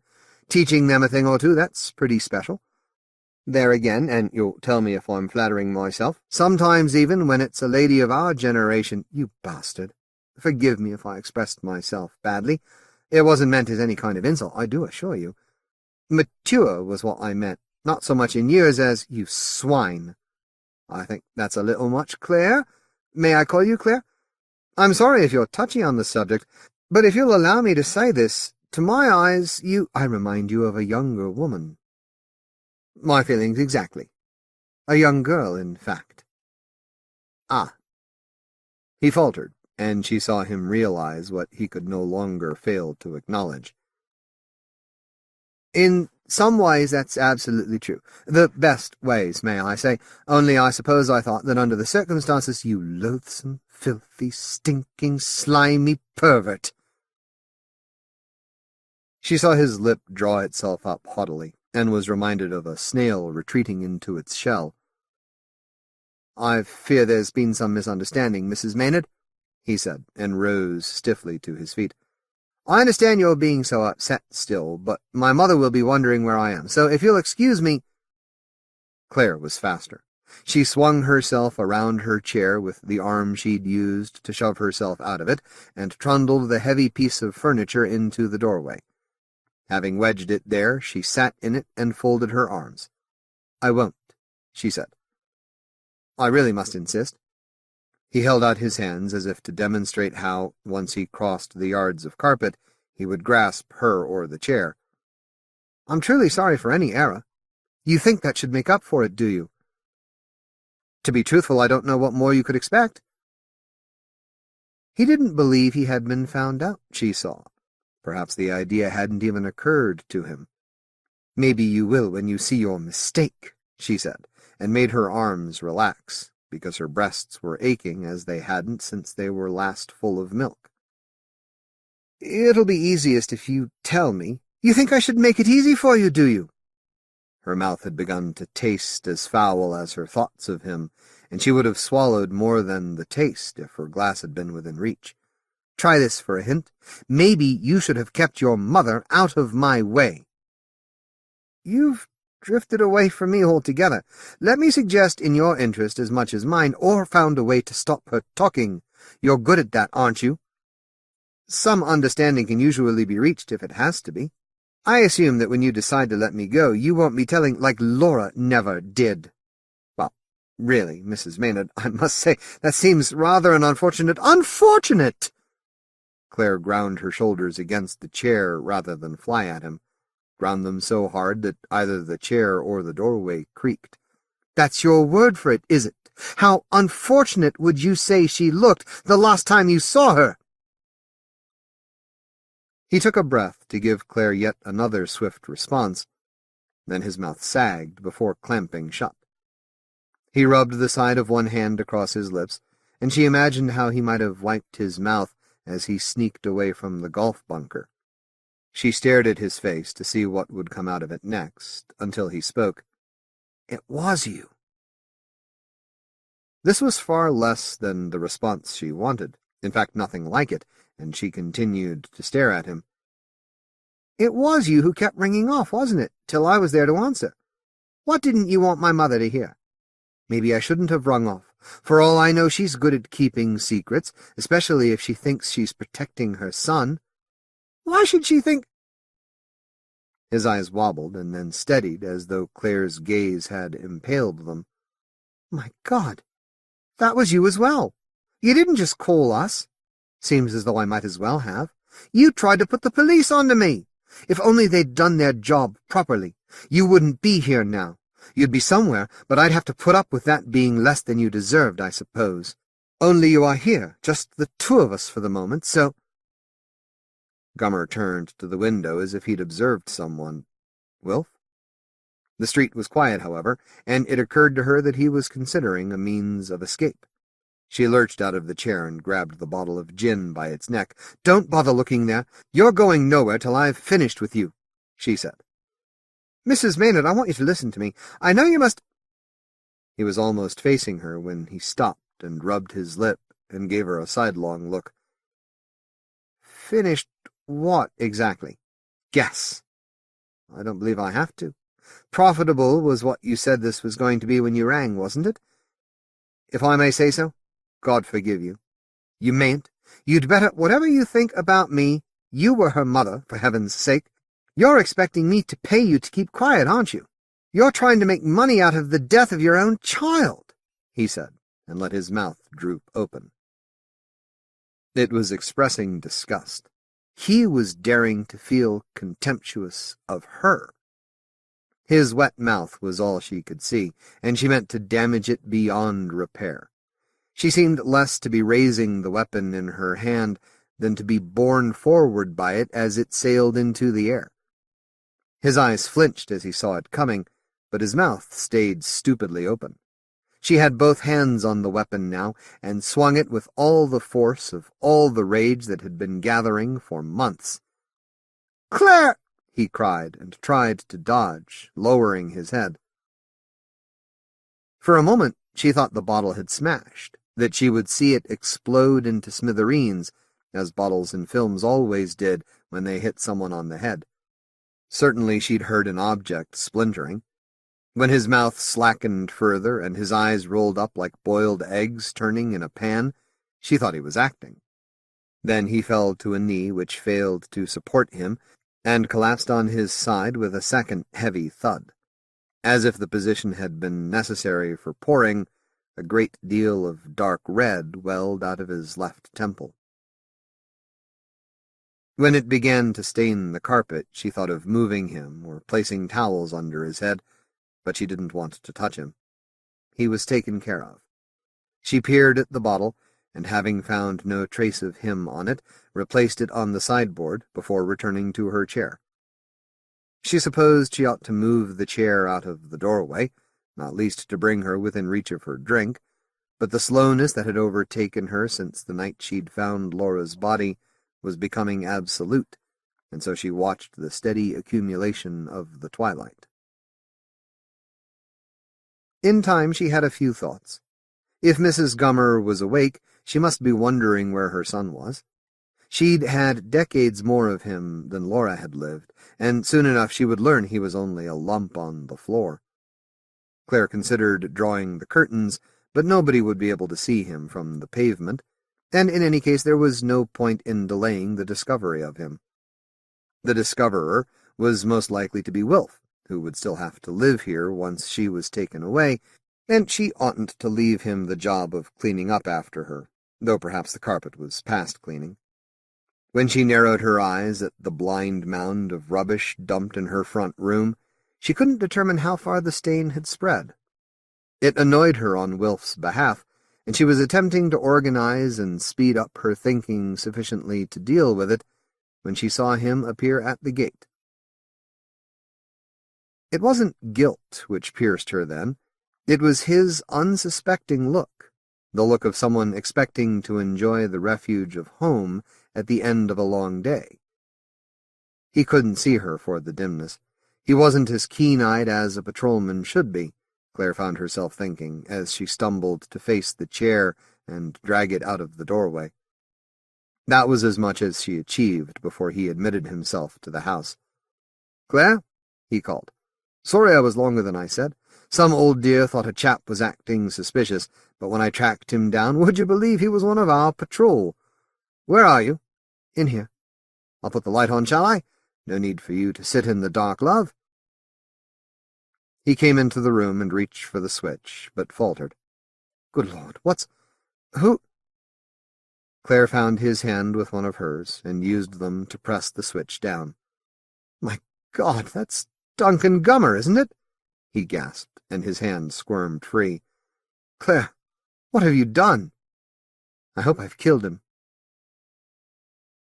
Wilf stared at her as if he no longer knew what he was seeing, then ventured to stand over the body.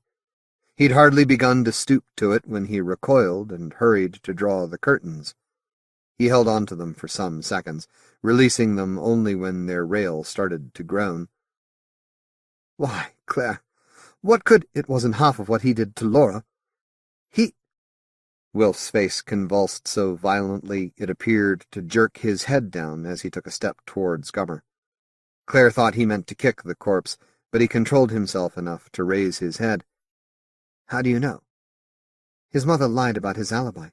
Either she said she was awake when she was asleep, or she knew he wasn't at home when he said he was, when he— All right, love. It's all right. Wilf veered around the body and offered her his hands, though not quite close enough for her to touch. How did you find that out? She let it slip one day, and he tried to shut her up. Why couldn't you have told the police? I did. You— Oh, I get you. He was silent while he dealt with this, and Claire took the opportunity to retrieve her glass, not to finish her drink, but to place it out of danger on the sideboard. Gummer's body seemed such a fixture of the room that she was practically unaware of blotting out her sense of it as she picked up the glass. The clunk of the tumbler on wood recalled Wilf from his thoughts, and he said almost pleadingly, Why didn't you tell me?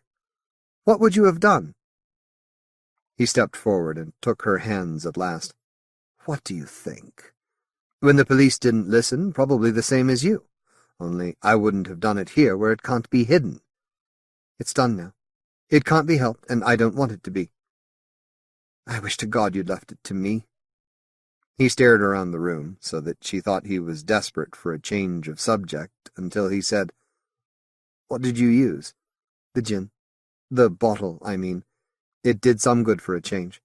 I won't argue with that. Nevertheless, he relinquished one of her hands. Before she knew what he intended, he was hefting the bottle as though to convince himself it had been the weapon. Don't, she protested, then saw her concern was misplaced. It doesn't matter, she said. Your fingerprints would be on it anyway. So would yours. What are you getting? Just listen while I think. We haven't much time. The longer we wait before we call the police, the worse this is going to look. Wilf, it can't look any worse than it is. Listen, will you? We can't have you going to prison. You'd never survive. I'll have to do my best. When everyone knows the truth, maybe they won't. You used to think he was sniffing around you. Suppose that got out somehow. I know how lawyers think. They'll twist anything they can. He wasn't interested in me. It was Laura. You say that, but how can you prove it in court? Your instincts are enough for you, I know that. For me, too, if I even need to tell you. But they won't be enough if his mother sticks to her story, and if your lawyer tried to break her down too much, think how that would look, them harassing an old woman with nobody left in the world. All right, you've shown me how wrong I am, Claire said, feeling not far short of betrayed. Any suggestions? More than a suggestion. He reached out and drew his hand down her cheek in a slow caress, as he used to when they hadn't long been married, then patted her face before sidling around her into the hall. She had no idea of his intentions until he unhooked the phone. Wilf, it's all right. I'm going to make it all right. Hello. Though he was gazing so hard at her it stopped her in the doorway. The last word wasn't addressed to her. Detective Inspector Barnes, please. Wilf, wait a minute. Ring off before he can tell who you are. Don't say anything till we've— Inspector? It's Wilfred Maynard. I've killed the man who took our daughter from us.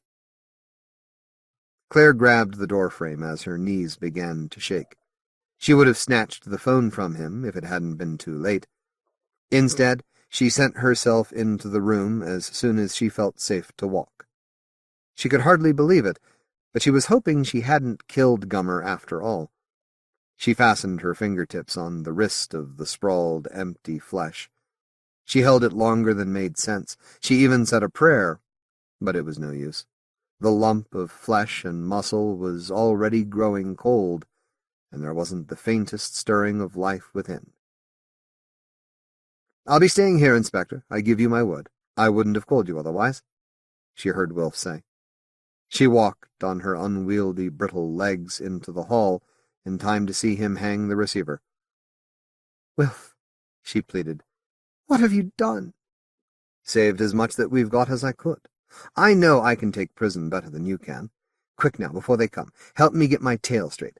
How did you bring him here? Was he just passing, or what?" She thought of refusing to answer so that Wilf couldn't prepare a story, but the possibility that their last few minutes together might be wasted in arguing was unbearable. "I called him at home." "Will Mrs. Gummer know?" "He said she'd be wondering where he'd got to." "You hadn't long come in from gardening, had you? Did anyone see him arrive?" "Not that I noticed." "Just say he stopped when he saw you gardening, and you invited him in. And when you'd both had a drink, you accused him over Laura, and I came home just in time to hear him say what?" "I don't know." "Wilf, you can't prove anything. That's as good as a confession, isn't it? Or it was for me, at any rate. He was shouting, so he didn't hear me, because I let myself in quietly to find out what the row was. How many times did you hit him?" "Do you have to be so calculating about it? I feel as if I'm already in court. I have to know, don't I? How many times?" "It just took the once." "That's fine, Claire. Really it is." He offered her his hands again, and finding no response, let them sink. "It'll be manslaughter. I heard Laura's name and him saying you couldn't prove it, and that was enough. There was a moment when I lost control, and then it was done, and there was no turning back. That's how it must have been for you, am I right? They'll believe me because that's how these things happen."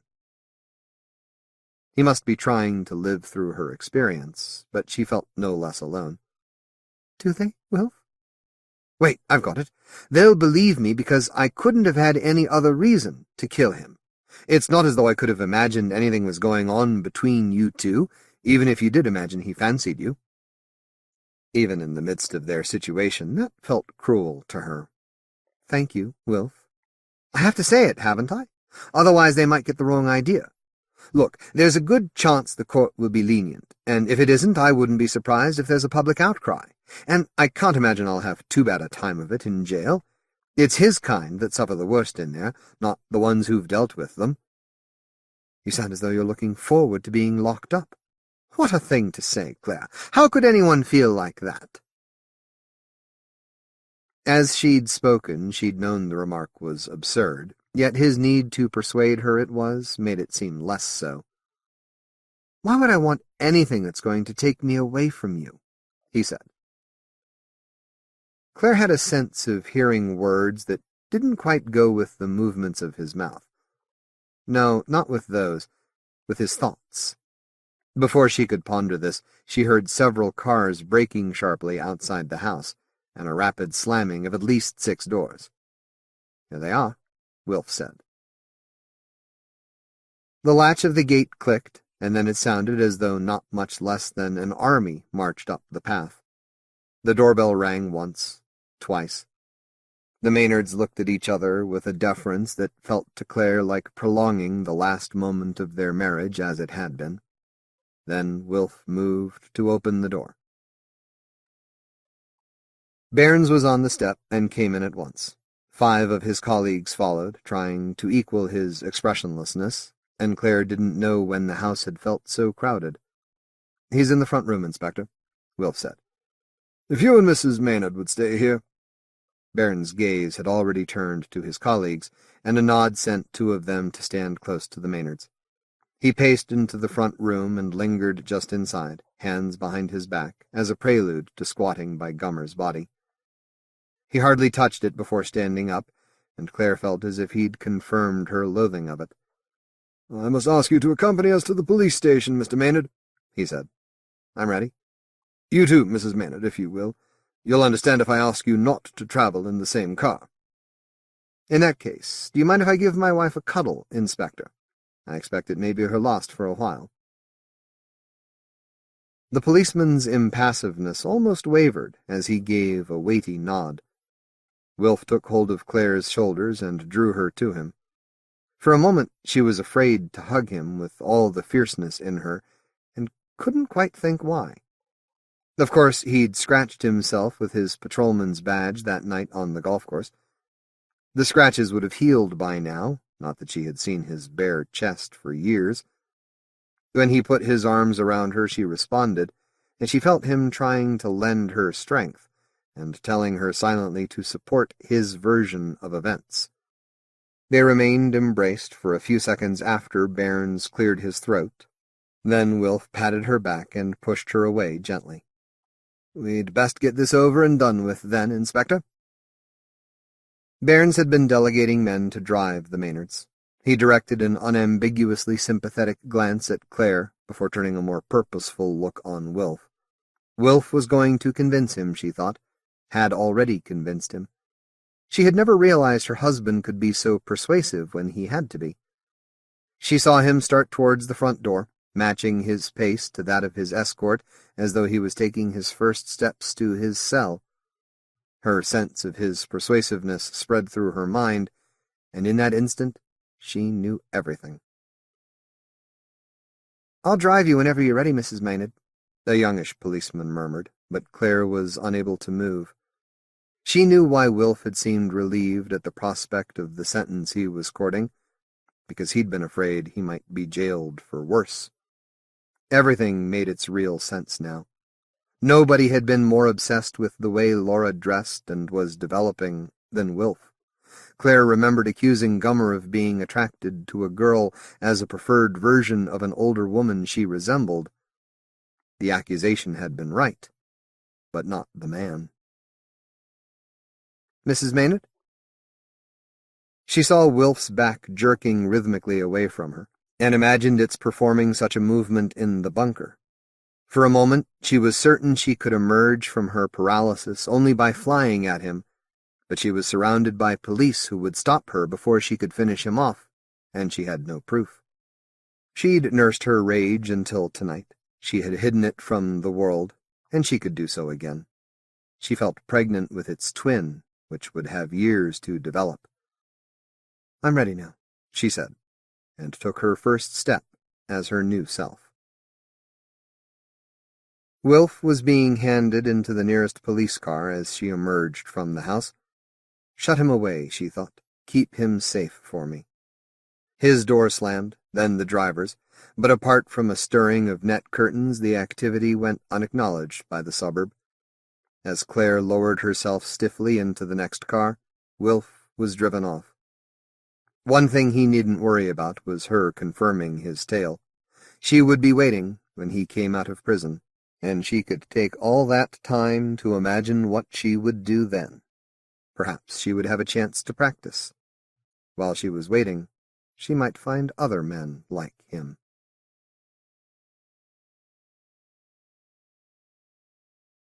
Lawrence Watt Evans. Upstairs.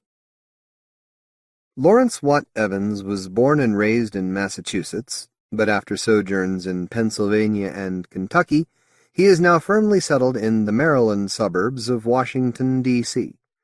He is a full-time writer of horror, fantasy, and science fiction, with more than 24 novels and 100 short stories to his credit, as well as articles, comic books, poetry, etc.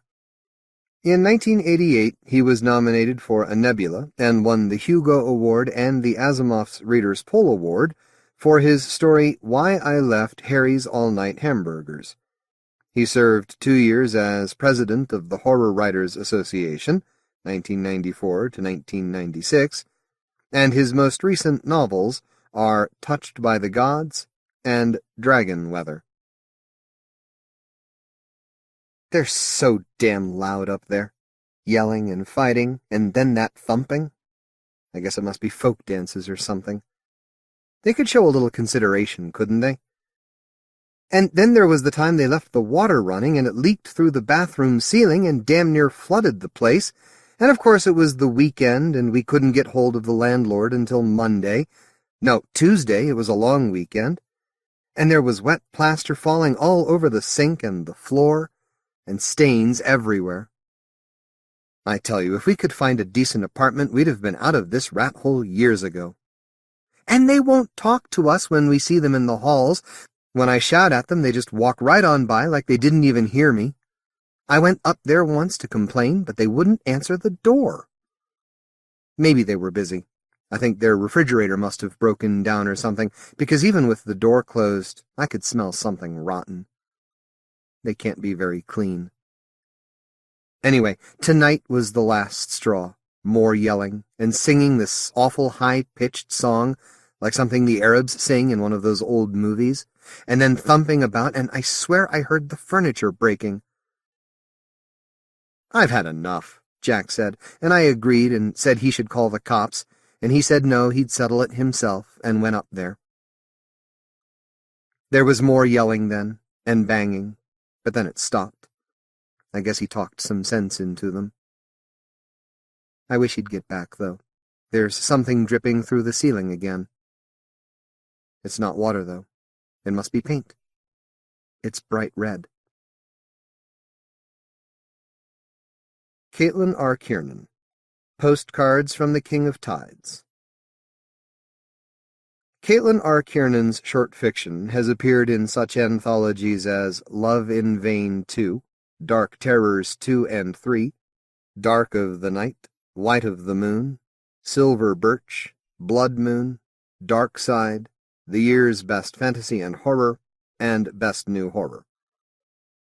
Her first novel, Silk, was published in 1998 and has so far received both the International Horror Guild and Barnes & Noble Maiden Voyage Awards for Best First Novel. She also writes the graphic novel series The Dreaming for DC Comics' Vertigo. A collection of her short fiction, Tales of Pain and Wonder, is forthcoming from Gauntlet Publications, and her second novel, Trilobite, will appear from Penguin Rock. The author also publishes her own irregular newsletter, Salmagundi, and her official website is http://www.negia.net/Pandora, which she shares with Poppy Z. Bright and Krista Faust. As Kiernan reveals, I think that the ocean has always affected me the way that outer space affects a lot of people, that same dizzying sense of awe at the vastness of it, at the unknown. A lot of my childhood was spent by the sea, and it was always fascinating and terrifying at the same time. It still is. In Postcards from the King of Tides, the main thing I wanted to do was communicate these feelings about the sea. In particular, the way that my first visit to the Pacific coast of Oregon and Northern California affected me. There aren't many things I love as much as the sea, but there aren't many things that frighten me as much either. The title was suggested by George Darley's poem The Rebellion of the Waters, 1822. Here's the scene. The three dark children, 3 souls past 20, but still adrift in the jagged, smooth limbo of childhood extended by chance and choice and circumstance, their clothes impeccable rags of night sewn with thread the color of ravens and anthracite, 2 of them fair, a boy and a girl, and the stain of protracted innocence strongest on them, the third a mean scrap of girl flesh with a black-lipped smile and a heart to make holes in the resolve of the most jaded nihilist, but still as much a child as her companions.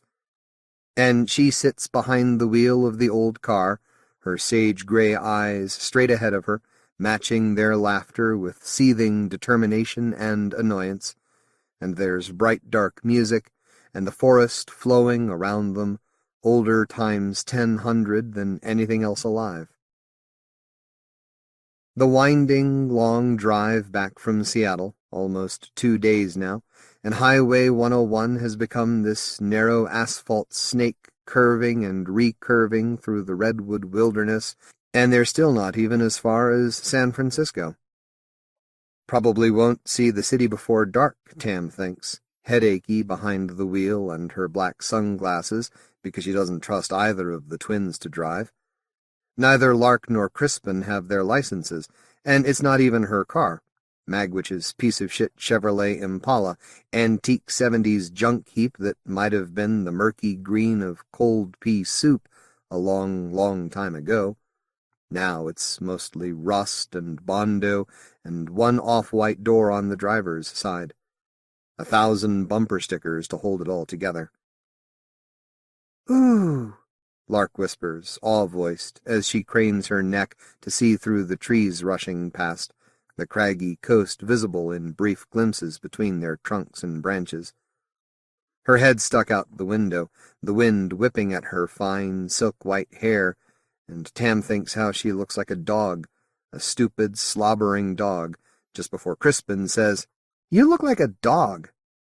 He tries hard to sound disgusted with that last word, but Tam suspects he's just as giddy, just as enchanted by the Pacific rainforest as his sister. If they truly are brother and sister, Tam doesn't know, not for sure. Doesn't know that anyone else does either, for that matter. "You'll get bugs in your teeth," he says. "Bugs are going to fly right straight down your throat and lay their eggs in your stomach."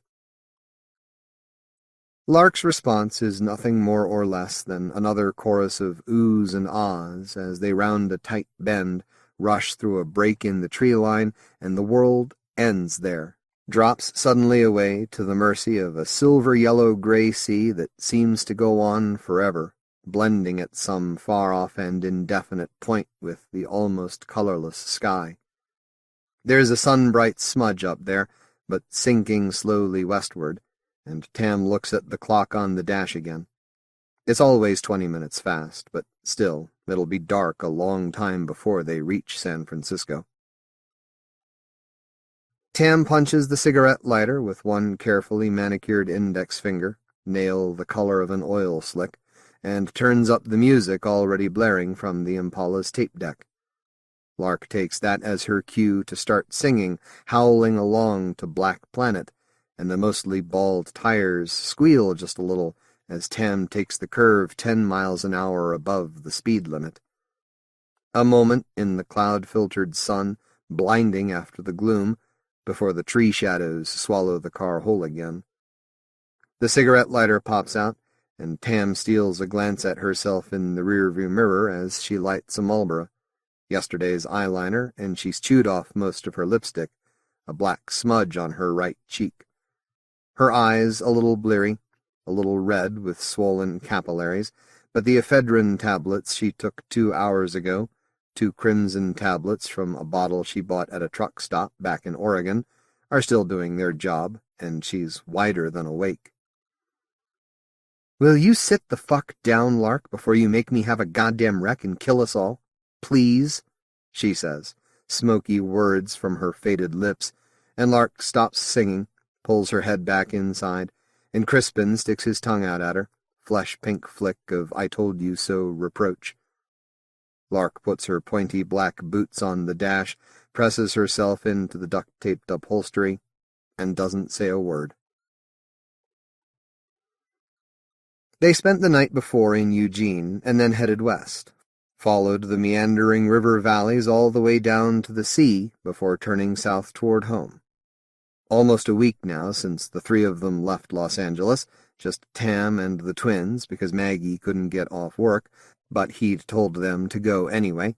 She didn't really want to go without him, knew that Lark and Crispin would drive her nuts without Magwitch around, but the tour wasn't coming through L.A. or even San Francisco. So she went without too much persuading. They went, and it worked out better than she'd expected, really, at least until today. At least until Golden Beach, only 30 or 40 miles north of the California state line, and Crispin spotted the swan neck of a brachiosaurus towering above shaggy hemlock branches, and he immediately started begging her to stop, even promised that he wouldn't ask her to play the P.J. Harvey tape anymore if she'd please just stop and let him see. So they lost an hour at the prehistoric gardens, actually paid money to get in, and then spent a whole fucking hour wandering around 70 acres of drippy wet trees, listening to Crispin prattle on about the life-sized sculptures of dinosaurs and things like dinosaurs, tourist trap monstrosities built sometime in the 1950s, skeletons of steel and wood hidden somewhere beneath sleek skins of wire mesh and cement. "They don't even look real," Tam said as Crispin vamped in front of a scowling stegosaur while Lark rummaged around in her purse for her tiny Instamatic camera. "Well, they look real enough to me," he replied, and Lark just shrugged, a suspiciously complicit and not at all helpful sort of shrug. Tam frowned a little harder, no bottom to a frown like hers, and, "You are really such a fucking geek, Crispy," she said under her breath, but plenty loud enough the twins could hear.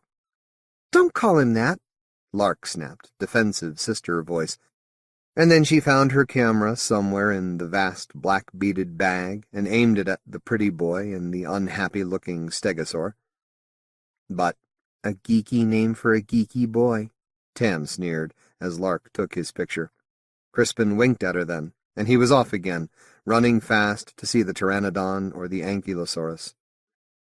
Tam looked down at her wristwatch and up at the sky, and finding no solace in either, she followed Zombie Hansel and Zombie Gretel away through the trees. After the prehistoric gardens, it was Lark's turn, of course. Her infallible logic that it wasn't fair to stop for Crispin and then not stop for her. And anyway, all she wanted was to have her picture taken beside one of the giant redwoods.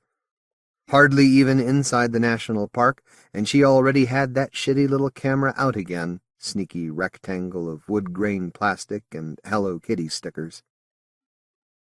And because it was easier to just pull the fuck over than listen to her snivel and pout all the way to San Francisco, the car bounced off the highway into a small turnaround, rolled over a shallow ditch and across crunch-snapping twigs. Lark's door was open before Tam even shifted the Impala into park, and Crispin piled out of the back seat after her. And then, insult to inconvenience, they made Tam take the photograph. The pair of them, arm in arm, and wicked smug grins on their matching faces, a mat of dry cinnamon needles beneath their boots, and the boles of the great sequoias rising up behind them, primeval fame of ferns and underbrush snarl all around. Tam sighed loud and breathed in a mouthful of air so clean it hurt her Angelino lungs, and she wished she had a cigarette. Then, just get it the fuck over with, she thought, stern patient thought for herself. But she made sure to aim the camera just low enough to cut the tops off both their heads in the photo. Halfway back to the car, a small squeal of surprise and delight from Lark, and, "What?" Crispin said. "What is it?" Lark stooped and picked up something from the rough bed of redwood needles. "Just get in the goddamned car, okay?" Tam begged, but Lark wasn't listening, held her discovery out for Crispin to see, presented for his approval. He made a face that was equal parts disgust and alarm, and took a step away from Lark and the pale yellow thing in her hands. "Yuck," he said. "Put it back down, Lark, before it bites you or stings you or something." "Oh, it's only a banana slug, you big sissy," she said, and frowned like she was trying to impersonate Tam. "See, it can't hurt you." And she stuck it right under Crispin's nose. "Gah!" he moaned. "It's huge!" And he headed for the car, climbed into the back seat, and hid in the shadows. "It's only a banana slug," Lark said again. "I'm going to keep him for a pet and name him Chiquita." "You're going to put down the worm and get back in the fucking car," Tam said, standing at the back fender and rattling Magwitch's keyring in one hand like a particularly noisy pair of dice. "Either that, Lark, or I'm going to leave your skinny ass standing out here with the bears." "And the Sasquatches!" Crispin shouted from inside the car, and Tam silenced him with a glare through the rear windshield. Jesus, Tam, it's not going to hurt anything. Really, I'll put it in my purse, okay? It's not going to hurt anything if it's inside my purse, right? But Tam narrowed her mascara-smudgy eyes and jabbed a finger at the ground, at the needle-littered space between herself and Lark. "You're going to put the motherfucking worm down on the ground," she growled, "and then you're going to get back in the motherfucking car." Lark didn't move, stared stubbornly down at the fat slug as it crawled cautiously over her right palm, leaving a wide trail of sparkling slime on her skin. "No," she said. "Now, Lark." "No," she repeated, glanced up at Tam through the cascade of her white bangs. "It won't hurt anything." Just 2 short, quick steps, and Tam was on top of her, almost a head taller anyway, and her teeth bared like all the grizzly bears and Sasquatches in the world. "Stop!" Lark screeched. "Crispin, make her stop!" She tried too late to turn and run away, but Tam already had what she wanted, had already snatched it squirming from Lark's sticky hands, and Chiquita the banana slug went sailing off into the trees. It landed somewhere among the ferns and moss-rotting logs, with a very small but audible thump. "Now," Tam said, smiling and wiping slug slime off her hand onto the front of Lark's black Switchblade Symphony t-shirt, "get in the car. Pretty, please." And for a moment, time it took Tam to get behind the wheel and rev the engine a couple of times, Lark stood, staring silent toward the spot in the woods where the slug had come down. She might have cried, if she hadn't known that Tam really would leave her stranded there. The third rev brought a big puff of charcoal soot exhaust from the Impala's noisy muffler, and Lark was already opening the passenger side door, already slipping in beside Tam. She was quiet for a while, staring out at the forest and the stingy glimpses of rocky coastline, still close enough to tears that Tam could see the wet shimmer in the window-trapped reflection of her blue eyes. So the highway carries them south, between the ocean and the weathered western slopes of the Klamath Mountains, over rocks from the time of Crispin's dinosaurs, rocks laid down in warm and serpent-haunted seas, out of the protected cathedral stands of virgin redwood into hills and gorges where the sequoias are forced to rub branches with less privileged trees, mere Douglas fir and hemlock and oak. And gradually their view of the narrow dark beaches becomes more frequent, the towering sharp headlands setting them one from another like sedimentary parentheses. Tam driving fast as she dares, not so much worried about cops and speeding tickets as losing control in one of the hairpin curves and plunging ass over tits into the fucking scenery, taking a dive off one of the narrow bridges and it's 200 feet straight down. She chain smokes and has started playing harder music, digging through the shoebox full of pirated cassettes for 9-inch Nails and Front 242, The Sisters and Nitzer Ebb, all the stuff that Lark and Crispin would probably be whining like drowning kittens about if they didn't know how pissed off she was already. And then the car starts making a sound like someone's tossed a bucket of nails beneath the hood, and the temp light flashes on. Screw you, Tam. Here's some more shit to fuck up your wonderful fucking afternoon by the fucking sea. "It's not supposed to do that, is it?" Crispin asks, backseat coy, and she really wants to turn around, stick a finger through one of his eyes until she hits brain. "No, Einstein," she says instead. "It's not supposed to do that. Now shut up," settling for such a weak little jab instead of fresh frontal lobe beneath her nails. The motor spits up a final grinding cough and dies, leaves her coasting, drifting into the breakdown lane. Pavement traded for rough and pinging gravel, and Tam lets the right fender scrape along the guardrail almost 20 feet before she stomps the brakes, the smallest possible fraction of her rage expressed in the squeal of metal against metal. When the Impala has finally stopped moving, She puts on the emergency brake and shifts into park, turns on the hazard lights. "We can't just stop here," Lark says, and she sounds scared almost, staring out at the sun beginning to set above the endless Pacific horizon. "I mean, there isn't even a here to stop at, and before long it'll be getting dark." "Yeah, well, you tell that to Magwitch's fine hunk of Detroit dog shit here, baby cakes." And Tam opens her door, slams it closed behind her, and leaves the twins staring at each other in silent, astonished panic. Lark tries to open her door then, but it's pressed smack up against the guardrail, and there's not enough room to squeeze out, just 3 or 4 scant inches, and that's not even space for her waif's bone-angle shoulders. So she slides her butt across the faded green naugahyde, accidentally knocks the box of tapes over, and they spill in a plastic-loud clatter across the seat and into the floorboard. She sits behind the wheel while Crispin climbs over from the back seat.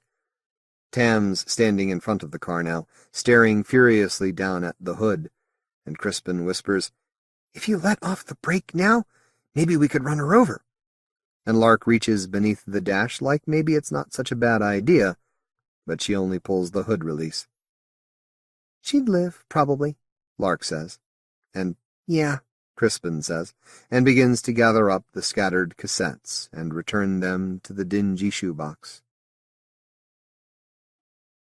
The twins sit together on the guardrail while Tam curses the traitorous, steam-hissing car, curses her ignorance of wires and rubber belts and radiators, and curses absent Magwitch for owning the crappy old Impala in the first place. "He said it runs hot sometimes and to just let it cool off," Crispin says hopefully, and she shuts him up with a razor-shard glance. So he holds Lark's hand and stares at a bright patch of California poppies growing on the other side of the rail, a tangerine-orange puddle of blossoms waving heavy calyx heads in the salt and evergreen breeze. A few minutes more, and Lark and Crispin both grow bored with Tam's too familiar indignation, tiresome rerun of 100 other tantrums, and they slip away together into the flowers. "It's probably not as bad as she's making it out to be," Crispin says, picking a poppy and slipping the sap-bleeding stem behind Lark's right ear. "It just needs to cool off." "Yeah," she says, "probably," but not sounding reassured at all, and stares down the precarious steep slope toward the beach, sand the cinder color of cold apocalypse below the gray shale and sandstone bluff.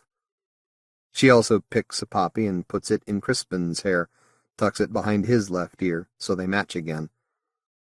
"I want to look for seashells," she says, "and driftwood," and she points at a narrow trail just past the poppies.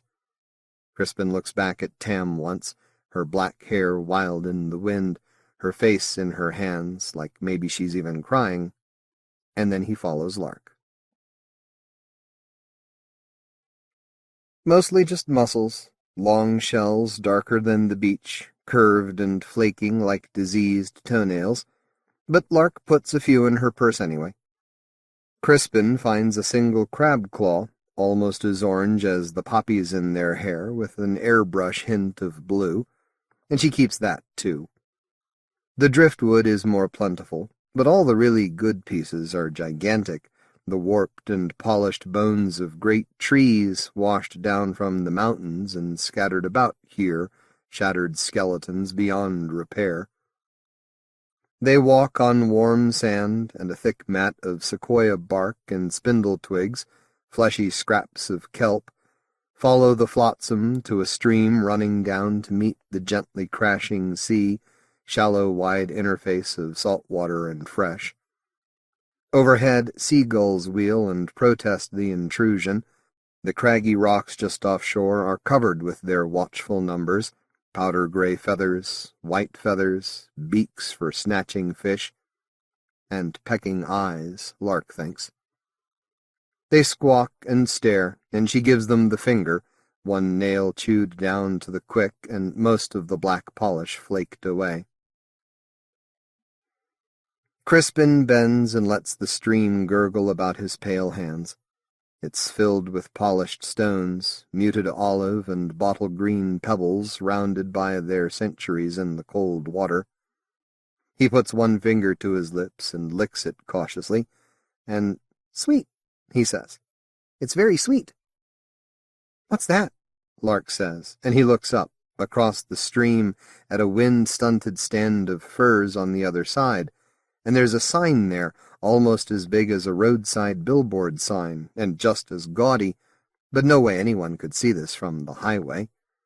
A great sign of planks painted white and lettered crimson, artful scrolling letters that spell out "Alive and Untamed, Monsters and Mysteries of Neptune's Bosom," and below, in slightly smaller script, "Mermaids and Miracles, the Great Sea Serpent, Man-Eaters and Devilfish." "Someone likes exclamation points," Lark says, but Crispin's already halfway across the stream, walking on the knobby stones protruding from the water, and she follows him, both arms out for balance like a trapeze acrobat. "Wait," she calls to him, and he pauses, reluctant, until she catches up. The old house trailer sits a little way up the slope from the beach, just far enough that it's safe from the high tides. Lark and Crispin stand side by side, holding hands tight, and stare up at it, lips parted and eyes wide enough to divulge a hint of their mutual surprise. Lark's left boot is wet where she missed a stone, and her foot went into the stream, and the water's beginning to seep past leather straps and buckles through her hose, but she doesn't notice, or it doesn't matter, because this is that unexpected. This old husk of sun-bleached aluminum walls, corrugated metal skin draped in mop-gray folds of fishing net, so much netting it's hard to see that the trailer underneath might once have been blue, like something a giant fisherman dragged up from the sea, and finally, realizing what he had, this inedible hunk of rubbish, he left it here for the gulls and the weather to take care of. "Wow," Lark whispers, and Crispin turns, looks over his shoulder to see if maybe Tam has given up on the car and come looking for them. But there's only the beach, and the waves, and the birds, the air that smells like dead fish and salt wind, and Crispin asks, "You want to go see?" "There might be a phone," Lark says, still whispering. "If there's a phone, we could call someone to fix the car." "Yeah," Crispin replies, like they really need an excuse beyond their curiosity. And there are more signs leading up to the trailer, splinter-nail breadcrumbs teasing them to take the next step, and the next after that. The mouth that swallowed Jonah, and eternal Leviathan and Charybdis revealed. As they get close, they can see other things in the sandy rind of yard surrounding the trailer, the rusting hulks of outboard motors and a ship's wheel nailed to a post, broken lobster cages, and the ivory-white jaws of sharks strung up to dry like toothy laundry. There are huge plywood and canvas facades leaned or hammered against the trailer, one on either side of the narrow door, and both taller than the roof. Garish seascapes with white-fanged sea monsters breaking the surface, acrylic foam and spray, flailing fins like Japanese fans of flesh and wire, eyes like angry boiling hemorrhages. A sudden gust off the beach then, and they both have to stop and cover their eyes against the blowing sand. The wind clatters and whistles around all the things in the yard, tugs at the sideshow canvases. "Maybe we should go back now," Lark says when the wind has gone, and she brushes sand from her clothes and hair. "She'll wonder where we've gone." "Yeah," Crispin says, his voice grown thin and distant, distracted. And "maybe," he says. But they're both still climbing, past the hand-lettered signs and into the ring of junk. Crispin pauses before the shark jaws, yawning cartilage jaws on nylon fishing line, and he runs the tip of one finger lightly across rows of gleaming, serrate triangles, only a little more pressure and he could draw blood. And then the door of the trailer creaks open, and the man is standing in the dark space, Not what either expected, if only because they hadn't known what to expect. A tall man, gangly knees and elbows through threadbare clothes, pants and shirt the same faded khaki, bony wrists from buttoned sleeves too short for his long arms, arthritis-swollen knuckles on his wide hands. Lark makes an uneasy sound when she sees him, and Crispin jerks his hand away from the shark's jaw, Sneak-child caught in the cookie jar, startled, and snags a pinky, soft skin torn by dentine, and he leaves a crimson-gleaming drop of himself behind. "You be careful there, boy," the man says with a voice like water sloshing in a rocky place. "That's Carcharodon Carcharius herself hanging there, and her ghost is just as hungry as her belly ever was. You've given her a taste of blood, and she'll remember now." "Our car broke down," Lark says to the man, looking up at his face for the first time since the door opened. "And we saw the signs."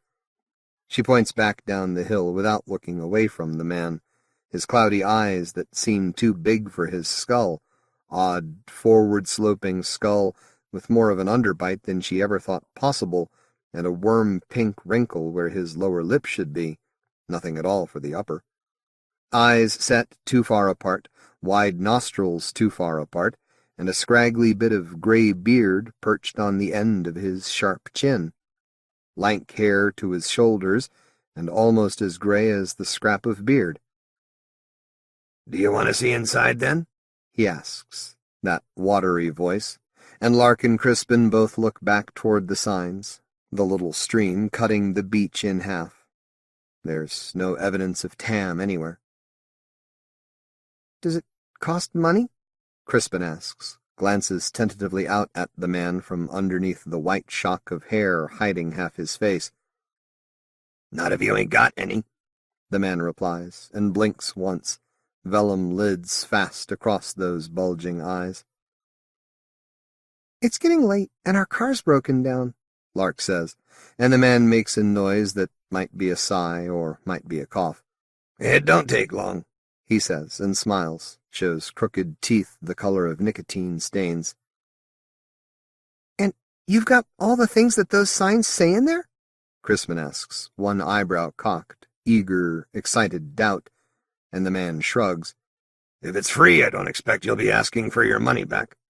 As if that's an answer, but enough for Crispin, and he nods his head and steps toward the door, away from the shark jaws. But Lark grabs his hand, anxious grab that says wait without using any words, and when he looks at her, eyes that say, this isn't like the dinosaurs, whatever it is, this isn't plaster and plywood. And so he smiles for her, flashes comfort and confidence. "It'll be something cool," he says.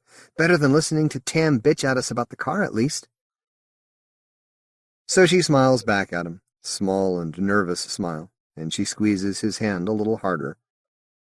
"Come on if you're coming," the man says. "I'm letting in the flies, standing here with the door wide open." "Yeah," Crispin says. "We're coming." And the man holds the door for them, steps to one side, and the trailer swallows them like a hungry metal whale. Inside, and the air is chilly and smells like fish and stagnant salt water, mildew, and there's the faintest rotten odor somewhere underneath, dead thing washed up and swelling on the sand. Crispin and Lark pause while the man pulls the door shut behind them, shuts them in, shuts the world out. "Do you live in here?"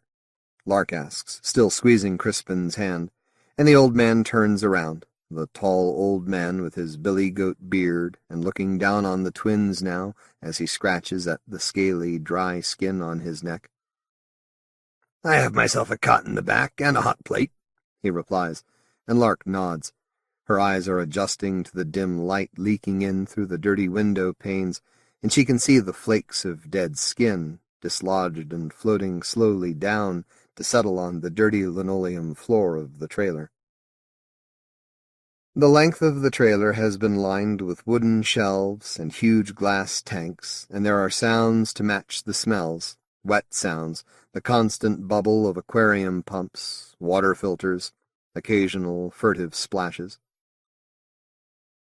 "Wonders from the blackest depths," the old man sighs, wheezes, sickly tired imitation of a carny barker's spiel, and "jewels and nightmares plucked from Davy Jones' locker, washed up on the shores of the seven seas." The old man is interrupted by a violent fit of coughing, and Crispin steps up to the nearest shelf, a collection of jars, dozens and dozens of jars filled with murky ethanol or formalin, formaldehyde, weak tea brown, and the things that float lifelessly inside, scales and spines, oyster-gray flesh, and lidless, unseeing eyes like pickled grapes. Labels on the jars, identities in a spidery fine handwriting, and the paper so old and yellow he knows that it would crumble at his most careful touch. The old man clears his throat, loud phlegmy rattle, and he spits into a shadow-moist corner.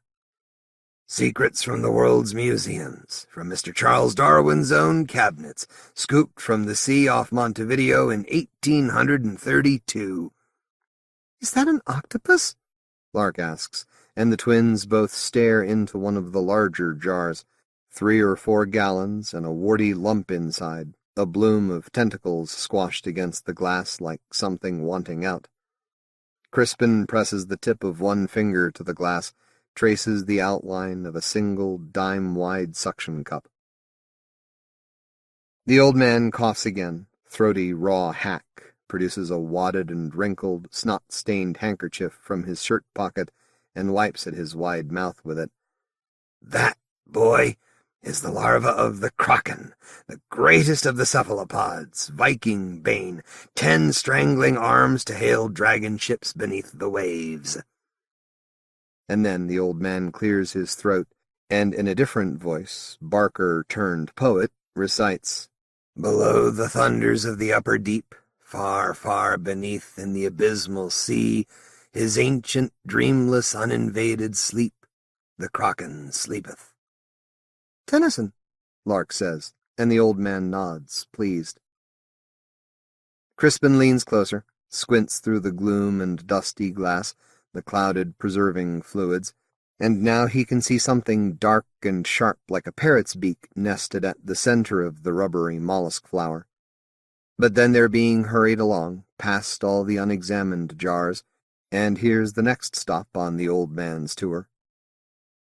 Beneath a bell jar, the taxidermied head and arms and torso of a monkey sewn onto the dried tail of a fish, the stitches plain to see, but he tells them it's a baby mermaid netted near the coast of Java 100 years ago. "It's just half an old dead monkey with a fishtail stuck on," Crispin says, impertinent, already tiring of these moldy, fabricated wonders. "See?" And he points at the stitches in case Lark hasn't noticed them for herself.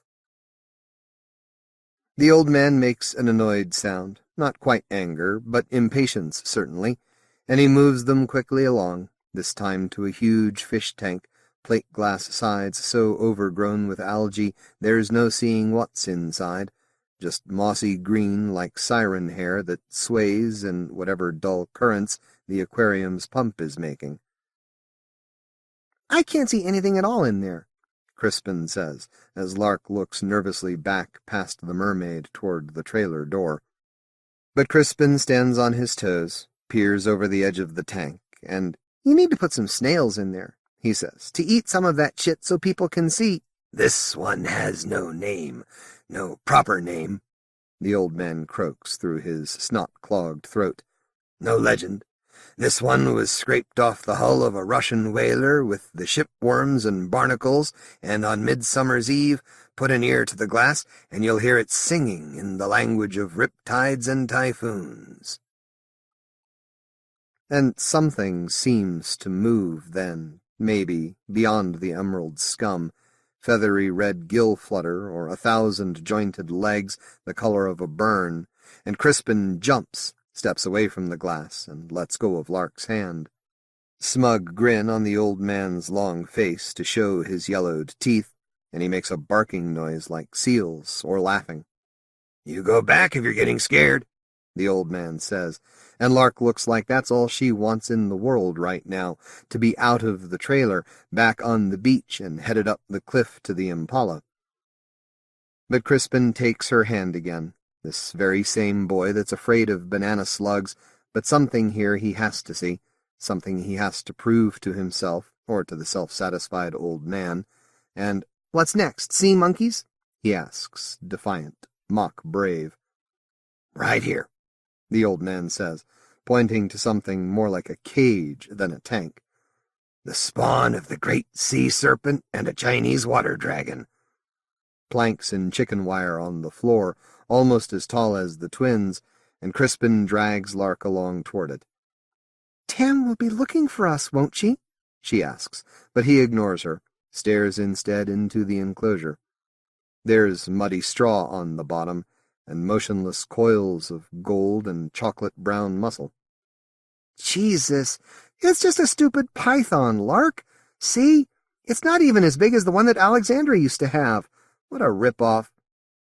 And then he stops, because the snake moves, shifts its chain-link bulk, and now he can see its head, the tiny horns above its pearl bead eyes, and further back, a single stubby flap of meat along one side of its body that beats nervously at the air a moment, and then lies still against the filthy straw. "There's something wrong with it, Crispin, that's all," Lark says, argument to convince herself, and the old man says, "She can crush a full-grown pig in those coils, or a man."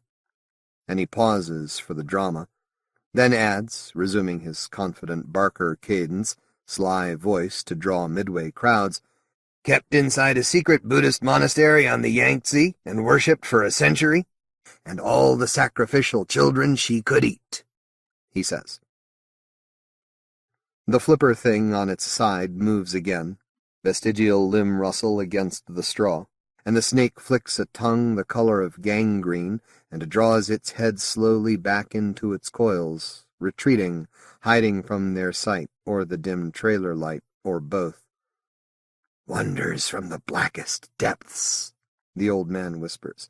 "Mysteries of the deep, spoils of the abyss."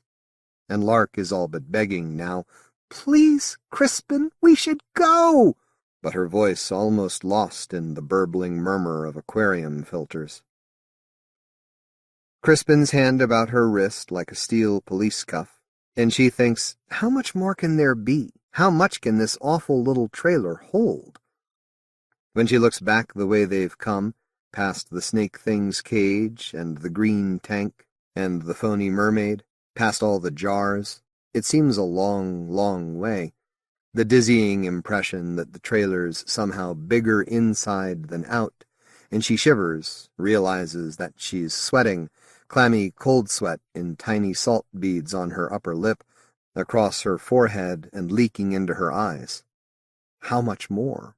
But there's at least one more, and they step past a plastic shower curtain, slick blue plastic printed with cartoon seahorses and starfish and turtles, to stand before the final exhibit in the old man's shabby menagerie. "Dredged from the bottom of Eel Canyon off Humboldt Bay, hauled up 500 fathoms through water so inky, black, and cold it might be the very moment before creation itself." And Crispin is staring at something Lark can't see, squinting into the last tank. Cold pools about Lark's ankles, one dry and one still wet from the stream. Sudden, tangible chill that gathers itself like the old man's words of cold, or heavy air spilling from an open freezer door.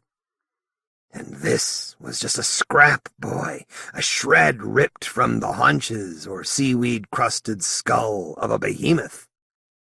"I can't see anything," Crispin says, and then, oh shit, oh Jesus. Lark realizes where the cold is coming from, that it's pouring out from under the shower curtain, and she slips her sweat-greased hand free of Crispin's grasp.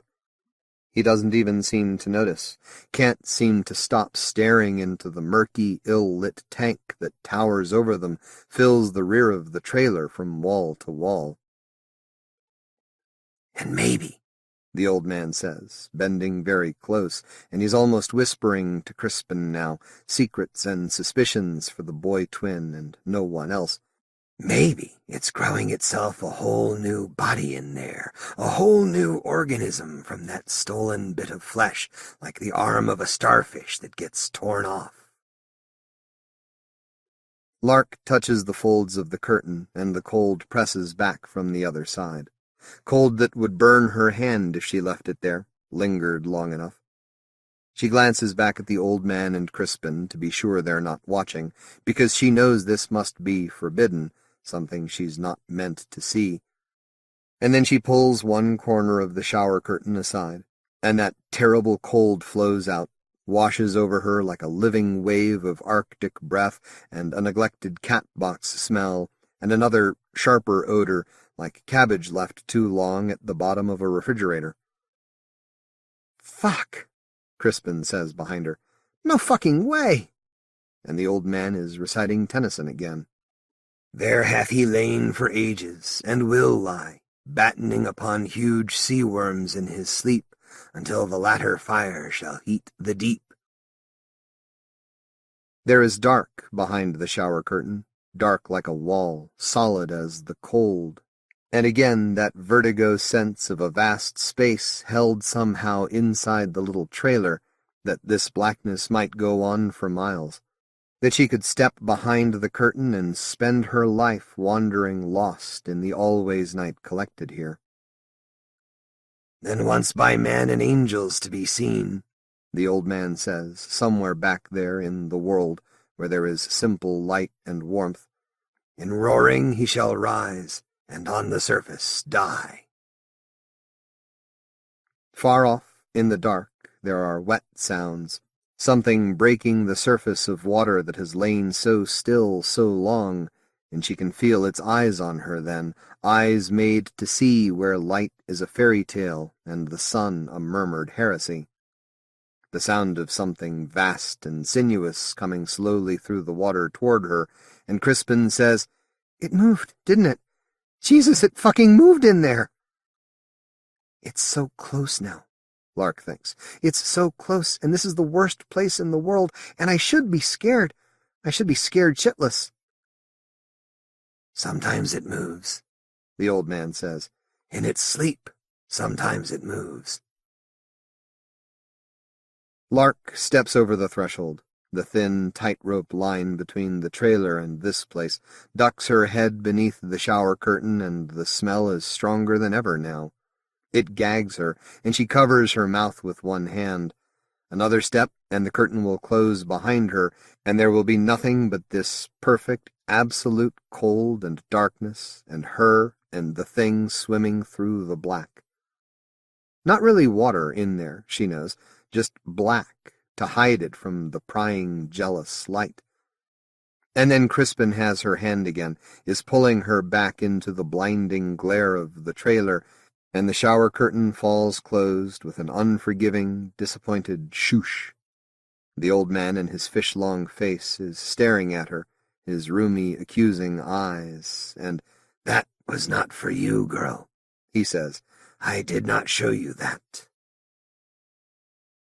She almost resists, wrenches her hand free of Crispin's, and slips back behind the curtain before anyone can stop her, the only possible release from the sudden empty hollow feeling eating her up inside, like waking from a dream of heaven or someone dead alive again, the glimpse of anything so pure, and then it's yanked away. But Crispin is stronger, and the old man is blocking the way anyhow, grizzled Cerberus standing guard before the aquamarine plastic, a faint string of drool at one corner of his mouth. "Come on, Lark," Crispin says to her. "We shouldn't be here. We shouldn't ever have come in here." The look in the old man's eyes says he's right, and already the dream is fading, whatever she might have seen or heard already bleeding away in the last watercolored dregs of daylight getting into the trailer. "I'm sorry," Crispin says as they pass the shriveled mermaid, and he pushes the door open, not so far back after all. "I didn't want you to think I was afraid." And, "No," she says, "no. doesn't know what to say next, but it doesn't really matter, because they're stumbling together down the trailer's concrete block steps, their feet in the sand again, and the air is filled with gentle twilight and the screaming of gulls. Tam has been standing by the stream for half an hour, at least that long since she wandered down to the beach looking for the twins, after the black man in the pickup truck stopped and fixed the broken fan belt, used an old pair of pantyhose from the back seat of the Impala, and then refilled the radiator. "You take it easy now, and that ought to hold as far as San Francisco," he said. But then she couldn't find Lark or Crispin. Her throat hurts from calling them, near dark now, and she's been standing here where their footprints end at the edge of the water, shouting their names. Getting angrier, getting fucking scared, the relief that the car is running again, melting away, deserting her for visions of the twins drowned, or the twins lost, or the twins raped and murdered. Twice she started across the stream, 1 foot out, and plenty enough stones between her and the other side to cross without getting her feet wet, and twice she stopped. Thought that she glimpsed dark shapes moving just below the surface, undulating forms like the wings of stingrays or the tentacles of an octopus or squid, black and eel-long things darting between the rocks. And never mind that the water is crystal clear and couldn't possibly be more than a few inches deep. Never mind she knows it's really nothing more than shadow tricks and the last glimmers of the setting sun caught in the rippling water. These apprehensions, too instinctual, the thought of what might be waiting for her if she slipped, sharp teeth eager for stray ankles, anxiety all but too deep to question, and so she's stood here, feeling stupid, calling them like she was their goddamn mother. She looks up again, and there they are, almost stumbling down the hill, the steep dirt path leading down from the creepy old trailer, Crispin in the lead and dragging Lark along, a cloud of dust trailing out behind them. When they reach the stream, they don't even bother with the stepping stones, just splash their way straight across, splashing her in the bargain. "Motherfucker," Tam says, and steps backwards onto drier sand. "Will you please watch what the fuck you're doing? Shit." But neither of them says a word, stand breathless at the edge of the stream, the low bank carved into the sand by the water. Crispin stares down at his soggy docks, and Lark glances nervously back toward the trailer on the hill. "Where the hell have you two bozos been? Didn't you hear me calling you?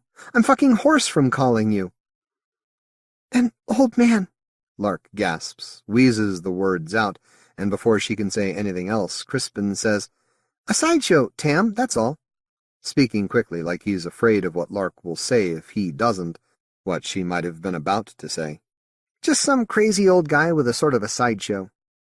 "Jesus," Tam sighs, pissy, tired sigh that she hopes sounds the way she feels, and she reaches out and plucks a wilted poppy from Crispin's hair, tosses it to the sand at their feet. "That figures, you know. That just fucking figures. Next time Magwitch comes or your asses stay home." And she turns her back on them then, heading up the beach toward the car. She only stops once, turns around to be sure they're following, and they are, close behind, and their arms tight around one another's shoulders, as if they couldn't make it alone. The twins' faces are hidden in shadow, night-shrouded, and behind them the sea has turned a cold, silvery indigo and stretches away to meet the rising stars. Michael Marshall Smith. Everybody Goes. Michael Marshall Smith's debut novel, Only Forward, won the British Fantasy Society's August Derleth Fantasy Award in 1995. His second novel, Spares, has been optioned by Steven Spielberg's DreamWorks SKG, while his latest, One of Us, is being developed as a movie by Denovi Pictures and Warner Brothers. He has had his short fiction published in anthologies and magazines on both sides of the Atlantic, including several volumes of The Darklands, Dark Voices, Dark Terrors, the year's best fantasy and horror, and the best new horror series. He is a 3-time winner of the British Fantasy Award for Best Short Story, and has been nominated 3 times for the World Fantasy Award. His short fiction is collected in When God Lived in Kentish Town and Others, and What You Make It.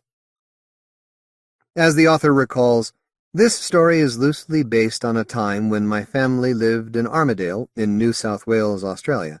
One Sunday we went out to visit the family of a school friend of mine who lived in the outback. While the parents chatted about grown-up stuff, my friend took me into the bush.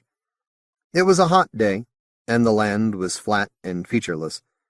We found this little canyon in the middle of the open plain, much as described in the story, with steep walls and a door floating in the pond at the bottom. In retrospect, I suppose that if someone had taken the trouble to drag a piece of rubbish that heavy to it, then we can't have been that far from civilization. But in my memory, we were on the surface of Mars. We messed around, as boys will, and we had fun, and then we walked home through the stillness. It was a good day. I saw a man yesterday. I was coming back from the waste ground with Matt and Joey, and we were calling Joey dumb because he'd seen this huge spider, and he thought it was a black widow or something when it was just like a spider, and I saw the man. We were walking down the road towards the block and laughing, and I just happened to look up, and there was this man down the end of the street, tall, walking up towards us. We turned off the road before he got to us, and I forgot about him. Anyway, Matt had to go home then because his family eats early, and his mom raises hell if he isn't back in time to wash up, and so I just hung out for a while with Joey, and then he went home too. Nothing much happened in the evening. This morning, I got up early because we were going down to the creek for the day, and it's a long walk. I made some sandwiches and put them in a bag, and I grabbed an apple and put that in too. Then I went down to knock on Matt's door. His mom answered and let me in. She's okay, really, and quite nice-looking for a mom, but she's kind of strict. She's the only person in the world who calls me Peter instead of Pete. Matt's room always looks like it's just been tidied, which is quite cool, actually, though it must be a real pain to keep up. At least you know where everything is. We went down and got Joey. Matt seemed kind of quiet on the way down, as if there was something he wanted to tell me, but he didn't. I figured that if he wanted to, sooner or later he would. That's how it is with best friends. You don't have to be always talking. The point will come round soon enough. Joey wasn't ready, so we had to hang round while he finished his breakfast. His dad's kind of weird. He sits and reads the paper at the table and just grunts at it every now and then. I don't think I could eat breakfast with someone who did that. I think I would find it disturbing. Must be something you get into when you grow up, I guess. Anyway, finally Joey was ready, and we left the block. The sun was pretty hot already, though it was only 9 in the morning, and I was glad I was only wearing a t-shirt. Matt's mom made him wear a sweatshirt in case there was a sudden blizzard or something, and I knew he was going to be pretty baked by the end of the day, but you can't tell moms anything. As we were walking away from the block towards the waste ground, I looked back, and I saw the man again, standing on the opposite side of the street, looking at the block. He was staring up at the top floor, and then I thought he turned and looked at us, but it was difficult to tell because the sun was shining right in my eyes. We walked and ran through the waste ground, not hanging around much because we'd been there yesterday. We checked on the fort, but it was still there. Sometimes other kids come and mess it up, but it was okay today. Matt got Joey a good one with a scrunched-up leaf. He put it on the back of his hand when Joey was looking the other way, and then he started staring at it and saying, "Pete," in this really scared voice, and I saw what he was doing and pretended to be scared too, and Joey bought it. "I told you," he says, and he's backing away. "I told you there was black widows." And we could have kept it going, but I started laughing. Joey looked confused for a second, and then he just grunted as if he was reading his dad's paper, and so we jumped on him and called him Dad all afternoon. We didn't get to the creek till nearly lunchtime, and Matt took his sweatshirt off and tied it round his waist. It's a couple miles from the block, way past the waste ground and out into the bush. It's a good creek, though. It's so good we don't go there too often, like we don't want to wear it out.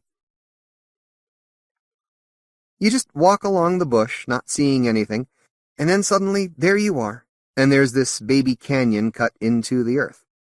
It gets a little deeper every year, I think, except when there's no rain. Maybe it gets deeper then, too, I don't know. The sides are about 10 feet deep, and this year there was rain, so there's plenty of water at the bottom, and you have to be careful climbing down, because otherwise you can slip and end up in the mud. Matt went down first. He's best at climbing, and really quick. He went down first so that if Joey slipped, he might not fall all the way in. For me, if Joey slips, he slips, but Matt's good like that. Probably comes from having such a tidy room. Joey made it down okay this time, hold the front page, and I went last. The best way to get down is to put your back to the creek, slide your feet down, and then let them go until you're hanging onto the edge of the canyon with your hands. Then you just have to scuttle. As I was lowering myself down, I noticed how far you could see across the plain, looking right along about a foot up from the ground. There's nothing to see for miles, nothing but bushes and dust. I think the man was there too, off in the distance, but it was difficult to be sure, and then I slipped and nearly ended up in the creek myself, which would have been a real pain, and Joey would have gone on about it forever. We walked along the creek for a while, and then came to the ocean. It's not really the ocean, it's just a bit where the canyon widens out into almost a circle that's about 15 feet across. It's deeper than the rest of the creek, and the water isn't so clear, but it's really cool. When you're down there, you can't see anything but this circle of sky, and you know there's nothing else for miles around. There's this old door there, which we call our ship, and we pull it to one side of the ocean, and we all try to get on and float it to the middle. Usually it's kind of messy, and I know Matt and Joey are thinking there's going to be trouble when their moms see their clothes, but today we somehow got it right, and we floated right to the middle with only a little bit of water coming up. We played our game for a while, and then we just sat there for a long time and talked and stuff. I was thinking how good it was to be there, and there was a pause, and then Joey tried to say something of his own like that. It didn't come out very well, but we knew what he meant, so we told him to shut up and made as if we were going to push him in. Matt pretended he had a spider on his leg just by suddenly looking scared and staring, and Joey laughed, and I realized that that's where jokes come from. It was our own joke that no one else would ever understand and that they would never forget, however old they got. Matt looked at me one time, as if he was about to say what was on his mind, but then Joey said something dumb, and he didn't. We just sat there and kept talking about things and moving around so we didn't get burnt too bad. Once, when I looked up at the rim of the canyon, I thought maybe there was a head peeking over the side, but there probably wasn't. Joey has a watch, and so we knew when it was 4 o'clock. 4 o'clock is the latest we can leave, so that Matt gets back for dinner in time. We walked back towards the waste ground, not running. The sun had tired us out, and we weren't in any hurry to get back, because it had been a good afternoon, and they always finish when you split up. You can't get back to them the next day, especially if you try to do the same thing again. When we got back to the street, we were late, and so Matt and Joey ran on ahead.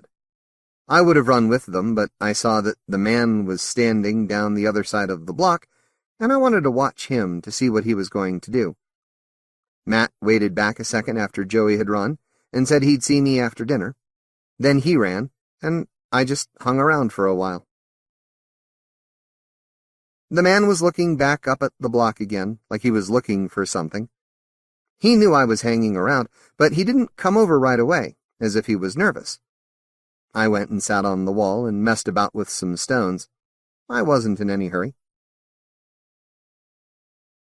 "Excuse me," says this voice, and I looked up to see the man standing over me. The slanting sun was in his eyes, and he was shading them with his hand.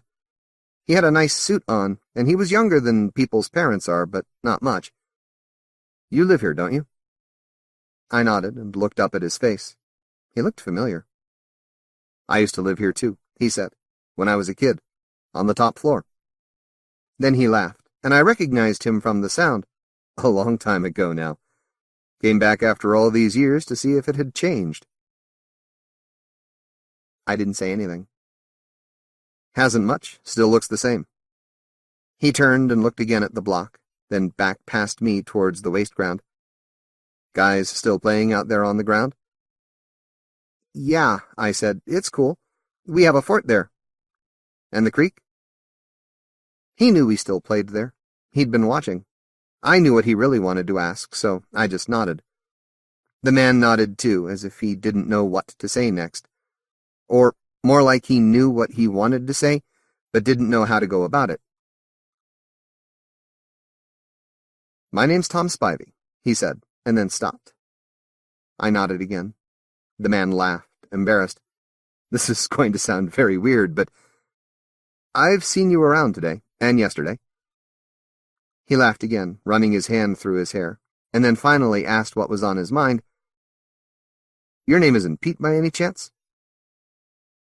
I looked up into his eyes, then away. "No," I said. "It's Jim." The man looked confused for a moment, then relieved. He said a couple more things about the block, and then he went away. Back to the city, or wherever. After dinner, I saw Matt out in the back car park, behind the block. We talked about the afternoon some, so he could get warmed up, and then he told me what was on his mind. His family was moving on. His dad had got a better job somewhere else. They'd be gone in a week. We talked a little more, and then he went back inside, looking different somehow, as if he'd already gone. I stayed out, sitting on the wall, thinking about missing people. I wasn't feeling sad, just tired. Sure, I was going to miss Matt. He was my best friend. I'd missed Tom for a while, but then someone else came along. And then someone else. And someone else. There's always new people. They come, and then they go. Maybe Matt would return someday. Sometimes they do come back. But everybody goes. Tanith Lee, Yellow and Red. Tanith Lee began writing at the age of 9. After school, she worked variously as a library assistant, shop assistant, filing clerk, and waitress before spending a year at art college. She published 3 children's books in the early 1970s, but it was only when Daw Books published her novel The Birth Grave in 1975, and thereafter 26 other titles, was she able to become a full-time writer. To date, she has published nearly 60 novels, including such recent titles as White as Snow, A Bed of Earth, and Venus Preserved, plus 9 collections of novellas and short stories.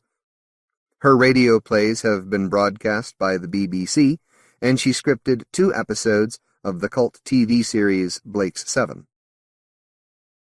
Tanith Lee has twice won the World Fantasy Award for short fiction, and in 1980 she was awarded the British Fantasy Society's August Derleth Award for her novel Death's Master. I am a great admirer of, amongst others, M.R. James, reveals the author. His influence on me in this story is perhaps evident only to myself. From the Diary of Gordon Martis.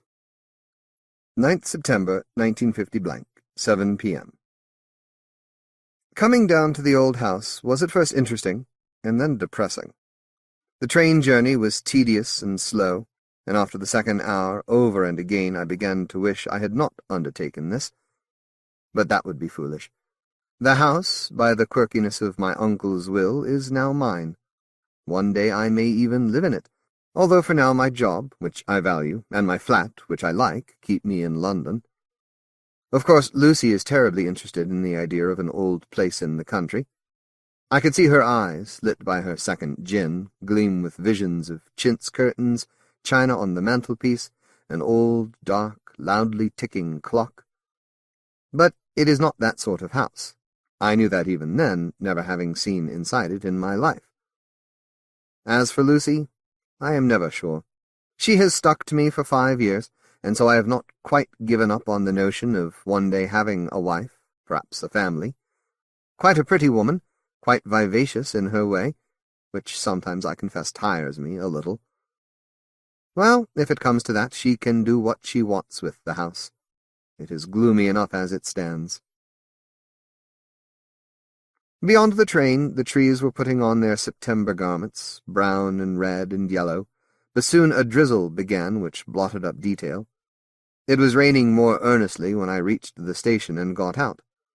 I had only one small bag, the essentials for a stay of a couple of nights. That was good, for there was no transport of any kind. I walked to the village, and there was given a cup of tea, the keys, and a lift the last mile and a half. Johnson, the agent, let me off on the drive. He had offered to take me round, but I said this was not necessary. There is a woman, Mrs. Gold, who comes in every day, and I was told she would have put things ready for me. I trusted this was true. The rain eased as I walked along the last curve of the drive. Presently I saw the house, and recognized it from a photograph I had observed often enough in my father's study. A 2-story building with green shutters. Big oaks stood around it that had done the walls some damage and introduced damp. I supposed they could be cut down. Above was my grandfather's weather vane, which I had never been able properly to make out in the photograph, but which my father told me was in the shape of some oriental animal deity. Even now it remained a mystery to me, between the leaves of the oaks and the moving leaden sky. I got up the steps and opened the front door, and stepped into the big dark hall. The trees oppressed this house, that is certain, and the old stained glass of the hall windows changed the light to mulberry and spinach. However, I saw through into the sitting-room, and a fire had been laid and wood put ready. A touch on a switch reassured me that the electricity still worked. On the table near the door I found Mrs. Gold's rather poorly spelled note, but she had done everything one could expect, even to leaving me a cold supper of ham and salad, apple pie, and cheese. She would be in tomorrow at 11. I need have no fears. I looked round. I am not fearful by nature. I always do my best, and am seldom in a position to dread very much. A childhood visit to the dentist, perhaps, for an especially painful filling. Something of that apprehension seized me. But it was the nasty dark light in the hall. My uncle died in this house not 3 months ago. Before him he had lost his family, his wife and sister, and 2 sons. Before them another generation had perished. As Shakespeare points out, it is common for people to die. Going through into the sitting-room, I have put a match to the fire. This has improved things. On a sideboard stands a tray with brandy, whiskey, and soda. Though it is early for me, I shall pour myself a small measure. I gather the boiler is at work, and I can count on a hot bath. I do not want a chill. 10th September, 2 p.m. The house is a mausoleum. Lucy be blowed, I think I shall sell it. Last night was dreadful. Creaks and groans of woodwork, an eldritch wind at the windows and down the chimneys. I read until nearly 2 a.m. Then, at 3, I was woken by a persistent owl hooting in the garden trees. I am not a country person. I longed for my warm city flat and the vague roar of traffic. However, this morning early I went over the place thoroughly, from attic to cellar. There are a great many rooms, more than I should ever want, and the heating would be prohibitive. It is very old-fashioned, those thick bottle-green and ox-blood curtains favoured by our grandfathers, evidently by mine, and my Uncle William, too, enormous cliffs of furniture, and endless curios, some of them I expect very valuable, from the East, Egypt, India, and China. I am not particularly partial to any of this sort of thing. I find the house uncomfortable, both physically, it is cold and damp, and aesthetically. At about 11:30, the not very punctual Mrs. Gold arrived. I was not surprised. Women are generally unreliable. I have learnt this from Lucy. Nevertheless, I commended Mrs. Gold on keeping the house clean, which she has more or less done, and on the supper left for me yesterday. She is a large woman, constructed like a figurehead, with severe grey hair. She began, of course, at once to tell me all about my uncle and what she knows of my grandfather before him. She is, naturally, as her class nearly always are, fascinated by details of all the deaths. It was with some difficulty that I got her to resume her work. Going into the library, I then took down some boxes of photographs and began to go through them, more to pass the time than anything else. The agent is coming tomorrow to discuss things, or I would have tried to get home today. The photographs, most of which have dates and names written on the back, are generally displeasing, many the dull antique kind where everyone stands like a waxwork as the primitive camera performs its task. My grandfather was a formidable old boy, with bushy whiskers, in several scenes out in some foreign landscape, clutching his gun or his spade, for he had been involved in one or two famous excavations in the East. Here he had taken his own photographs, some of which had appeared in prominent journals of the day. These obviously were not among the general portraits, nor was I especially interested to look them out. My father had been wont to tell me at length how Grandfather Martis had taken the very first photograph inside some remarkable ancient tomb. I had found this, I am afraid, extremely boring then, and scarcely less so now. I have, too, forgotten the location. Lucy has often commented that I am not a romantic. I am glad to say I am not. Eventually Mrs. Gold finished her ministrations, and I went down to learn her wages, which were modest enough. She had put into the oven for me, besides, a substantial hot pot. "Your uncle was very fond of those, I must say," she announced. "He relied on me, once the old cook had retired. Mrs. Martis was often ill, you understand. Miss Martis, too. I had a free hand." I said something gallant about her cooking. She ignored this. "It was a great worry," she said, "to see them waste away. First the boys, and then the sister and the wife. Your uncle was the last to go. He was very strong, fought it off, so to speak. The doctors couldn't find anything wrong with him, but it was the same as with the ladies and the children." I privately thought that no doubt a reliance on elderly country doctors was to blame here, but I nodded lugubriously, and was apparently anticipated. "Your grandfather, now?" persisted this tragic choric Mrs. Gold, glowering on me in the stone kitchen, the pans partly gleaming at her back from her somewhat hard work upon them. "He was the same, but they put it down to some foreign affliction, bad water, those dirty heathen foods. You understand, Mr. Martis, your uncle, Mr. William Martis, was only in the house a year before he first fell ill, and before that, never a day's indisposition." I noted that not only did she employ words she could not probably spell, but that she was also able to invent them. "It seems an unfortunate house," I said. She appeared to wish me to. "That's as may be. The cook was never out of sorts, nor any of the maids while they had them, and I've never had a day in bed, excepting my parturition." I assumed she meant childbirth, and kept a stern face.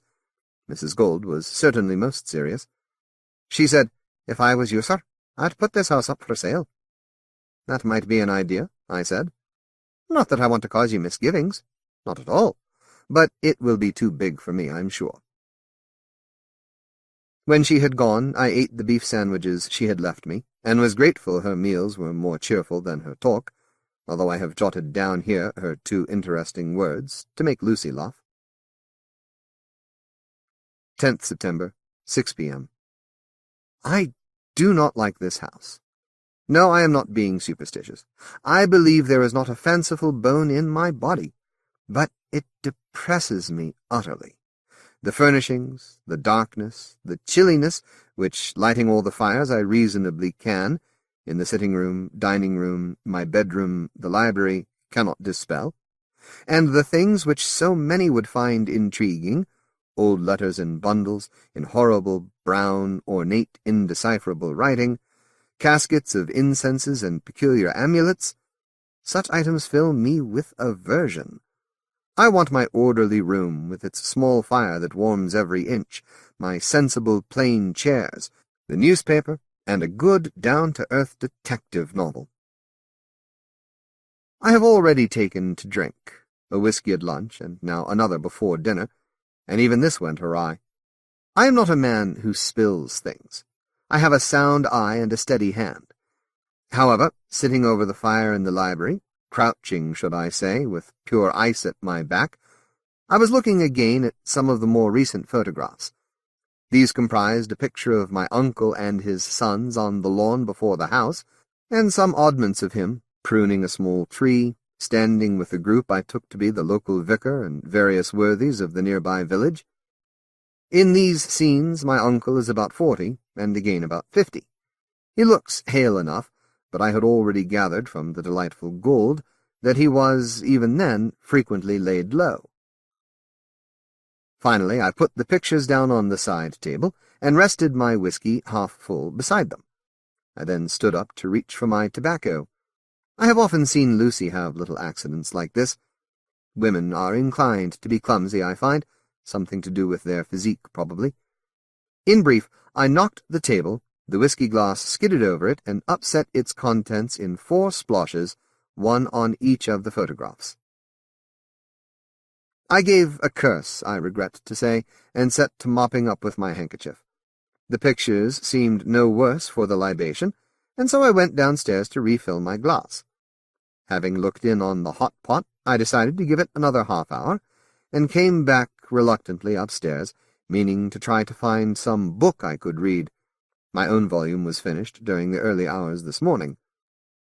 There was not much doing in this line, but at last I found some essays on prominent men, and this would have to serve. Returning to the fire in haste, I there found that each of the photographs on which the alcohol had spilled was blotched with an erratic burn. I must say I had no notion malt whiskey could inflict such a wound, but there, I am not a photographer. This annoyed me. Although I have no interest in the photographs particularly, I know my father would have had one, and for his sake I would not have desecrated them. I am not a vandal. I feel foolishly ashamed of myself. I began to think then about my father and my Uncle William, of how they had lost touch with each other, and how, oddly, we had never been on a visit to this house. One assumes there had come to be a rift between the two men. There was a marked difference in age. Even so, I recall my father speaking of my uncle as the former neared his end. "Poor William," he said. "What could I do?" I had not wanted to press him. His heart was giving out. Irritated, uneasy, and out of sorts, I have pushed the damaged photographs together and come down again to eat of Mrs. Gould's bounty. 10th September, 10:30 p.m. Something very odd. How to put this down? Well, I had better be as scientific as I can. I had forgotten my book, and, deciding on an early bed, since I am feeling rather fatigued, the country air no doubt, I came up to the library to collect the volume. It lay on the table, and, going to pick it up, I saw again the spoiled photographs. While I had been downstairs dining, something had gone on. The stains had changed. Rather, they had taken on a color, deep swirls of raw red and sickly yellow. This was particularly unpleasant on the black and white surface of the original scenes. I examined each photograph in turn, and all 4 were now disfigured in this way. I had already resolved that it was no use crying over spilt milk, or whiskey to be more precise, and was about to put them down again, when something else arrested my attention. Of course, I am aware that random arrangements or marks can take on apparently coherent forms, the faces that one occasionally makes out in the trunks of old trees, for example, or the famous Rorschach ink blot test. Yes, the random may form the seemingly concrete and mean very little, save in the realms of imagination and psychiatry. However, where the whiskey had burned the photographs, a shape had been formed, now very definite, and filled in by rich, bilious color. Not, in fact, a shape that I could recognize, yet it was consistent, for in each of the 4 pictures it was almost exactly the same. And it is a horrible shape. Most decidedly that. I do not like it. There is something repulsive, odious about it. I suppose that is because it is like some sort of creature, and yet a creature that can hardly, I would think, exist. Then I am being rather silly. I had better describe what I see. What is the matter with me? There, I have had another whiskey. I shall certainly have a thick head in the morning, and I will write this down with a steady hand. The thing that the whiskey has burnt out in the photographs is in each one identical, allowing for certain differences of what I shall have to call posture and size. It has the head of a sort of frog, but this is horned, with 2 flat horns, or possibly ears, that slant out from its head sideways. The body is bulbous at the front, and it has 2 arms, or forelegs, which end in paws, resembling those of a large cat. The body ends not in legs, but in a tail like that of a slug. That is all bad enough, but in the visage or head are always 2 red dots that give the impression of eyes. It is a beastly thing. I fear I cannot convey how vile, nor what a turn it has given me.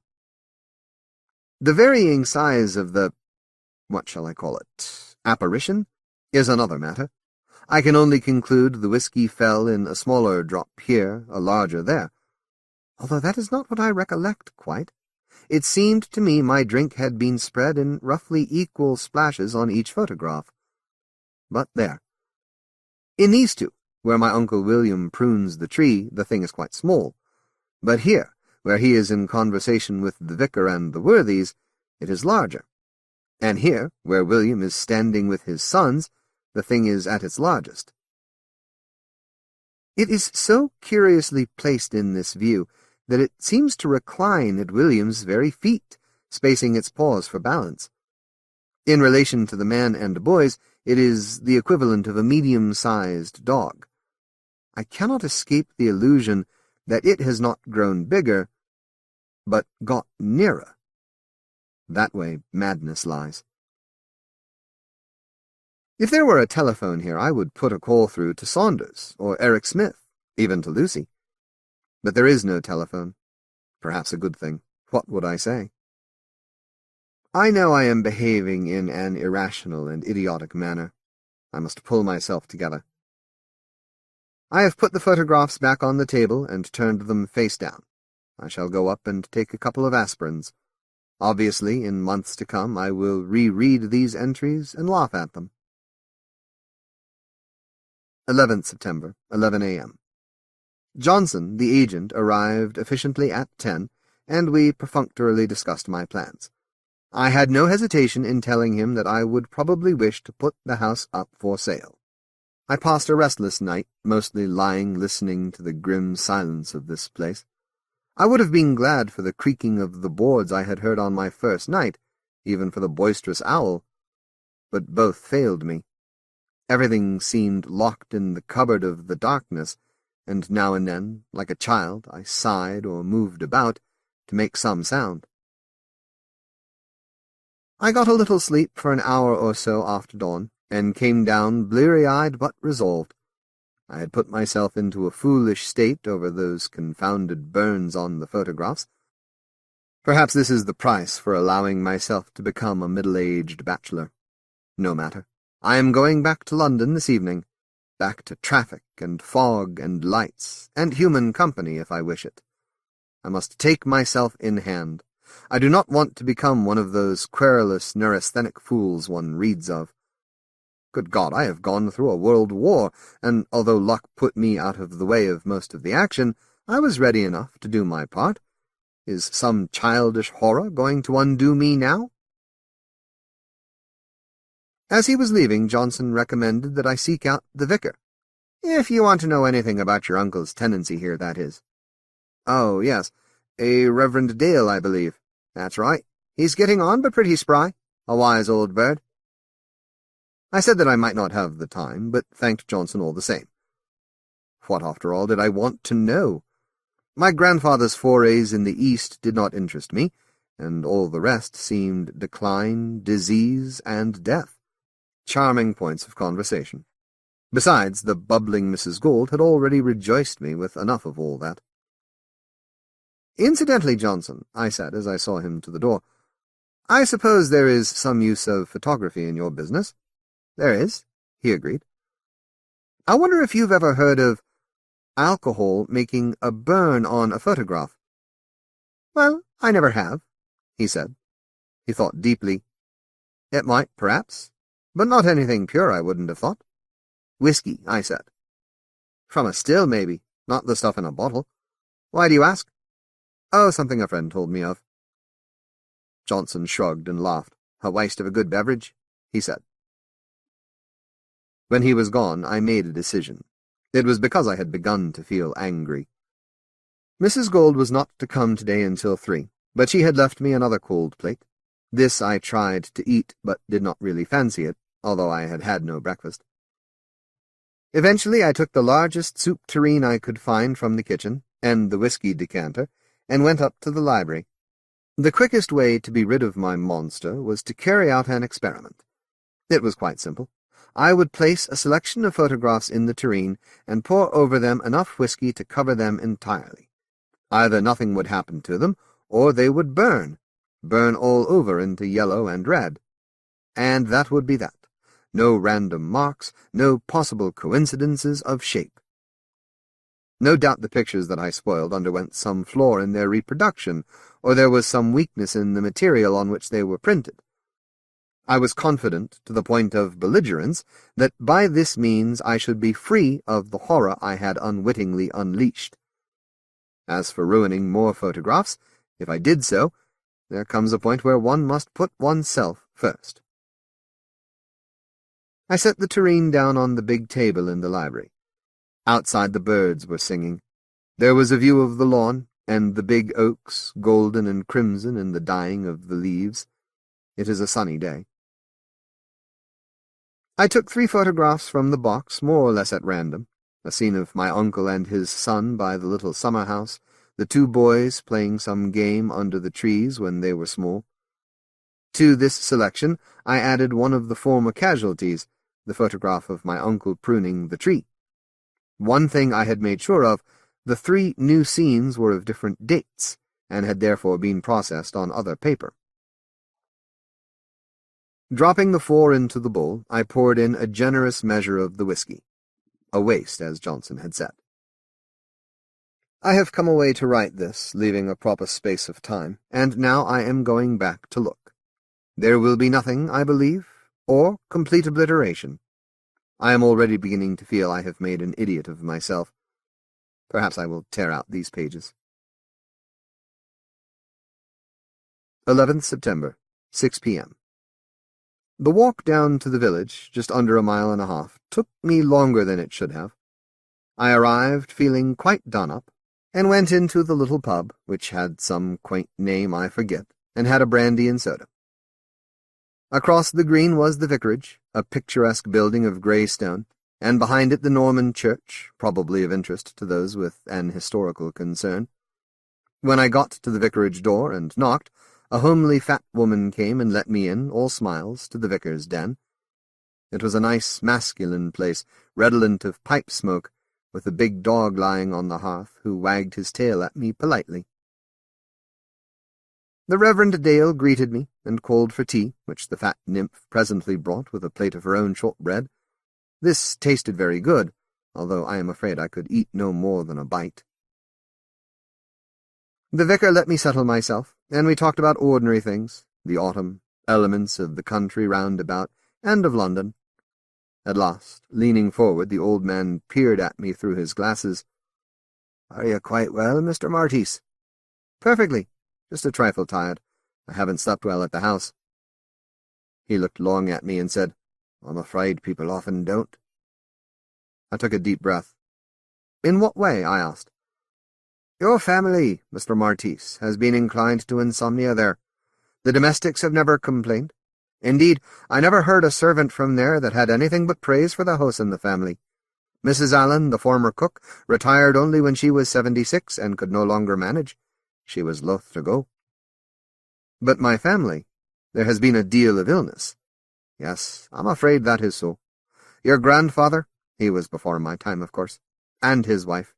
Your father was long from home, and his brother, Mr. William, was sent out into the world at 20, before there was any problem at the house. The two brothers did not at first choose to come back, and your father, I think, not at all. He lived to a good age. He was nearly 80. There was quite a gap between him and William, my grandfather's travels. 80? Yes, that's splendid.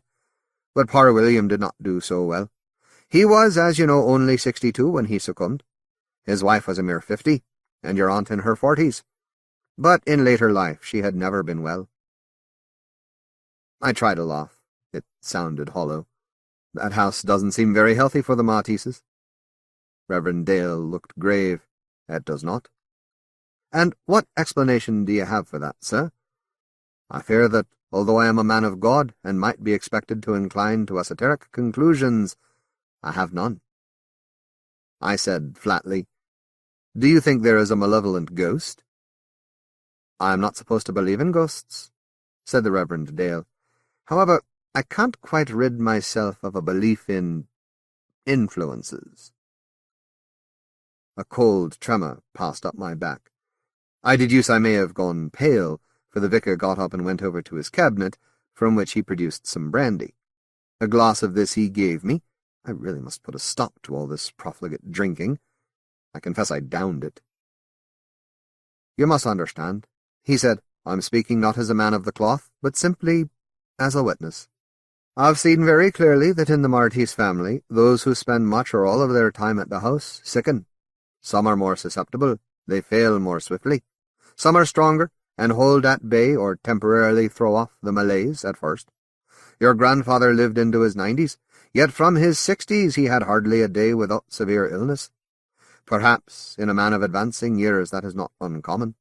And yet, before this time, he was one of the fittest men on record. Apparently he put the local youth, who are hardy, to shame. Again, some who aren't strong also linger in a pathetic, sickly state. Your aunt was one of these. She succumbed only in her adult years, but then her life was a burden for her. One wondered how she bore with it. Even she at length. He sighed. Her end was a release, I am inclined to think.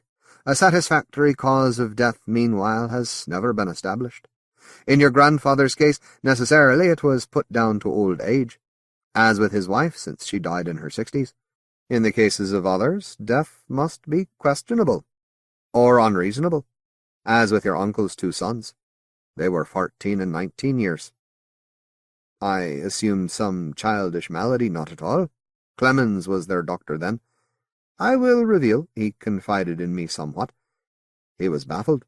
The same symptoms, inertia, low pulse, some vertigo, headache, an inclination not to eat, but no fever, no malignancy, no defect.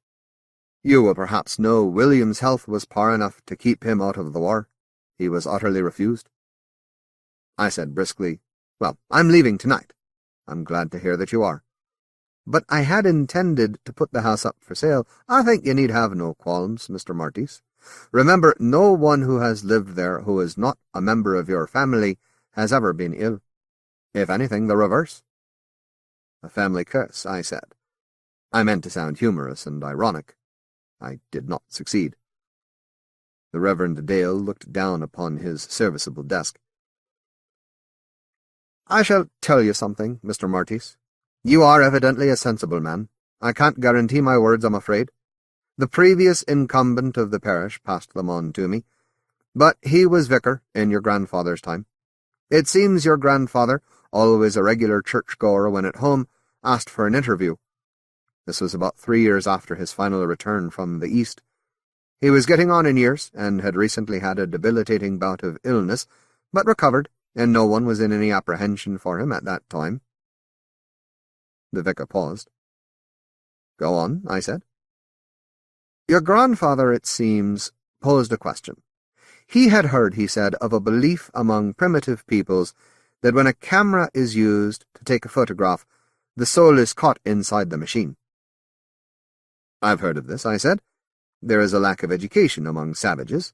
Quite.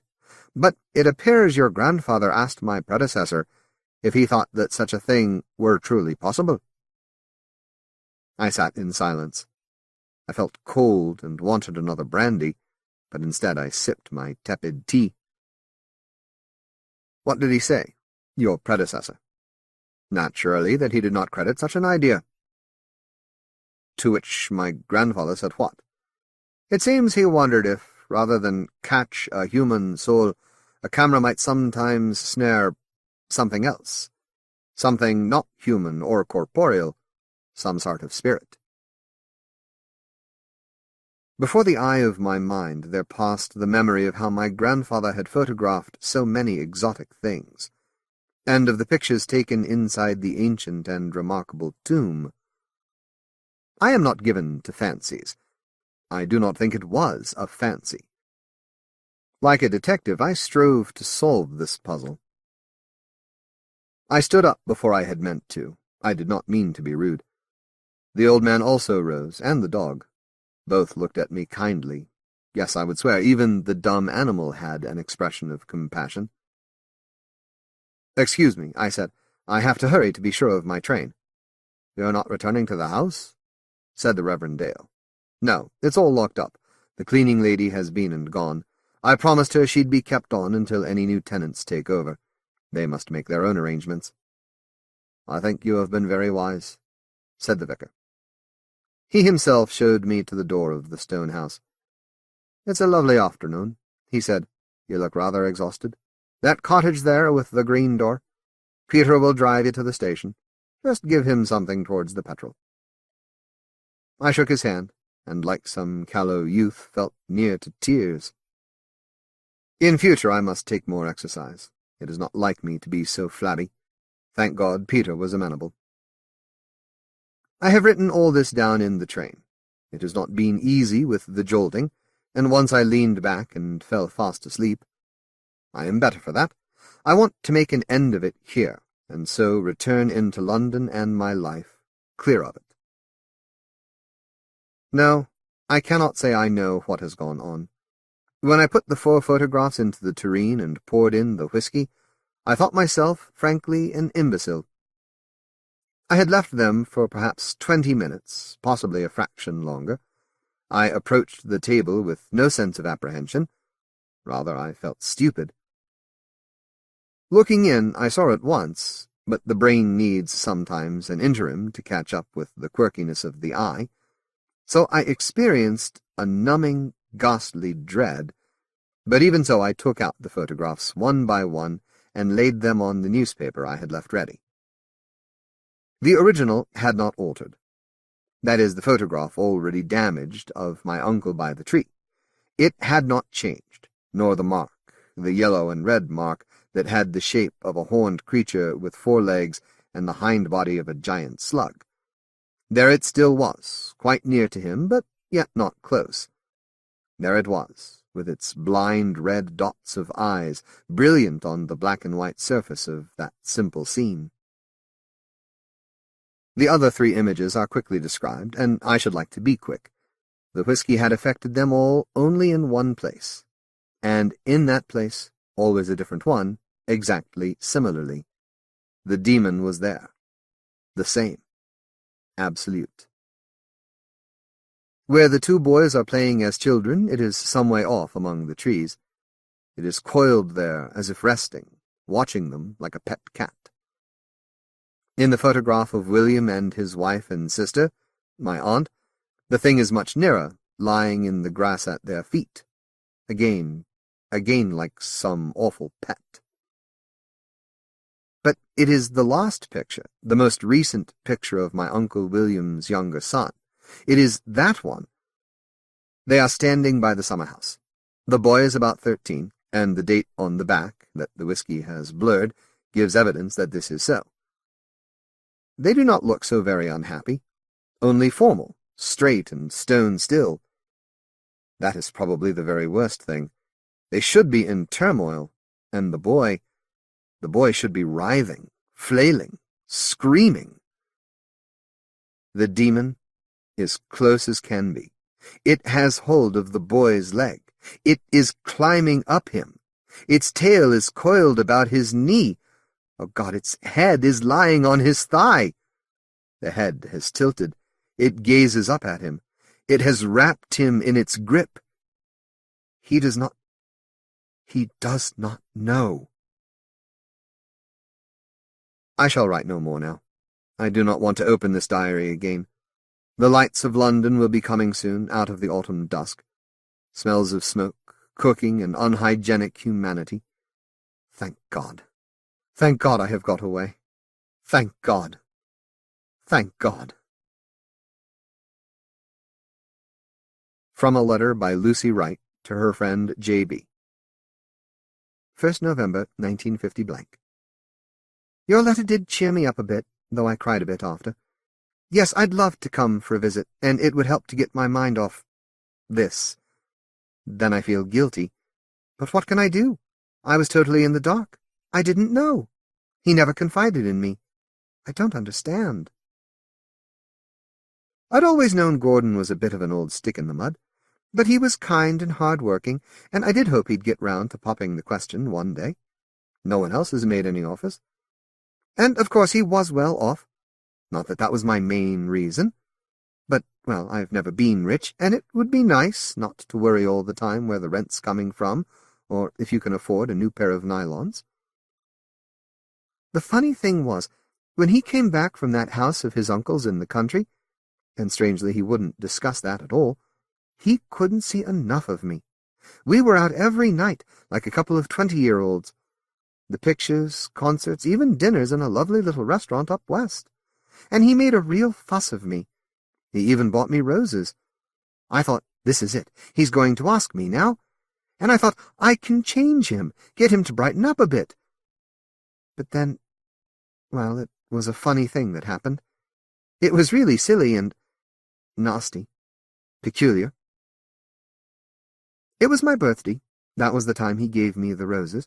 And one of my cousins, Bunty, well, she sent me a really lovely present. It was a little camera.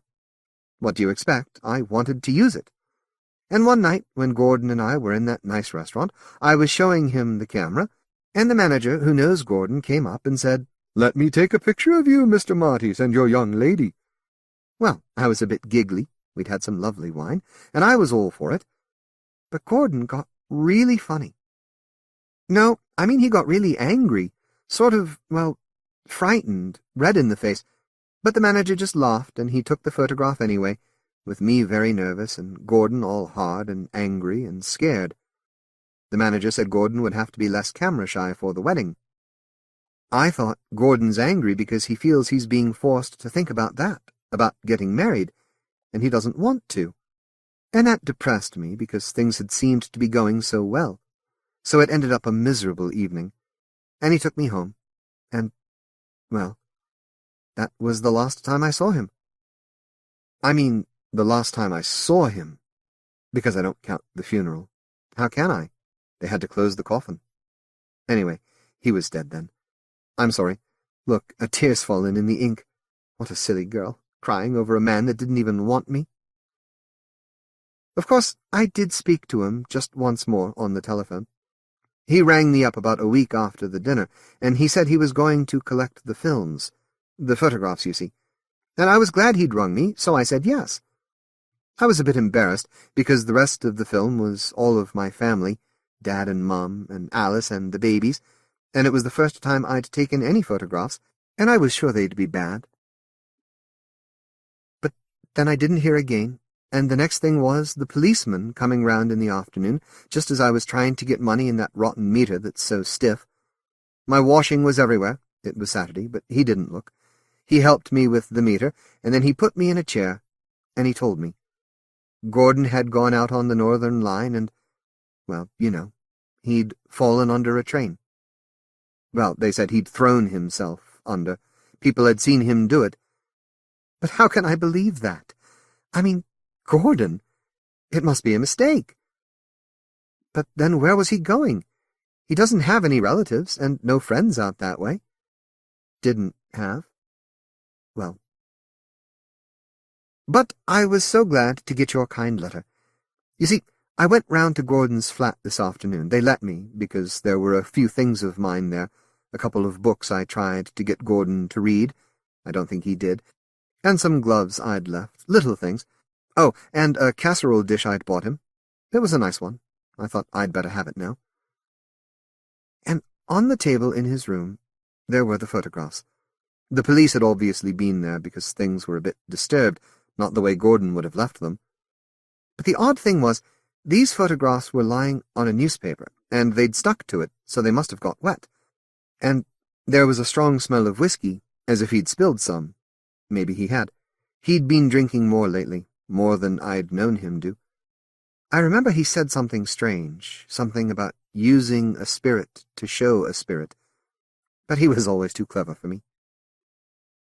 Anyway, I did look at the photographs, and I wondered if I could take them home, but I wasn't sure, so I didn't, though I can't see that they'll be any help to the police or anyone. Actually, I hadn't done too badly for a beginner. The ones of the babies are really nice, though I'd made Alice look a bit fat, and she wouldn't like that.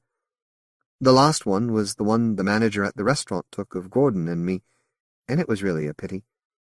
I admit it made me cry a bit, because it would have been nice to have a picture of him and me together, something to remember him by. It wasn't just that we looked really daft, me all grinning and silly, and Gordon so puffed up and upset. No, there was this horrible big red and yellowish mark on the picture. I suppose something went wrong when it was taken. Perhaps some light got in or something. That can happen, can't it? The funny thing is, I can't explain this, but there was something really awful about this mark. It sounds crazy, and you'll think I'm a proper dope. You know what an imagination I've got.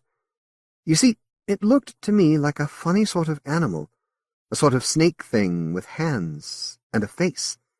And the oddest part of all, it was in just this place that it looked as if it was sitting square on Gordon's shoulders, with its tail coming down his collar, and its arm things round his throat, and its face pressed close to his, as if it loved him and would never let go.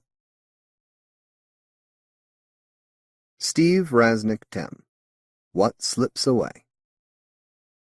Steve Rasnic Tem has published hundreds of short stories in such magazines and anthologies as Fantasy Tales, Weird Book, Whispers, Twilight Zone, Crime Wave, the Magazine of Fantasy and Science Fiction, The Third Alternative, New Terrors 1, Shadows, Cutting Edge, Dark at Heart, Forbidden Acts, Meta-Horror, Dark Terrors 3, Horrors 365 Scary Stories, Bedtime Stories to Darken Your Dreams, White of the Moon, The Year's Best Fantasy and Horror, and previous volumes of The Best New Horror.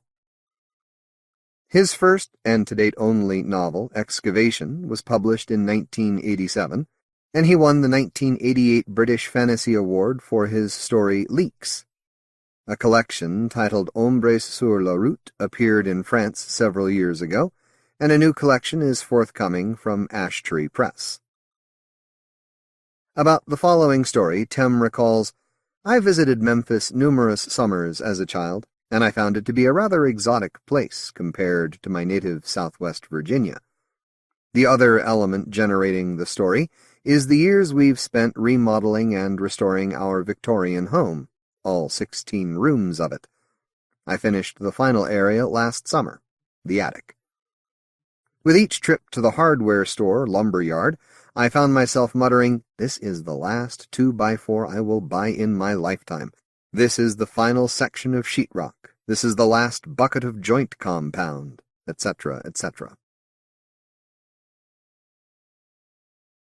2 of his neighbors have died in as many weeks. Another has lost his mind, or his past, Taylor's not sure which. The fellow at the end of the street electrocuted himself while rebuilding his roof, a raised hammer, a cable shedding black insulation and hung too low. The man's wife says he had no business up there in the first place. He was always doing too much, remodeling the house every few years, whether it needed it or not, and besides, he had no depth perception. Walter, across the street, had been another weekend remodeler. He was putting in a new tub on the second floor, the good-for-nothing son-in-law helping him carry the thing. Walter had a heart attack, but if that hadn't killed him, the torturous fall through water-rotted flooring would have. Now the son-in-law lies out on a towel each day beside a blue cooler full of cold ones. Taylor has never met the fat man who wanders up and down their street in overalls, but he's been told the poor fellow owned the big green Queen Anne, worked at fixing it up most every day of his adult life, and after 40 years the bank took it away. A fall down the stairs on moving day, and something important must have slipped away, because the fat man no longer knows his own name. Some days their street smells like a kid's birthday party. Other days it's a dead mule washed up along the Mississippi. Many nights Taylor wakes up from some bad dream of the past, and the fear is so strong in him he can smell it coming out of his pores, a smell like the solvents he uses to strip decades off the woodwork and clean his tools, a rotten soup of ancient tint and discoloration. "It's 2 a.m. in the Bluff City," the radio tells him, and sometimes it tells him the day and sometimes the year, and he decides to take it at its word, because right at this moment he has no clue. The bedroom's been torn up for over a year, walls demolished down to studs, and the original knob and tube wiring, exposing the rusted narrow pipes used to supply the gas lights of the last century. And then it's 3 a.m. in the Bluff City, then 4, and staring out his window, the casement gone, paint flakes working their way under his fingernails, all he can see moving on this street in Midtown Memphis is someone else's memories, shadows walking with the power of regret. "And it's a killer out there," the radio reminds him. "The hottest summer in years. Mr. J.T. Reynolds of our fair city died of heat stroke this afternoon, trying to put in a new attic exhaust fan, they tell me. Those old houses, well, you just gotta watch your step. Best take it easy, friends." Taylor looks out over the dark trees to another row of street lamps. J.T. Reynolds had a pretty little house a block away. And that makes 4. What's that smell, he thinks, his face flushed with damp heat and something else. What's that smell? It's just another one of those things that slips away, he decides, stumbling down steps with no railing, grabbing a beer out of the greasy brown icebox, and so many things just slip away. You don't think about them for a time, and before you know it, they're gone, and will no longer hold in the mind however much you try. You cannot will some things to stay. Like some smells, he thinks, going out to the porch, stepping around what is missing from the porch, the things he's torn away.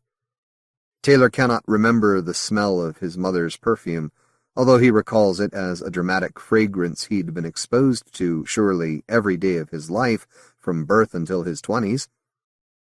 He would have been 23, maybe 24, when he'd finally left, only to return here years later to discover that his mother's smell had slipped away from this house, gone into the dark with her lace doilies, flowery dresses, and white bowls full of jelly beans.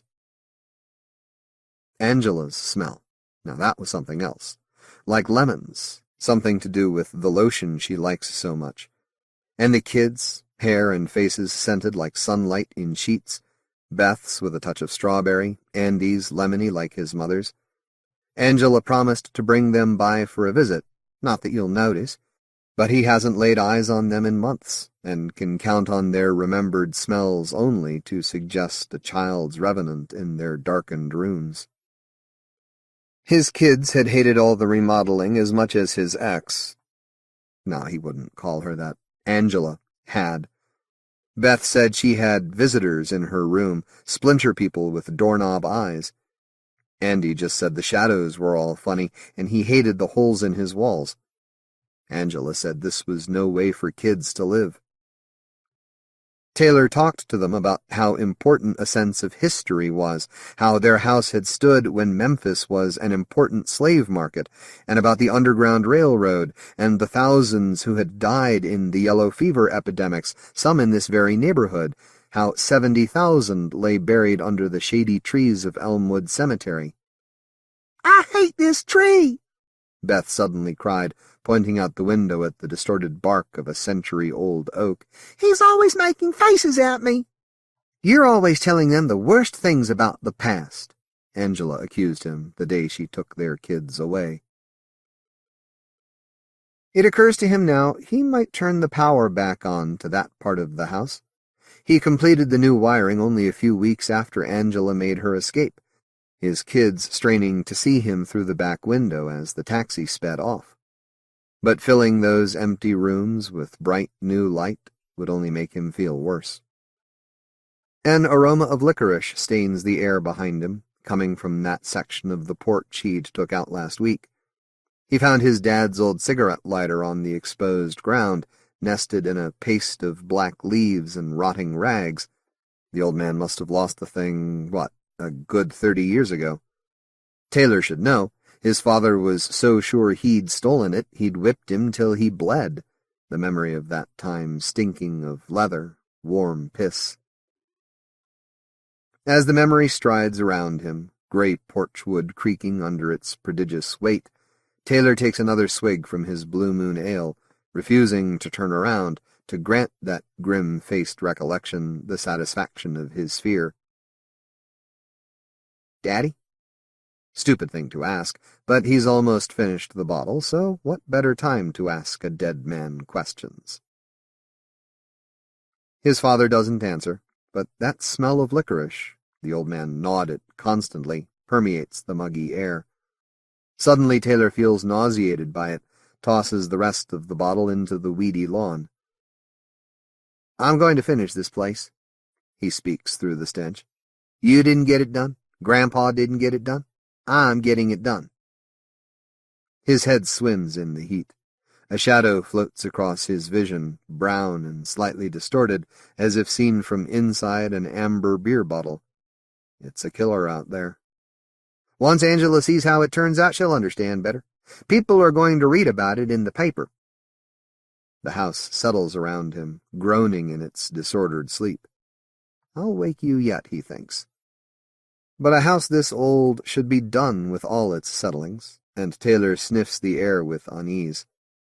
A few remaining wheaty fumes of beer, the irises from next door smelling a little like orange blossoms, sausage and red beans cooking a few doors down the street. The straggly surviving azaleas in his own yard have no smell, although a lot was promised by the showy pink flowers of months back. He has a vague memory that azaleas smelled when he was a kid, smelled like flannel comfort and a lukewarm bath after supper, but now he can't be sure. "Taylor, that you on those rickety old steps?" He watches Jack Rayburn stumble out of the weeds crowding the front gate. "They ain't rickety. Rebuilt 'em last month. Well, I sure wish you'd trim this monkey jungle back a tad. About to scratch hell out of me." "Too much hell to scratch out, Jack, at least in my lifetime." Jack chuckles and sits down beside him. Taylor didn't want company tonight, but he finds he's glad to see his old friend. "Here, brought you a moon pie." Jack slaps the disc of chocolate-covered cardboard into Taylor's hand. "Got it at the Circle K at Madison and McLean. I think that lady clerk is a man. What you think?" "I think I wish my daddy'd lived long enough to buy cigarettes there. He might have asked that lady out. Well, here's to the son of a bitch."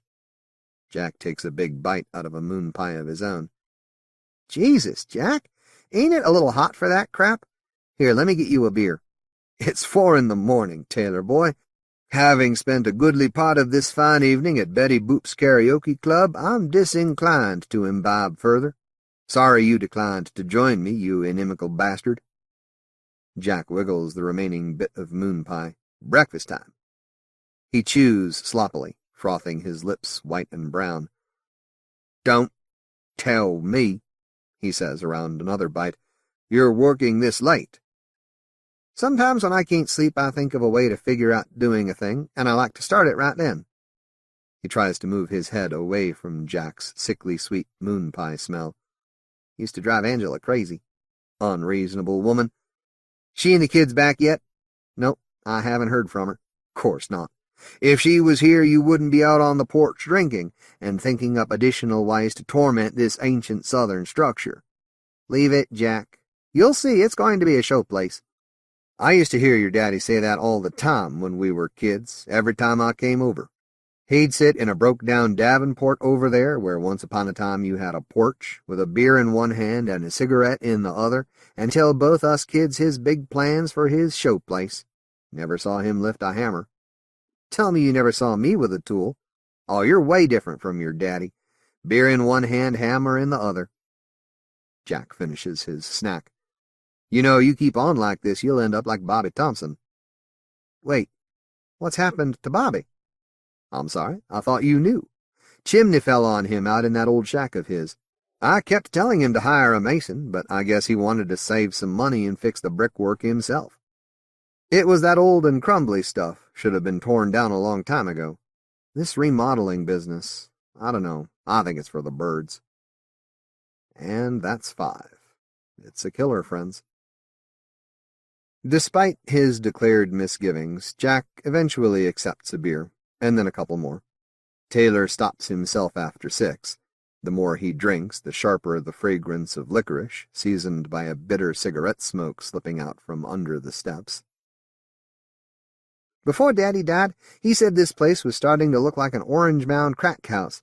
Said the whole neighborhood was going that way. He acted like it was my fault. Your daddy's idea of beautiful was that velvet portrait of Elvis as a bullfighter hanging in the lamplighter. You should have gotten Angela and the kids out of here a long time ago. This place has been in the family almost a century and a half. You don't just leave a home like this. History's a bitch, Taylor. After all those folks died in the yellow fever epidemics, what did the good citizens of Memphis do? 25,000 of them left. You're always talking about the importance of history. Can't you learn from what they did? You're the one drugged me up to Elmwood to see the long mass grave where they buried some of them. All those bodies with no names. But that's what I mean. I want to make a name for myself. If I restore this house good enough, maybe somebody will remember me. History feeds on names, my friend. That's pretty much all that making a name is worth. The past is a damned monster, or at least it can be. Better to have your children remember you, and their children if you're lucky enough to live that long. Jesus Christ, Taylor, you gave up your kids for this goddamn house. You let your future slip away for a past that wasn't all that great to begin with. The stench of cigarettes burns Taylor's eyes. What other reason does he have to be crying? I don't know how to explain it any better. The past is just so much bigger a place to live in, you know? It's so big it's hard to think of much else sometimes. Like the Mississippi. You live by it long enough, you don't believe you're thinking about it much at all, when in fact it waters just about every sensation you have. It's down in your bowels and in your walk. The pull and the flow and just the sheer size of it locks you into its rhythm. They talk into the new perfumes of morning, another night slipping away almost without Taylor noticing its passage. Sometime around dawn, Taylor wakes up to light and air like the inside of a yellow bottle, and although he can sense the heat, he cannot feel its presence. Jack lies only a few feet away, stretched out on his back in the weeds. The recollection of week-long summer sleepovers, a smaller but no less ornery Jack refusing the offer of ratty old blankets, hangs a smile on Taylor's stiffened face. Hey, Jack, come on. We're too old for this shit. He nudges Jack with his boot. Brownish air drifts through the yard, and now his mouth tastes of stale cigarettes. He wipes his face with a hand sore with morning, attempts to loosen his tongue. Come on, Jack. I got beds inside. Things look pretty messed up, but I still got beds. Licorice and beer, cigarettes and azaleas. Taylor lifts his head and stares around the yard. Fragrance has come back to the azaleas, but was that the way they used to smell? Like garbage and exhaust and lettuce gone to black soup at the back of the refrigerator? Shadows shift across the yard and shift again, and he supposes the sun must be rising awfully fast to create such a dramatic change. Light suddenly knifes his eyes, a crack in his yellow bottle. "Jack? I can't stay out here, Jack." He rises and goes to his friend, who stares up at him with wide eyes and a nosebleed, his face more yellow than Taylor's morning. "Jack!" His mouth is open, but he doesn't say anything. Taylor can see that his friend's gums have been bleeding, and there's a web of bloody vomit on the chin. "Jack!" he whispers softly, but his friend is gone into a yellow fever dream. The past is a monster, Taylor boy. "Damn, Jack! You're number 6, he says, and staggers back. Something's here, he thinks. Something vast and old as the river. The house reels behind him, and when he turns around he throws his hands up over his face, sure it's going to topple onto him. Windows swim in amber heat. Shingles flutter away like paper. Out of the door, a boundless shade like a nicotine stain oozes across the missing boards and down the steps, through the weeds and out the gate, a faint hint of dead fish and stagnant water in its wake. "It's slipping away, Jack! It's slipping away!" he cries and stumbles after, hands held out like a needy child. But sometimes it just gets away from you. Sometimes it all just slips away.